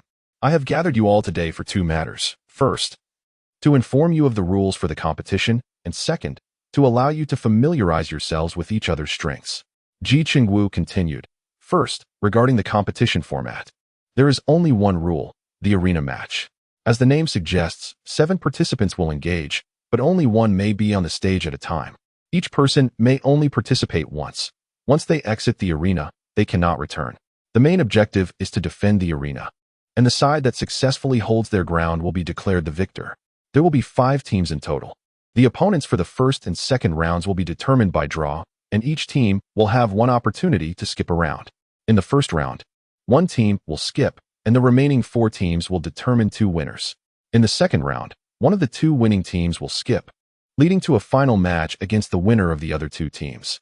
Since this competition only awards a championship, there will be no contention for second or third places. Upon hearing this, Han Yi understood the motivation behind this format. The Demon and God Bureau, pressed by international pressures, had no choice but to agree to such a format, as they were unaware of the immense power of their guardian artifact, the Chaos Bell. Had they known, they would hardly have paid heed to the actions of these foreign nations, which resembled the antics of clowns. For Han Yi, aiming for mission rewards was thus unattainable. This competition format was evidently designed to facilitate the casting of that curse technique. As long as it succeeded, their objective would be achieved. They were indifferent to whether the format was flawless or not. The second matter was to ensure that teammates were aware of each other's strengths, facilitating arrangements for the arena match. By the way, during combat, I cannot accompany you, so you will need a captain. I have already chosen the captain, and it is Han Yi. Now, Han Yi, please begin by introducing or demonstrating your abilities to everyone.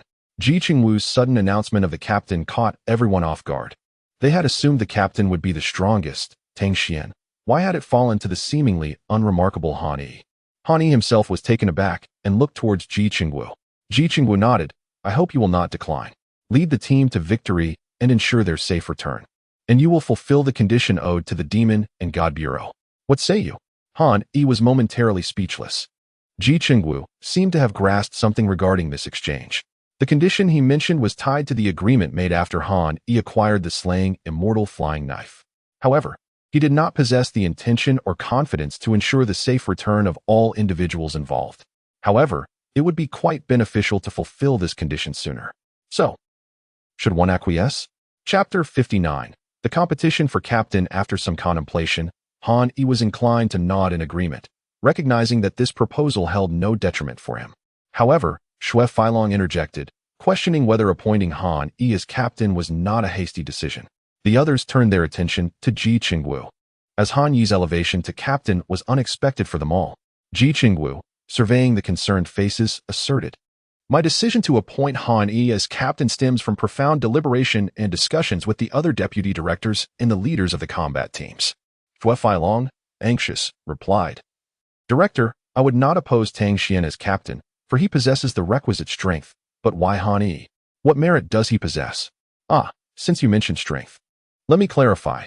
It is precisely because Han Yi possesses the greatest strength that this decision was made. Ji Qingwu's declaration left the assembly momentarily speechless. Could it be true? Was Han Yi truly the strongest? Only Ji Shuyan remained unfazed, fully aware of Han Yi's true combat prowess, even without the use of the immortal slaying flying dagger. These individuals might not stand a chance against him. Impossible. Xue Failong gasped. Tang Xian also inquired, "Director, is Han Yi genuinely stronger than the rest of us?" The crowd exchanged curious glances. They could all discern that Han Yi was merely at the pinnacle of the Qi transformation stage, while 4 among them had attained the divine return to void stage. Ji Qingwu turned to Han Yi and asked, "Well then, shall you demonstrate?" Han Yi, sensing the weight of expectation, realized that becoming captain was not going to be as effortless as he had hoped. "Very well," he acquiesced, stepping forward and unsheathing the Feng Tian Huaji. "This is my weapon, a top-tier magical artifact. As for my combat power, at full force, it is roughly equivalent to that of a mid-stage divine return to void practitioner." The crowd gasped in astonishment, their disbelief palpable. Surpassing levels? This was a scenario reserved for geniuses confronting mediocrity. However, each present was confident that they could not be the ones to be outclassed. Moreover, Han Yi wielded merely a top-tier magical artifact. "Allow me to test your strength. If it is indeed as you claim, I will wholeheartedly accept your position as captain," Xue Failong declared, his expression darkening as he pondered whether Ji Qingwu and Han Yi were speaking the truth or merely toying with them. Just then, a crisp, icy voice broke through the tension. Xue Ranming stepped forward. "Miss Xue, perhaps I should take this opportunity to teach this presumptuous individual a lesson," Xue Failong hastily suggested, eager to assert his position. Her presence seemed to bolster his conviction that Han Yi was bluffing. Yet Xue Ranming paid no heed to Xue Failong, her lips parting slightly as she replied, "No need." Her frigid tone instantly quelled any fervor within him, and glancing around at the varied expressions of the others, he reluctantly withdrew. "I beg your pardon." Xue Ranming offered a slight bow before raising her hand, directing a blue longsword straight at Han Yi. Han Yi mused internally about her terrifying decisiveness. She struck without hesitation. The blue longsword was a low-grade spiritual treasure. As it surged forth, imbued with her chilling magical power, an intense cold radiated outward, causing even Han Yi to shiver. Yet he did not falter. With a single hand, he swung the Feng Tian Huaji, producing a sonic boom as it collided with the longsword. Clang! Their initial clash reverberated across the space. Han Yi remained steadfast, the force of the Feng Tian Huaji seemingly distorting the very air around it. In contrast, Xue Ranming's expression grew icier, utilizing the recoil from the longsword. She gracefully floated back a couple of meters. The onlookers widened their eyes, captivated by the spectacle, although Xue Ranming had only launched a probing strike. The outcome was not what they had anticipated. Without uttering a word, she continued her assault. A flurry of white sword energy surged forth, accompanied by the crescent-shaped blade in her hand, simultaneously sealing off all avenues for Han Yi's evasion. Han Yi narrowed his eyes, attuned to the magical fluctuations emanating from her figure ahead. He raised an eyebrow as if a dragon and Appo's roar echoed in the air. He held no intention of showing mercy. Xue Ranming was earnest in her combat, and he too had no desire for triviality.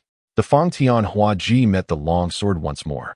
The crescent blade struck against it, leaving no trace, dissipating into nothingness. The remaining sword energy was disregarded by Han Yi, crashing harmlessly against his protective magical barrier. The energies neutralized each other without impacting Han Yi in the slightest. Xue Ranming's pupils constricted as she inquired, "You are a body refinement practitioner?" "Indeed. But I also possess magical abilities," Han Yi replied with a smile.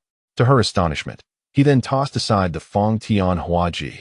A flicker of anger crossed Xue Ranming and Appo's eyes. To combat her unarmed was to belittle her, yet soon, like the others, she found herself rooted in place. Han Yi formed a hand seal, and a massive stone, resembling a small house, abruptly materialized above Shui Ranming. As she contemplated evasion, fiery crimson flames erupted all around, accompanied by the flickering of sword lights, presenting a menacing visage. Shui Ranming shot a glance at Han Yi before sheathing her longsword. You win, even in defeat. Her voice retained its icy demeanor, though an undercurrent of emotion betrayed her calm facade. I concede, Han Yi nodded with a smile, dispersing all magical constructs. His mastery of the 8-9 profound arts endowed him with numerous high-level spells. Additionally, the earthly 7-2 transformations encompassed more than mere transmutation, including a variety of weather-manipulating spells. In terms of magical prowess, he far surpassed his contemporaries. While Shui Feilong contemplated speaking, the evident reality stifled his words. All present could see that Shui Ranming had not gone easy on Han Yi. Furthermore, the disparity between a low-grade spiritual treasure and a top-tier magical artifact was palpable. The brief encounter, while straightforward, showcased that Shui Ranming, in earnest, posed no real threat to Han Yi. They recognized that, should the bout continue, they themselves could not match his effortless display.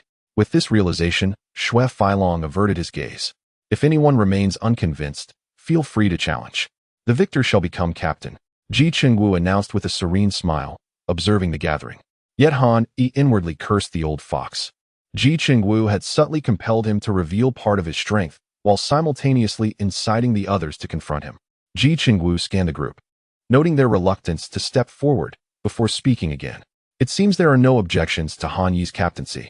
You have all witnessed the prowess displayed by Han Yi and Shui Ranming. Though neither employed their trump cards, it is prudent to reserve those against our foes, not amongst ourselves. Now, let the others showcase their abilities, engage in duels, or exhibit your skills at will. If anyone prefers not to engage, feel free to voice it. Ji Qingwu's words left Han Yi feeling somewhat disheartened. Was it merely a guise to spotlight himself? Wait, what was that look from Shui Ranming? Did she intend to challenge him further? Han Yi felt a headache brewing. Chapter 60. The air today smells of lemons as Ji Qingwu's voice faded. Everyone turned their attention to Han Yi. Han Yi was momentarily taken aback, but quickly regained his composure, suggesting, how about this? You all demonstrate and explain your abilities to each other. Engaging in direct confrontation may disrupt the harmony among us. Ji Shuyan stepped forward, declaring, allow me to begin. With a mere thought, 8 spiritual treasures burst forth, swirling around her form. The others gasped in shock, instinctively retreating a few steps. Their expressions awash with disbelief as they beheld Ji Shuyan. My cultivation level is at the peak of Qi transformation, and I possess 8 spiritual treasures, which include the Qiankuan ring, a mid-grade treasure, and the flame spear. As she listed each item, the group fell into a state of shock. The realization that one individual could possess 8 treasures of considerable caliber felt surreal. Han Yi wiped the cold sweat from his brow and urged, all right, Ji Shuyan, please put them away.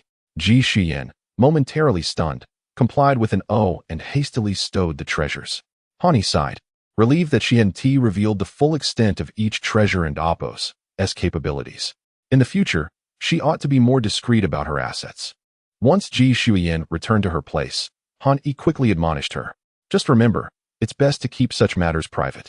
Even if you have top-grade treasures, you can simply mention a mid-grade one instead. Don't reveal your entire hand. Ji Shuyan nodded thoughtfully. I understand.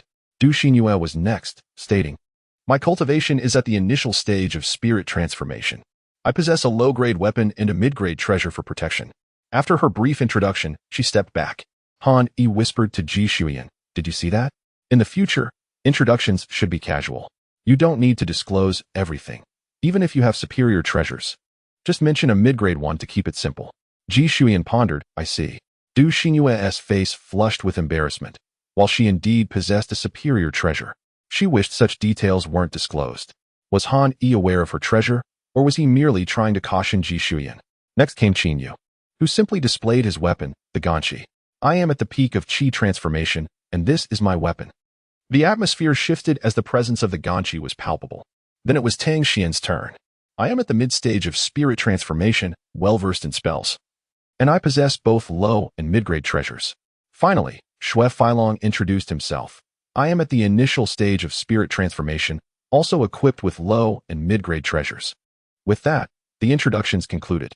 However, The four of them no longer perceived the three Qi transformation practitioners as weak. Han Yi had merely revealed a glimpse of his prowess. But Ji Qingwu's words confirmed that he surpassed the average mid-stage spirit transformation cultivator. As for Ji Shuyan's strength, it was better left unspoken.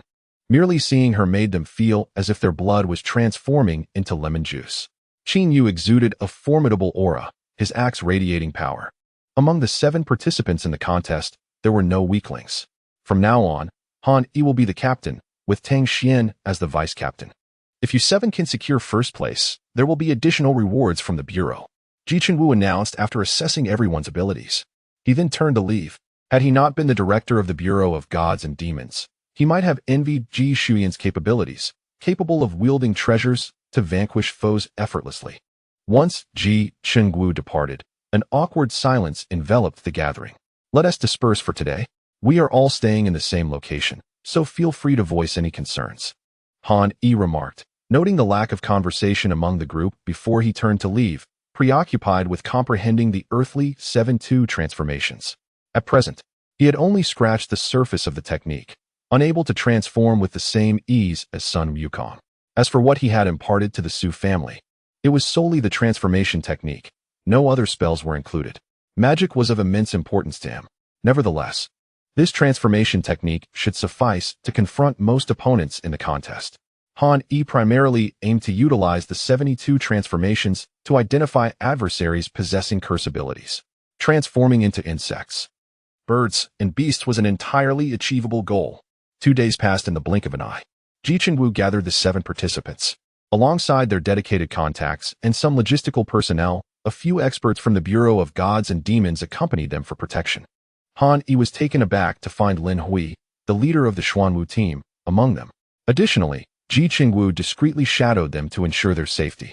The competing teams were to act independently, while the remaining powerful figures and high-ranking officials from various nations would arrive at the island on the day of the competition to observe the event. Simultaneously, this contest would be broadcast live worldwide. Han Yi understood the ulterior motive behind this. The 4 major factions likely wished to see Xia country humiliated, hence their actions. But, can you truly prevail? The group boarded a private plane and flew directly to the island in the Pacific. Follow the captain's lead. I will protect you from the shadows, Ji Qingwu assured the team. Thus, Han Yi became the leader, guiding the group off the plane and onto the island. Stop. A contingent of fully armed soldiers and practitioners swiftly surrounded them. We are the competing team from Xia country, Han Yi declared. Present your identification. Han Yi remained composed as he produced the credentials specially issued by the Bureau for this contest, along with those of his companions. He furrowed his brow but quickly regained his composure. Let them see. After examining the documents, the soldiers nodded to their comrades, who stood at the ready, and cleared a path. A tall, blonde woman approached, dressed rather provocatively. Hello, I am your tour guide, Annie. If you need anything on the island, feel free to let us know. The blonde beauty spoke fluent Xia language, indicating that the organizers had done their homework. However, Han Yi was acutely aware of their ulterior motives, to lower their guard and subsequently incapacitate the 7 with curses. Han Yi nodded slightly, allowing Annie to lead them to the hotel prepared for the contestants. The hotel was lavish, yet the unfolding situation caused the expressions of Han Yi and his companions to darken. Apologies, but the hotel is fully booked. Latecomers will have to pitch tents outside. We provide free tents, the receptionist said with a polite smile that barely concealed her disdain. Annie, is this how your organizing committee operates? You can't even provide accommodations? Han Yi replied, his tone heavy. Perhaps our team should just return to Xia country. This competition seems rather pointless. With that, he retrieved his phone and dialed the private plane's captain. Captain Li, wait a moment. There is no accommodation available here. Let us return directly to our homeland. He waved his hand and led a group of people straight towards the airport on the island. Meanwhile, Annie, still at the hotel, along with the front desk staff and security, appeared utterly perplexed. What on earth? Are we returning just like this? What will happen to our mission? Chapter 61. The words of others. Mr. Han, please wait a moment, and called out as she hurried after him. Han Yi turned around, asking, what's wrong? Isn't there no room left here? Seemingly embarrassed, and replied, actually, we reserved enough rooms for each team. But it seems your room has been occupied by members of other teams. What do you mean? Isn't that still no room at all? Is this how you handle things? Despite the collaboration of the four major powers? Han scoffed, turning back to lead his companions away. He was unperturbed by their indifference. The event was organized primarily due to the Chaos Bell, as they could no longer create disturbances domestically and aim to draw out the talents of Xia country. It was inconceivable that they would simply allow him and his companions to leave unchallenged. Tang Xian and the others were bewildered, silently following Han as they exited. You yellow-skinned monkeys, are you running away so quickly because you're scared? A boisterous voice suddenly bellowed, redirecting the attention of everyone nearby. Two groups emerged swiftly from the hotel, their attire and appearance distinctly marking their identities. Han recognized them instantly. One group hailed from Fusang, while the other was from the Holy See. The one who had shouted was a young man from the Church of Light. Respect is earned through strength. Without strength, you might as well pitch a tent outside, one member from the Fusang team remarked. Since his spiritual essence had strengthened through cultivation, Han found it effortless to comprehend their language. Frowning, he scratched his ear and asked, "And what are these two babbling about? Can't they speak plainly?" And was momentarily taken aback, unsure how to translate, but Han and Apos' words provoked a strong reaction from the opposing group. "What are you saying, you yellow-skinned monkey? Seeking death?" They were merely conversing in their own language. How could it not be considered human speech?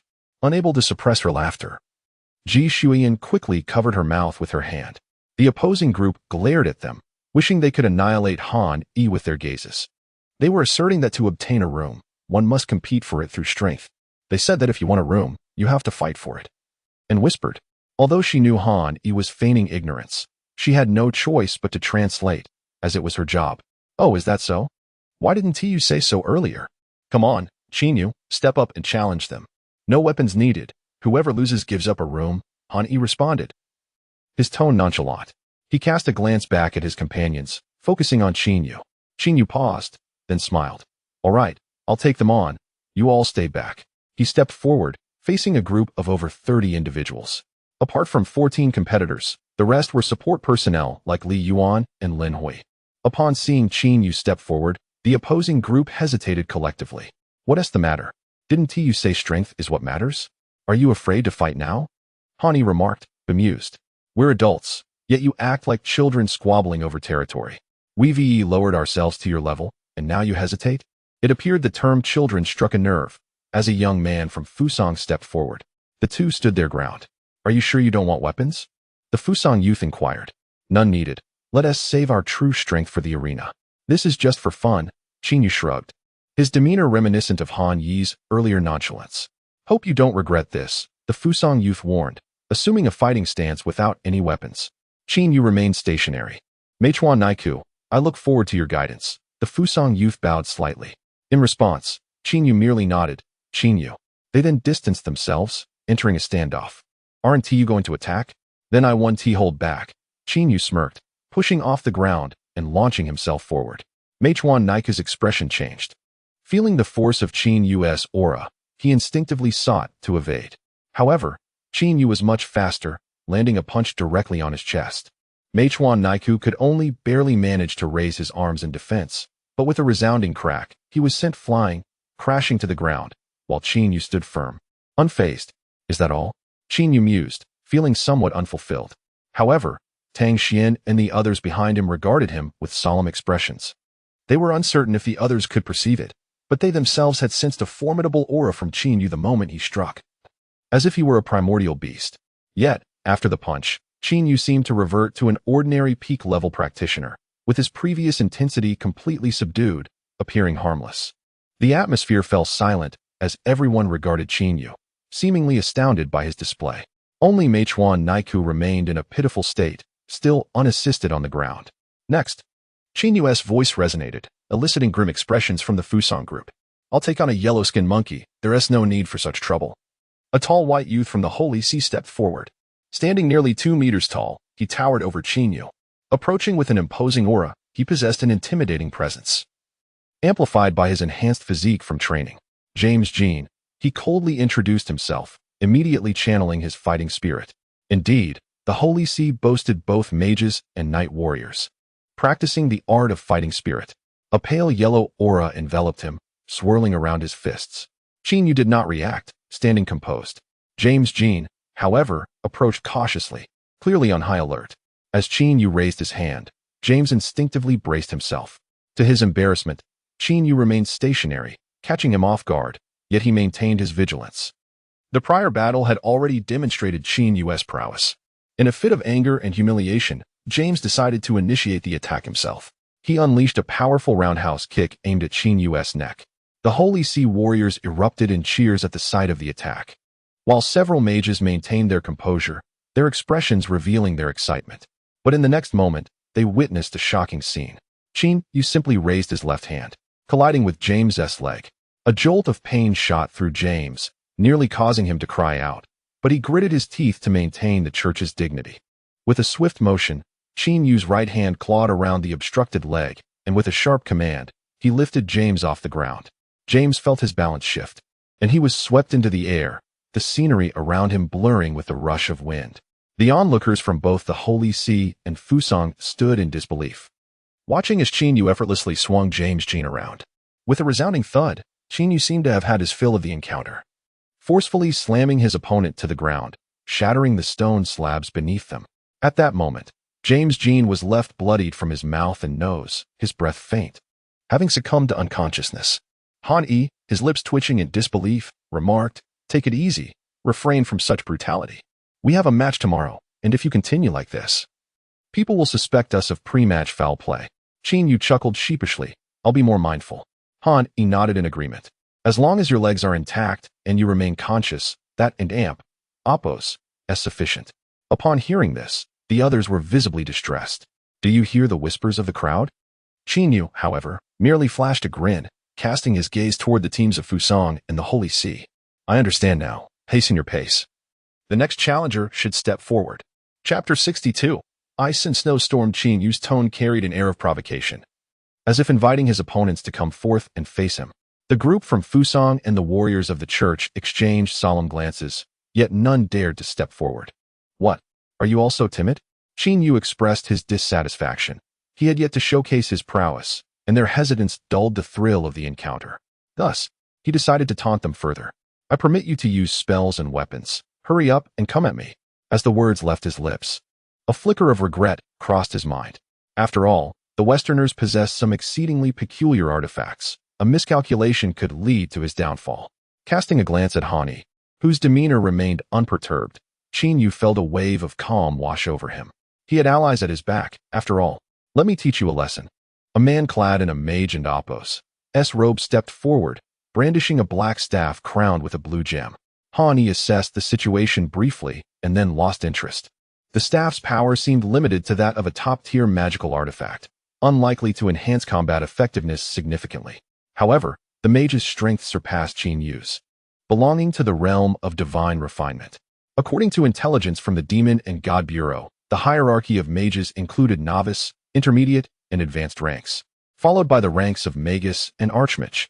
Judging by the energy radiating from this individual, he appeared to be a magus, comparable in strength to the realm of divine refinement. The mage's name was Harrison Kevin. He lifted his staff, and without any preliminary gestures, a shard of ice, roughly 10 centimeters long, abruptly manifested and shot toward Qin Yu at an alarming speed. Startled, Qin Yu evaded the attack upon sensing its velocity and even managed to retaliate with a punch, shattering the ice shard upon impact.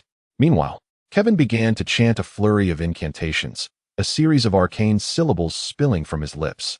Han Yi and the others watched with curiosity, for this was their first encounter with a mage. With a flurry of motions, dozens of ice spikes rained down upon Qin Yu like a hail of arrows, accompanied by a piercing whistle. Qin Yu frowned, his formidable blood energy surging outward, transforming him into a figure reminiscent of a vengeful deity. Upon colliding with his aura, the ice spikes shattered as if striking iron. Yet, the mage and Oppos' casting speed was swift. Another wave of attacks approached, manifesting as 3 imposing ice walls that obstructed Qin Yu's path to Kevin, obscuring his line of sight. However, Kevin had underestimated Qin Yu. He remained fully visible within Qin Yu's perception. Regardless of how Kevin maneuvered, he was ensnared beneath Qin Yu's watchful gaze. Faced with the 3 ice walls, Qin Yu hesitated for a fleeting moment before launching himself forward. The sound of explosive impacts echoed as he barreled through, reaching Kevin in an instant. Startled, Kevin nearly lost control of his spell. He quickly raised his hand, enveloping Qin Yu in a swirling mass of ice and snow. As Qin Yu prepared to strike, he found himself momentarily stunned. The ice and snow, though seemingly unimpressive, possessed a binding quality that slowed his movements. Kevin retreated several steps, loudly reciting an incantation, evidently summoning a more formidable attack. Struggling against the binding magic, Qin Yu sensed his mana depleting at an alarming rate, a serious expression settling on his face. Blood energy erupted from his body, augmented by his mana, surging forth in a powerful burst. With a resounding crack, the ice and snow binding him shattered, restoring his mobility and even enhancing his speed beyond its previous limits. Yet Kevin's magic was relentless. An ice ring exploded from his staff, propelling Qin Yu backward and tearing through his clothing, leaving him with several cuts upon his reddened skin, evident signs of damage. Kevin and Apos' chanting persisted, the temperature around them plummeting. Realizing the danger, Qin Yu charged forward once more. He had discerned that the ice ring was not conjured by Kevin, but rather unleashed from the staff itself. Ice and snowstorm. Kevin concluded his incantation with fervor, directing the spell toward Qin Yu. Cautiously, Qin Yu observed as a swirling vortex of ice and snow materialized around him, trapping him at its center. The frigid winds and shards of ice assailed him, inflicting numerous cuts upon his skin. Kevin staggered slightly, the spell evidently taxing his strength, yet he succeeded in manifesting its power. Well done, Kevin. Long live Kevin. Take down the yellow-skinned monkey. The church warriors erupted in cheers, reveling in the spectacle. The mages cast appreciative glances toward Kevin, acknowledging his prowess. Within the tempest of ice and snow, even the most skilled warriors found themselves at risk of exhaustion, unable to escape. To combat a mage effectively, one must disrupt their ability to cast high-level spells from the outset. Yet the brute from the summer country seemed oblivious, preoccupied with countering lower-tier magic. By the time he comprehended the gravity of the situation, it was too late. Kevin, the esteemed magus of the church, shall triumph over this summer country fool, they proclaimed. Convinced that the summer country's team would falter by dawn, possibly fleeing in terror that very night. Amidst the raucous cheers, one woman stood apart, her expression cold. Her hand instinctively gripped the hilt of her longsword, then gradually relaxed. For reasons unknown, she sensed a latent power within the man caught in the ice storm, as if he harbored a ferocious beast within. Suddenly, her gaze sharpened. Qin Yu, surveying the dozens of wounds upon his body, unexpectedly smiled. At that moment, he seemed unfazed by the pain.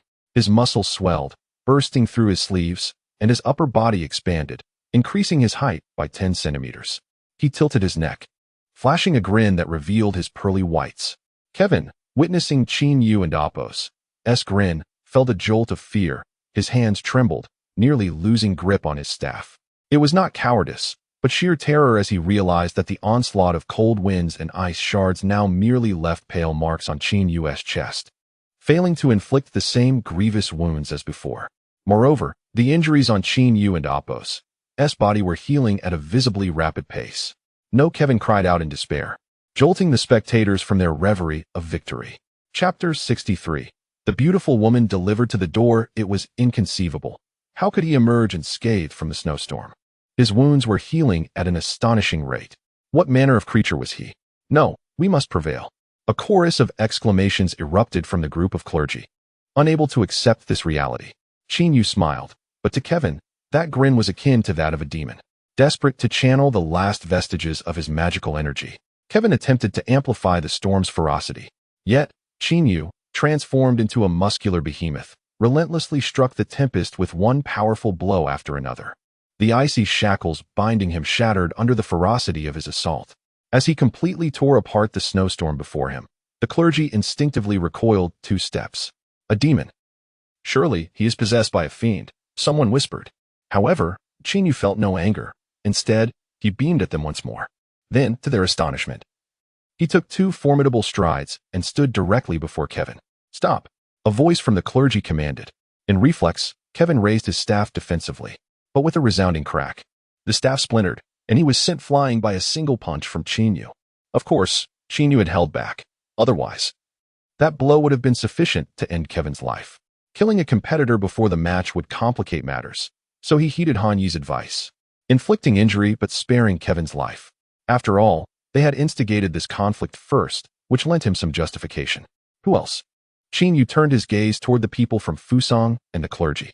His words carried a palpable intimidation, despite him not transforming. Minutes passed, yet no response came from the opposing side. All right, Qin Yu, let us call it a day, Han Yi said.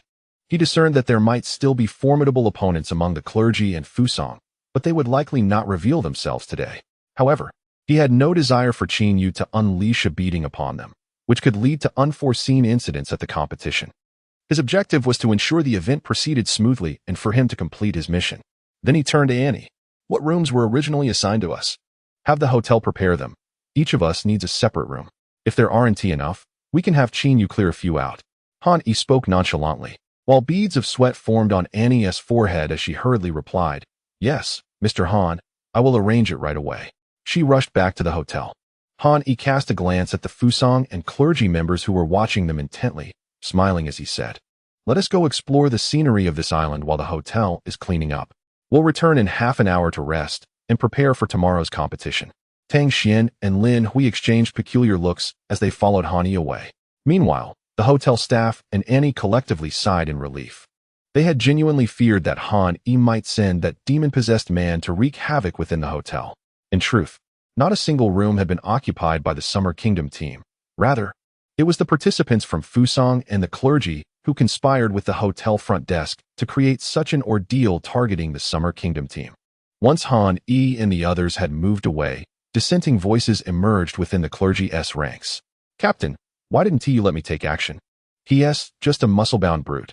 I could easily dispatch him. Indeed, Captain, I observed that he's merely a physical freak. If it came to combat, he wouldn't stand a chance against me. The Fusang side echoed similar sentiments, their dissatisfaction palpable over the leader's discreet intervention that had prevented them from entering the fray. Silence. Tomorrow, let us teach those yellow-skinned monkeys a profound lesson on the arena. A youth with a pronounced nose from the clergy admonished. Casting a disdainful glance at Han Yi and his group, Kevin and Jean, go fetch 2 cups of holy water to heal. The rest of you maintain your condition. Expend your energy on tomorrow's match against the Summer Kingdom. Half an hour later, Han Yi and his companions arrived back at the hotel. The front desk staff and Annie awaited them nervously. Mr. Han, your rooms are ready, and he said, stepping forward eagerly. Good. Everyone should get some rest early, Han Yi nodded. Ushering the group into the elevator, Annie promptly led the way.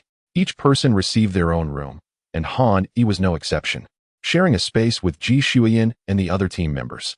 As night fell, nearly everyone closed their doors to enter a state of cultivation. However, Annie quietly approached Han Yi's room and gently knocked on the door. Han Yi immediately sensed her presence, furrowing his brow. What did this woman want? What is it? He inquired as he opened the door. Mr. Han, may I come in to speak? Annie feigned a pitiful expression. Han Yi replied, Just state your matter directly. I must apologize for the earlier situation. My mismanagement caused you trouble, Mr. Han. I was unaware of their intentions. I am truly sorry, and I am willing to make amends, she said, her eyes reflecting regret. Han Yi found her performance amusing. He had never considered Annie to be an ally simply because she was their guide. Oh, what can you offer as compensation? Annie lowered her gaze, revealing her deep cleavage. Mr. Han, I can offer any price you wish, if only you would forgive me. Her physique was certainly impressive, and Han Yi unabashedly took a glance. Yet, almost instantaneously, he assumed a cold demeanor. Suddenly, the door of the adjacent room creaked open, and Ji Shuyan peeked out, curiosity written across her face. Han Yi, what are you discussing? Nothing. You should rest early, Han Yi replied calmly. Annie's heart raced with excitement. Han Yi's response meant she had a chance. Ji Shuyan pouted. Oh, fine. You two should rest early. She shot a glare at Annie before retreating back into her room, shutting the door. Annie looked at Han Yi with pleading eyes. Mr. Han, I implore you, if you do not forgive me, I will face punishment from my superiors. Han Yi seemed intrigued. And how might I forgive you? Annie opened her collar further, lowering her head. Mr. Han, I am willing to fulfill any request you may have tonight, as long as you forgive me. Not bad, Han Yi remarked, seemingly complimenting her. Annie felt a surge of joy, but it was short-lived as Han Yi continued, if you truly wish for my forgiveness, do not enter my room. Instead, go outside the hotel, strip completely, and shout for an hour that I am a disgrace. That would bring me some comfort. Annie and Apos' expression darkened at his words, her earlier vulnerability evaporating.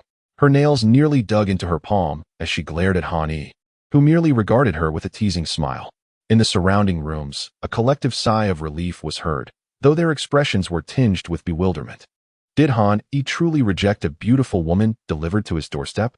Chapter 64. The commencement of the competition at the break of dawn the following day. Han Yi was roused from his meditative state by Li Yuan. Mr. Han, the sparring competition will commence promptly at 8:00 and Oppos clock this morning. Han Yi glanced at the clock. It was precisely 6. Please inform the others. Let us first have breakfast, then proceed to the competition venue. You know the location, correct? Li Yuan nodded affirmatively. Yes. The Bureau has provided us with a comprehensive map of the entire island. Excellent. By the way, please inform Annie not to come. I prefer not to be on guard against her revealing our plans all day. Li Yuan and Oppos' expression turned peculiar, but she quickly acquiesced. Understood. Is there anything else I should be aware of? Nothing for now. However, ensure that the others follow my commands without deviation.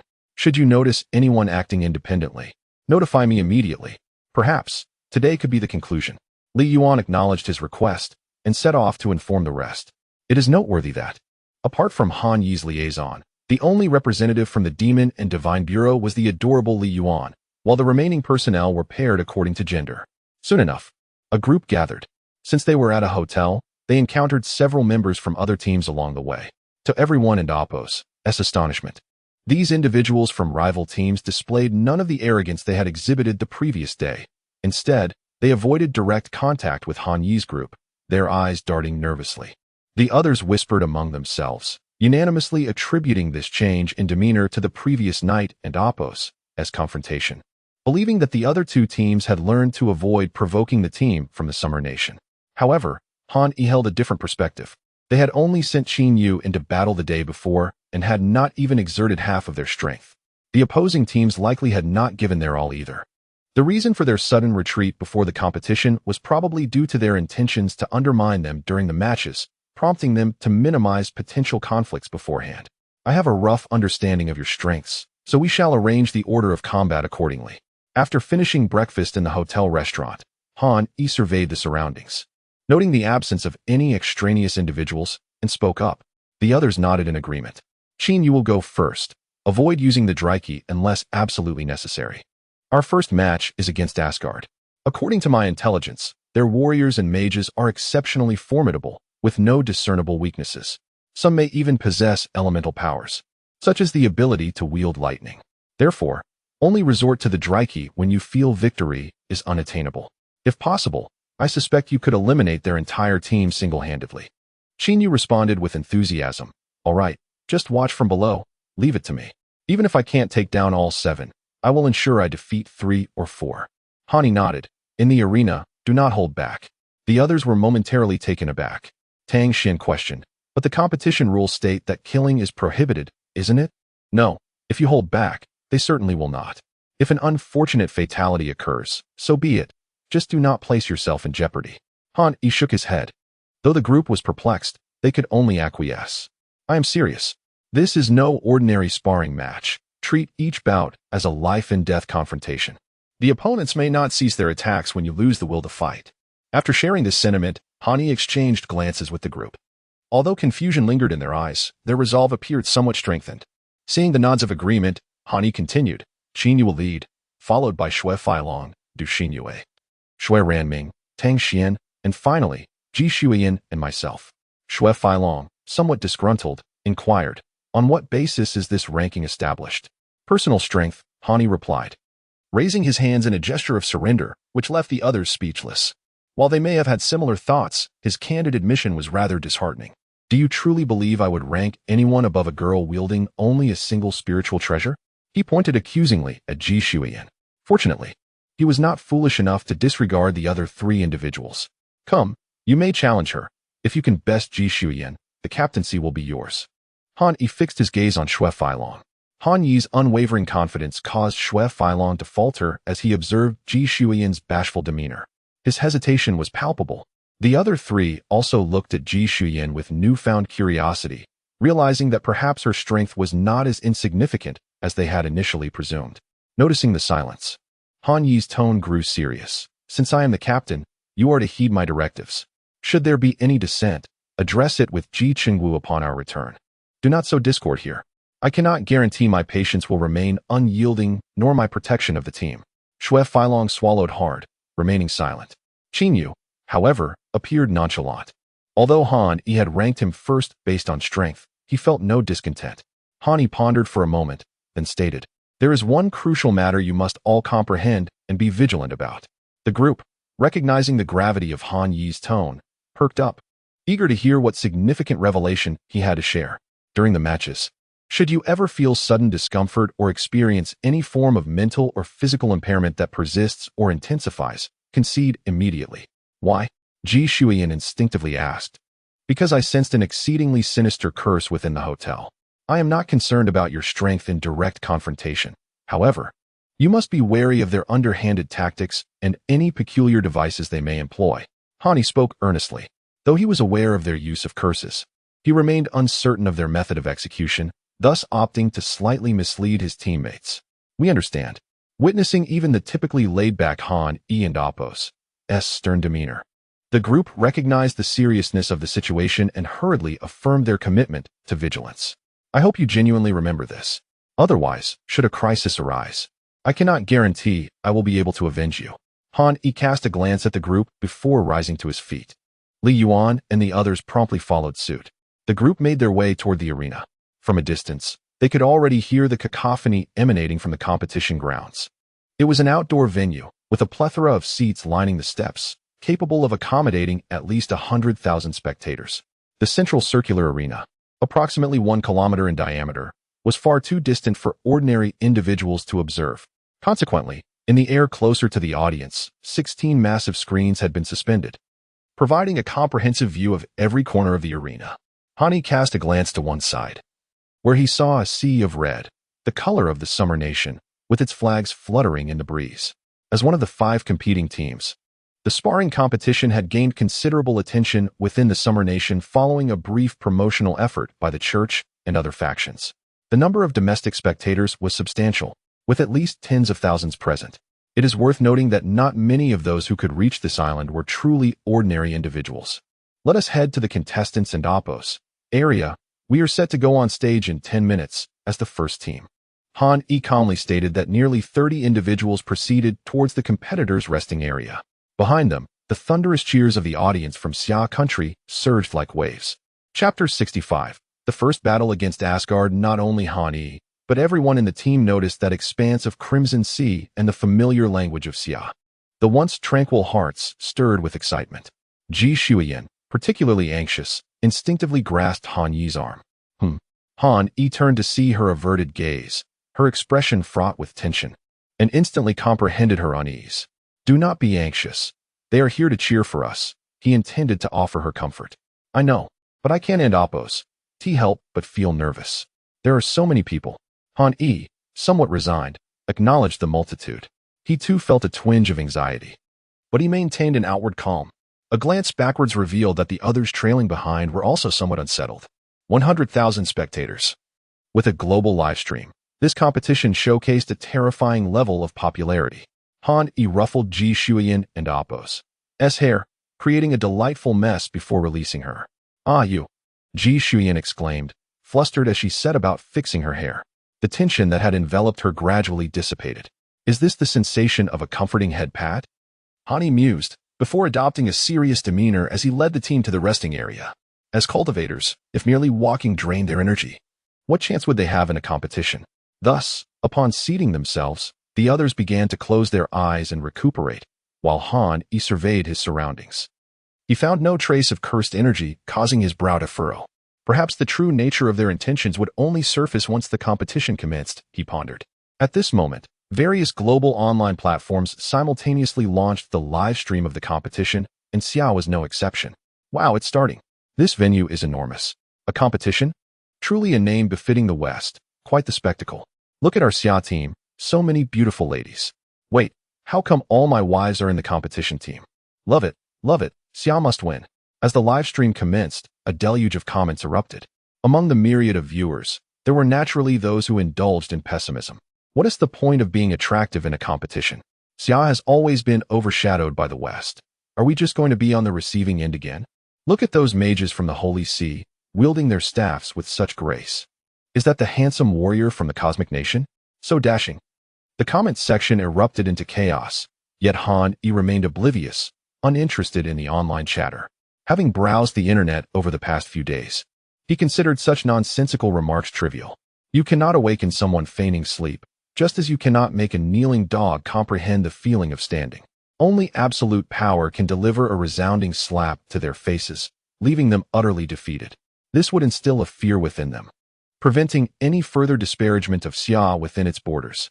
That was the most appropriate way to address the matter. Otherwise, they would merely escalate the situation, dragging dissenters down to their level and using their vast experience to defeat them. 10 minutes passed in the blink of an eye. The host, a golden-haired beauty, was accompanied by a male counterpart with deep-set blue eyes. After a round of introductions, they finally announced the commencement of the competition. There were 5 judges, one from each of the 5 major powers. The judge representing Xia was an elderly man with a white beard, exuding a benevolent smile. Han Yi glanced at him, sensing an impenetrable depth, refining the void and merging with Tao. This thought crossed Han Yi's mind as he contemplated the judge's realm.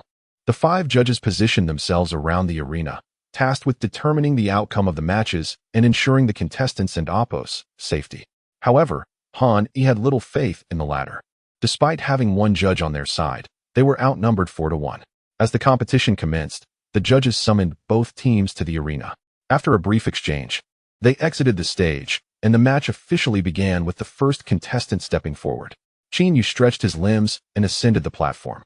Opposing him was a young warrior from Asgard, clad in golden armor, who leaped effortlessly across several meters, eliciting a roar of applause from the crowd. Asgard! Asgard! The spectators from Xia, unwilling to be outdone, attempted to rally a cheer, only to find themselves at a loss for a catchy slogan. Qin Yu! Qin Yu!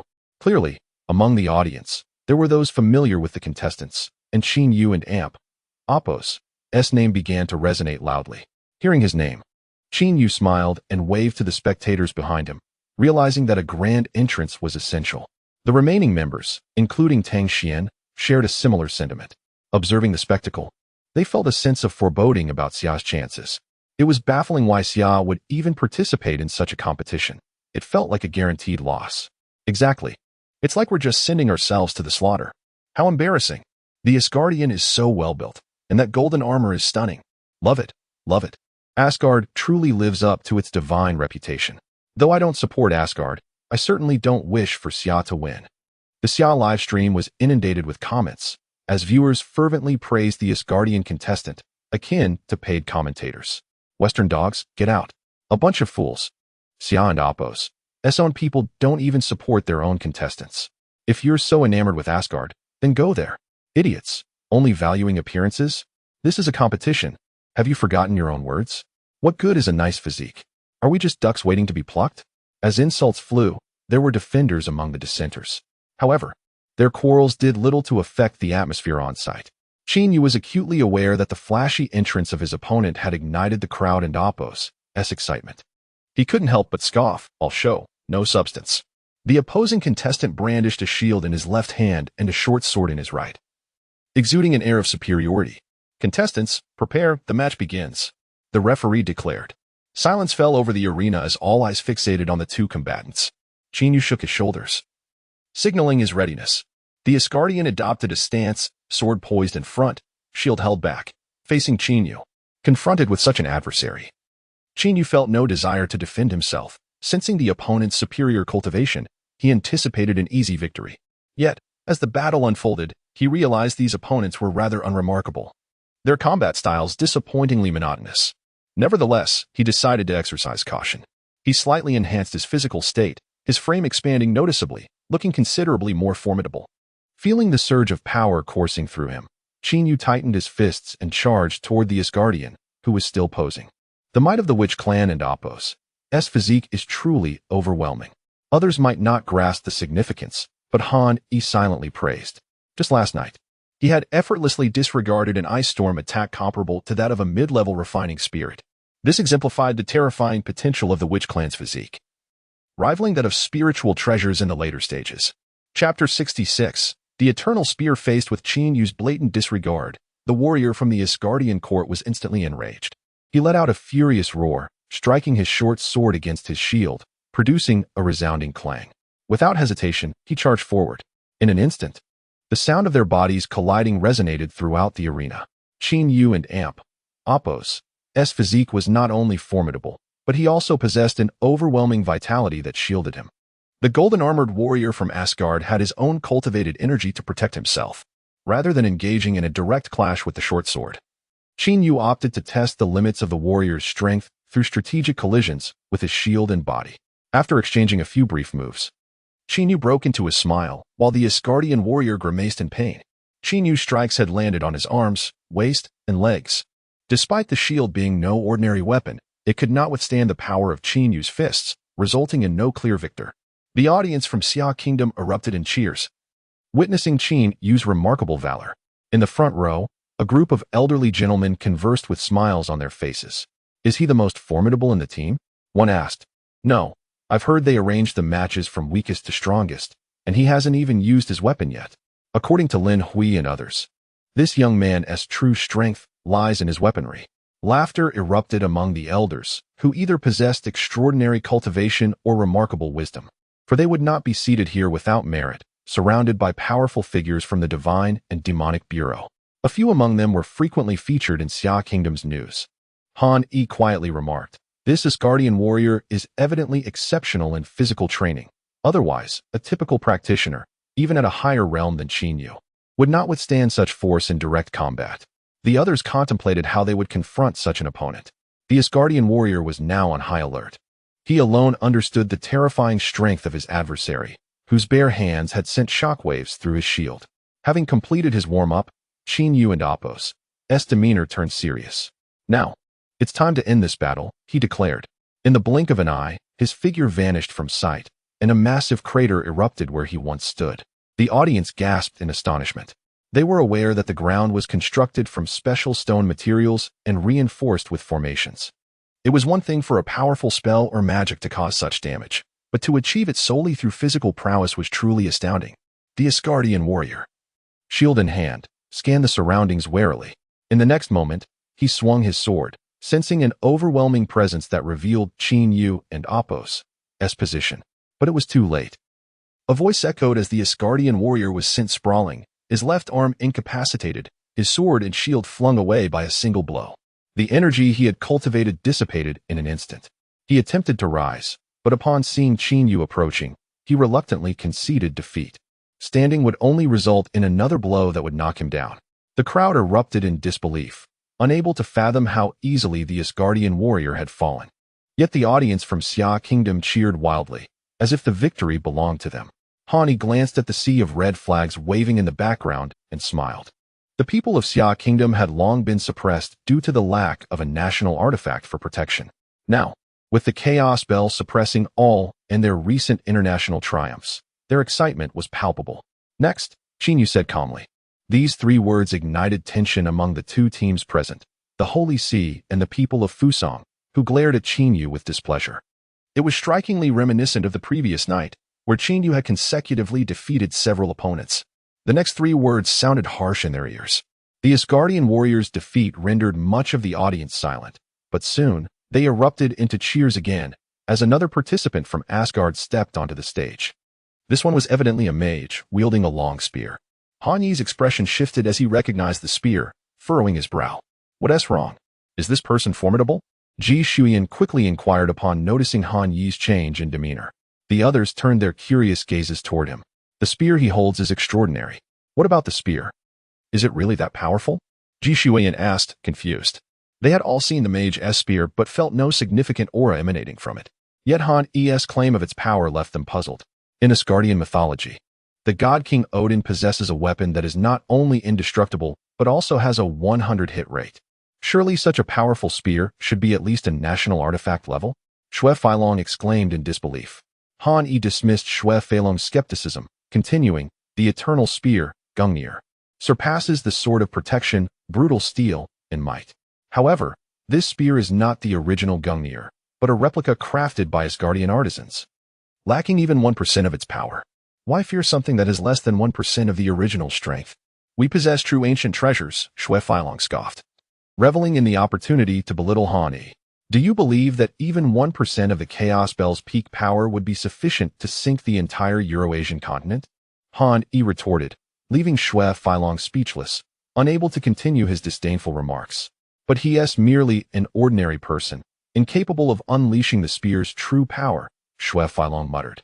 Precisely, just as you cannot harness the full might of mid-grade spiritual treasures. My concern is that Qin Yu is unaware that being struck by that spear could result in injury. The Eternal Spear's primary function is its guaranteed hit, able to pierce its target effortlessly. Qin Yu observed his opponent, a mage clad in robes and wielding the spear, perplexed by the notion of a close combat mage. However, he soon found himself taken aback as the mage assumed a throwing stance.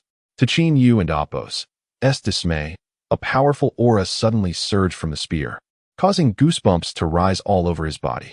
This is bad, that spear. At that moment, the spear hurtled toward him, while the mage, having exhausted his magical energy, staggered backward, fixated on Qin Yu with unwavering intensity. Chapter 67. The appearance of Ganshi. Qin Yu immediately realized something. Prior to his ascent onto the stage, Han Yi had specifically cautioned him regarding this matter. The treasures of the Xia nation were formidable spiritual artifacts. And while they possessed unique effects, they appeared far more conventional compared to the bizarre implements from the West. To his astonishment, he encountered such a peculiar object with only the second opponent. The spear flew like a meteor, traversing the distance of several dozen meters between the two in an instant.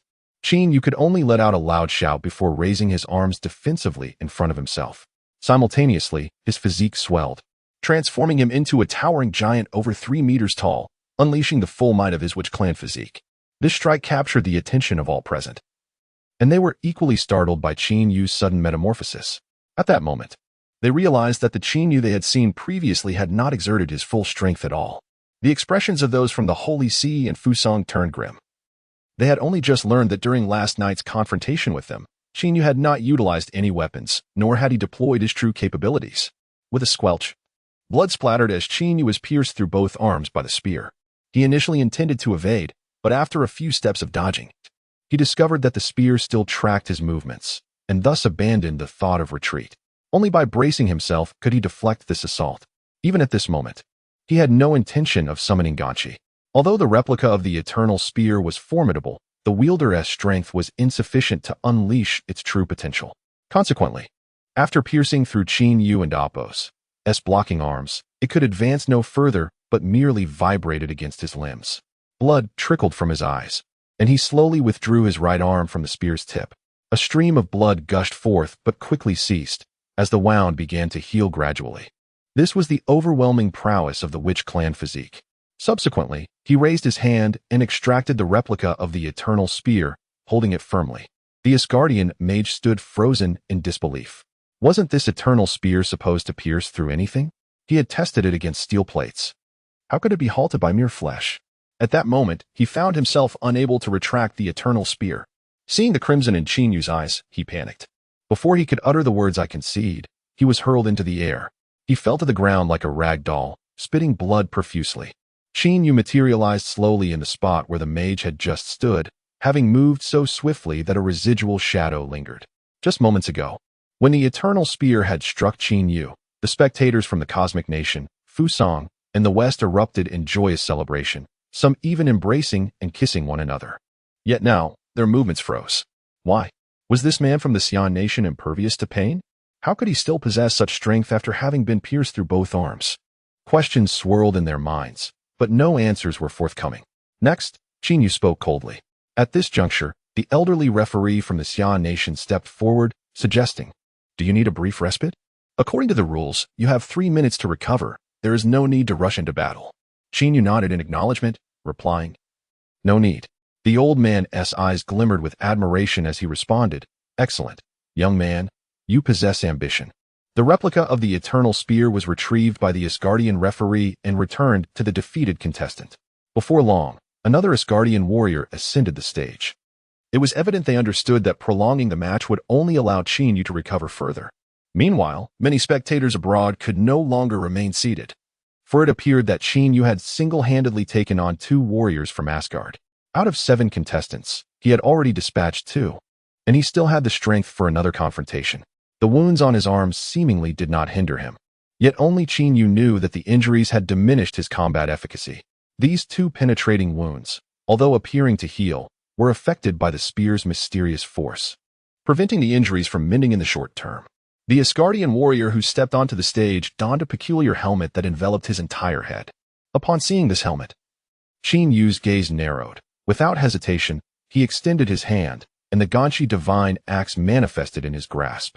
As the Ganshi appeared, he noticed the injuries on his arms healing rapidly, prompting an astonished gasp from the announcer. Well, what is this? The contestant from the Xia nation has wounds that are visibly healing at an astonishing rate. Such a powerful physique. A moment of silence enveloped the arena before a thunderous cheer erupted. Qin Yu, Qin Yu. This was the fervent encouragement from the audience of the Xia nation. As they finally witnessed Qin Yu wielding his weapon, Hani breathed a sigh of relief, knowing that if Qin Yu had not summoned Ganshi, he might have faced dire consequences. The helmet worn by the Asgardian warrior was far more terrifying than the eternal spear from earlier. It was a component of the destroyer armor, imbued with magic by Odin, possessing sentience and formidable power. However, it was evident that it was only a helmet. Its capabilities incomplete. As the referee called for the match to begin, both sides grew vigilant. Qin Yu remained wary of the peculiar helmet while the opposing team remained cautious of his Ganshi divine axe, for this was Qin Yu's first display of a weapon. However, it was apparent that they had no intention of engaging Qin Yu in close combat, as their captain had instructed them to conclude the fight swiftly, primarily due to the presence of the destroyer helmet. In the next instant, a crimson-yellow ray, resembling the sun, shot forth from the helmet's face. Qin Yu was taken aback and instinctively raised the Ganshi divine axe in front of him. With a resounding crash, he was propelled backward, axe and all. What in the world is this? Qin Yu exclaimed internally. Quickly concede. Such an attack, who could withstand it? The Xia nation team faced imminent defeat. Laughter erupted from the audience, who had previously been confident. Now their true colors were revealed. Asgard truly is the divine court I admire. You simply cannot stand to see others excel. In the Xia nation's live stream, the comments section erupted. Those who had previously sought attention were drowned in a deluge of backlash from viewers. Incredible! Qin Yu emerged unscathed. Xia nation is impressive. Donations flooded in.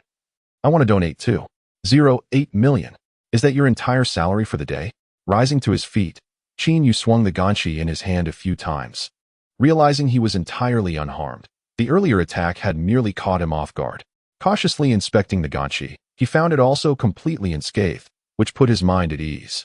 Yet, at that moment, a more potent destructive ray surged toward Qin Yu, causing all spectators, both present and viewing from screens, to hold their breath in anticipation. Chapter 68. The curse. Do not presume that the annihilation ray merely locks onto its enemies. Even without that feature, such a sweeping attack would be unavoidable for Qin Yu. A surge of indomitable will erupted within him, causing his presence to swell. The dry and sharp divine axe in his hand seemingly resonated with his resolve, exuding an extraordinary aura that firmly intercepted the annihilation ray. In the moment that the ray enveloped Qin Yu, an axe blade sliced through it, hurtling towards the adversary. The energy consumed by the helmet was evidently far less terrifying than that of the replicated eternal spear. Perhaps the helmet itself possessed immense power, requiring only a minimal activation to unleash devastating damage. The Asgardian warrior, upon witnessing Qin Yu's emergence, realized that his attacks were unlikely to inflict harm. He unleashed 2 more annihilation rays, only to have them cleaved apart by Qin Yu's divine axe. I concede, he called out hastily. Qin Yu cast a glance at him and retracted his axe, which had been poised above the opponent's head. 1 against 3. The power of Qin Yu's witch-clan physique remained in effect, his towering figure of over 3 meters exuding a formidable presence. The Asgardian warrior trembled as he exited the arena. Qin Yu, can you still fight? Hani inquired. Yes, I am well, Qin Yu replied. Hani cautioned, be mindful. Do not overexert yourself. You have already fought 3 opponents. Do not jeopardize tomorrow's battle. It's nothing. Qin Yu contemplated his condition and declared. That's reassuring. Qin Yu appears to be in good form. Why pull him out? Isn't a string of 7 opponents commendable? Xue Feilong questioned, perplexed. If he were to engage solely with his formidable physique and a modicum of magical energy, such a wheel battle would pose no issue. 1 against 7 would be feasible. However, having compelled Qin Yu to unleash both his witch clan physique and divine axe, further combat would lead to excessive exhaustion. I too am uncertain of Qin Yu's limits. It is prudent to conserve his strength, just in case, Han Yi explained while surveying the group. Which clan physique? Tang Xian inquired. It refers to his current transformation into a giant, Han Yi clarified. At that moment, the fourth round of the competition commenced. The next contender, akin to the first Asgardian warrior, donned golden armor and wielded a shield and short sword. However, his armor only protected vital areas.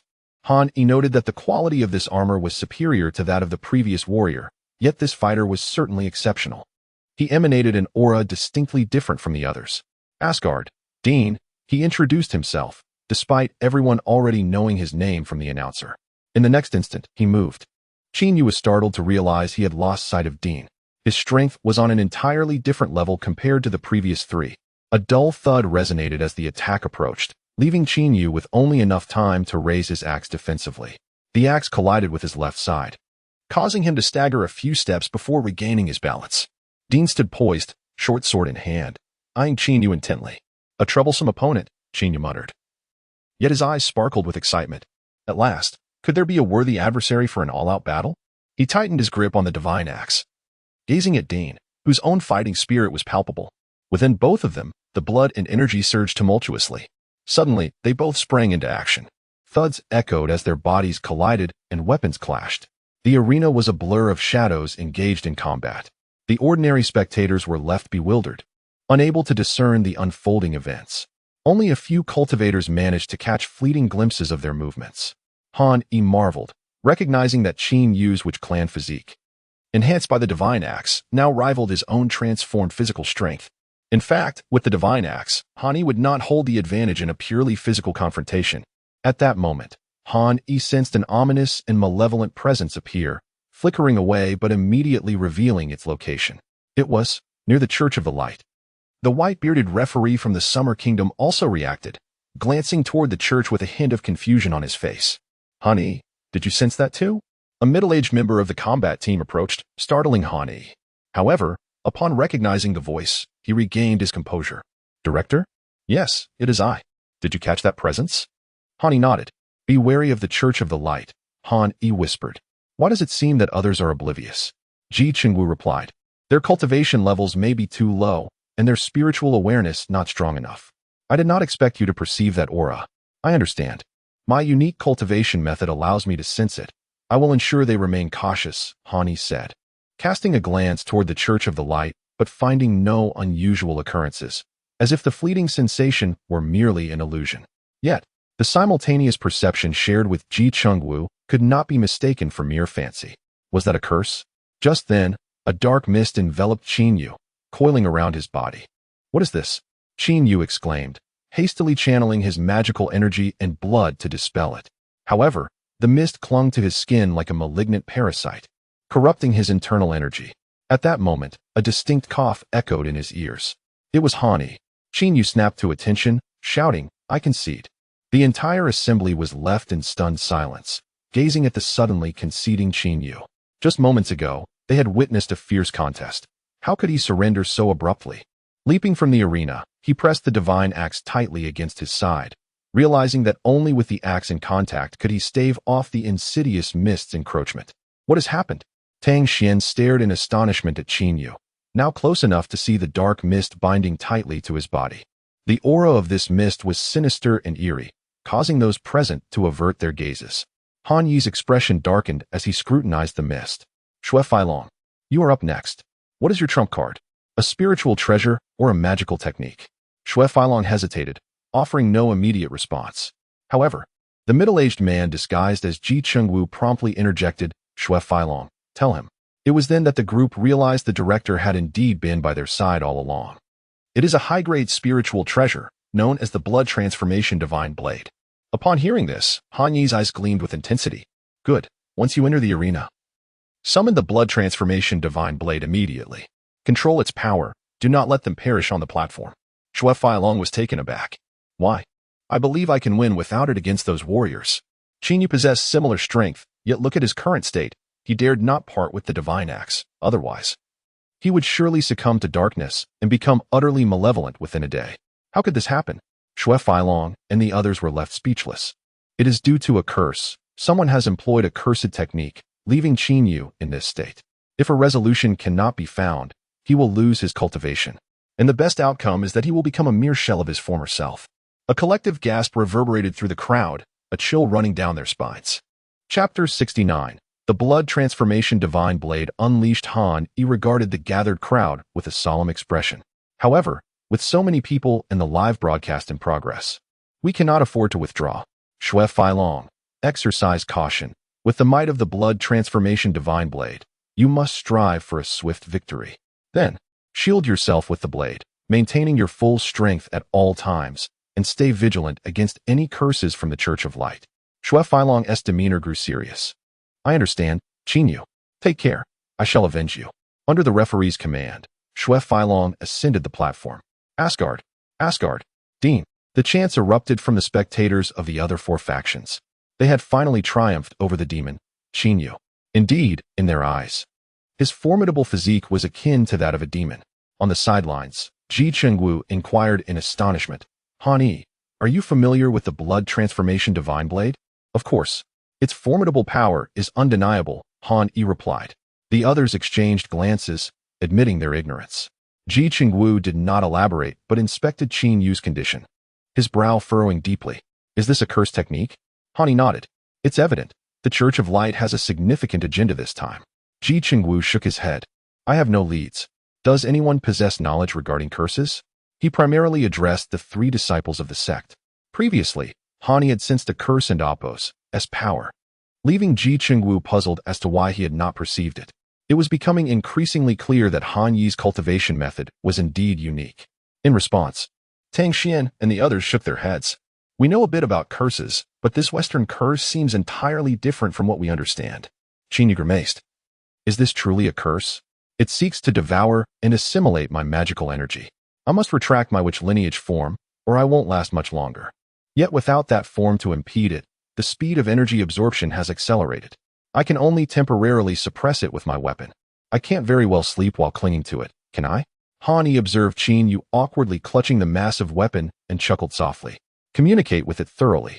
Strive to ensure that even when stowed away, it can still provide strength to suppress the curse. Qin Yu nodded. I am attempting that, but we must find a solution swiftly. These scoundrels are indeed up to no good. The others felt helpless, recognizing that this curse was beyond their defenses. Let us not panic. The opposing side has not previously opted to cast curses. It's likely that this curse isn't easily inflicted. So we must strive to maintain our full strength, Han Yi advised, though he, too, was at a loss. Meanwhile, the battle commenced on stage. Although Xue Feilong harbored some resentment towards Han Yi, he adhered strictly to his instructions. Upon the referee's signal, he summoned the Blood Transformation Divine Blade. The blade, a dark crimson long knife, emanated an eerie aura. In a flash of bloodlight, a 30-centimeter gash appeared across Dean's chest, blood gushing forth.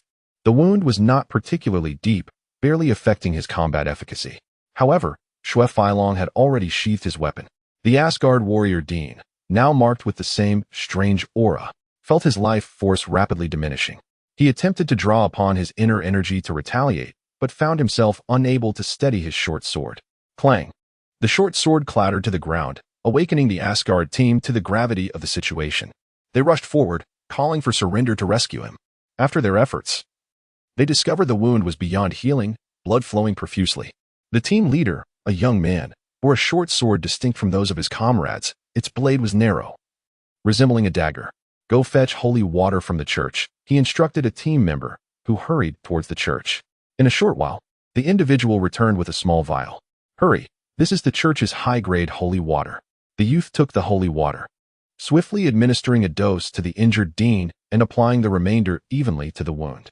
Regrettably, the holy water proved ineffective, the blood continuing to seep relentlessly. It can't be ineffective. How can that be? The young man pondered, only to be interrupted. Silence, he barked, forcing the others to cease their discussion and cast a venomous glare towards the Summer Nations team. Observing from a distance, Han Yi flashed a grin at the young man. Since you have unleashed such a peculiar and elusive curse, do not blame us for our severity. As for the bleeding Dean, once today as contest concludes, it may very well herald your demise. The ferocity of the Blood Transformation Divine Blade strikes was notorious. It was said that when forged, 3 antidotes were created alongside it. Once afflicted by its wound, only these 3 antidotes could offer salvation. Otherwise, one would be left to await death. In this era, there were no exclusive antidotes, save for a rare elixir from the highest deity, Laozi. 3 of Asgard's warriors fell to Xue Feilong's blade, and a hush fell over the arena. Both Western and Summer Nation spectators were left in shock. Could the Summer Nation's contestants truly be this formidable? The first, seemingly overwhelming, had swiftly defeated 3 opponents. The second had unleashed a dark crimson long knife, and one was soon carried away. Only the team leader remained. We concede. Victory belongs to the Summer Nation. He refrained from stepping onto the platform, gripping his slender sword, ultimately withholding his assault. He lacked confidence in evading the bizarre blood transformation divine blade. As the realization dawned upon the audience, a wave of astonishment swept through. No one anticipated such a swift conclusion to the duel. The Summer Nation had triumphed with merely 2 participants, and the last Asgard warrior lacked the courage to step forward. The Western spectators erupted in outrage, while those from the Summer Nation reveled in triumph, vociferously chanting the names of their team and its 2 champions. The livestream chat exploded with fervent messages celebrating the Summer Nation's victory. Han Yi, observing the retreating Asgard contestants, remarked, "Let us return now and prepare for tomorrow's confrontation." The next contest would feature the Church of Light and the Fusang team, while the Cosmic Nation would sit out the first round. Qingyu, attempt to communicate with your weapon to suppress the curse's power upon you. I shall venture out for a while to contemplate a solution. Upon returning to the hotel, Han Yi set out with Li Yuan, having learned of a vast trading hub that had recently emerged on the island, promising an array of goods from various nations that might prove useful against the curse. Chapter 70. The Holy Crown of Thorns. Han Yi, where are you going? Just as Han Yi was about to step outside, Ji Shuyan unexpectedly opened the door next door. I'm just going for a stroll. Why aren't you resting? You might have to perform tomorrow, and it's essential to maintain peak condition. It's fine, as long as I don't waste my spiritual energy. I can always be at my best. Can I join you? After a moment of hesitation, Han Yi agreed. All right, we can go together, but please don't wander off. This island is not as safe as our homeland. I and Appos, LL stick close to you. Ji Shuyan nodded in affirmation. Li Yuan led the way as the trio made their way towards the northern part of the island, where the trading area was located, bustling with vendors from around the globe. Since neither Han Yi nor Ji Shuyan had taken to the stage, and given the Western audience's limited recognition of faces from the Summer Kingdom, they remained unrecognized as they walked. This island is so vibrant. It has everything, Ji Shuyan exclaimed. Her curiosity piqued as she surveyed her surroundings. Of course, it's bustling. It was hastily constructed by the 4 great powers. And with nearly 100,000 spectators suddenly arriving, many are likely here to conduct business, Han Yi replied. Upon arriving at their destination, Han Yi was taken aback. Isn't this just a grand street of spiritual treasures? He mused, noticing that most of the patrons were foreigners, their languages a delightful cacophony. Look here. This is the latest artifact from the Summer Kingdom, a magical axe. Perhaps one of these axes rivals Qin Yu's. Summer Kingdom's ancestral talisman can subdue all demons and evil spirits. 299 spiritual stones. You want to be taken in or lose out, but you can secure peace. The bizarre shouts from various vendors made Han Yi's lips twitch in disbelief. Even Qin Yu's axe is being used to attract attention. Truly a talent, he thought, glancing at a stall where a line of axes was displayed. The crowd was sparse, as most people were still gathered at the arena watching the matches. As Han Yi strolled, he scanned the items around him. Most were trivial, yet some peculiar trinkets and formidable artifacts caught his eye. However, he remained uninterested, solely seeking items that could aid in curses. After a brief exploration, Han Yi's expression darkened as he felt a tinge of helplessness. There was nothing of particular value here. He couldn't even find a bargain. Han Yi, aren't you going to take a look at these items? There might genuinely be something good among them. Ji Shuyan asked, unable to contain her curiosity as she noticed Han Yi merely glancing before moving on. Li Yuan perked up, eager to hear his thoughts. I can tell just by a glance that these are all junk or inferior artifacts. They're of no use, Han Yi replied, but as he spoke, his gaze fixed on a pile of golden stones. Interesting. How much for these stones? He inquired, crouching down. The vendor, a young man from the Lighthouse Nation, brightened at the prospect of a customer.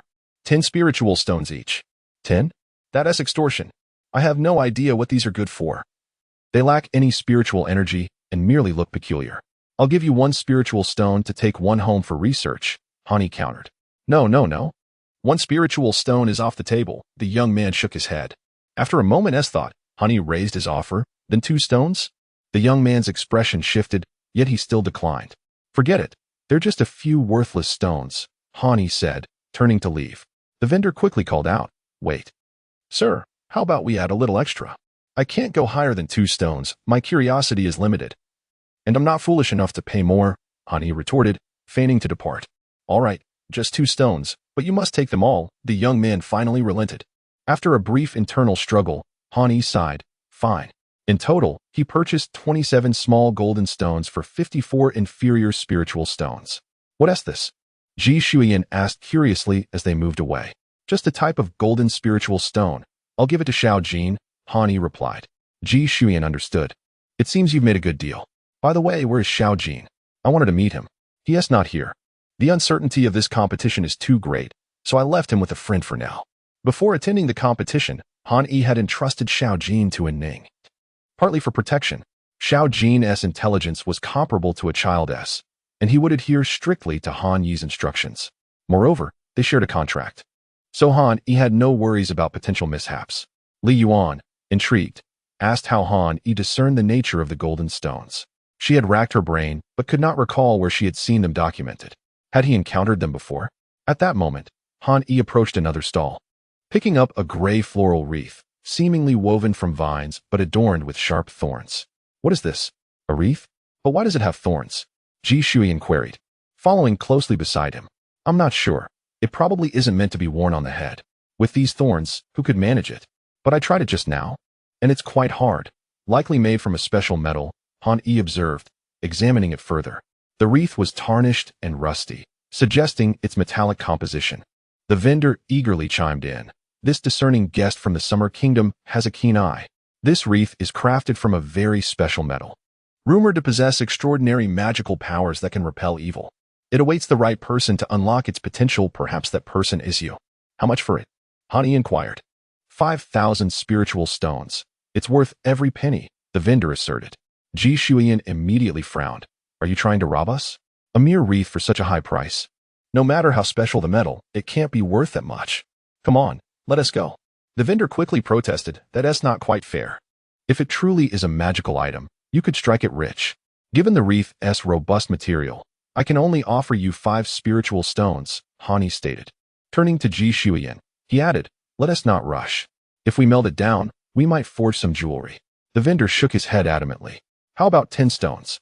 He continued to decline Hani's offers until Hani finally suggested, 20 stones? 50 stones? Take it or leave it. If not, I'm done here. Hani declared.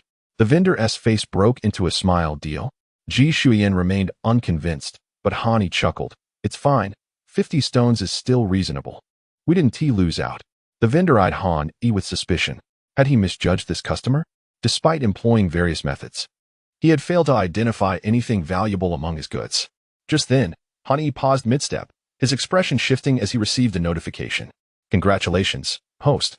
You have triggered the task, the Holy Crown of Thorns. Task Option 1.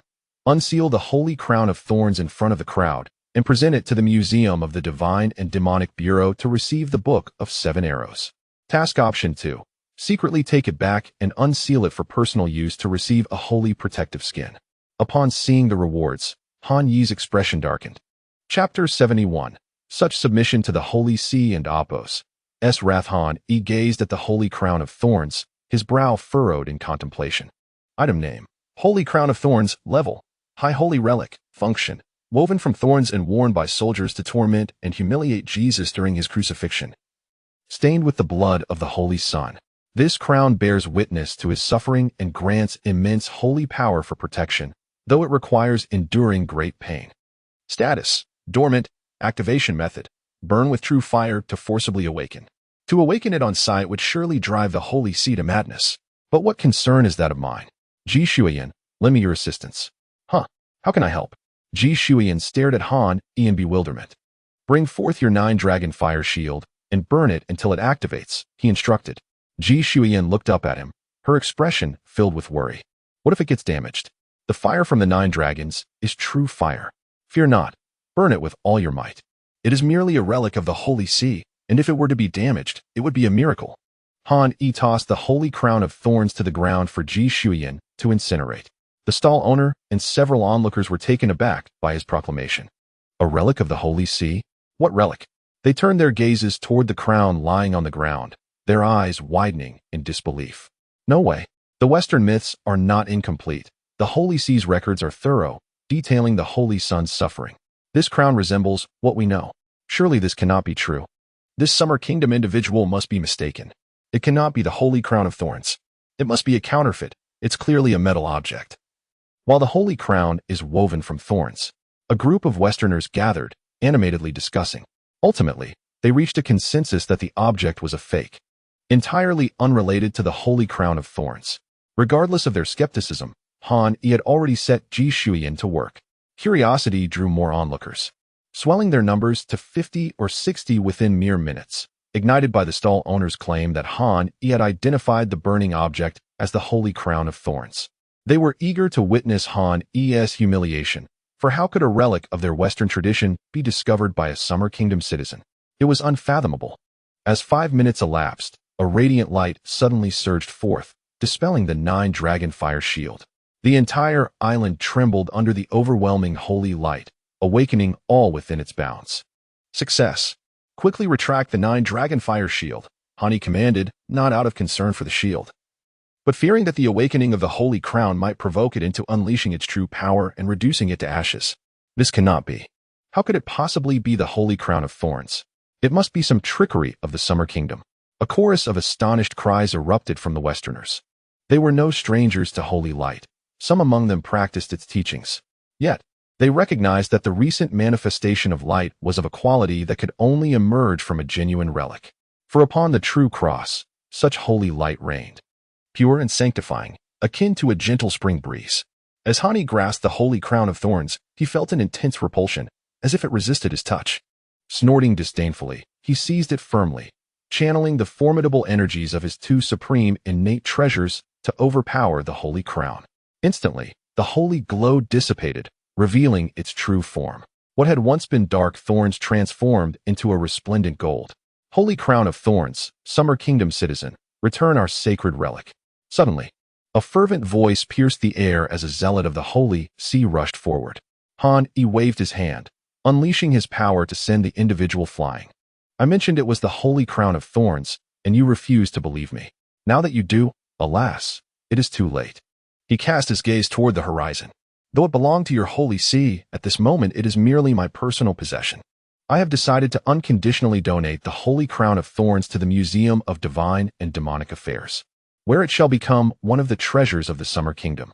The crowd was left in stunned silence. At that moment, numerous figures surged forth from the distance. Some from the Summer Kingdom, others from the Holy See, and even powerful beings from Asgard and the Cosmic Nation.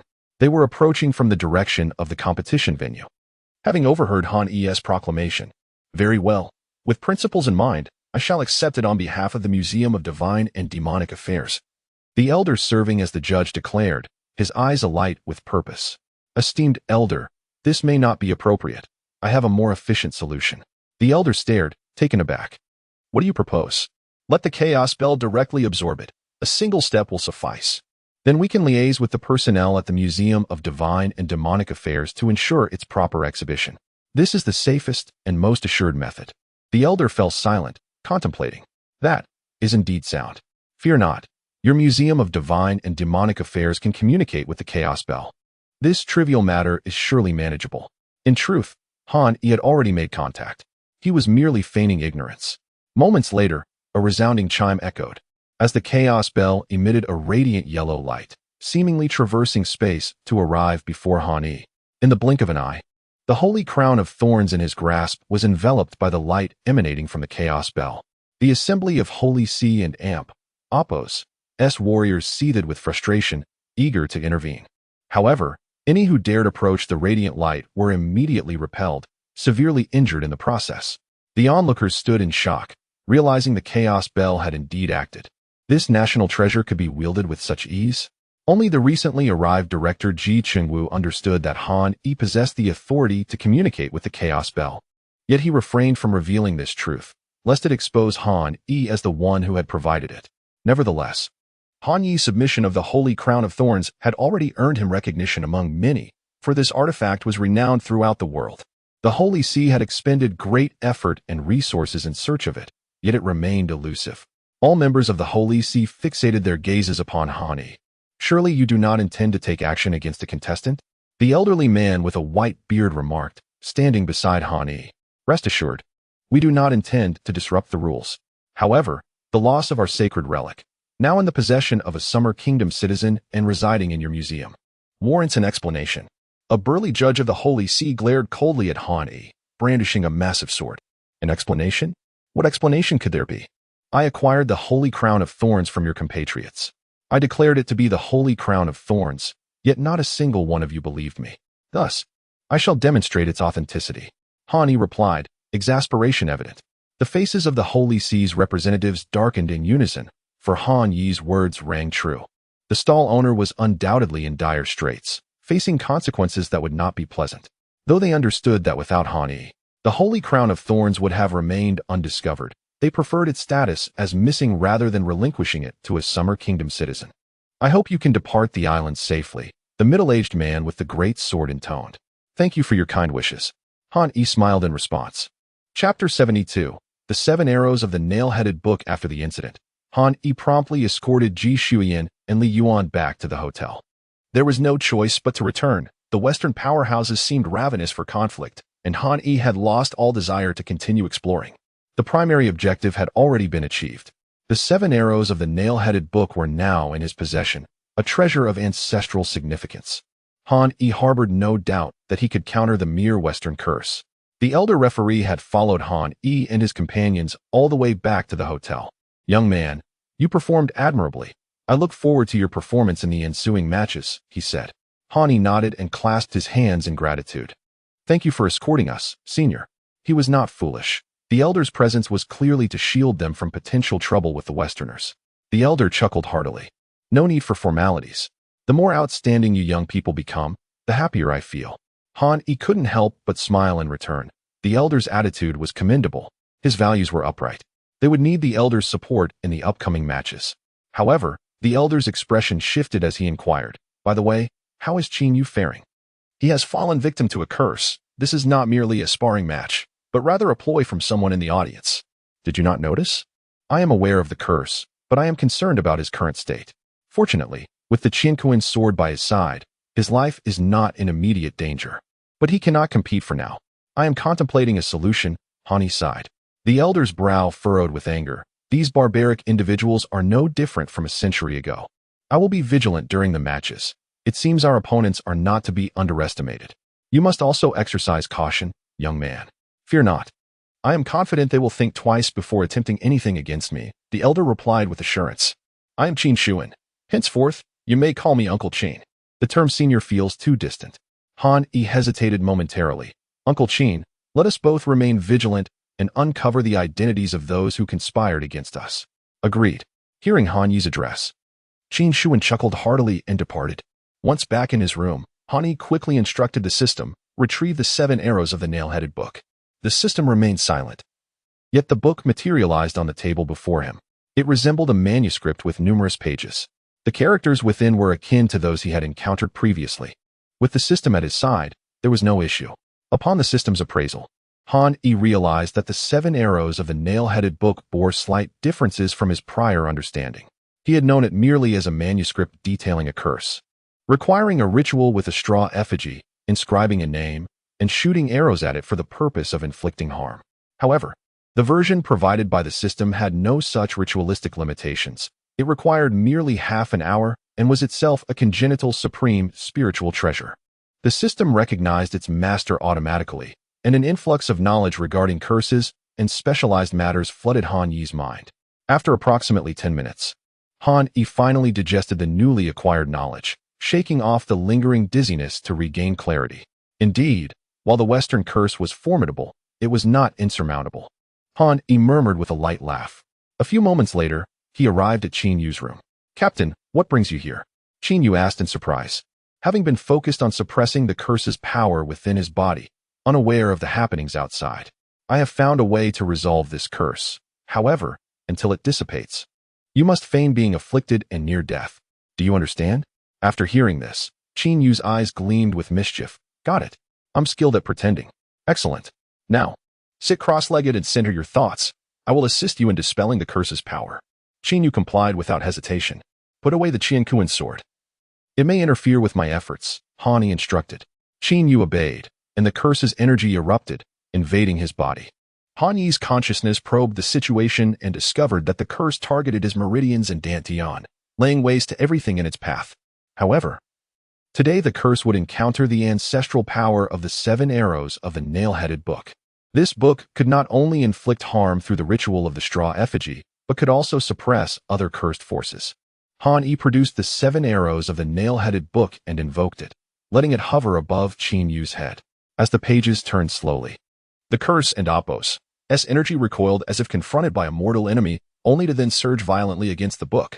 Initially, Han Yi was taken aback by the ferocity of the curse, but soon the 7 arrows of the nail-headed book stood firm, absorbing the oncoming curse.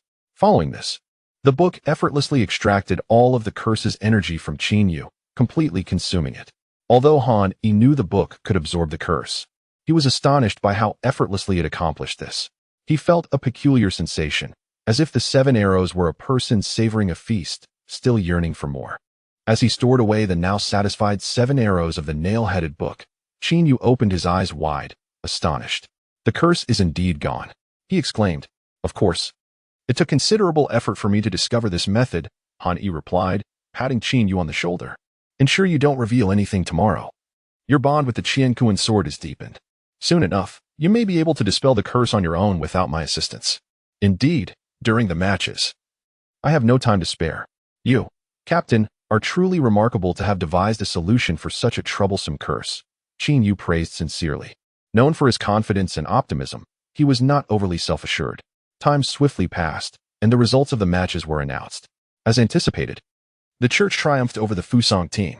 Whether they employed genuine skills or had arranged the outcome beforehand, Han Yi found it entirely plausible. The myths surrounding Fusang would only serve to tarnish their reputation, while the church possessed a complete legacy and abilities that could be deemed nearly invincible.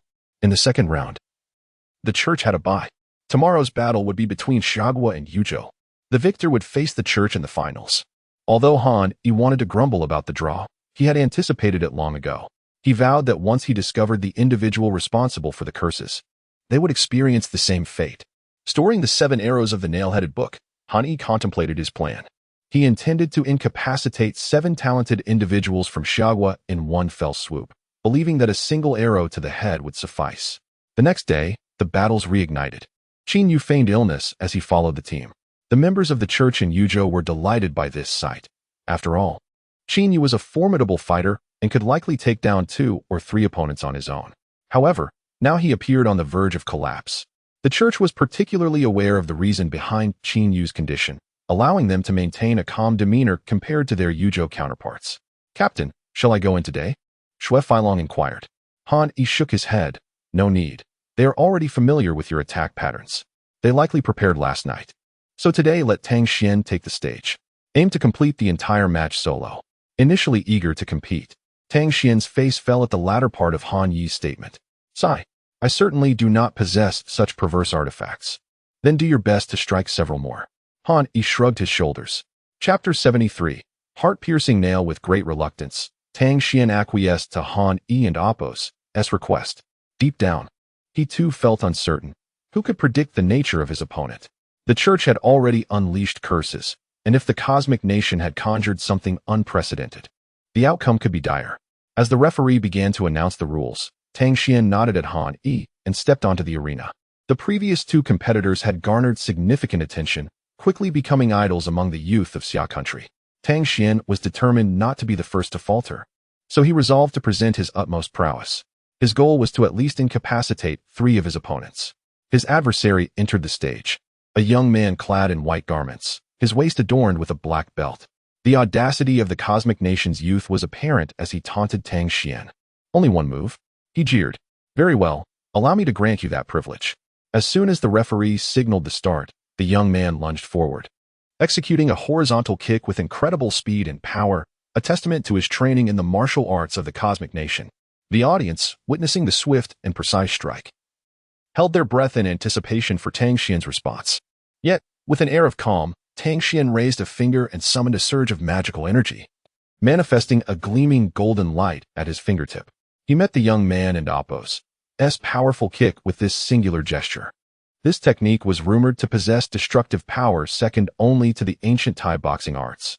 The young man's footwear and shin guards emanated an extraordinary aura, evidently crafted from rare materials. The golden light, sharp and piercing, collided with the youth's kick, producing a resonant chime. To everyone's astonishment, it was the young man who was propelled backward at an astonishing speed, his leg punctured by a gaping wound, the once impenetrable shin guard now rendered useless. What was more alarming was the devastation wrought within his leg by Tang Xian's magic, which wreaked havoc on his tendons. The young man collapsed, unable to rise, his cries of agony echoing through the arena as Tang Xian's power coursed through him, dismantling his very essence. The referee intervened, hastily dispelling Tang Xian's overwhelming magic. One move. Truly, just a single move. The spectators from Xia country erupted in thunderous applause, initially bracing for a fierce battle, only to witness such a resounding victory. Following the prior day's overwhelming triumph, this first match of the day further bolstered their morale. Observing the stunned silence from the opposing audience, they felt an overwhelming sense of satisfaction. In that moment, as spectators of Xia country, they felt an immense joy. Unbelievable, it truly was one move. How infuriating. He made it look too easy, and that young man is quite handsome. The comments in the live stream erupted in a frenzy, as the once timid Xia country showcased their dominance with unparalleled ferocity. The audience reveled in the spectacle, exhilarated beyond measure. In stark contrast to the previous chaos, Tang Xian and Appo's prowess shone through as he dispatched two opponents with bare hands. Once he unleashed his innate treasure, the heart-piercing nail, the opposition stood no chance. Even though Tang Xian restrained himself from utilizing its full power, his strike still left them gravely injured. The only contender who managed to withstand his assault for a brief moment was a figure adorned in artifacts from the cosmic nation. But even he could only endure for a few extra minutes. Tang Xian, adept in a myriad of spells beyond his artifacts, left the remaining two opponents for his companions, Du Xinyue and Shui Ranming, to confront. The arena now bore witness to two cosmic nation contenders, one covered in lacerations, the other encased in ice. The cosmic nation faced utter defeat, failing to vanquish a single opponent. Tang Xian descended from the stage on his own accord, while the once proud representatives of the cosmic nation were left despondent, unable to lift their heads. They had arrived with grand expectations, ready to mock Xia country. Yet fate had conspired against them. Han Yi cast a composed glance toward the church's observation area, pondering when they might finally take action. However, there was no rush. The decisive battle against the church awaited them the following day, and it would be surprising if they could resist the urge to strike. As Han Yi and his companions returned to the hotel, they encountered a group from the cosmic nation and Fusang. Han Yi led his party past them, unperturbed. Don't hold me back. I must teach them a lesson for their disdain. One of the cosmic nation members hissed. Stay calm. You cannot defeat them, another cautioned. Once Han Yi and his group were out of earshot, the cosmic nation representatives expressed their frustration. Fear not. Tomorrow will be their confrontation with the church. Let them savor their last night. Upon hearing this, the expressions of the two nations' competitors brightened, as if envisioning the downfall of the 7 representatives from Xia country. Back at the hotel, Han Yi gathered everyone together. Tang Xian, you claim to be incapable of martial arts? He inquired pointedly. Tang Xian felt a moment of embarrassment before admitting, I honestly did not anticipate their weakness. They are even less formidable than Fusang. The others nodded in agreement, recognizing the cosmic nation's true frailty. Previously, they had been swayed by the inflated reputation their opponents had constructed, only to realize that even they had been deceived. Such a terrifying revelation. All right, everyone has had their turn, except for me. Ji Xuan interjected, raising her hand. You do not count when you finally engage.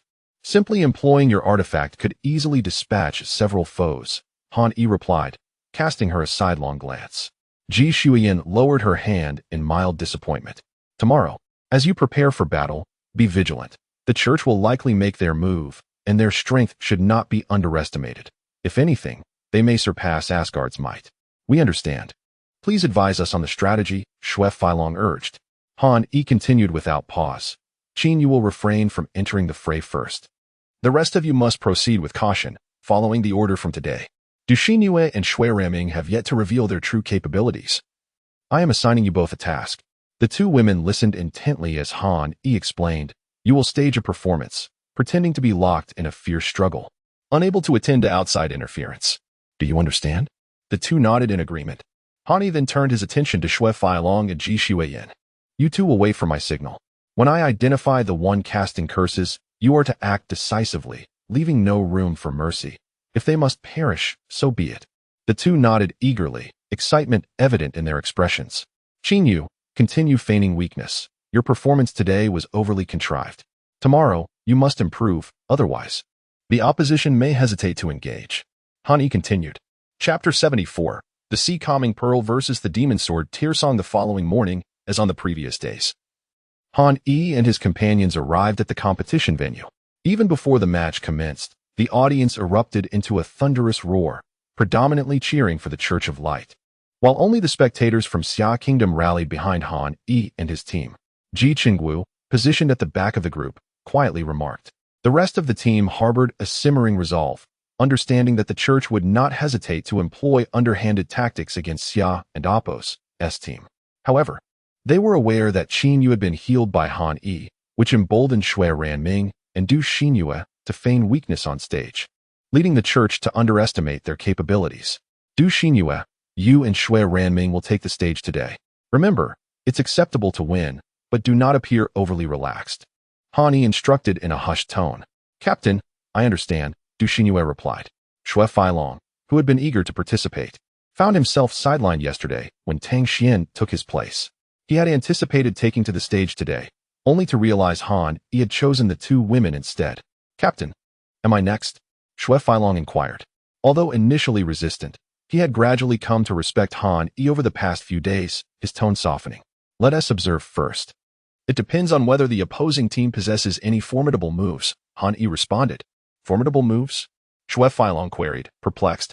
Based on their observations over the last 2 days, the practitioners from the various nations seemed mediocre. If matched against opponents of the same rank, Xia and Appo's practitioners could easily overpower multiple foes. Perhaps, Han Yi mused, turning his gaze towards the arena, for today would determine the ultimate victor. Many spectators expressed confusion over the tightly scheduled matches, some even protesting, but to no avail. As the tournament proceeded as planned, the host delivered a few impassioned words to stoke the audience's excitement before inviting both teams to the stage. Will we finally see the captain and that beautiful woman who have yet to make a move? Perhaps, but that depends on whether the opposing team is strong enough. Otherwise, the captain may not need to intervene. I'm eager to witness the captain's true power. In the Xia Kingdom's live stream chat, viewers engaged in fervent discussions about Han Yi and Ji Xueyan, as thus far, only they had refrained from joining the fray, leaving a profound impression with their formidable teammates. The competition officially commenced. The first to enter the arena was Shui Raming, hailing from the Tianshan region, her skills and spells all possessing an icy attribute, lending her an aura of frosty elegance. With her sword's tip pointed to the ground, she faced the representative of the church, a warrior whose golden aura radiated impressively. The mere display of his aura elicited gasps of excitement from the Western audience. Shui Ranming remained impassive. As the referee signaled the start, she swiftly unleashed multiple icy sword energies. Yet the warrior, wielding a massive two-handed sword, adeptly deflected her strikes. With an expressionless demeanor, Shui Ranming lightly tapped the ground, her form gliding like a feather, sending forth waves of icy sword energies towards her opponent. The armored warrior, with a mocking glint in his eyes, held his sword at his side and declared, "Flame Slash." As he initiated his attack, flames encircled his blade, culminating in a colossal wave of fiery sword energy that surged forth. The length of the flaming attack, stretching several meters, was intimidating. A hint of disdain flickered in Shui Ranming's eyes. If she maintained her original intensity, her sword energy alone could inflict serious injury upon him. However, recalling Han Yi's caution, she tempered her attack, allowing her icy energy to dissipate. She narrowly evaded the fiery sword energy. Emboldened, the warrior executed a cross-shaped flame slash, attempting to confine Shui Ranming's escape.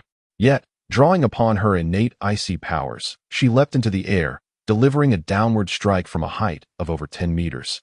Her sword light resembling a colossal icy dragon, charging towards the warrior. To the astonishment of all, what appeared to be a magnificent strike was effortlessly countered by the warrior and Apos' great sword, its flames crackling ominously.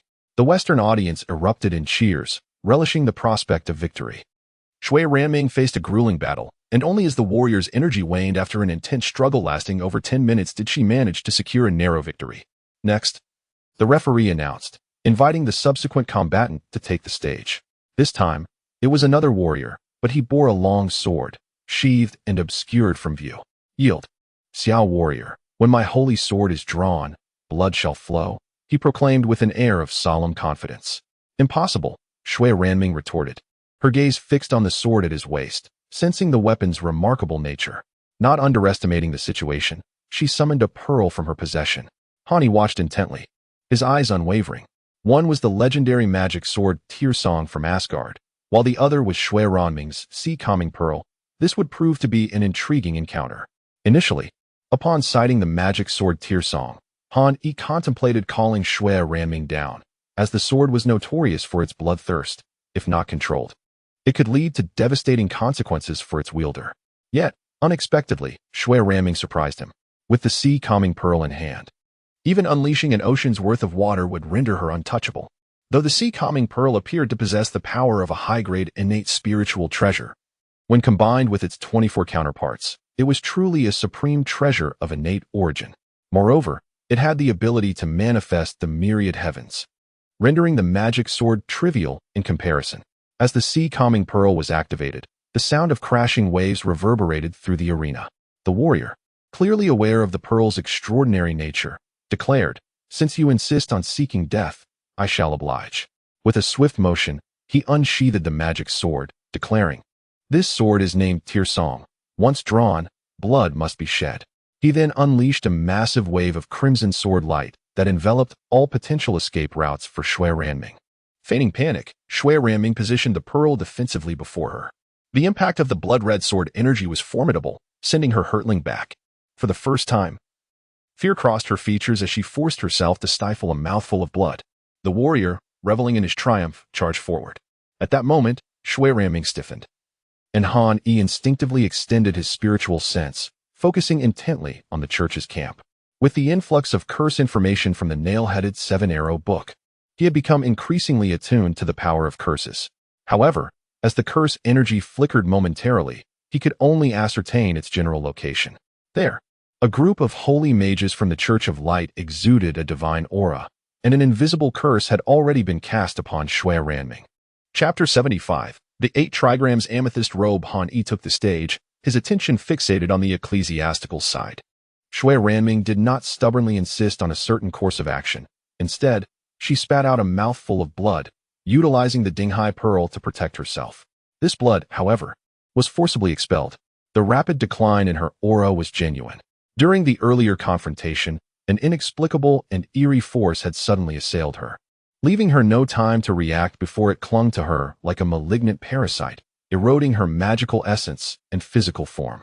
In an instant, she understood that she had fallen victim to a sinister curse. "I concede." After creating some distance, Shui Ranming called out.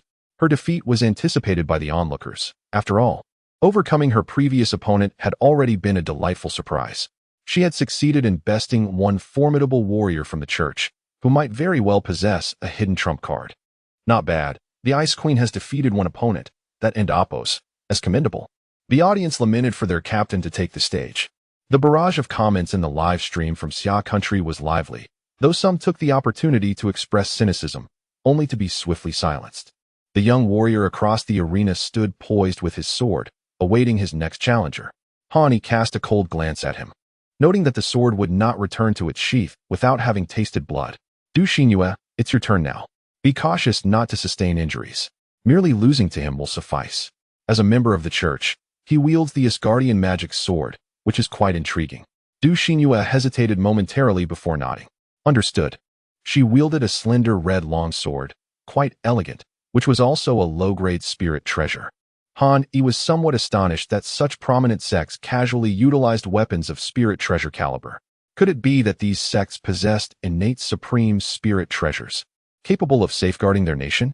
Although it was previously known that the Divine Demonic Bureau lacked formidable national artifacts, Han Yi soon realized that while there existed some connections between the Bureau and various sects, the true strength of these sects had little to do with the Bureau. Each of the three individuals present bore high-grade spirit treasures, and they were merely elite disciples. After thousands of years of heritage, it was implausible for them to be devoid of national artifacts. Any spirit treasure such as the diamond bracelets or the heaven-toppling seal could safeguard a nation for 50 years, ensuring Xia country's position at the pinnacle of the world. Given the formidable power demonstrated by the Asgardian Guardian Sword, its actual combat effectiveness could only rival that of innate high-grade spirit treasures. Its legendary reputation stemmed from its role in guarding the Rainbow Bridge, coupled with the immense power of Heimdall, the sword's wielder, amplifying its might. When Du Xinhua took the stage, she revealed her ace, the 8 trigrams amethyst robe. A spirit treasure of postnatal high grade, it boasted defensive capabilities nearing those of supreme artifacts. Han Yi was left speechless at the sight. The members of these grand sects were insufferably affluent. With the presence of the amethyst robe, the magic sword would likely be rendered impotent. Following Han Yi's guidance, Du Xinhua commenced her performance. Her skills were evidently superior to those of Shui Ranming. Despite her extraordinary defensive attire, she was still forced to retreat under the relentless assault of the opposing magic sword. Yet, she maintained a faint purple glow enveloping her, signifying the potency of her artifact and assuring the audience of her unscathed condition. However, as minutes passed, she too became breathless, beads of sweat forming on her forehead. The warrior across from her felt a deep frustration. Despite his fierce onslaught, he could not breach the defenses of the robe. He had attempted to target her head and legs, but the purple garment repelled all his attacks flawlessly. How can your sword possess such terrifying offensive power? Du Xinhua gasped, incredulously inquiring. The warrior offered no response, launching another attack as crimson sword light filled the arena, causing the audience from Xia country to gasp in alarm. Yet, the purple robe consistently held firm, and as Du Xinhua struggled to retaliate, the spectators felt a pang of sympathy, their frustrations only finding release in the barrage of comments. Han Yi focused on the individuals he had sensed earlier, vigilant of their movements. I will take the next match. Ji Shuyan, pay close attention to my actions. I believe I can identify the culprit. Han Yi's sudden declaration jolted those seated nearby into alertness. Was he finally stepping into the fray? Ji Shuyan regarded Han Yi as he produced a coin adorned with wings. Whoever this coin hovers above, seize them alive if possible. Begin capturing them as soon as they employ their curse. If that fails, eliminate them and retain evidence. Understood, they chorused. Ji Shuyan appeared anxious, prompting Han Yi to reassure her. No need to be nervous, others will assist you. Simply utilize the 9 dragons' divine fire cover to capture them without invoking the Samadhi true fire, as incinerating the evidence would complicate matters. With a solemn nod, Ji Shuyan acknowledged his words. On stage, as the opposing warrior depleted his energy, Du Xinhua suddenly felt a wild flutter in her eyelids. Instinctively, she sought to activate the protective purple light of the amethyst robe. Yet, she resisted the urge, allowing the curse's power to settle upon her. As her aura waned, she hastily called for her concession.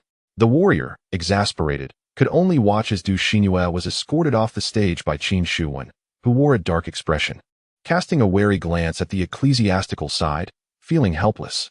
Without certainty of the culprit's identity and lacking evidence, any rash action could lead to a counterattack. As Du Xinhua was escorted off, Qin Shuwen glanced at Han Yi, who offered a slight nod before rising. Han Yi is taking the stage? Qin Shuwen was momentarily taken aback, then smiled in relief. The audience from Xia country erupted in cheers. In recent days, they had become familiar with the information of all team members, recognizing Han Yi as their captain. Curiosity about his prowess surged, especially as the second opponent had already compelled the captain to enter the fray. Excitement and concern filled the air. Go, captain! If only he could perform as excellently as Tang Xian did yesterday. Rest assured, he is the captain. He must be the strongest. Don't you find it peculiar how our Xia country competitors have exited the stage? The comments section buzzed with fervent discussions.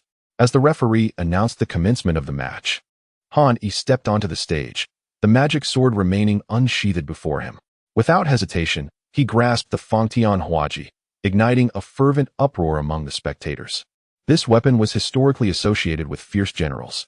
Upon witnessing Han Yi's arrival, The opposing warrior smirked derisively, but as the match commenced, that smile gradually faded. In Han Yi's hands, the Fangtian Huaji moved with the grace of a soaring dragon, each strike imbued with formidable power. Although the warrior wielded the magic sword and possessed a significantly higher cultivation level, he now trembled, filled with dread. How could it be that the captain, who had previously seemed so manageable, now overpowered him? Chapter 76. O holy light, heed my call. The warrior, wielding the enchanted sword, felt a surge of pent-up rage after a moment of confusion. With the magical blade in hand, he believed himself invincible. The sword unsheathed should have spilled blood. Yet after 3 battles, he had left not a single mark on his opponents. Seeing even a drop of blood seemed an illusion. Sensing the wielder's turmoil, the sword quivered slightly.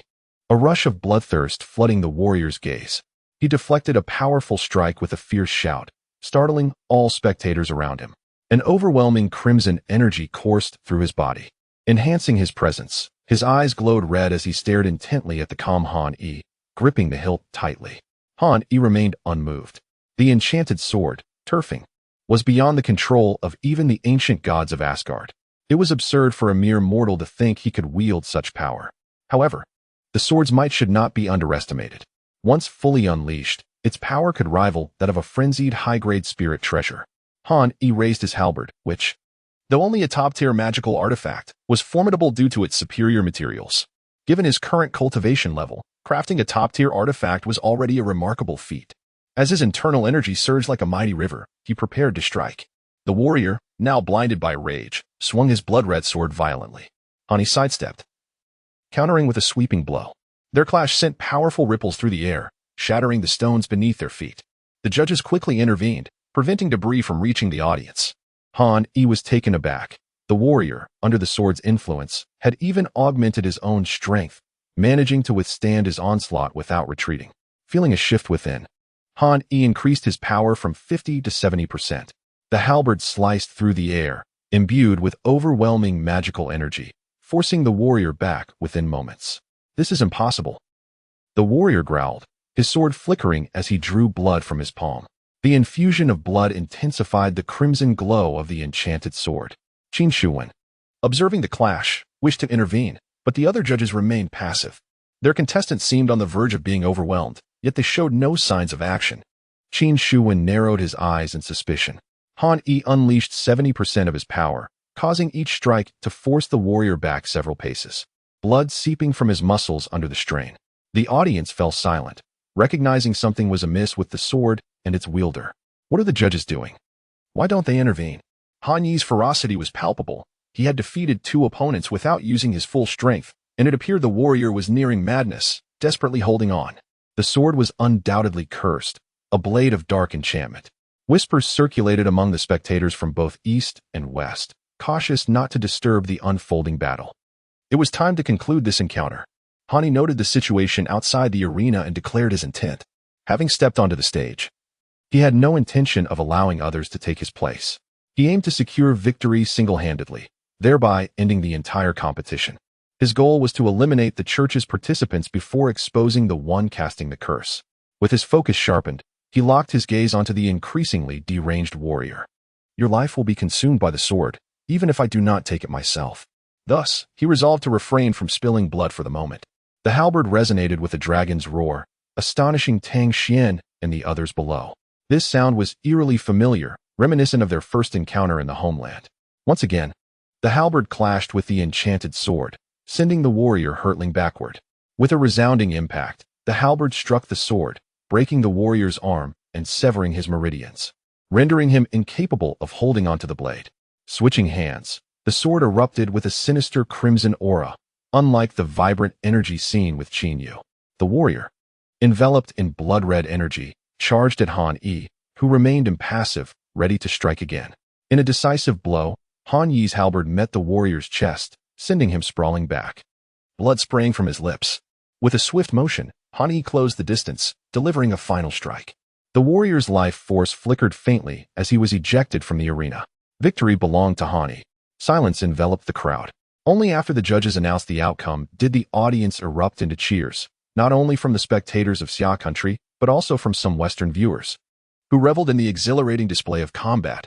oblivious to the church's conspiracies. Next, a third representative of the church took the stage, a light mage clad in white robes, momentarily disorienting Hani. This was the same type of robe worn by the judge who had executed their former captain, Ji Shuyan. These robes were no ordinary fabric.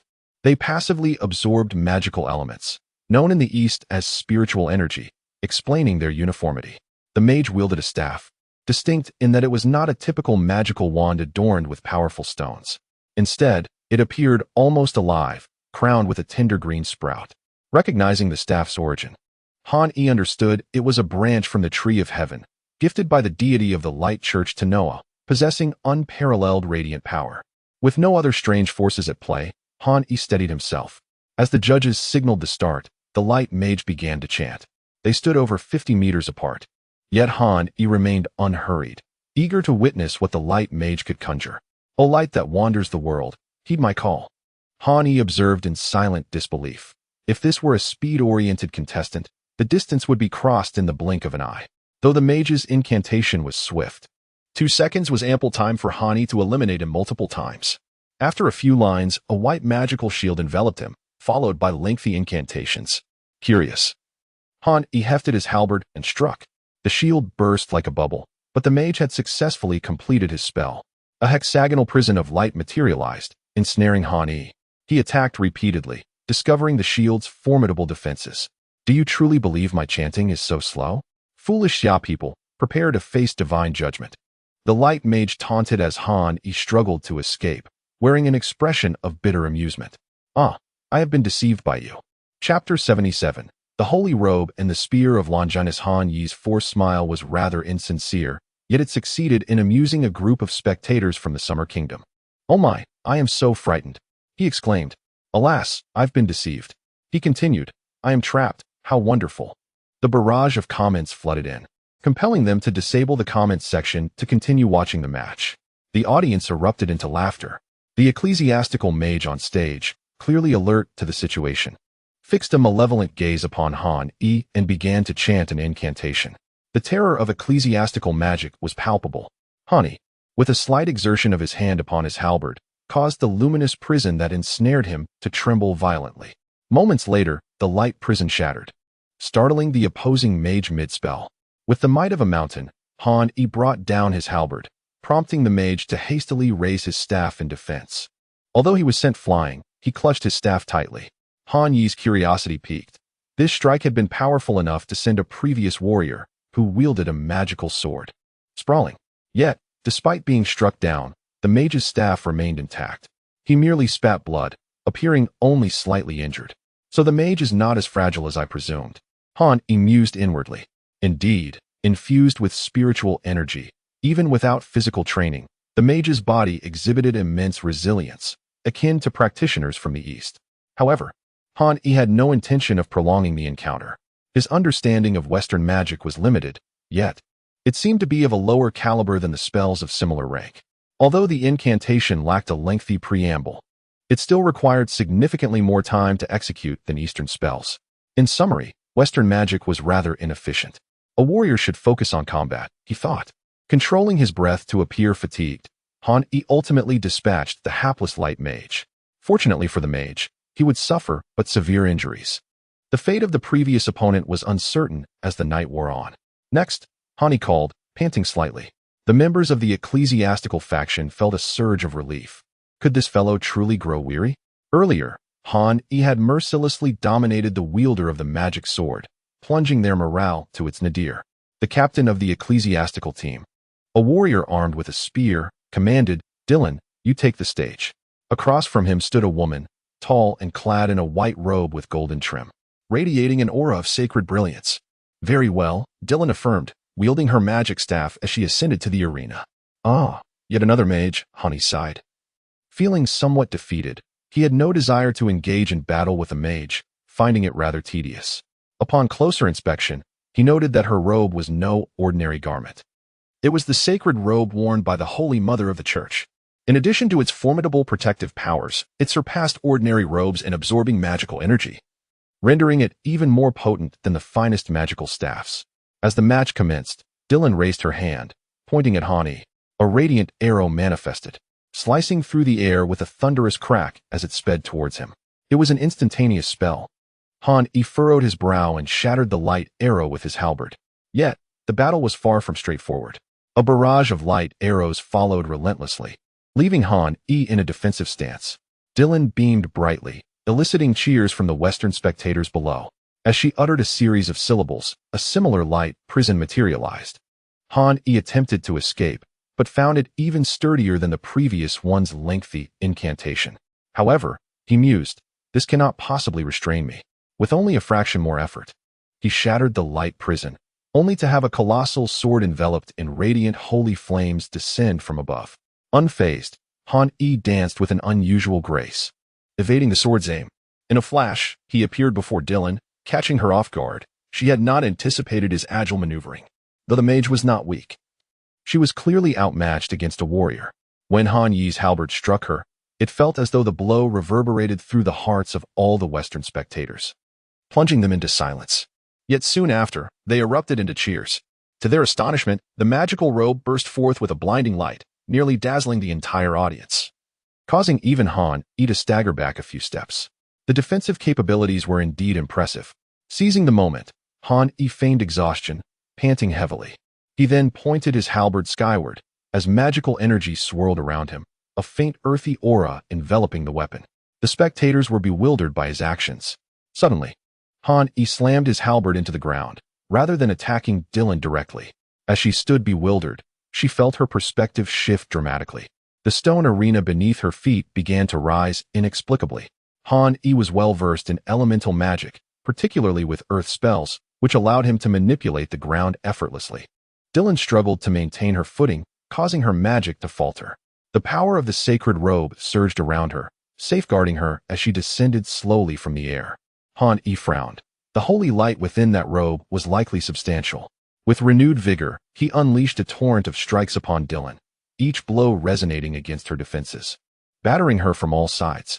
Although the robe absorbed much of the impact, Dylan's complexion paled as she felt the sacred robe's energy depleting. Han Yi's force penetrated her defenses, and soon blood trickled from her lips, revealing internal injuries. Yet, she remained ensnared upon the arena, tossed about like a mere toy. As Han Yi seemed to practice his halberd techniques. This is quite the predicament, he mused. How unfortunate for my opponent to face such a relentless adversary. Despite the absurdity of the scene, the spectators found it exhilarating. Gradually, the barrage of comments began to shift, with few truly voicing support for Dylan. This was not merely a contest of skill. It bore implications for national pride, and even the most foolish of netizens recognized their limits. Ultimately, after several minutes of unrelenting assault, Han Yi could not exhaust the Holy Light's protective powers, yet he refrained from employing lethal techniques, wary of inciting further chaos. However, Dylan could not withstand the recoil of the relentless barrage. She succumbed to unconsciousness from the sheer force of Han Yi's strikes, thus securing victory for him. Next, he declared, leveling his halberd at the ecclesiastical team. After 2 additional difficult victories, Han Yi stood, gasping for breath, his halberd planted firmly on the ground. Is this the final opponent? Will your captain not step forward? Should you forfeit like Asgard, I would not hold your cowardice against you. As soon as he finished speaking, the captain of the ecclesiastical team rose to his feet. He ascended the stage, wielding a long spear. As a citizen of Xia, I hope your prowess matches your boasts, he declared. Han Yi cast a glance at him, taken aback. In his grasp was the lance of Longinus, the holy spear of the church. Chapter 78. Please turn around again. A bewildered global audience Lorton gazed across at the panting figure of the Summer Kingdom's representative, a surge of confidence swelling within him. His assurance stemmed not only from the considerable exertion displayed by Han Yi, but also from the formidable holy lance clutched in his grasp. This weapon, once stained with the blood of the saint, possessed unparalleled holy power. While the sacred artifacts wielded by his previous opponents were formidable, they paled in comparison to the might of the holy lance.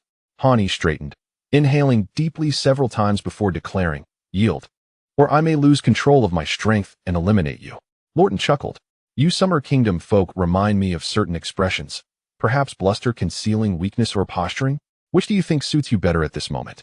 His laughter echoed, accompanied by the mocking jeers of the other members of the ecclesiastical team, as if their derision could restore the confidence they had lost after being cast off the stage. Meanwhile, The audience from the Summer Kingdom grew increasingly anxious. Our captain has already faced 5 opponents. That alone is impressive, but alas, they still have their captain. This foreigner is infuriating to watch. Do we stand to lose? What about the girl? She hasn't yet taken the stage. Perhaps she's the final trump card. Yet it seems everyone else is injured. That doesn't make sense. They seemed fine before. I refuse to believe it. Let us rally behind our captain. Even if he cannot win, he must at least cripple him, and that will secure our victory. Let us go. The collective voices of the Summer Kingdom's supporters filled the air, each murmuring encouragement, determined that victory must be achieved. Han Yi remained calm internally, though his exterior betrayed a simmering fury. He had to admit, in his pretense of weakness, he almost convinced himself of his own frailty. Let us battle. He spoke little, raising his Fong Tianhua halberd, the weapon quivering slightly in his grip. This scene captured the attention of all present. In the ecclesiastical team, a middle-aged man draped in a voluminous white robe observed Han Yi's dismal state as he prepared to confront Lorden. He cautiously withdrew a black tome from within his garments.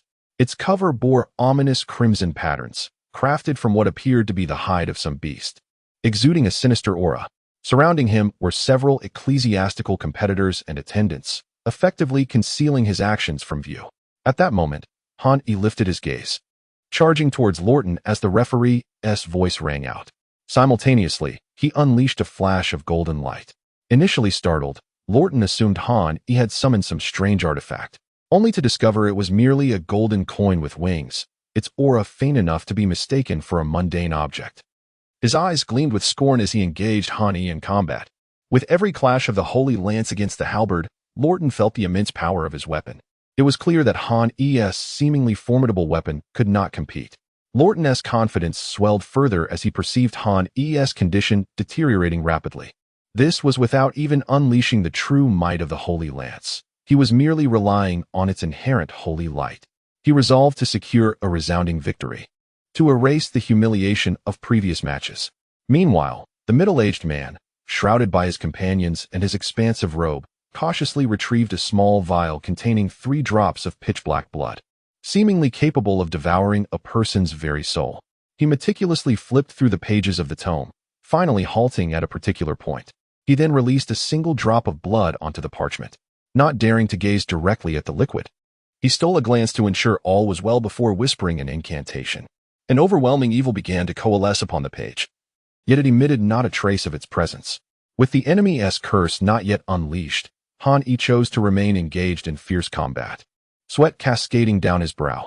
The moment the golden coin emerged, Ji Shuyan and Qin Yu both jolted into focus, intently observing Han Yi's movements and the actions of the ecclesiastical team. They could not afford to falter at such a critical juncture. Ji Shuyan summoned the Qian Kuan ring and the 9 dragons' divine fire cover, the misting tapestry winding gracefully around her arm, poised for action. Kneel and surrender, and I may spare you. Lorden's voice rang out, catching everyone off guard as they turned to face him.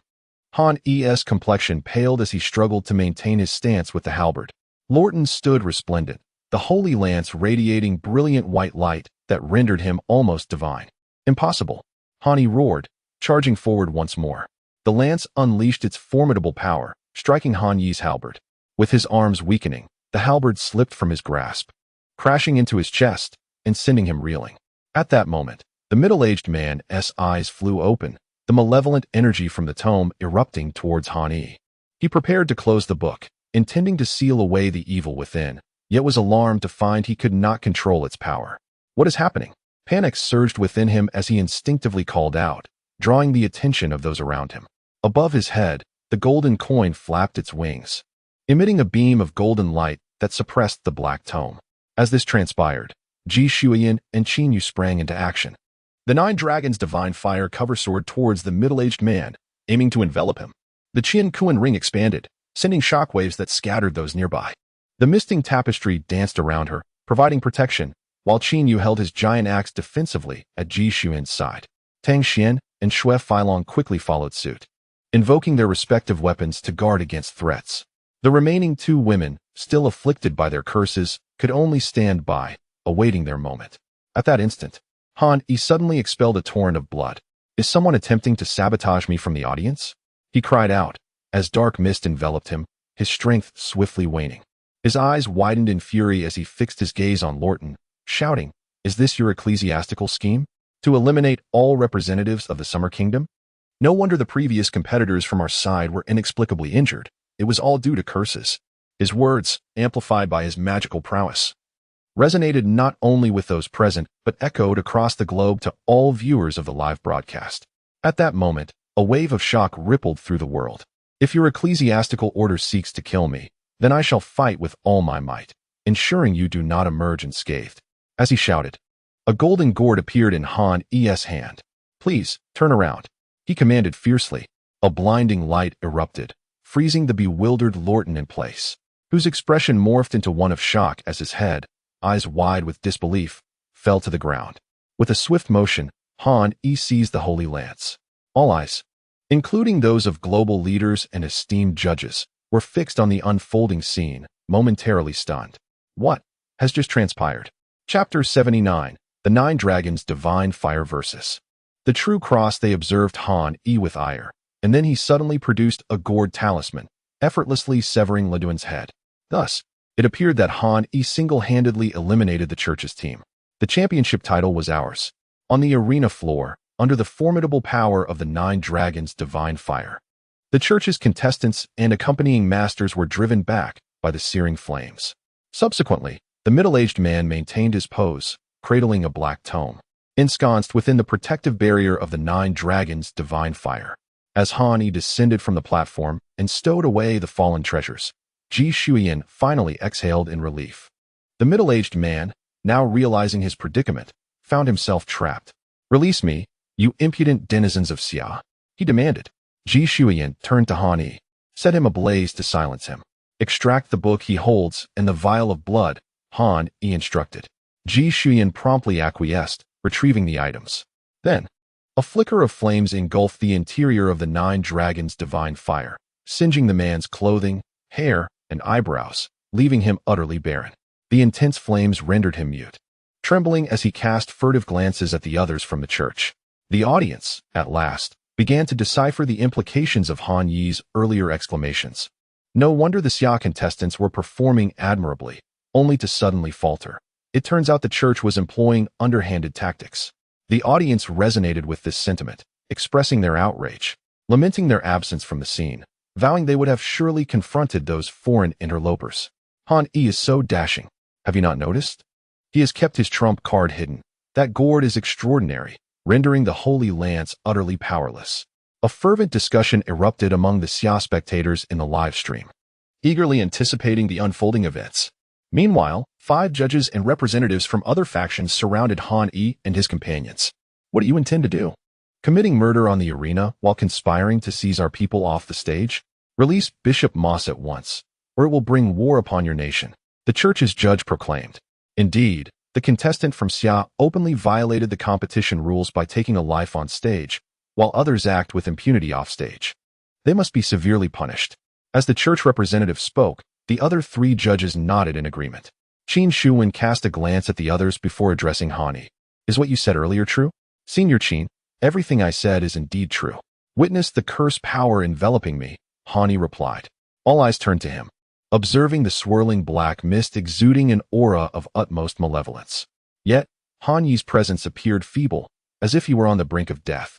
"I can feel the curse sap my life force. They seek to end our lives. I implore Senior Qin to advocate for us."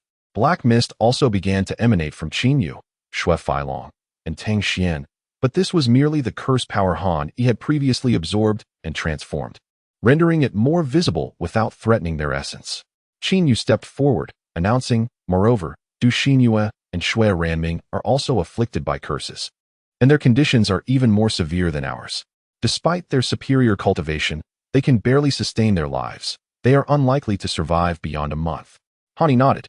"To uncover those behind this curse, I must take to the stage myself, bide my time. I believed I would falter first, but he succumbed before me, and I uncovered the truth." He gestured toward Bishop Moss, ensnared within the Nine Dragons' divine fire. Several church members attempted to rescue him amidst the chaos, but Ji Shuyan activated the Nine Dragons' divine fire, nearly incinerating them. Han Yi clutched the black tome and the vial containing 2 drops of blood. "This is what we confiscated from him. Observe the cover of this tome. It is a curse book authored by Samuel, one of the 7 lords of hell. And these 2 drops of blood, feel the malevolence within. Before the assembled multitude, Han Yi unscrewed the vial. In the despairing gaze of Bishop Moss, the expressions of all present shifted dramatically. What pure evil is contained within this blood? Qin Shuan's beard bristled with fury as he stared down the church representatives, unleashing his formidable power, prompting everyone opposite to retreat several steps. The church indeed committed such an atrocity. Fear not, Han Yi, I will stand for you. Their voices resonated, broadcasted clearly to a global audience through the live stream. What? The church has conspired against our contestants during the competition? These foreigners truly deserve condemnation. Han Yi's vengeance is satisfying. I'm deeply concerned for our contestants. How perilous it is to fight for national honor. Is there no way to rescue them? Even through the screen, one could sense the horrific aura of the black mist enveloping them, due to Han Yi's declarations and actions, all captured by the live cameras. The church found themselves without recourse for justification. Qin Shuan's prowess surged, rendering the other judges visibly pale, as his power far surpassed theirs. Han Yi was startled, realizing he was at least at the refinement of the void realm. Suddenly, a divine light descended, enveloping the church members. Qin Shuan furrowed his brow, gazing into the distant sky. A colossal cross loomed in midair, radiating an overwhelming holy brilliance, bathing all church members in its glow.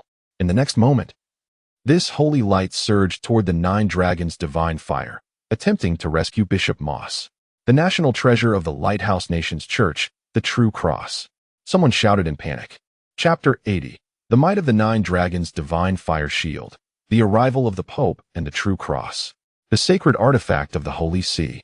Also the national treasure of the Lighthouse Kingdom is one of the earliest divine artifacts to emerge since the resurgence of gods and demons. Its unfathomable power has safeguarded the Lighthouse Kingdom without fail. Its presence here has sparked speculation among all. Eyes turned to the people of Xia Nation, who were urged not to panic, as it was merely the true cross. Even if their holy son were to appear, the chaos bell would still annihilate them. Han Yi narrowed his eyes and shouted to the crowd. An uproar filled the venue. Such arrogance was astonishing. After all, this was a long-established national artifact, undoubtedly possessing significant power. Han Yi's nonchalance towards their holy son ignited fury among the clergy and many Westerners. Some drew their weapons, seemingly ready to confront Han Yi. Shuyan, do not worry.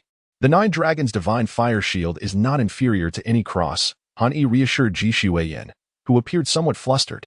In his eyes, the enraged Westerners were of no concern. Ji Shuyan was indeed anxious. It was the enemy's national artifact, and how could she possibly withstand it? She had already prepared to concede. However, when the radiant light genuinely struck the 9 Dragons' divine fire shield, she sensed its emotions, anger and disdain. Suddenly, Ji Shuyan felt her internal energy deplete, and with a resounding roar, 9 true dragons ascended from within the shield. The sky above the island was filled with 9 golden fire dragons, swirling and overpowering the holy light. The Westerners trembled under the might of the dragons. Ji Shuyan felt a pang of dread. Had the 9 dragons' divine fire shield, and she not been present, the dragons might have soared directly towards the distant cross for a decisive confrontation. Han Yi mused that while the cross lacked substantial offensive power, its strength lay in harnessing the faith of the Lighthouse Kingdom and part of the Western populace, enabling it to serve as a national artifact. Most so-called divine artifacts from Western mythology derive their status from the power of belief. However, the Mo's bishop within the shield had already succumbed to the searing heat as the dragons took flight. The holy light receded like a tide, and as the 9 golden fire dragons returned, the crowd regained their senses. Moments earlier, the artifact wielded by this woman had nearly charged forth to confront the true cross directly. This was no ordinary cross. It was the very one that had once crucified the holy son of the Holy See. The faith of all Westerners felt shattered. Meanwhile, the audience from Xia Nation was in an uproar. My goodness, my wife is witnessing the divine. Wait, she's witnessing the divine being attacked. What kind of artifact is this? Terrifying indeed. So, our Xia Nation has long possessed a national artifact-level treasure? No wonder those foreigners have been coveting us all these years, but have never succeeded. Who had claimed this lady was merely a filler, just there to endure the blows. In the venue, everyone was left dumbfounded, including a few teammates who gazed at Ji Shuyan in bewilderment. Was she truly this powerful? Only Ji Shuyan herself understood that it was the Nine Dragons' divine fire shield that had absorbed all her energy, enabling her to unleash this degree of power. The shield's might would be even greater in the hands of someone more formidable. Han Yi infused a stream of energy into her, urging her to stabilize the Nine Dragons' divine fire shield and continue to confine the Mo's bishop. At this moment, Qin Shuan was genuinely enraged. Seeing the holy light fail to penetrate, he unleashed his full might, pressing down on all those opposite him. He was stronger than before. How could this old man be so powerful? Without any artifact support, it's impossible for him to defeat so many experts of the Holy See alone. Some members of the Holy See muttered in discontent. Yet, their faces betrayed helplessness, anger, and fear. Qin Shuwen spoke slowly. I have come forth as a judge merely to prevent any mishap befalling the pride of my Xia nation. You barbarians dare to lay hands on our pride. This is intolerable. He then raised his hand, and above, a colossal handprint, spanning over 100 meters, descended and crushed the heads of the Holy See's members. The ground erupted in clouds of dust, leaving behind a massive handprint. The members of the Holy See lay scattered within the pit, their meridians and bones shattered. Without swift healing, they would be rendered crippled. This was still him holding back. Otherwise, it would have meant their complete annihilation. He then glanced at the Mo's bishop within the Nine Dragons' divine fire shield and instructed Ji Shuyan, release him. Ji Shuyan looked at Han Yi, who nodded, and she finally set the bishop free. Qin Shuwen directed a finger at the bishop's forehead, clearly not intending to hold back, but a beam of holy light suddenly descended to intercept him. With a stoic expression, Qin Shuwen looked to the sky, where a figure soared forth, wielding a magnificent scepter and wearing a pure crown. The Pope, a faithful follower, exclaimed, Your Excellency, I have already clarified this matter. It was a conspiracy between Bishop Mose and Roskin, the organizer of this exchange meeting, and does not involve the others.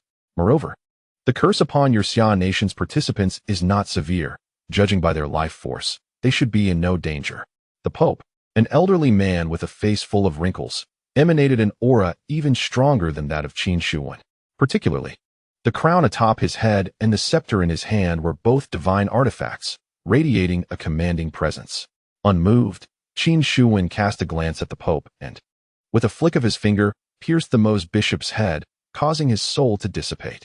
A flash of anger crossed the Pope's face. Despite his personal intervention, the other party showed him no respect. Bishop Mose brought this upon himself, but the other members of the Holy See are unaware of this matter. Your actions are somewhat excessive, aren't they? The Pope said, his voice laced with ire. I do not believe the others are unaware. Their expressions clearly indicate otherwise. A few even attempted to cover for him, unless the Holy See thinks the rest of the world is composed of fools. As for the harm done to the pride of my Xia nation, unless the Holy See can offer appropriate compensation, what awaits you will be the wrath of the Xia nation's cultivation world, a burden I fear you cannot bear, Qin Shuwen replied coldly, having truly become enraged by the Holy See's actions. Should you persist in this manner, do not blame me for being impolite, the Pope retorted, genuinely furious. He had already provided a rationale and a way out, and the other matters could easily be resolved privately. Making this an open confrontation was tantamount to slapping the Holy See in the face. Raising his scepter, the Pope summoned the true cross in the far-off sky, which instantly expanded to hundreds of meters in size and descended upon the island with an even more potent surge of holy power. Qin Shuwen's expression turned grave as a sword materialized in his hand. Hani glanced over and realized it was a mid-tier spiritual treasure. Yet, the descending cross had already unleashed its holy light to suppress them. He intended to employ the celestial slashing flying knife once more against the Pope, but suddenly halted. The Divine Demon Bureau had already summoned the Chaos Bell. As the resonant sound of the bell echoed across the miles, it reached the ears of all present. Chapter 81. Fusion of Arcane Techniques. Insectoid Outbreak. When the Chaos Bell tolled, all the citizens of Xia were jolted into attention, gazing skyward. A beam of mysterious yellow light pierced the sky and struck the true cross. With a sputter, a spray of blood erupted from the Pope's mouth, his vitality instantly waning, and he plummeted from midair. The scepter in his grasp had long since shattered. The true cross, as if struck by an immense force, paused momentarily before the holy light dissipated and it plunged into the depths of the Pacific Ocean. Even the people of Xia were left in a daze. Was this truly the might of the national artifact of Xia? The phrase terrifying as such scarcely sufficed to capture the enormity of the moment. The Pope scrambled to his feet and without a word, waved his hand, whisking away the clergy members who lay prostrate on the ground, unable to rise. Back to the lighthouse nation without a backward glance. The sight left the other three major factions trembling in fear. The clergy's actions were utterly disgraceful. We of Asgard could not condone such behavior. This was but a flicker of the eternal flame, a flame that would never extinguish. And I hope it can aid the injured prodigies of Xia. An elder hastily approached Qin Shuwen. Qin Shuwen turned to Han Yi and said, "You are leading the team. Make your decision." Han Yi nodded. If it were a complete eternal flame, that would be acceptable, but a mere flicker, do they truly believe it holds any value? The elder's face flushed with embarrassment as he hurriedly replied, "We have only obtained this flicker. I noticed the night sky sword in your captain's possession appears formidable. Perhaps it can dispel the curse afflicting us." The elder's expression stiffened as he quickly objected, "That is ours, oh? I suspect you may be colluding with the clergy. You certainly share a part in today's events." "Uncle Qin, what do you think?" Before Han Yi could finish, the elder, now visibly terrified, conceded, "Very well. We are willing to offer the night sky sword in hopes it proves useful to your participants." The elder returned, brandishing a slender one-handed sword, approaching them. The captain of Asgard wore a face of resentment but dared not speak. Han Yi smiled. "In that case, I shall graciously accept it. Thank you for Asgard's assistance." Subsequently, Fuso and the Cosmic Nation seemed to have finally regained their wits, presenting several treasures, which Han Yi gratefully accepted. "It appears your three factions truly have no ties to the clergy. I hope we may cross paths again in the future. This time, we are the champions, and we shall keep our rewards." After collecting a plethora of gifts from the three factions, Han Yi spoke. The representatives of Asgard and the other factions wore bitter expressions and could only force smiles in response. With a wave of his hand, they returned directly to the hotel to pack their belongings, preparing to return home. With the emergence of the Chaos Bell and the disappearance of the cross, the three factions dared not utter a word nor summon other artifacts for salvation. The global live streams had been shut down the moment the Pope appeared, yet the Xia live stream remained active. Such a performance. How entertaining it is to see the three factions wearing expressions of despair. It's utterly comical. The online community in the homeland had erupted. The emergence of the Chaos Bell and the retreat of nations became the talk of the town. However, most merely chuckled at the unfolding events, unaware that to Han Yi, the Chaos Bell indeed possessed such formidable power. Unlike other overexerted spiritual treasures, the Chaos Bell, awakened by national fortune, was currently absorbing the spiritual energy within Xia to restore itself, far more potent than the others. It wooed and oppose TB long before it returned to its prime state. Having resolved the events of the day, Han Yi and his companions swiftly boarded a private jet back to Xia, temporarily residing in a villa provided by the Bureau of Deities and Demons until they returned home the following day. As for their spoils, they were plentiful. Regarding the championship prizes, Han Yi glanced at the items, finding nothing of personal use, and decided to forego them, distributing them among his teammates. After all, he felt he had already amassed enough. He lifted the curses from his companions, while keeping the book of curses and 2 drops of blood for himself. Ah, Lucifer's blood. The clergy truly has remarkable capabilities to procure such a thing, Han Yi remarked in admiration, content with his findings. Possessing the 7 arrows of nail-headed scripture, he would find this blood useful should he encounter a formidable adversary in the future. The book of curses held little value, and Han Yi promptly fed it to the 7 arrows, augmenting its curse power. Congratulations, host, for triggering the task. Lance of Longinus. Task description. The Lance of Longinus is a sacred spear of the clergy, once stained with the blood of the Holy Sun, possessing immense power and serving as one of the symbols of the clergy. Option 1. Submit the Lance of Longinus to the Bureau of Deities and Demons Museum for a portion of the 3 light divine water. Option 2. Retain it for personal use, receiving half a piece of the Holy Shroud. Damn, Han Yi was rendered speechless. It was said that within the clergy, there existed half a piece of the Holy Shroud used by the Holy Sun, a sacred object imbued with mysterious powers. Yet he saw little use for retaining even half of it. He felt an inherent aversion to such an idea. Submitting it seemed the wiser choice. Although the sacred spear wielded great power, it required the activation of holy light, likely rendering it unusable by anyone in Xia. His own cultivation was not inferior, after all. With this in mind, Han Yi called Zhao Liruan. Old Zhao, I have an item to submit for the museum's collection. When will you be available? Zhao Liruan paused before replying. What item are you referring to? It's the clergy's sacred spear. Didn't I retrieve it? Ah, so it's this. Excellent.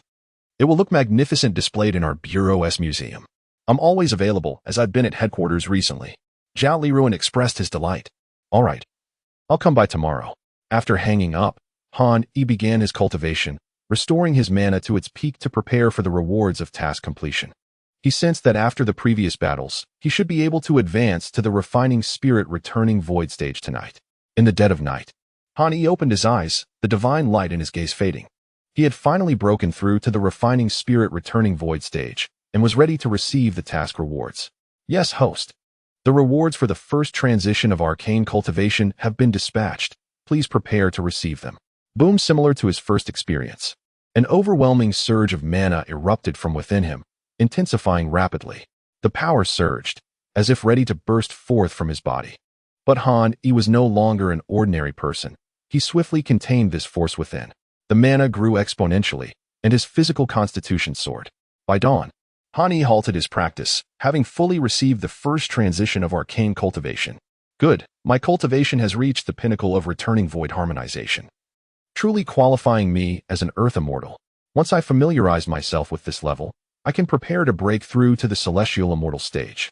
This 8-9 arcane technique is indeed remarkable, Han Yi murmured to himself, inwardly praising the prowess of this technique.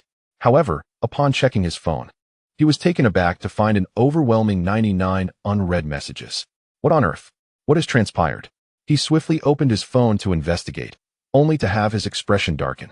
Chapter 82. Traces of the Dragon Clan of the East Sea beyond the Chilean mountain range. The endless mountains at the southernmost edge of Xia country are also besieged by the chaotic insect tribe. Within a mere half-day, the casualties have exceeded 10,000. The Divine Demon Bureau has already dispatched powerful individuals to suppress the threat. Moreover, nearly all neighboring nations are plagued by the chaotic insect tribe. On other continents, the insect tribe has erupted in dozens of locations, each with no less than 1,000 creatures. Han Yi's expression darkened. This development was even swifter than he had anticipated. He had previously thought that the widespread assault of these insects would require 2 to 3 months, or even longer, to brew. He hadn't expected the mother insects to breed so rapidly. He could only hope that the other nations could endure a little longer, granting Xia country more time to develop. Yet, Han Yi felt no concern for Xia country's insects. His previous lack of understanding regarding Xia country's strength had been somewhat alleviated after witnessing a glimpse of their capabilities during the recent martial arts conference. A master at the refining void emerging Dao realm could effortlessly extinguish a mother insect with a high-grade spiritual treasure. As for the other nations, they would have to fend for themselves. Did they not possess numerous divine artifacts? Even if more insects descended, they could hold out for a while. With these thoughts, Han Yi arrived at the Divine Demon Bureau. Old Zhao, you're here quite early, he remarked. Zhao Liruan was already waiting for him in the first floor hall, accompanied by several others, clearly anxious about the submission of the Holy Lance. Not too early, I just arrived as you did, Zhao Liruan replied, gazing eagerly at Han Yi. Understanding his intent, Han Yi no longer feigned ignorance, producing the Holy Lance, Longinus. The Holy Lance of the Church, Zhao Liruan's eyes widened in astonishment. Even the receptionist at the Divine Demon Bureau was taken aback, staring in disbelief. In fact, she had been watching Han Yi since his arrival, but hadn't expected him to produce the Holy Lance. Let us go to the museum. We already have the Holy Crown of Thorns from the church, and now our museum can boast another treasure. Those church folks will surely be furious, Zhao Liruan chuckled, his face brimming with delight. Han Yi smiled. Then let us hasten. I plan to return home afterward. Good, good, good, Zhao Liruan exclaimed thrice, hastily making his way to the museum. It was not far, and they arrived within minutes. Unlike other grand museums, this one had a rather simple feel. Yet it housed artifacts from the mythological era, holding great significance. Come, Xiaohan, does the submission need to be kept confidential? Zhao Liruan inquired. No need. Everyone knows the Holy Lance is in my possession, so there is nothing to conceal, Han Yi replied. Excellent. Xiao Chun, prepare to record a video to promote Xiao Han's contribution. We can't let his efforts go unrecognized, Zhao Liruan instructed. Thus, the two solemnly handed over the Holy Lance, while a video was recorded for the official account of the Divine Demon Bureau. Han Yi thought it fortuitous, as his submission could not be clandestine, otherwise, the system might not acknowledge it. To his surprise, upon completion of the submission, the system promptly notified him that the task was accomplished, and he had received a vial of 3 light divine water. Before departing, Han sought out Ji Chengwu. Director, there is something I feel is necessary to mention, he said. Ji Chengwu looked slightly surprised. What is it? I've heard that those insects have appeared in the endless mountains to the south. If possible, please dispatch experts to eliminate the mother insects directly with high-grade spiritual treasures. Otherwise, the infestation will be relentless, Han advised. Ji Chengwu paused. There are mother insects? Understood. After Han departed, Ji Chengwu narrowed his eyes, murmuring to himself. In just half a day, Han's cultivation has become unfathomable even to me. Moreover, there should have been mother insects in the Chilean mountain range as well. Perhaps they were slain by Han. As the head of the Divine Demon Bureau, Ji Chengwu had refrained from intervening directly on that island a few days prior. But with Qin Shuan present, he felt somewhat reassured. Today, Han's visit left him deeply impressed. For he too was at the pinnacle of the refining void and merging Tao realm, poised to enter the celestial immortal realm at any moment. In the afternoon, Han returned directly to Qinzhou City. Upon exiting the high-speed train station, he spotted Ning smiling at him. You finally returned. Xiao Jin has been clamoring to find you, and Ning remarked, glancing at the little creature beside her. Han looked at Xiao Jin and asked, You haven't misbehaved while I was away, have you? Xiao Jin shook its head vigorously, prompting Ning to chuckle. Of course, it's well behaved, just a bit mischievous. Nothing excessive. Let us go home, Han called, placing Xiao Jin on his shoulder. The little creature was ecstatic to see him, bouncing around and chattering excitedly, expressing its joy. How have you been these past few days? I see you've already begun cultivating qi refinement. Your progress is impressive, Han remarked upon returning home. Glancing at Ning, I can't compare to you, but I feel I'm doing all right, and Ning replied with a smile. Here, take these vials of elixirs and these spiritual fruits. I want to need them. You should use them instead.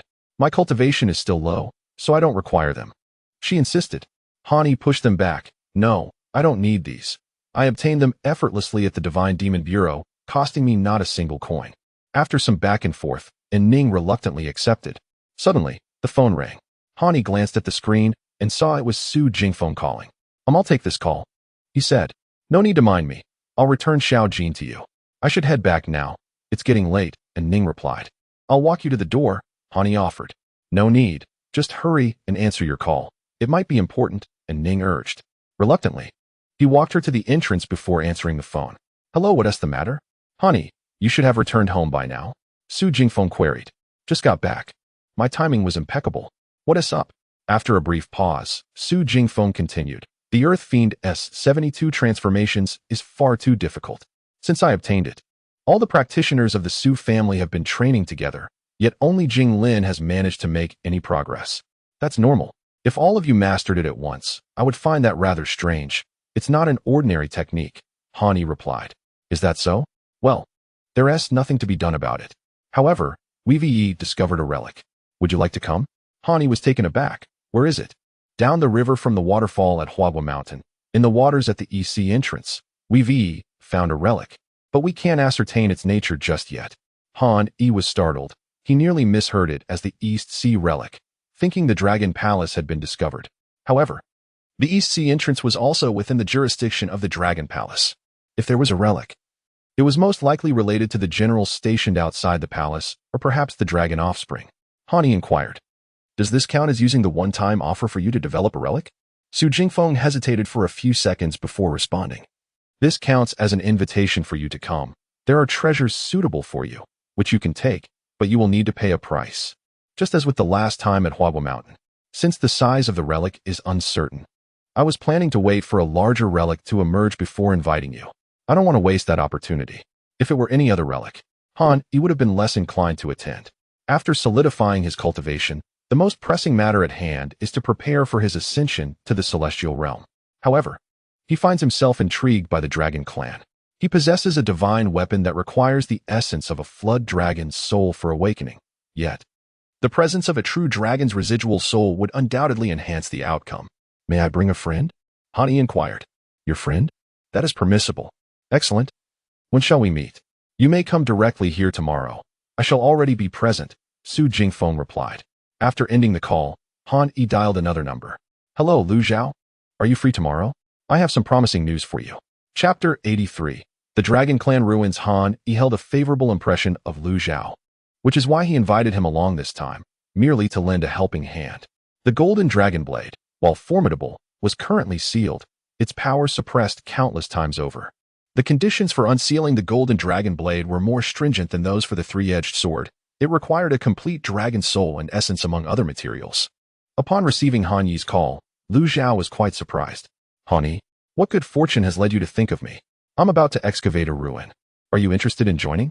Lu Zhao paused for a while before responding. But isn't my presence rather pointless for a ruin excavation? I lack knowledge in this area. And it seems that the ruins within our country yield little of value. The artifacts unearthed would be of little use to us, given our current cultivation. Han Yi instantly recognized that Lu Zhao was, like the average person, misled by the Bureau of Deities and Demons. The ruins were indeed real, and they housed genuine treasures of remarkable power. Are you certain you do not wish to come? What you see on television is merely for the entertainment of the general populace. Lu Zhao, astonished, replied, Is that so? No wonder. When are we meeting? Tomorrow. Han Yi stated, I will be in Qinzhou. If you come over, we can head to the ruins together. He decided to elaborate on the specifics when they met. As for the matter of the dragon's soul, he suspected Lu Zhao was unaware, so he resolved to hold off on mentioning it until they had more clarity. If it was unattainable, there was no need to dwell on it incessantly. After a night of cultivation, Han Yi set off for the Qinzhou train station with the little golden creature. They had arranged to meet there before proceeding to the confluence of the Flower Fruit Mountain River and the sea. However, upon arriving at the station entrance, they were halted. Sir, pets are not permitted in the high-speed train station. Han Yi, facing the security personnel, felt a sense of helplessness. He was accustomed to being alone and had overlooked the fact that pets could not board the high-speed train. Should he check in the little golden creature? Or perhaps fly and check it in at random? That seemed too troublesome, requiring a long wait. Suddenly, he noticed a woman beside him, leading a poodle past the security checkpoint. How can she bring her pet in? Han Yi exclaimed in astonishment. The security officer replied, Sir, that lady's pet is a spirit beast and possesses a pass. Spirit beast? One requires registration for a pass? Han Yi frowned, having never heard of such a thing before. Was it a privilege reserved for the elite? He grasped the situation, yet he was unprepared for the woman to overhear their conversation and turn with a scornful smile. With a disdainful scoff, she remarked, What a fool. Ordinary pets cannot enter. You might as well take a green train. She then strutted away like an arrogant swan, tugging her poodle along. While Han Yi remained unperturbed by her contempt, the little golden creature understood and reacted. Chirping, it called out to Han Yi, followed by a resounding roar. Though its voice was youthful, it carried a surprising might, drawing the attention of the nearby crowd. The woman, startled, snapped in anger. A beast is a beast. You country bumpkins raising wild animals should be swiftly removed. You are disturbing the other passengers. Can you take responsibility for that? Her words darkened Han Yi's expression immediately. Security personnel began to converge around them. The little golden creature, capable of comprehending human speech, was thoroughly incensed by the woman's remarks. With another low growl, the little golden creature transformed into a streak of golden light and swiftly struck the woman across the face. Han Yi was taken aback. When had the little creature learned to strike? Subsequently, it delivered a kick to the poodle that was barking wildly at it, sending it flying. With a yelp, the poodle landed on the ground and remained motionless. Han Yi made no attempt to intervene. The woman and her poodle had initiated the confrontation with their harsh words, and they deserved their comeuppance. Little golden creature, come back, he called out, as many curious onlookers turned their attention to the commotion, including Lu Zhao. You certainly know how to make a scene. Otherwise, I wouldn't have noticed you. Lu Zhao chuckled, glancing at the irate woman. She was a cultivator, though not yet at the Qi transformation stage, while the poodle, lying on the ground gasping for breath, was at that level. I had no idea such a situation would arise, Han Yi replied with a shrug. The woman, now shrieking in disbelief, seemed intent on retaliating against the little golden creature. Yet it had already returned to Han Yi's side, making faces at her. Since you're here now, let us hurry to the station. Our train is about to depart, Han Yi said, pinching the bridge of his nose. Lu Zhao glanced at the furious woman, who was on the phone, and was about to speak when Han Yi produced a red identification document and handed it to the ticket inspector. Do you recognize this? If uncertain, have your supervisor verify it. We have urgent matters to attend to and cannot be delayed. Any issues? Let your supervisor and that woman contact the Bureau of Deities and Demons. The female security officer scrutinized the document, her expression shifting to one of confusion. Though she recognized it, she could not confirm its authenticity. Suddenly, she appeared to recall something. "You are Han?" Her whispered exclamation startled Han, causing him to flinch. Goodness, if she had shouted, he would have been instantly surrounded by onlookers. To prevent trouble, he had cast a spell before leaving to obscure his identity from ordinary people. "Please do not draw attention. Is that clear?" The security officer, suppressing her excitement, scrutinized Han, then nodded. "Confirmed. You may pass." As they walked past the woman, who attempted to confront them again, the little golden creature delivered another slap, creating a symmetrical retaliation. She stood frozen for a moment, staring at the departing figures of Han, and Lu Zhao, before bursting into tears. Han paid little heed to the events that followed. He, along with Lu Zhao and the little golden creature, arrived at the location described by Su Jingfeng. Indeed, it was the mouth of the great river leading from Flower Fruit Mountain to the sea. However, the ruins were not located within the river, but beneath the waves. "Hani, do you have any insights regarding this ruin?" Su Jingfeng inquired. "Not at the moment," Hani replied, shaking his head. "This ruin lies submerged, and the openings are quite limited. It truly offers little visibility. Shall we dive down and take a look?" Su Jingfeng suggested. Hani nodded. "Yes, I am eager to discover what lies beneath the waters." Thus, the trio descended into the depths. After plunging nearly 100 meters, Hani finally beheld the ruins. It was a palace. At first glance, he almost mistook it for the Dragon Palace of the East Sea, yet its scale was unmistakably smaller than he had imagined, dwarfed by his expectations. Nevertheless, its appearance indeed resembled that of a dragon palace. "What have you discovered here?" Hani asked.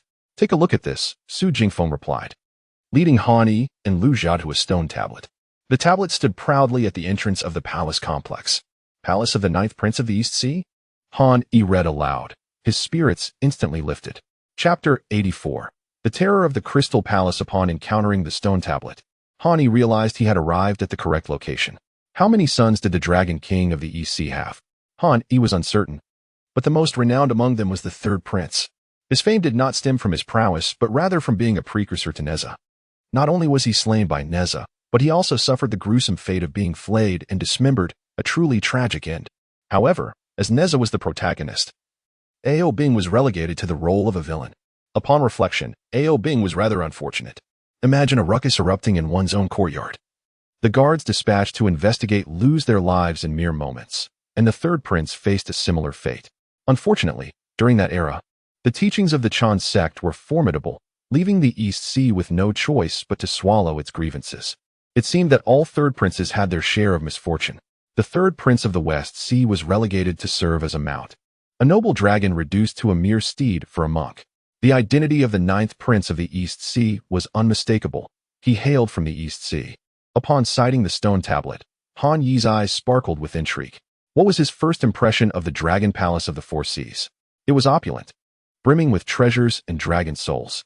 Although he could not locate the East Sea Dragon Palace, it was reasonable to assume that the ninth prince's palace would also harbor considerable wealth.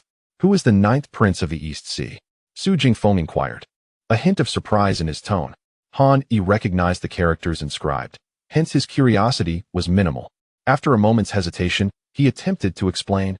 In ancient times, the Dragon Clan suppressed the Four Seas. Within the East Sea, there existed a faction of dragons, led by the East Sea Dragon King. And this ninth prince is presumably the Dragon King's ninth son. Su Jingfeng nodded in understanding. The Dragon Clan?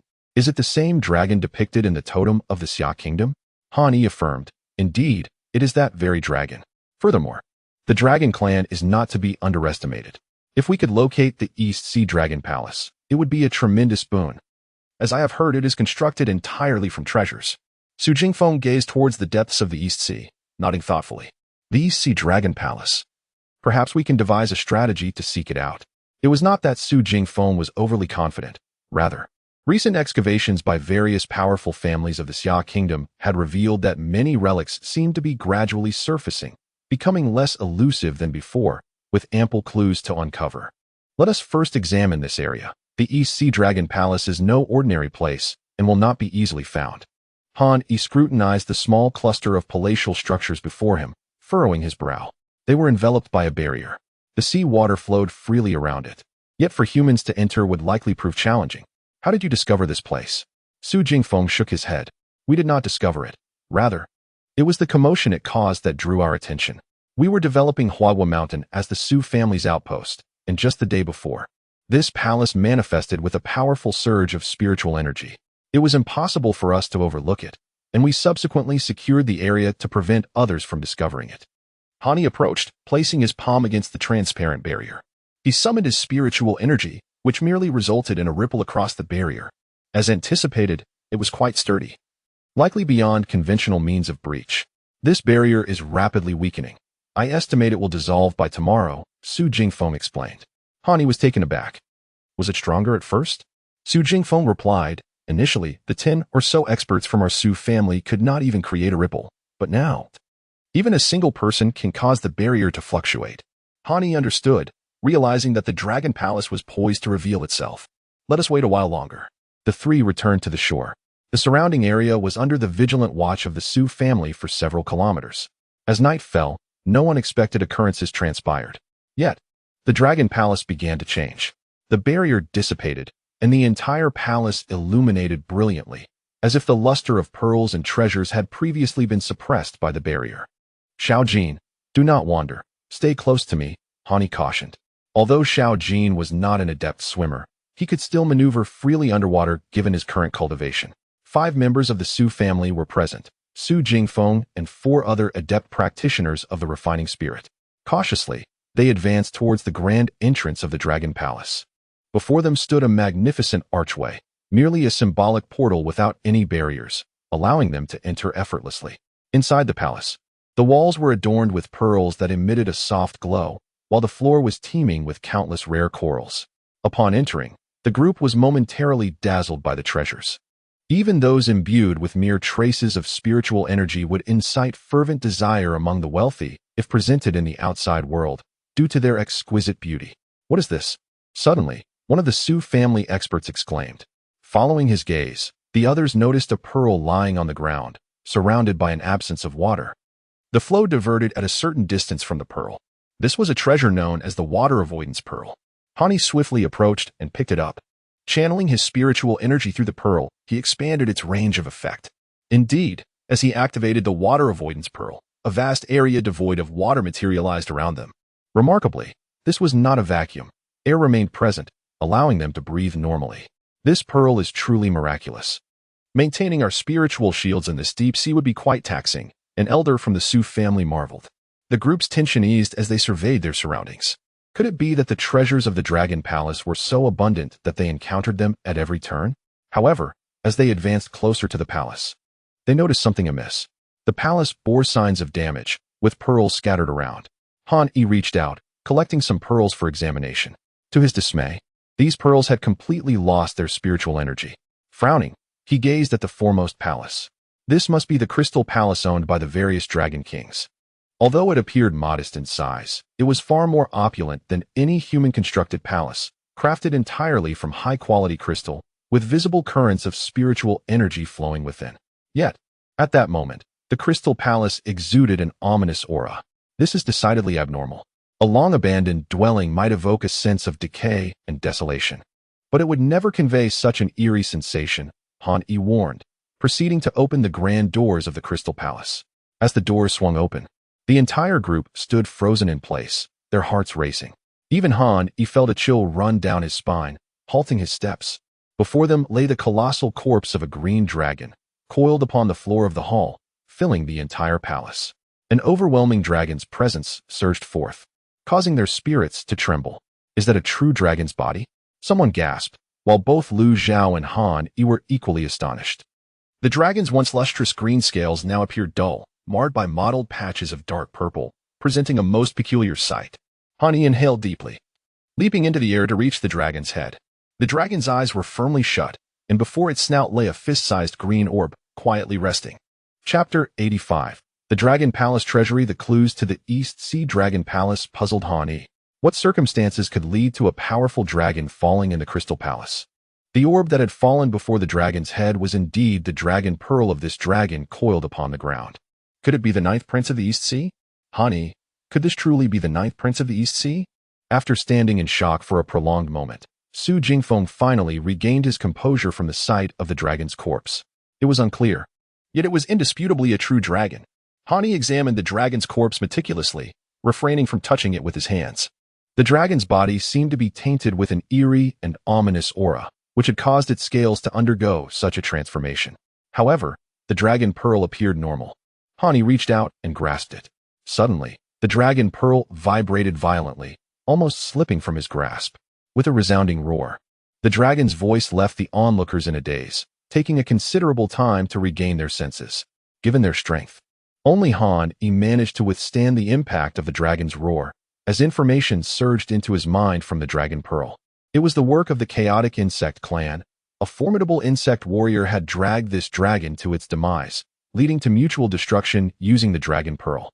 After vanquishing the insect warrior, the dragon returned here in its final moments. It was not the ninth prince, but rather an ordinary dragon warrior, who had come to protect the ninth prince's retreat. Where had the entire East Sea Dragon clan retreated to? Han Yi couldn't help but glance at the dragon before him, yet received no further information.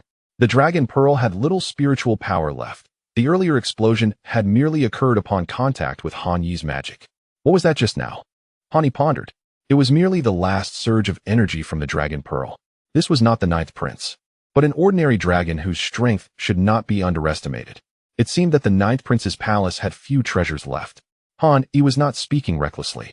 Although the dragon clan and Apos' retreat had been hasty, it was still plausible that they had taken the primary treasures with them. Do not disturb the dragon corpse for now. The items on its body are related to the insects in the Chilean mountains. Seal the crystal palace first and explore other areas. We will handle this last, he instructed. Su Jingfeng nodded in agreement. Very well, let's seal the main entrance first. With a resounding thud, the door closed, and the four experts from the Su family reinforced the seal. Only then did they leave the premises. The dragon pearl remained in Su Jingfeng's possession, yet it showed no further signs of activity. In an open area behind, within the palace, they discovered some bones that had remarkably retained their integrity over the years, clearly belonging to no ordinary beings. Based on their shapes, Han Yi surmised they were likely the remains of crab generals or yakshas from within the dragon palace. After searching 2 small palaces and a sleeping chamber, they found only some jewelry-like items. However, the next location they encountered captured everyone's attention. It was not elaborately constructed, yet it featured a robust-looking door. Su Jingfeng approached, attempting to push it open, but it wouldn't budge. There is an array on this door, albeit faint. It cannot be opened by mere force. Han Yi, surprised, moved closer and probed the door for a while before discerning the situation. I will borrow your powers. When I signal, act simultaneously. He marked 4 points around the door for the 4 Su family warriors to target. As they struck together, a flash of light illuminated the door, which then began to open slowly on its own. With protective arrays in place, this could not be an ordinary location. As the door opened, several items within caught Han Yi's eye, prompting an exclamation. Goodness! This is indeed the treasury of this palace. A pile of spirit pearls, each worth at least several dozen top-grade spirit stones, and 3 weapons, all of which were low-grade spirit treasures, lay before them. The sight of these treasures left Han Yi in awe, and smiles spread across the faces of Su Jingfeng and the others. Zhao wore an expression of envy and astonishment. Who said that there were no valuable items in the ruins of the Xia Kingdom? The treasures we have encountered along this journey are already astounding. To find such riches at the very entrance, how many more treasures could possibly be within this entire treasury? Han Yi mused, mentally noting the dragon clan's abundance. It appeared that no one had managed to take these treasures away before the arrays could be activated. Su Jingfeng and the others proceeded deeper into the treasury. The weapons displayed were all at least top-grade magical artifacts, with no fewer than 20 low-grade spirit treasures and 3 medium-grade spirit treasures. The Su family has truly struck gold this time, Han Yi remarked, eliciting smiles from Su Jingfeng and the others. Initially, they had found no substantial gains in the previous palaces. Yet this treasury of the Dragon Palace housed a wealth of treasures still intact. Su Jingfeng began to gather the items, confident that anything stored in the ninth prince's treasury would be of significant value. However, Han Yi felt that the treasures within the treasury were somewhat lacking. After all, this was the Dragon Clan. Could it be that the ninth prince of the East Sea possessed only these treasures? That seemed implausible. The most valuable items were likely carried with the ninth prince himself, while this treasury merely served as a collection. Suddenly, the dragon pearl in Su Jingfeng's hand emitted a feeble dragon roar, drawing a piece of dragon scale towards it. Upon seeing the azure dragon scale, the group seemed to grasp the implication. In the blink of an eye, the dragon scale transformed into a pile of ash, while the dragon pearl regained a hint of vitality, radiating a faint azure glow. This dragon pearl, it appeared to yearn for a certain destination. After a brief silence, Su Jingfeng spoke. It seems to want to return to the East Sea Dragon Palace. He glanced at Han Yi, knowing he was most familiar with these mythological artifacts. Try releasing it. Do not restrain it, Han Yi suggested after some consideration. Su Jingfeng loosened his grip, but remained close, wary of it escaping. After all, this was a dragon pearl, and though its power might be diminished, they had yet to fully understand it. If it fled, the loss would be monumental. The dragon pearl floated in midair before swiftly plunging into the ocean outside. It then began to drift towards the depths of the East Sea. Its pace was not particularly fast, and the group did not panic. Instead, they followed at a distance.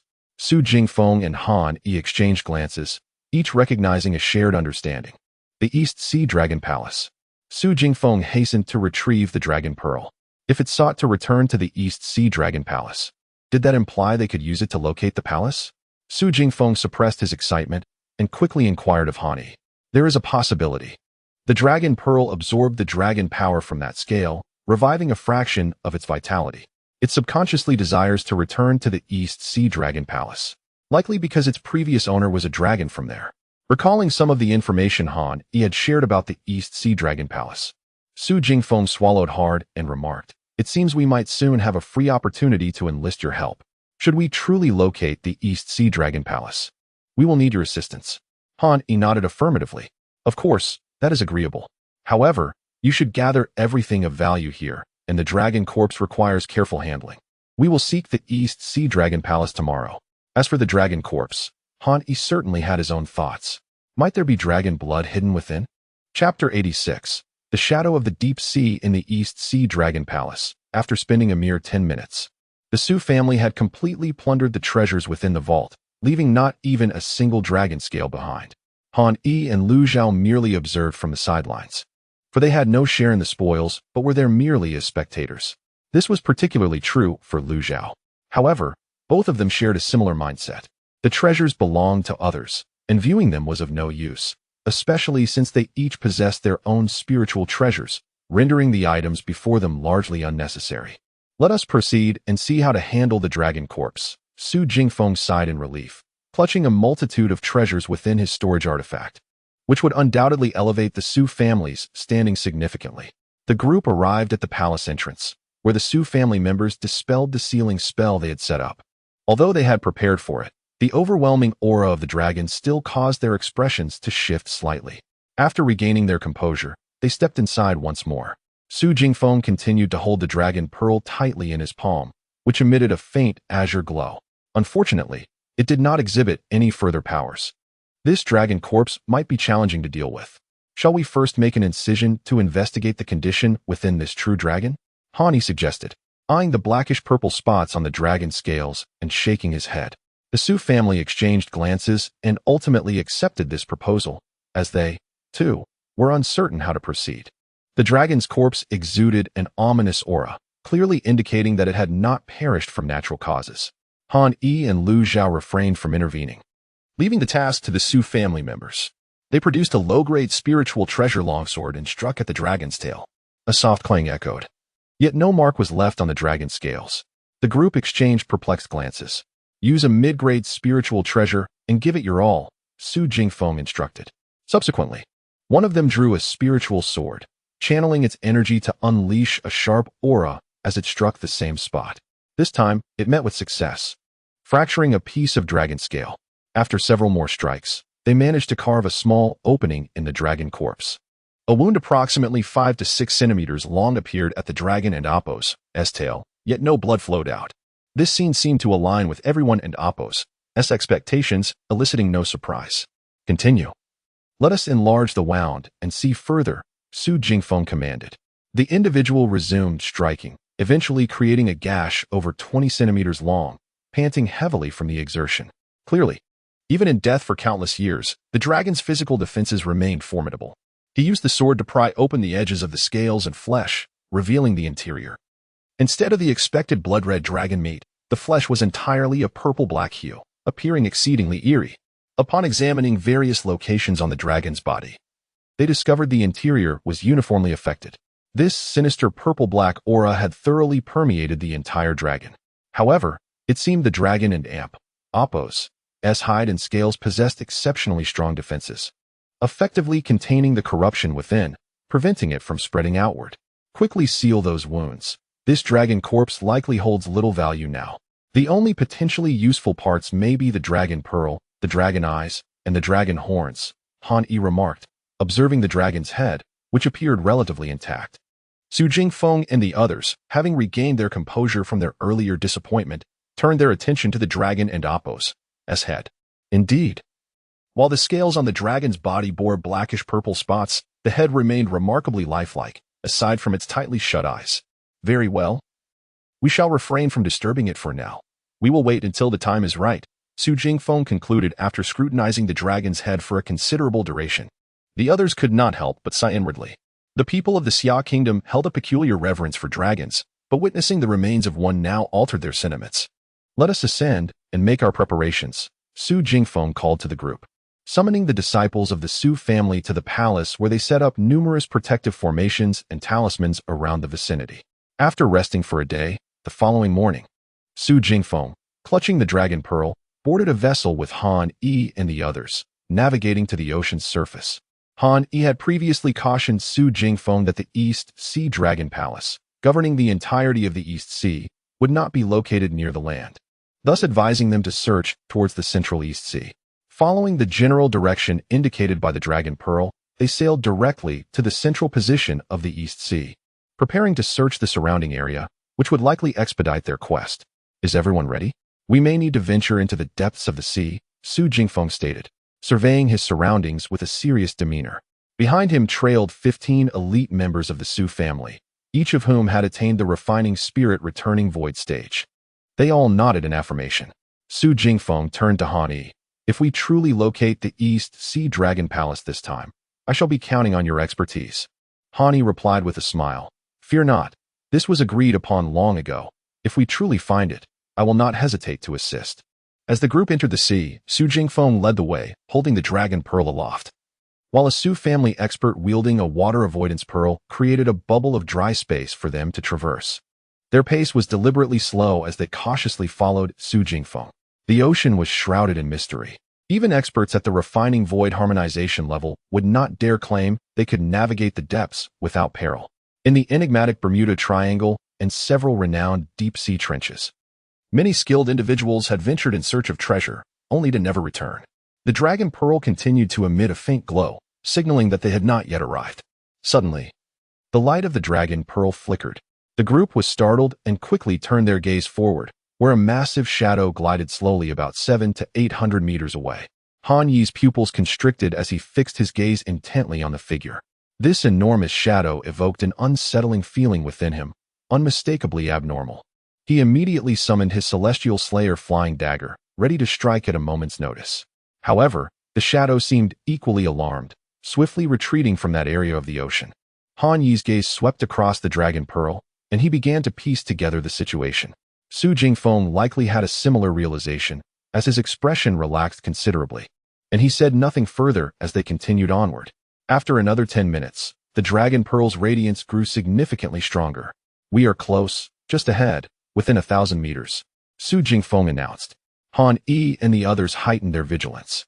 Could it be that we have truly reached the East Sea Dragon Palace? 2 minutes later, Su Jingfeng came to a halt. This is the place.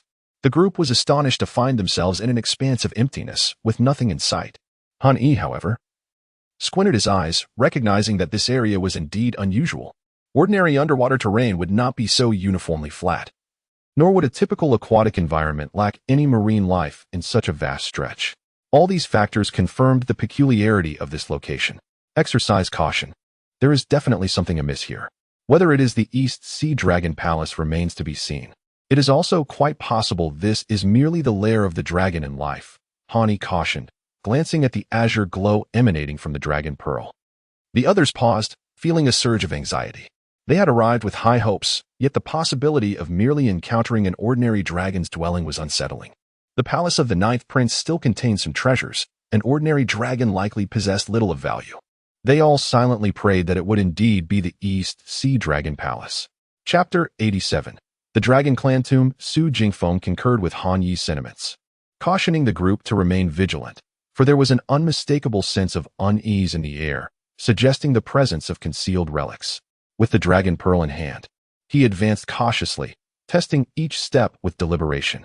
After traversing a dozen paces, his right hand trembled suddenly, as if the dragon pearl had made contact with something unseen, erupting in a brilliant azure radiance. The dragon pearl pulsed with a palpable excitement, unleashing an invisible wave that swept across the area. Fortunately, the force was not aggressive, allowing Han Yi and the others to steady themselves. Following this wave, an expanse of continuous architecture gradually came into view. The East Sea Dragon Palace revealed itself for the first time to human eyes. Upon witnessing the opulent array of palatial structures, the Su family members beamed with delight, while curiosity danced across Han Yi's features. This certainly appeared to be the East Sea Dragon Palace. Yet what treasures lay within its confines? The mere exterior, resplendent with luxury, left all present momentarily awestruck. The previously observed palace of the ninth prince paled in comparison to this grand spectacle.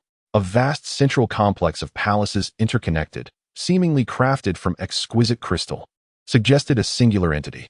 The central edifice, undoubtedly the Crystal Palace, served as the heart of the East Sea Dragon Palace. Now, the challenge was to devise a means of entry.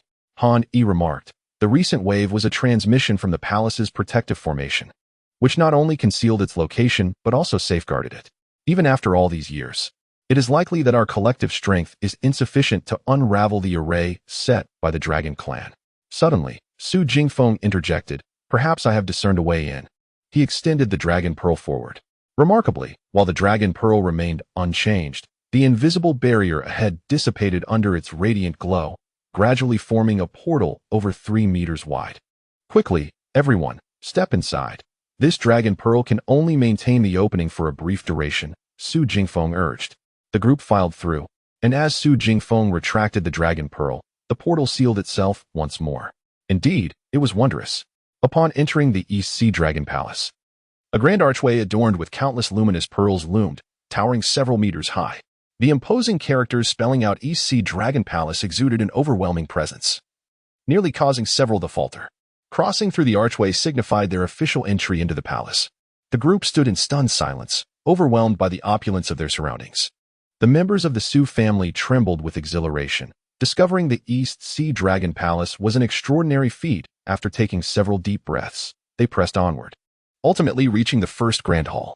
Before them stood a colossal palace, its surface still glimmering with jewels, yet the entrance remained firmly shut. They ascended the steps, as if on a pilgrimage. Although the palace bore no name, they could surmise, without Han Yi's elucidation, that it was the Dragon King's Hall, where official matters were likely conducted. Su Jingfeng approached and forcefully pushed open the grand doors. The interior was as lavish as one might envision, constructed from rare crystals and pearls, with a commanding throne at its heart. Flanking the throne were several seats. The group swallowed nervously, treading lightly within the palace, wary of disturbing any unseen entities. The atmosphere was expansive and eerily silent, establishing a solemn tone within the hall. Han Yi surveyed the surroundings. The opulence within the hall was unparalleled, far exceeding that of any palaces left by the Xia dynasty. However, the luxuries consisted mainly of pearls, crystals, and corals, with little else of note. The primary concern was the Dragon Clan's legacy. Items of power and treasures within the palace were secondary. After meticulously examining the hall's furnishings, Han Yi found nothing of particular interest. The materials used to create the tables and decorations were undeniably exquisite, yet dismantling them was out of the question. There is nothing of value here. We may need to venture to more unique locations, Han Yi concluded. Su Jingfeng hesitated briefly before agreeing. Very well. Let us explore other palaces. Surely, there must be something of worth. The group proceeded to search palace after palace, yet their efforts yielded no significant treasures. They did, however, discover some scattered high-quality spirit stones, a modest consolation. There must be a weapons or spirit treasure repository within the palace. We should continue our search, Han Yi suggested. noting the anxious expressions on several Su family members. After exerting such effort to locate the Dragon Palace, it was disheartening to find little of value, leading to a palpable sense of urgency. Reassured by Han Yi's words, the group regained their composure and pressed on. At long last, within the Dragon King's sleeping quarters, they stumbled upon a few remarkable items: a set of mid-grade spirit armor, a more potent water-evading pearl, and 8 gathering spirit pearls, all of considerable value. However, the space was cluttered, exuding a sense of haste. The rear chambers appeared to be either part of the harem or the royal quarters. Presently, the Dragon Palace seemed devoid of danger, prompting Su Jingfeng to suggest, "Let us split up to search. Should we locate a treasure repository, we can reconvene." After surveying the surroundings, Su Jingfeng confirmed that there was little else to find in the sleeping quarters. They had scoured every nook and cranny. Yet, mere minutes after dispersing, a thunderous noise echoed throughout the Dragon Palace, startling Han Yi. "I hope no one has triggered a terrifying trap," he mused. The group hastened toward the source of the commotion, where a member of the Su family stood in alarm before a vast, foreboding expanse. "Is this the Dragon Tomb?" Han Yi gasped upon arrival, astonished. "Good heavens, we have uncovered the Dragon Clan's burial grounds. This area was once a rock formation. I intended to investigate, only to find it transformed into this." "Hold on, we must not engage with this yet," Su Jingfeng cautioned, brandishing the Dragon Pearl as he prepared to advance, only to be halted by Han Yi and Amp Appo's grip.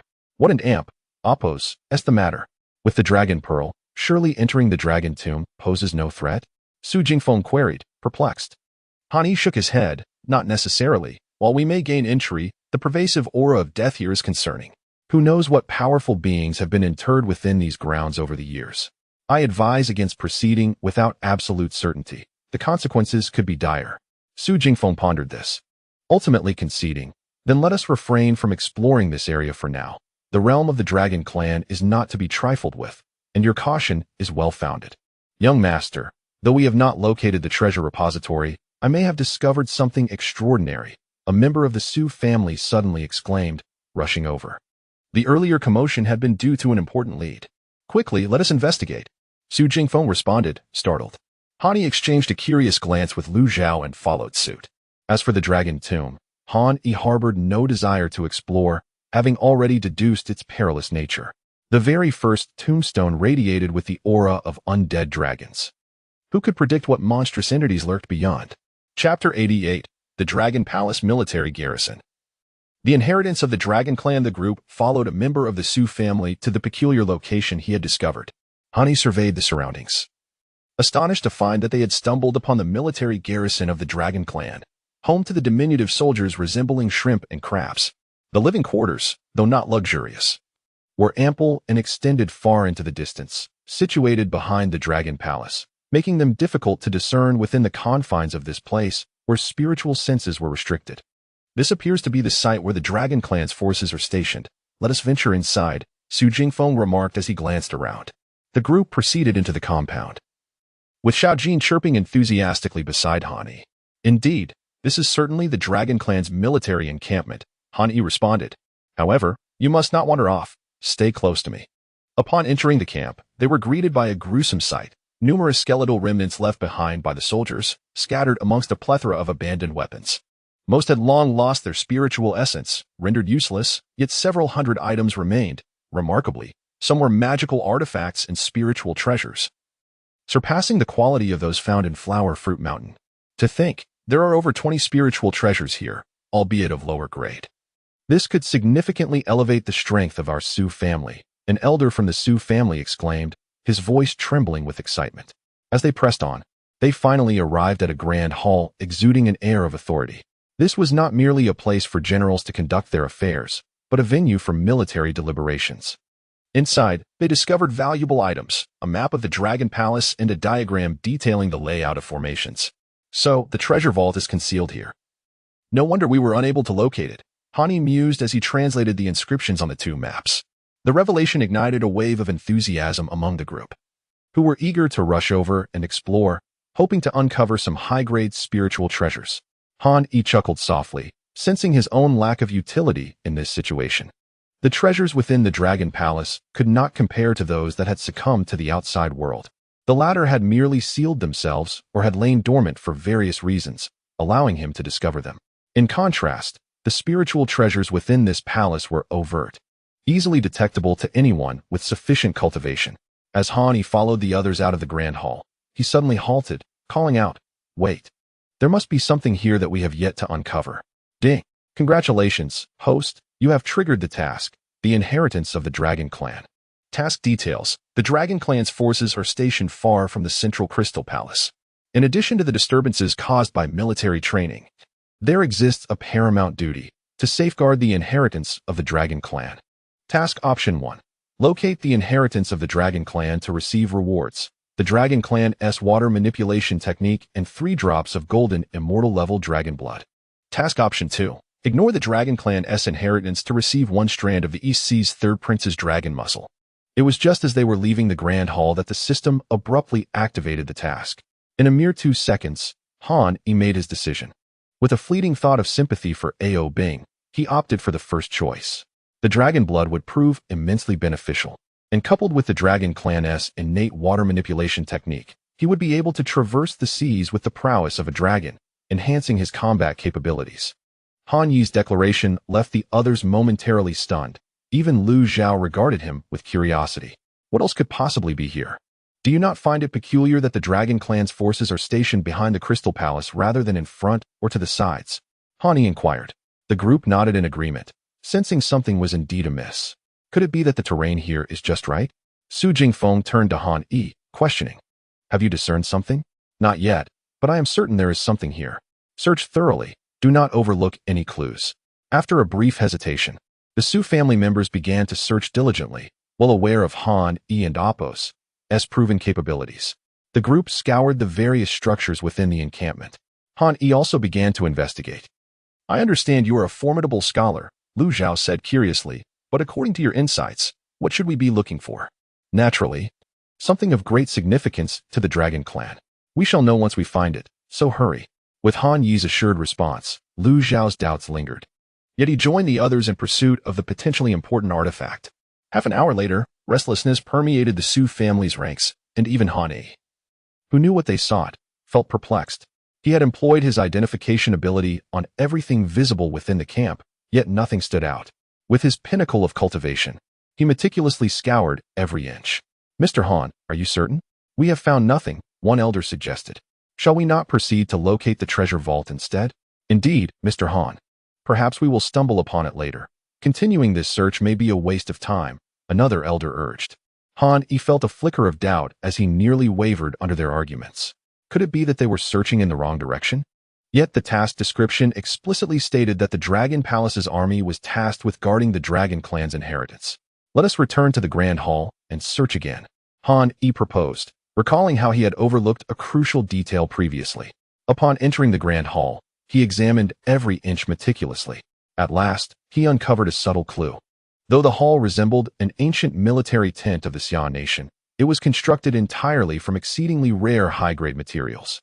The Dragon Clan's inheritance, it seemed, lay beneath this entire structure. Su Jingfeng, use the Dragon Pearl to see if you can shift this hall, Han Yi suggested. Su Jingfeng stared in confusion. Upon closer inspection, this hall is a unified entity, entirely a magical artifact. Something may be sealed beneath it. At that moment, Han Yi had already confirmed the entire hall as the target of his identification function, aligning with his suspicions. Su Jingfeng's realization dawned upon him. Now I understand. I shall try immediately. Carefully, he activated the Dragon Clan's energies and attempted to touch the hall. As expected, the hall began to tremble. A wave of joy surged through the Su family members following a brief moment of astonishment. Truly, Mr. Han has unearthed something so deeply concealed. The hall appeared to awaken, and a dark passage opened beneath them with a resounding rumble.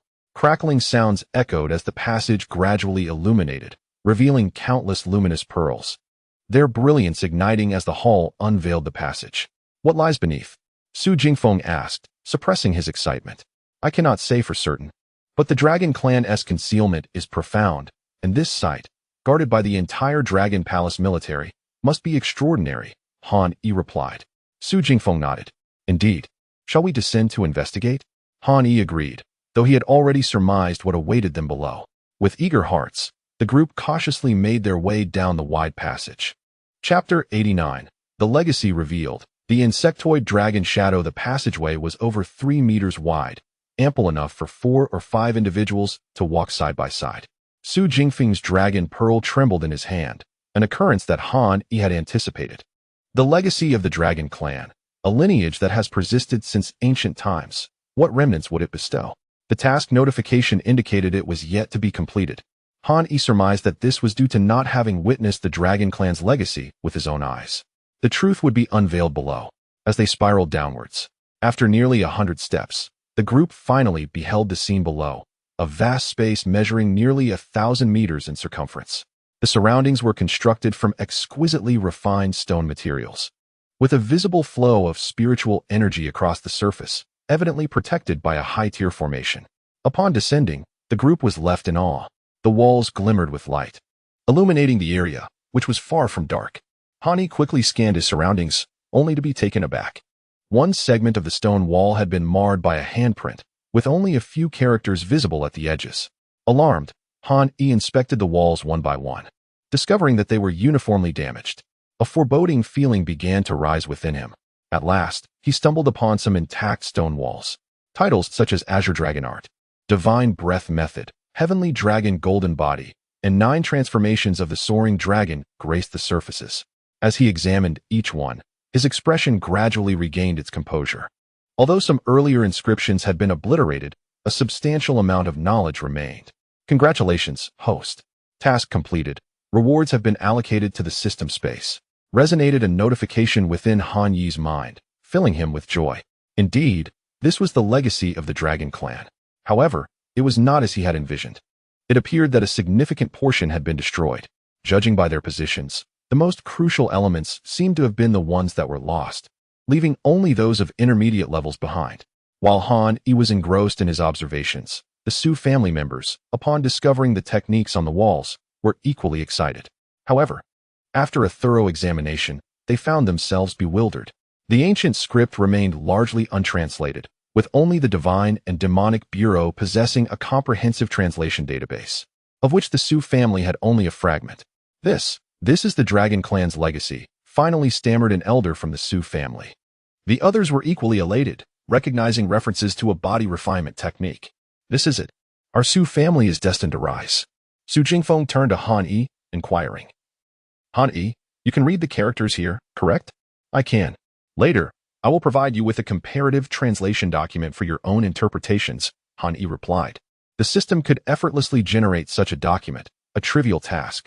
This also served to distance him from potential suspicion, for he was merely repaying a favor regarding the previous incident involving the golden cudgel. Lu Zhao attempted to read a few inscriptions, but found them incomprehensible. The Su family members, having previously studied alchemy and artifact forging, could decipher some characters, thanks to their formidable spiritual consciousness and memory. All right, that will be troublesome for you. If you wish to read the material here, feel free to do so. You can translate it directly afterward, Su Jingfeng suggested. Are you not concerned I might learn from it? Han Yi queried. As long as you are the only one learning, I have no objections, Su Jingfeng affirmed. Han Yi nodded, admitting, that works too.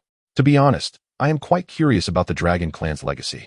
It is unfortunate that only a fraction remains, and I wonder why the Dragon Clan chose to obliterate most of their heritage. Su Jingfeng sighed in agreement. The aura of the formations surrounding them suggested they were formidable. Yet the extensive damage inflicted without harming the foundational array indicated that the individual responsible for the destruction possessed terrifying power. Without hesitation, Han Yi examined each technique and committed them to memory. He planned to create a legacy jade slip upon returning to present to Su Jingfeng. Meanwhile, Xiao Jin was energetically chattering and frolicking around, ignored by the Su family, who regarded him as merely a monkey, albeit one with a potentially powerful bloodline, yet ultimately illiterate. In less than half an hour, Han Yi had memorized 7 cultivation techniques of varying levels, 12 spells, 19 offensive techniques, and 13 defensive techniques. The remaining fragments were also noted, albeit with some difficulty in comprehension. Although these techniques might be considered mediocre within the Dragon Clan's legacy, they were of the highest caliber for the Su family and present-day Xia country. Regrettably, this is all that remains of the Dragon Clan's legacy. I have memorized everything. Have you all done the same? When we return, I will assist you with the translations, Hani stated, emphasizing the importance of collective memory to ensure consistency during their comparisons later. Yes, we have all taken note, though some characters remain unfamiliar, Su Jingfeng confirmed. The group prepared to exit the legacy chamber when suddenly, a deafening dragon roar reverberated, causing the surrounding formations to tremble. Panic spread among the Su family as they turned their attention to the center of the chamber.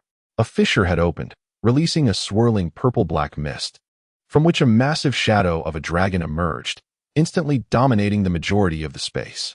What is this? A Dragon Clan member? Someone gasped. Hani scrutinized the ominous black dragon shadow in the air, his heart racing. This indeed was a dragon, yet it had likely been tainted by the insectoid race. Its mind, driven solely by the instincts of consumption and invasion, was a far cry from its former noble heritage. But the disturbance was not over. With the chaotic purple mist pouring out, another dragon roar echoed, and a second black-purple dragon shadow spiraled upwards from the ground fissure, its soulless eyes fixed on the onlookers. The Su family members instinctively summoned their artifacts, positioning themselves protectively around Su Jingfeng. Their initial purpose had been to act as his bodyguards, and now their role was coming to fruition. Amidst the tumult, Han Yi felt a mix of shock and relief. These were two dragon souls, not true members of the Dragon Clan, perhaps due to the corruption of the chaotic purple mist or the passage of time. Their menacing aura remained within Han Yi's threshold of acceptance. Their powers, at most, reached the celestial realm. The Su family, whose members were primarily at the spirit refinement stage, possessed no potent innate treasures and would merely serve as fodder against these formidable foes. Even Xiao Jin, at the pinnacle of the Qi transformation stage, would likely struggle. Lu Zhao, in comparison, was even weaker than Xiao Jin. Su Jingfeng, lead the Su family back. Do not sacrifice yourselves unnecessarily. These dragon souls are above the realm of merging the void, Han Yi commanded sternly. He then regarded Lu Zhao and Xiao Jin. Lu Zhao unleashed the full power of the golden flood dragon scissors. Xiao Jin, assist him in entangling the black dragon soul. I will handle the more formidable one. This was no ordinary challenge. One misstep could lead to severe injury for Lu Zhao and Xiao Jin. Han Yi felt a degree of reassurance regarding Xiao Jin. Given the protective gear he wore, including the complete set of the Monkey King's armor and the fully unleashed golden cudgel. However, he was uncertain of Lu Zhao's capabilities under full strain. With the immortal-slaying flying blade in hand, Han Yi locked onto the target, the dragon's soul emanating purple-black mist as it emerged from the fissure. At this moment, the dragon tomb resonated with faint echoes of dragon roars. The sounds rose and fell, as if thousands of true dragons were bellowing in unison. Chapter 90. The three-pronged double-edged blade. Han Yi could sense the formidable strength of the two dragon souls. However, the Su family members only felt a shiver run through their minds, utterly unable to muster any thoughts of resistance. Hearing Han Yi's arrangement, El Zhao swallowed hard and asked with difficulty, "Are you certain these two creatures are conquerable?" Han Yi shrugged. "Have faith in yourself. Isn't there little Jean to assist you?" Little Jean responded with a few calls, brandishing its golden rod with spirited determination. Reluctantly, El Zhao produced the golden flood dragon scissors and summoned it with all his might. While the two corrupted dragon souls surged forth, the oppressive aura caused the Su family to be filled with dread. "Retreat. This is not a battle we can engage in," Su Jingfeng commanded, forcing himself to remain calm. El Zhao felt the pressure mounting, yet little Jean had already charged ahead, seemingly devoid of fear. Han Yi had instructed it to entangle one of the dragon souls, and it rushed forward. The golden rod shifted in size with agility, striking the dragon soul and producing thunderous echoes. El Zhao had no choice but to charge in as well. Little Jean and Appo's nimble maneuvers allowed it to evade the dragon soul and Appo's claws. However, El Zhao dared not remain a mere spectator. He unleashed two rays of golden light that intertwined around the dragon soul, joining forces with little Jean in a surprisingly balanced struggle against their formidable opponent. The Su family members were astonished to witness little Jean and El Zhao successfully entangling the fearsome dragon soul, glancing upward in realization of the overwhelming support provided by their magical artifacts. Meanwhile, Han Yi deftly evaded the dragon soul's pursuit, observing that the other dragon soul's attacks had not harmed El Zhao or little Jean, allowing him to engage in battle with a sense of reassurance. He then discerned a comforting truth. Despite its intimidating presence and immense power, the dragon soul relied solely on its physical form for attack, devoid of any spells or techniques. This revelation significantly reduced the challenge before him. Cautiously dodging the dragon soul's onslaught, Han Yi drew forth the three-pronged double-edged blade. It seemed to sense the presence of the dragon souls, vibrating slightly in his grasp. Han Yi realized that although the dragon's soul had been tainted, it was still a dragon soul at its core, and he could use it to awaken the blade. The three-pronged double-edged blade was merely dormant, and the remnants of a flood dragon would suffice. However, these two appeared to be complete dragon souls, surpassing the blade's requirements for awakening, making the unsealing process undoubtedly feasible. Thus, the pressing question became how to subdue this dragon soul. Just then, the three-pronged double-edged blade emitted a resonant hum, followed by a resounding roar. Han Yi was taken aback and instinctively released his grip. In a flash of brilliance, a colossal dragon form manifested in the realm of inheritance, its four claws crashing down, sending countless fragments of stone into the air. Remarkably, though it was a flood dragon, it possessed 3 heads, each adorned with 2 protrusions, indicating that its horns had yet to fully develop. Simultaneously, all 3 heads erupted in a furious roar, fixating their gaze on the dragon's soul before them, a glint of greed flickering in their eyes. However, this fleeting desire vanished as one claw struck down, sending the dragon's soul hurtling backwards into the stone wall. The onlookers stood in stunned silence, bewildered. What just transpired? Han Yi's weapon transformed into a flood dragon with 3 heads? The sheer might it exhibited was terrifying, effortlessly sending the purple-black dragon's soul flying with a single strike. Not only were they dumbfounded, but Han Yi himself was momentarily at a loss. The 3-headed dragon had awakened from its slumber, evidently lured by the allure of the dragon's souls. 2 complete dragon souls. It seemed fortune smiled upon him. The 3-headed dragon simultaneously opened its mouths, their voices reverberating like thunder, nearly destabilizing those surrounding them. The dragon then swayed slightly, its tail crashing down upon the other dragon soul. However, upon turning to look at little Jean, it shuddered. Oh my, a monkey! But quickly, it regained its composure, scrutinizing little Jean closely. It appeared to have inherited the legacy of that monkey. The 3-headed dragon murmured, its words sounding like thunder to the audience. Little Jean, too intimidated to speak, nestled beside Han Yi. El Zhao, utterly bewildered, retreated cautiously while eyeing the 3-headed dragon with intense wariness. Celestial slashing flying knife. Golden flood dragon scissors, the inheritance of a monkey. Who are you? The 3-headed dragon inquired. Han Yi narrowed his eyes. Although the 3-headed dragon had repelled the 2 dragon souls, it had not demonstrated overwhelming dominance. This indicated that its current state was not at its peak. Otherwise, with its esteemed lineage, how could it struggle against a dragon soul of celestial caliber? 3-headed dragon. You have awakened in a world that has transcended the boundaries of time for countless millennia, where the celestial realm is obscured, the underworld non-existent, the 6 paths absent. It was only over 50 years ago that spiritual energy began to gradually revive. The 3-headed dragon paused, looking at Han Yi. You recognize me? Indeed. The 3-pronged double-edged blade was a fortuitous acquisition of mine. Although I am aware of your esteemed heritage, I have long sought a way to awaken you, yet did not anticipate your self-awakening here in the East Sea Dragon Palace. The 3-headed dragon tilted its head, confusion swirling in its eyes. A world that has transcended time? Yet why can I not recall anything beyond that? It seemed to be pondering aloud, but Han Yi dared not speak further. The temperament of the 3-headed dragon was inscrutable. The spiritual energy is indeed sparse. However, these 2 true dragon souls have arrived at the perfect moment. The 3-headed dragon seemed to disregard the curious onlookers, instead focusing its gaze on the dragon souls pinned beneath its claws. It then opened its mouth and directly inhaled the 2 dragon souls. Stop! Han Yi suddenly exclaimed. The 3-headed dragon fixated its piercing gaze on Han Yi, asking why. These 2 dragon souls are tainted with the essence of the insect race, which may. The 3-headed dragon interrupted. You mean, I might be infected by the insect race's purple aura? Han Yi nodded. Were I to find myself within the territory of the insect race, I might exercise caution, but in this instance, there is no cause for concern. Since you have awakened me, it is evident that we share a bond. Your apprehension is understandable. Upon finishing its words, the 3-headed dragon appeared somewhat fatigued, surveying its surroundings. Han Yi quickly interjected, Esteemed one, might I request you examine the golden flood dragon scissors? The 3-headed dragon glanced at the scissors in El Zhao and Amp, Appo's hand, perplexed. What is it? We intended to use the dragon souls here to unseal the golden flood dragon scissors. The three-headed dragon's eyes widened in realization. Ah? It seems I have seized your opportunity. Allow me to see. With that, it raised a claw and effortlessly drew the golden flood dragon scissors from Alzhao's hand. Subsequently, it exhaled a breath of flood dragon energy, enveloping the scissors in a shimmering aura. Chapter 91. The Dragon Clan and Apos. Treasury. After a little over 3 minutes, the golden jiao cutter suddenly emitted a soft chime. The three-headed jiao pinned the golden jiao cutter to the ground with its claw.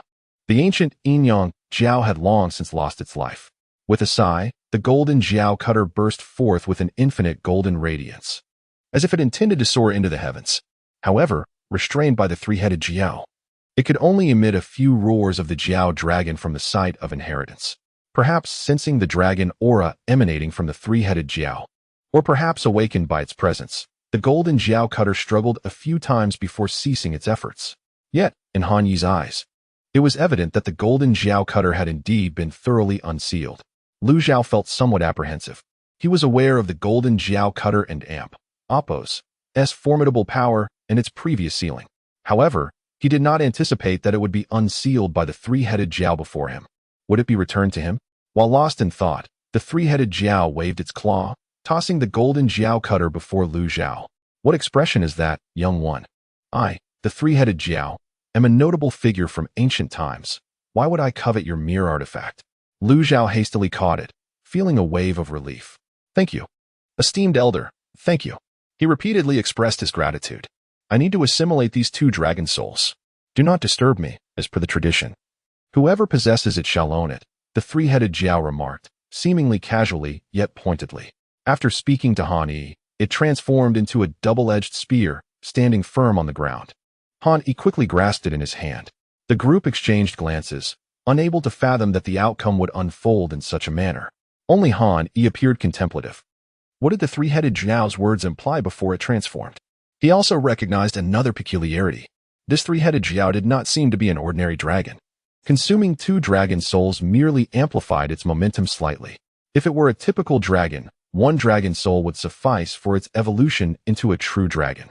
Yet, it appeared these dragons were inferior to it. For now, however, the double-edged spear could be considered his weapon, despite the absence of the three-headed jiao. The weapon's power was undeniably that of a superior postnatal spirit treasure, capable of rivaling any artifact of the same tier. Nevertheless, Han Yi resolved to use it sparingly. He recalled that the three-headed jiao and Apos' initial disposition was rather unsavory, having stolen dragon pearls from the heavenly court before being captured by Yang Jian, which led it to transform into Yang Jian's weapon for survival. In contrast, although the golden jiao cutter was forged from an ancient dragon, both those dragons were deceased. The three-headed jiao had willingly transformed into a divine weapon, prompting Han Yi to remain vigilant. No matter how effective a weapon may be, it is not deemed a good weapon if it harbors a potential to devour its master. Han Yi, what just happened? Su Jingfeng asked, calming his emotions, curiosity evident in his tone. An ancient dragon transformed into a weapon.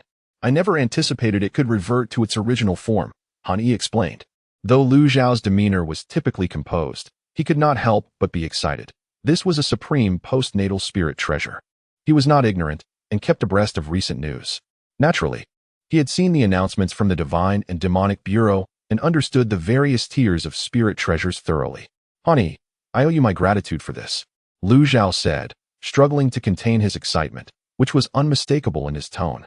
Han Yi, understanding the sentiment, replied, it was no trouble at all, merely a fortuitous act. Scanning the surroundings, Han Yi noted that the dragon aura the three-headed jiao had unleashed had also dispelled the corrosive energy of the insect race that had been hidden within the crack of the inheritance site. Upon inspection, they found that only 2 dragon souls were trapped within the fissure, with nothing else present, and thus, they decided to leave. Although they had obtained the inheritance, they did not wish to cause any destruction. The Eastern Sea Dragon Palace would eventually become one of the Su family's secret realms. Han Yi had his suspicions, but considering it was still early, perhaps the Dragon Clan would not return just yet. Therefore, he chose not to alert Su Jingfeng. The group ascended to the surface, utilizing 2 water avoidance pearls to navigate through the Dragon Palace. They had viewed the necessary palaces, and now, they eagerly anticipated the treasure vault of the Dragon Palace. "Young master, this way," a skilled member of the Su family guided them, and they promptly followed. The treasure vault of the Eastern Sea Dragon Palace appeared rather ordinary compared to the other palaces, yet the fluctuations of the formations upon it were anything but simple. Two massive stone doors of an unknown material sealed the entire treasure vault. The true dragon aura from the dragon pearls seemed to traverse freely within the palace. Yet it was obstructed here. Although the dragon pearls had undergone some changes, they had not opened the doors to the treasure vault. It appeared they lacked the necessary strength. Was it that the dragon pearls could not unlock it? Or had the primordial energy within the pearls been depleted too much to do so? The Su family members gazed at the dragon pearls, feeling a wave of despondency. "Hani, do you have any means?" Su Jingfeng inquired. Han Yi shook his head. "No. The formation, with my current understanding, I can only discern a few aspects.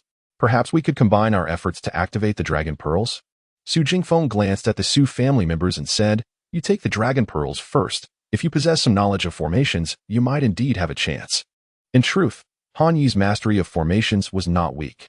The last time he acquired knowledge of refining and alchemy, it included numerous insights into formations as well. Particularly in refining, one must utilize and inscribe various types of formations. He examined the formation barrier on the vault's door, perceiving its essence but failing to penetrate its depths.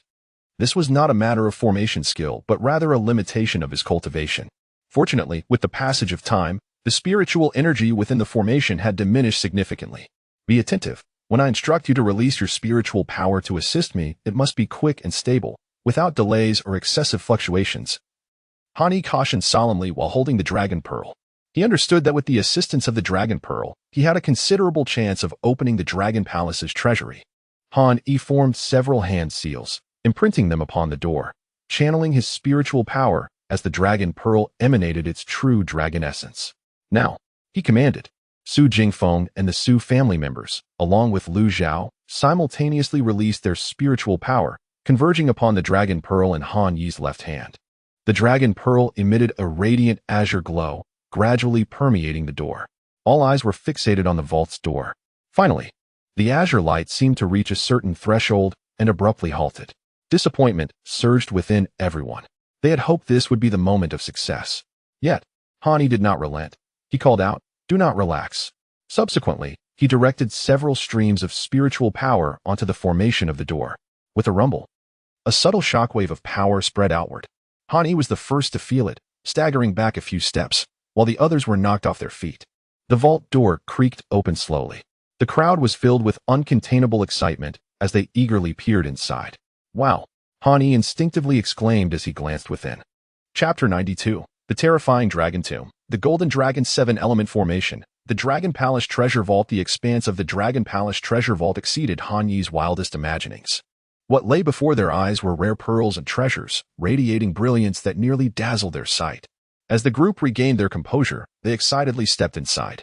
However, these were merely ordinary items, imbued with a scant amount of spiritual energy, appearing ostentatious, yet lacking true value. They were acutely aware that the genuine treasures lay beyond this superficial display. Hence, they began to meticulously search the vault. Before them stood 3 rows of weapon racks, rendering the Su family members momentarily speechless.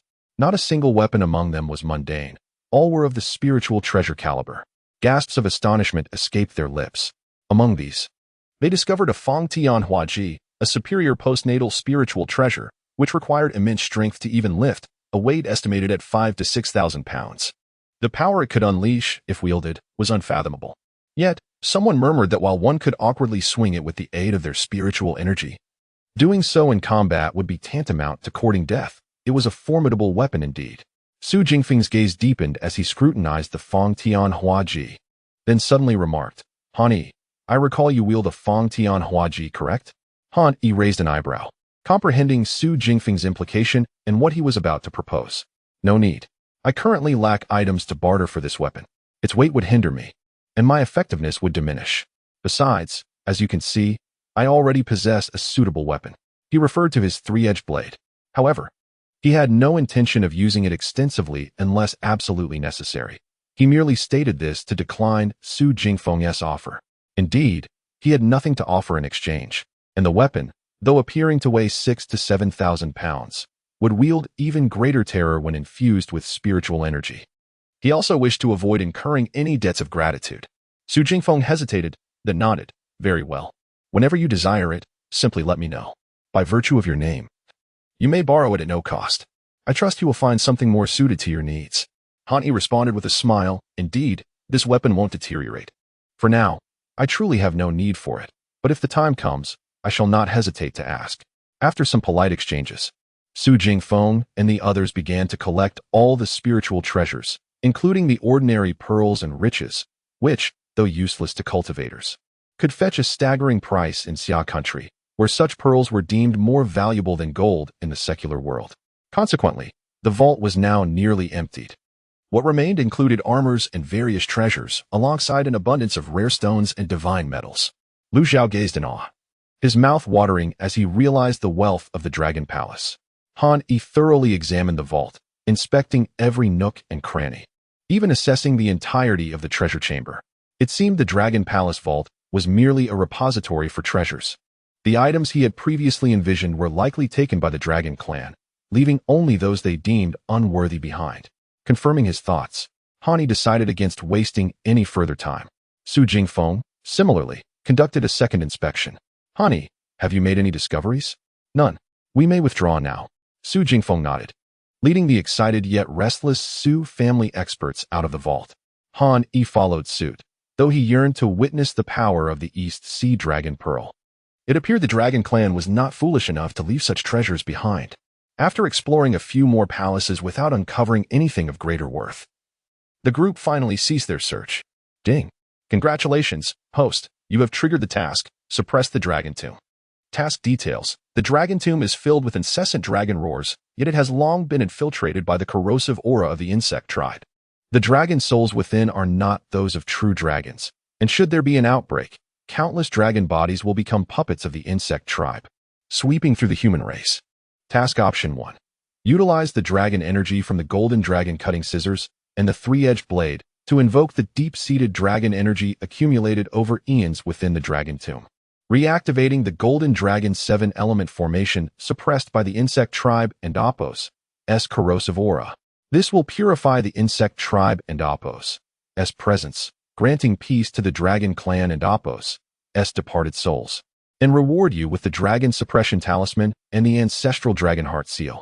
Task Option 2. Ignore the crisis of the Dragon Tomb, receiving the Spring Dawn Wind Moon Mirror as a reward. The sudden task caused Han Yi's body to tremble, his gaze shifting toward the Dragon Tomb. Of course, he would choose the first option. Would he truly immerse himself in the frivolities of this foreign land's romantic tales? Su Jingfeng, who had initially intended to return and prepare for the development of the Dragon Palace, immediately noticed Han Yi's reaction and inquired, "What troubles you?" "I harbor a profound unease," Han Yi replied, his gaze penetrating, his expression impassive. Su Jingfeng and Apos' heart sank. "Is there danger?" "A great danger. You must assist me," Han Yi stated gravely. At this revelation, the excitement within the others dissipated, replaced by apprehension. "Mr. Han, what could possibly warrant such a serious demeanor?" a Su family expert inquired, their respect for Han Yi having grown after their journey in the Dragon Palace. Han Yi gently shook his head, adopting a contemplative expression, his brow furrowed. "I sensed an ominous presence. My spirit resonates with the foreboding that a great horror is about to descend upon the Dragon Palace, threatening the entirety of the four seas and all humanity in Xia country." His tone was heavy, his demeanor grave, causing the group to tense. "However, we have thoroughly explored the Dragon Palace and found nothing amiss," one of the Su family disciples began, only to falter mid-sentence. Everyone fell silent, collectively gazing toward the Dragon Tomb. "This," Su Jingfeng murmured. "Indeed, it is the Dragon Tomb. My cultivation level surpasses yours slightly. My senses are sharp and I cannot be mistaken. However, this matter does not concern your Su family, and you are not obliged to resolve this crisis. But since you suggest it may engulf all mankind, how can we remain idle? Yet, with our strength, is there truly a way?" Su Jingfeng and Apos' brow furrowed with worry as he spoke softly. "Let us investigate," Han Yi said with a firm tone, a smile forming within his heart. With the support of the Su family, the task seemed less daunting. As they arrived outside the Dragon Tomb, their expressions turned grim. Han Yi's concerns proved valid. The Dragon Tomb indeed harbored something exceedingly terrifying. For now, The dragon tomb appeared markedly different from before. Previously unnoticed sounds of dragon roars now filled the air, heavy and ominous, exuding an extraordinary dread. Your senses were accurate. What shall we do now? Su Jingfeng said with difficulty, unable to fathom how to address the impending crisis. The guardian formation of the dragon tomb cannot be weak. Something must have gone awry. If we activate the formation, we may be able to repress it once more, he suggested. The group exchanged glances, bewildered at the notion of activating the dragon clan's formation. How do we accomplish that? Lu Zhao, I will need your assistance, Hani said. Lu Zhao nodded. Of course, just tell me what needs to be done.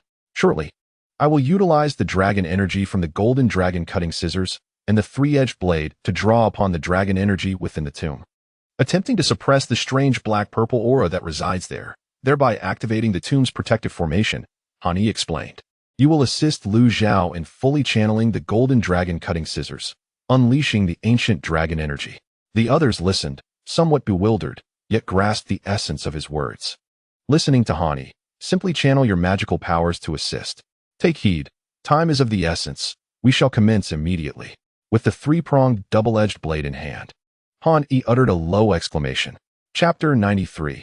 Han Yi, you are under arrest. As the crowd witnessed Han Yi's initiation, their gazes swiftly shifted towards El Zhao. Nodding in affirmation, El Zhao summoned the golden Jiao cutter. Two golden Jiao dragons ascended, circling ominously above Han Yi. Following Han Yi's instructions, the onlookers channeled all their magical energy into the golden Jiao cutter, with Xiao Jin also lending a hand. Consequently, the golden Jiao dragons let out a thunderous roar, echoing through the skies. Han Yi's gaze sharpened. He sensed that the moment had arrived. He began to channel his own magical energy, causing the three-pointed, two-bladed knife to unleash its aura, intertwining with the golden dragons. As their energies merged, Han Yi intentionally guided them toward a vulnerable point in the dragon tomb's array. He was not recklessly charging forward. Rather, he aimed precisely at the weak spot, releasing the dragon's energy with all his might. Had he targeted any other area, he feared the defensive array remaining in the dragon tomb would retaliate, a consequence far beyond what he and his companions could endure. The roar of the Jiao dragons reverberated throughout the dragon palace, affecting the interior of the dragon clan's burial site. Terrifying dragon roars emanated from within, casting a somber expression upon Han Yi's face. This time, the weight of the situation was indeed grave. He hoped fervently that the dragon energy would be activated soon. Otherwise, their efforts in summoning the spiritual treasure would not hold for long. As time ticked away, a sense of dread enveloped Han Yi and his companions. Suddenly, a wave of apprehension washed over Han Yi. The black-purple energy within the dragon tomb seemed to have detected their presence, surging forth and assaulting the protective array of the tomb. The group watched in pallor as the scene unfolded. Han Yi's eyes narrowed. It appeared the protective array of the dragon tomb might not withstand this targeted assault. An imposing dragon roar pierced the air, instantly alleviating the tension in Han Yi's heart. The dragon energy had arrived. A magnificent golden dragon, composed of pure dragon energy, burst forth from the black-purple mist, letting out a triumphant cry. The black-purple energy dissipated like melting ice upon encountering the golden dragon. Then, as if sensing the presence of Han Yi and his companions, the golden dragon roared once more, its immense power palpable. The crowd's expression shifted dramatically, attempting to evade the force, while Han Yi remained unperturbed. Indeed, the dragon's roar merely separated the combined Jiao energy from the dragon tomb. It did not inflict harm upon them. Well done, the task is accomplished. Han Yi sighed in relief, addressing the crowd. As they stowed away their treasures, they gazed in awe at the interior of the dragon tomb. The golden dragon, seemingly disdainful of the black-purple energy, rampaged within, forcing it back into the burial site before coiling majestically at the center of the tomb. 7 beams of golden light erupted, resembling 7 golden stars ascending from the 4 corners of the dragon tomb. Once more, the golden dragon emitted a roar, transforming into a myriad of golden rays that scattered throughout. With a resonant hum, the entire dragon tomb was enveloped in an infinite cascade of golden dragon energy, its previous form entirely transformed. Activate the golden dragon 7 elemental formation. The system notification confirmed Han Yi's success. Is this truly a success? Has the crisis been averted? Murmured one among them, gazing at the radiant golden energy surrounding the dragon tomb. Indeed, we were fortunate to discover this in time, especially since we possessed 2 treasures infused with formidable Jiao energy. Otherwise, the consequences would be unimaginable, Han Yi elucidated. In truth, he felt little concern about completing the task. His primary motivation was the reward, even if the dragon tomb were to erupt in terror after 3 to 5 years. With the chaos clock and other potential treasures he might uncover, he felt no trepidation. Upon hearing this, the group collectively exhaled in relief, having felt even more anxious than Han Yi moments prior. Thank you all for your contributions, risking danger for the future of humanity, Han Yi expressed, turning to them. However, this statement was half-hearted. Internally, he too felt uncertain. Was he truly striving for humanity's benefit or merely for the task's reward? Perhaps it was a blend of both. After a moment of contemplation, Han Yi declared, "Let us depart. While the spiritual energy here is abundant, the absence of sunlight over time becomes somewhat oppressive." Su Jingfeng nodded. This journey had unveiled many astonishing entities to him, such as the three-headed Jiao and the three-pointed, two-bladed knife, as well as the dragon tomb and the legacy of the dragon clan. The very thought of the dragon clan's legacy and its techniques stirred an unease within him. This would be the capital for the Su family's future rise. Indeed, we must rely on you, Han Yi. Had we ventured here alone, we would have likely missed out on many opportunities and possibly faced grave dangers, Su Jingfeng solemnly acknowledged, bowing in gratitude as they reached the shore. There is no need for such formality. Feel free to seek my assistance for future endeavors. However, I must clarify that next time, it will not be complimentary. I shall expect my due, Han Yi jested, eliciting laughter from the Su family members. Though his words were not entirely in jest, having Han Yi on their side essentially guaranteed the stability of this relic. Even if he claimed 2 or 3 shares, the Su family would still reap considerable rewards. Such was Han Yi's prowess. The following day, Han Yi delivered the translated techniques and other materials to Su Jingfeng. After bidding farewell to the Su family, he set out for Qinzhou with Xiao Jin and El Zhao. Han Yi, this time you sought me out, yet I hardly assisted. Instead, I benefited from your efforts. Should you require my help in the future, do not hesitate to reach out, El Zhao said earnestly before their parting. Han Yi chuckled heartily, I assure you, I will not hold back in the future. You shall find yourself quite busy. Not at all, it is my obligation, otherwise, I would feel you might harbor some ill thoughts towards me, El Zhao replied, returning the smile. As they parted ways, Han Yi found himself wandering near the Qinzhou station. Xiao Jin, do you think we should head back now, or explore Qinzhou a bit? After the thrilling adventure in the Dragon Palace, Han Yi decided to unwind. But just as he spoke, the roar of an engine pierced the air. Han Yi paused, glancing towards the main road. In such a crowded area, who would dare to speed in a sports car? Yet, in the next moment, he realized his assumption was mistaken. The sports car was barreling directly towards him. Han Yi squinted, raising his foot. With a thunderous crash, his right foot collided with the car, producing a deafening sound. To his astonishment, the sports car only bore a slight dent at the front. This was inconceivable. Given its earlier speed, the vehicle should have been totaled. Yet, in its current state, it appeared to have been forged into a magical artifact of remarkable quality. From the vehicle emerged 2 individuals. Han Yi, you are under arrest. A middle-aged man brandished a red badge, while another produced a set of handcuffs and shackles. Han Yi cast a glance at the restraints, noting intricate seals inscribed upon them, evidently designed to suppress magical energy and of considerable quality. What is the reason? Han Yi inquired, maintaining his composure as he soothed Xiao Jin. The reason will be clarified once you arrive at the station, the middle-aged man replied coldly, stowing away the badge. Han Yi raised an eyebrow. This individual recognized him. Clearly aware of his identity as a member of the Divine Demonic Bureau, did he dare to apprehend him? Whose orders was he following? Ji Qingwu, or perhaps someone else? Chapter 94. The Elder Council of the Azure Dragon Group observing the few cultivators from the Divine Demon Bureau who had come to apprehend him, Han Yi smiled.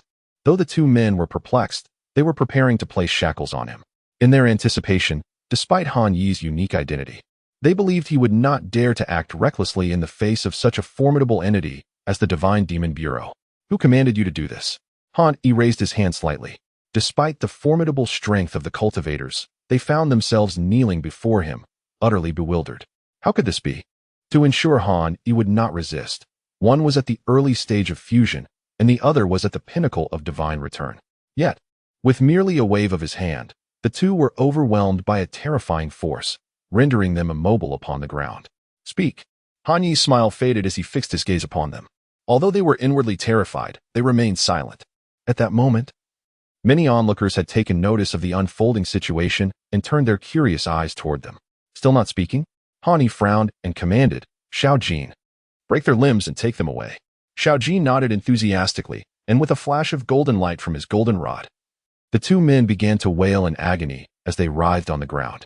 "Let us proceed to the Qinzhou branch and uncover the truth behind this matter." Han Yi gestured for Xiao Jin to carry the two. Seemingly intrigued, Xiao Jin elongated his golden rod, effortlessly lifting the two men and resting them upon his shoulder. The onlookers stood frozen, astonished at the audacity displayed in the streets. Such blatant actions were indeed rare, especially since the resurgence of spiritual energy, which had initially seen many engage in similar behaviors. However, the emergence of the Divine Demon Bureau had quelled this trend, as those who dared to act in such a manner were either swiftly eliminated or captured and publicly humiliated. Under the thunderous authority of the Bureau, social order gradually stabilized. Han Yi, expressionless, soared forth on clouds towards the Qinzhou branch, unperturbed by the troubles he had instigated.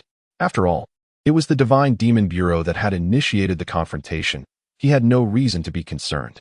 Xiao Jin trailed behind, also gliding on a cloud, casually observing the surroundings while carrying the two incapacitated cultivators, seemingly indifferent to their plight. Utilizing the nimbus, they arrived at the Qinzhou branch in the blink of an eye. The sudden descent of Han Yi and Xiao Jin startled the personnel at the Qinzhou branch, nearly prompting them to take action. However, upon recognizing Han Yi, they relaxed. "Mr. Han, what brings you here?" a staff member cautiously inquired. Han Yi recognized him as an assistant to Liang Weiqiang. "Summon Liang Weiqiang to see me," Han Yi replied, his expression remaining impassive. The staff member, sensing the unusual tension in Han Yi's demeanor, hurriedly responded, "Understood, Mr. Han. I will notify the director immediately." Han Yi remained in the lobby of the Qinzhou branch, where several curious receptionists felt an overwhelming aura from him. Xiao Jin, with the two incapacitated cultivators in tow, clearly indicated that today's events were far from ordinary. "Ah, Mr. Han, why didn't you give us a heads up before coming?" Liang Weiqiang rushed out, accompanied by a woman in ordinary professional attire, yet captivating enough to draw attention. It was Ning. "Do you recognize these two?" Han Yi pointed at the two men discarded on the lobby floor. Liang Weiqiang paused, scrutinized them, and shook his head. "I do not recognize them. Unfamiliar?" Xiao Jin. "Search their identification." Upon inspection, Han Yi was astonished to discover that they possessed 4 identification cards. He examined them and read their titles aloud. Class A Enforcer of the Divine Demon Bureau, Captain of the Azure Dragon Group's First Squad. Class B Enforcer of the Divine Demon Bureau, Member of the Azure Dragon Group's First Squad. Director Liang. These individuals hold significant status.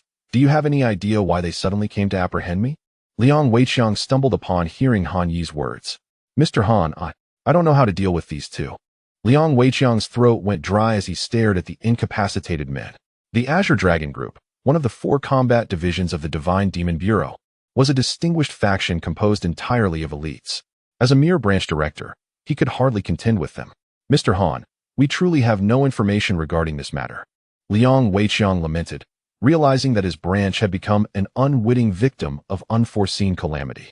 "Perhaps you should reflect on whether you have offended any high-ranking officials within the Divine Demon Bureau," and Ning suggested, concern evident in her tone. Han Yi nodded. "I understand this may not pertain to you. As for who has offended whom, let them reveal it to me themselves. I cannot be bothered to speculate." Liang Weiqiang. Inform Ji Chengwu of this situation. Liang Weiqiang was momentarily taken aback before hastily replying, "Ah, yes, I will call the director right away." And Ning glanced at Han Yi with concern. "Are you all right? What are you doing at the branch?" "I am a regular clerk, but I aspire to join a combat unit," she replied. "Your cultivation level is too low. It would be too dangerous to engage in such tasks now. Wait until you reach the Qi transformation stage before considering field missions," Han Yi advised. And Ning possessed binding ropes, ensuring her safety on ordinary assignments. The remaining personnel in the branch were left in a state of confusion. They had all overheard Han Yi announce the titles of the two men, yet now they were engaging in casual conversation. "Shuden and Appos, such a serious matter be handled with gravity?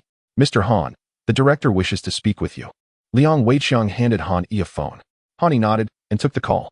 "Han Yi," Ji Chengwu's voice resonated. "It's me, Director Ji," Han Yi acknowledged. I am currently at the Endless Mountains dealing with some troublesome pests and cannot leave just yet. However, you may handle this matter as you see fit. There is no need to consider my position. Han Yi was taken aback. I can do as I please? Those two are affiliated with the Azure Dragon Group, whose leader is a deputy director, and the deputy director is associated with the Elder Council. Han Yi furrowed his brow. To put it plainly, Ji Qingwu had ascended to the role of director due to his formidable strength and managerial capabilities. The Elder Council, however, held a superior position. Prior to the resurgence of spiritual energy, they managed the entirety of the Xian nation, later transitioning into the Elder Council. It seemed this deputy director was one of the pawns overseeing the Divine Demon Bureau on behalf of the Elder Council. Very well, I will manage this matter myself. Director Ji need not concern himself further. Han Yi ended the call and turned his gaze to the two men lying on the ground. Did you hear that? Stop feigning unconsciousness. Reveal who sent you, and I shall spare your lives. Refuse to speak, and you shall face the consequences.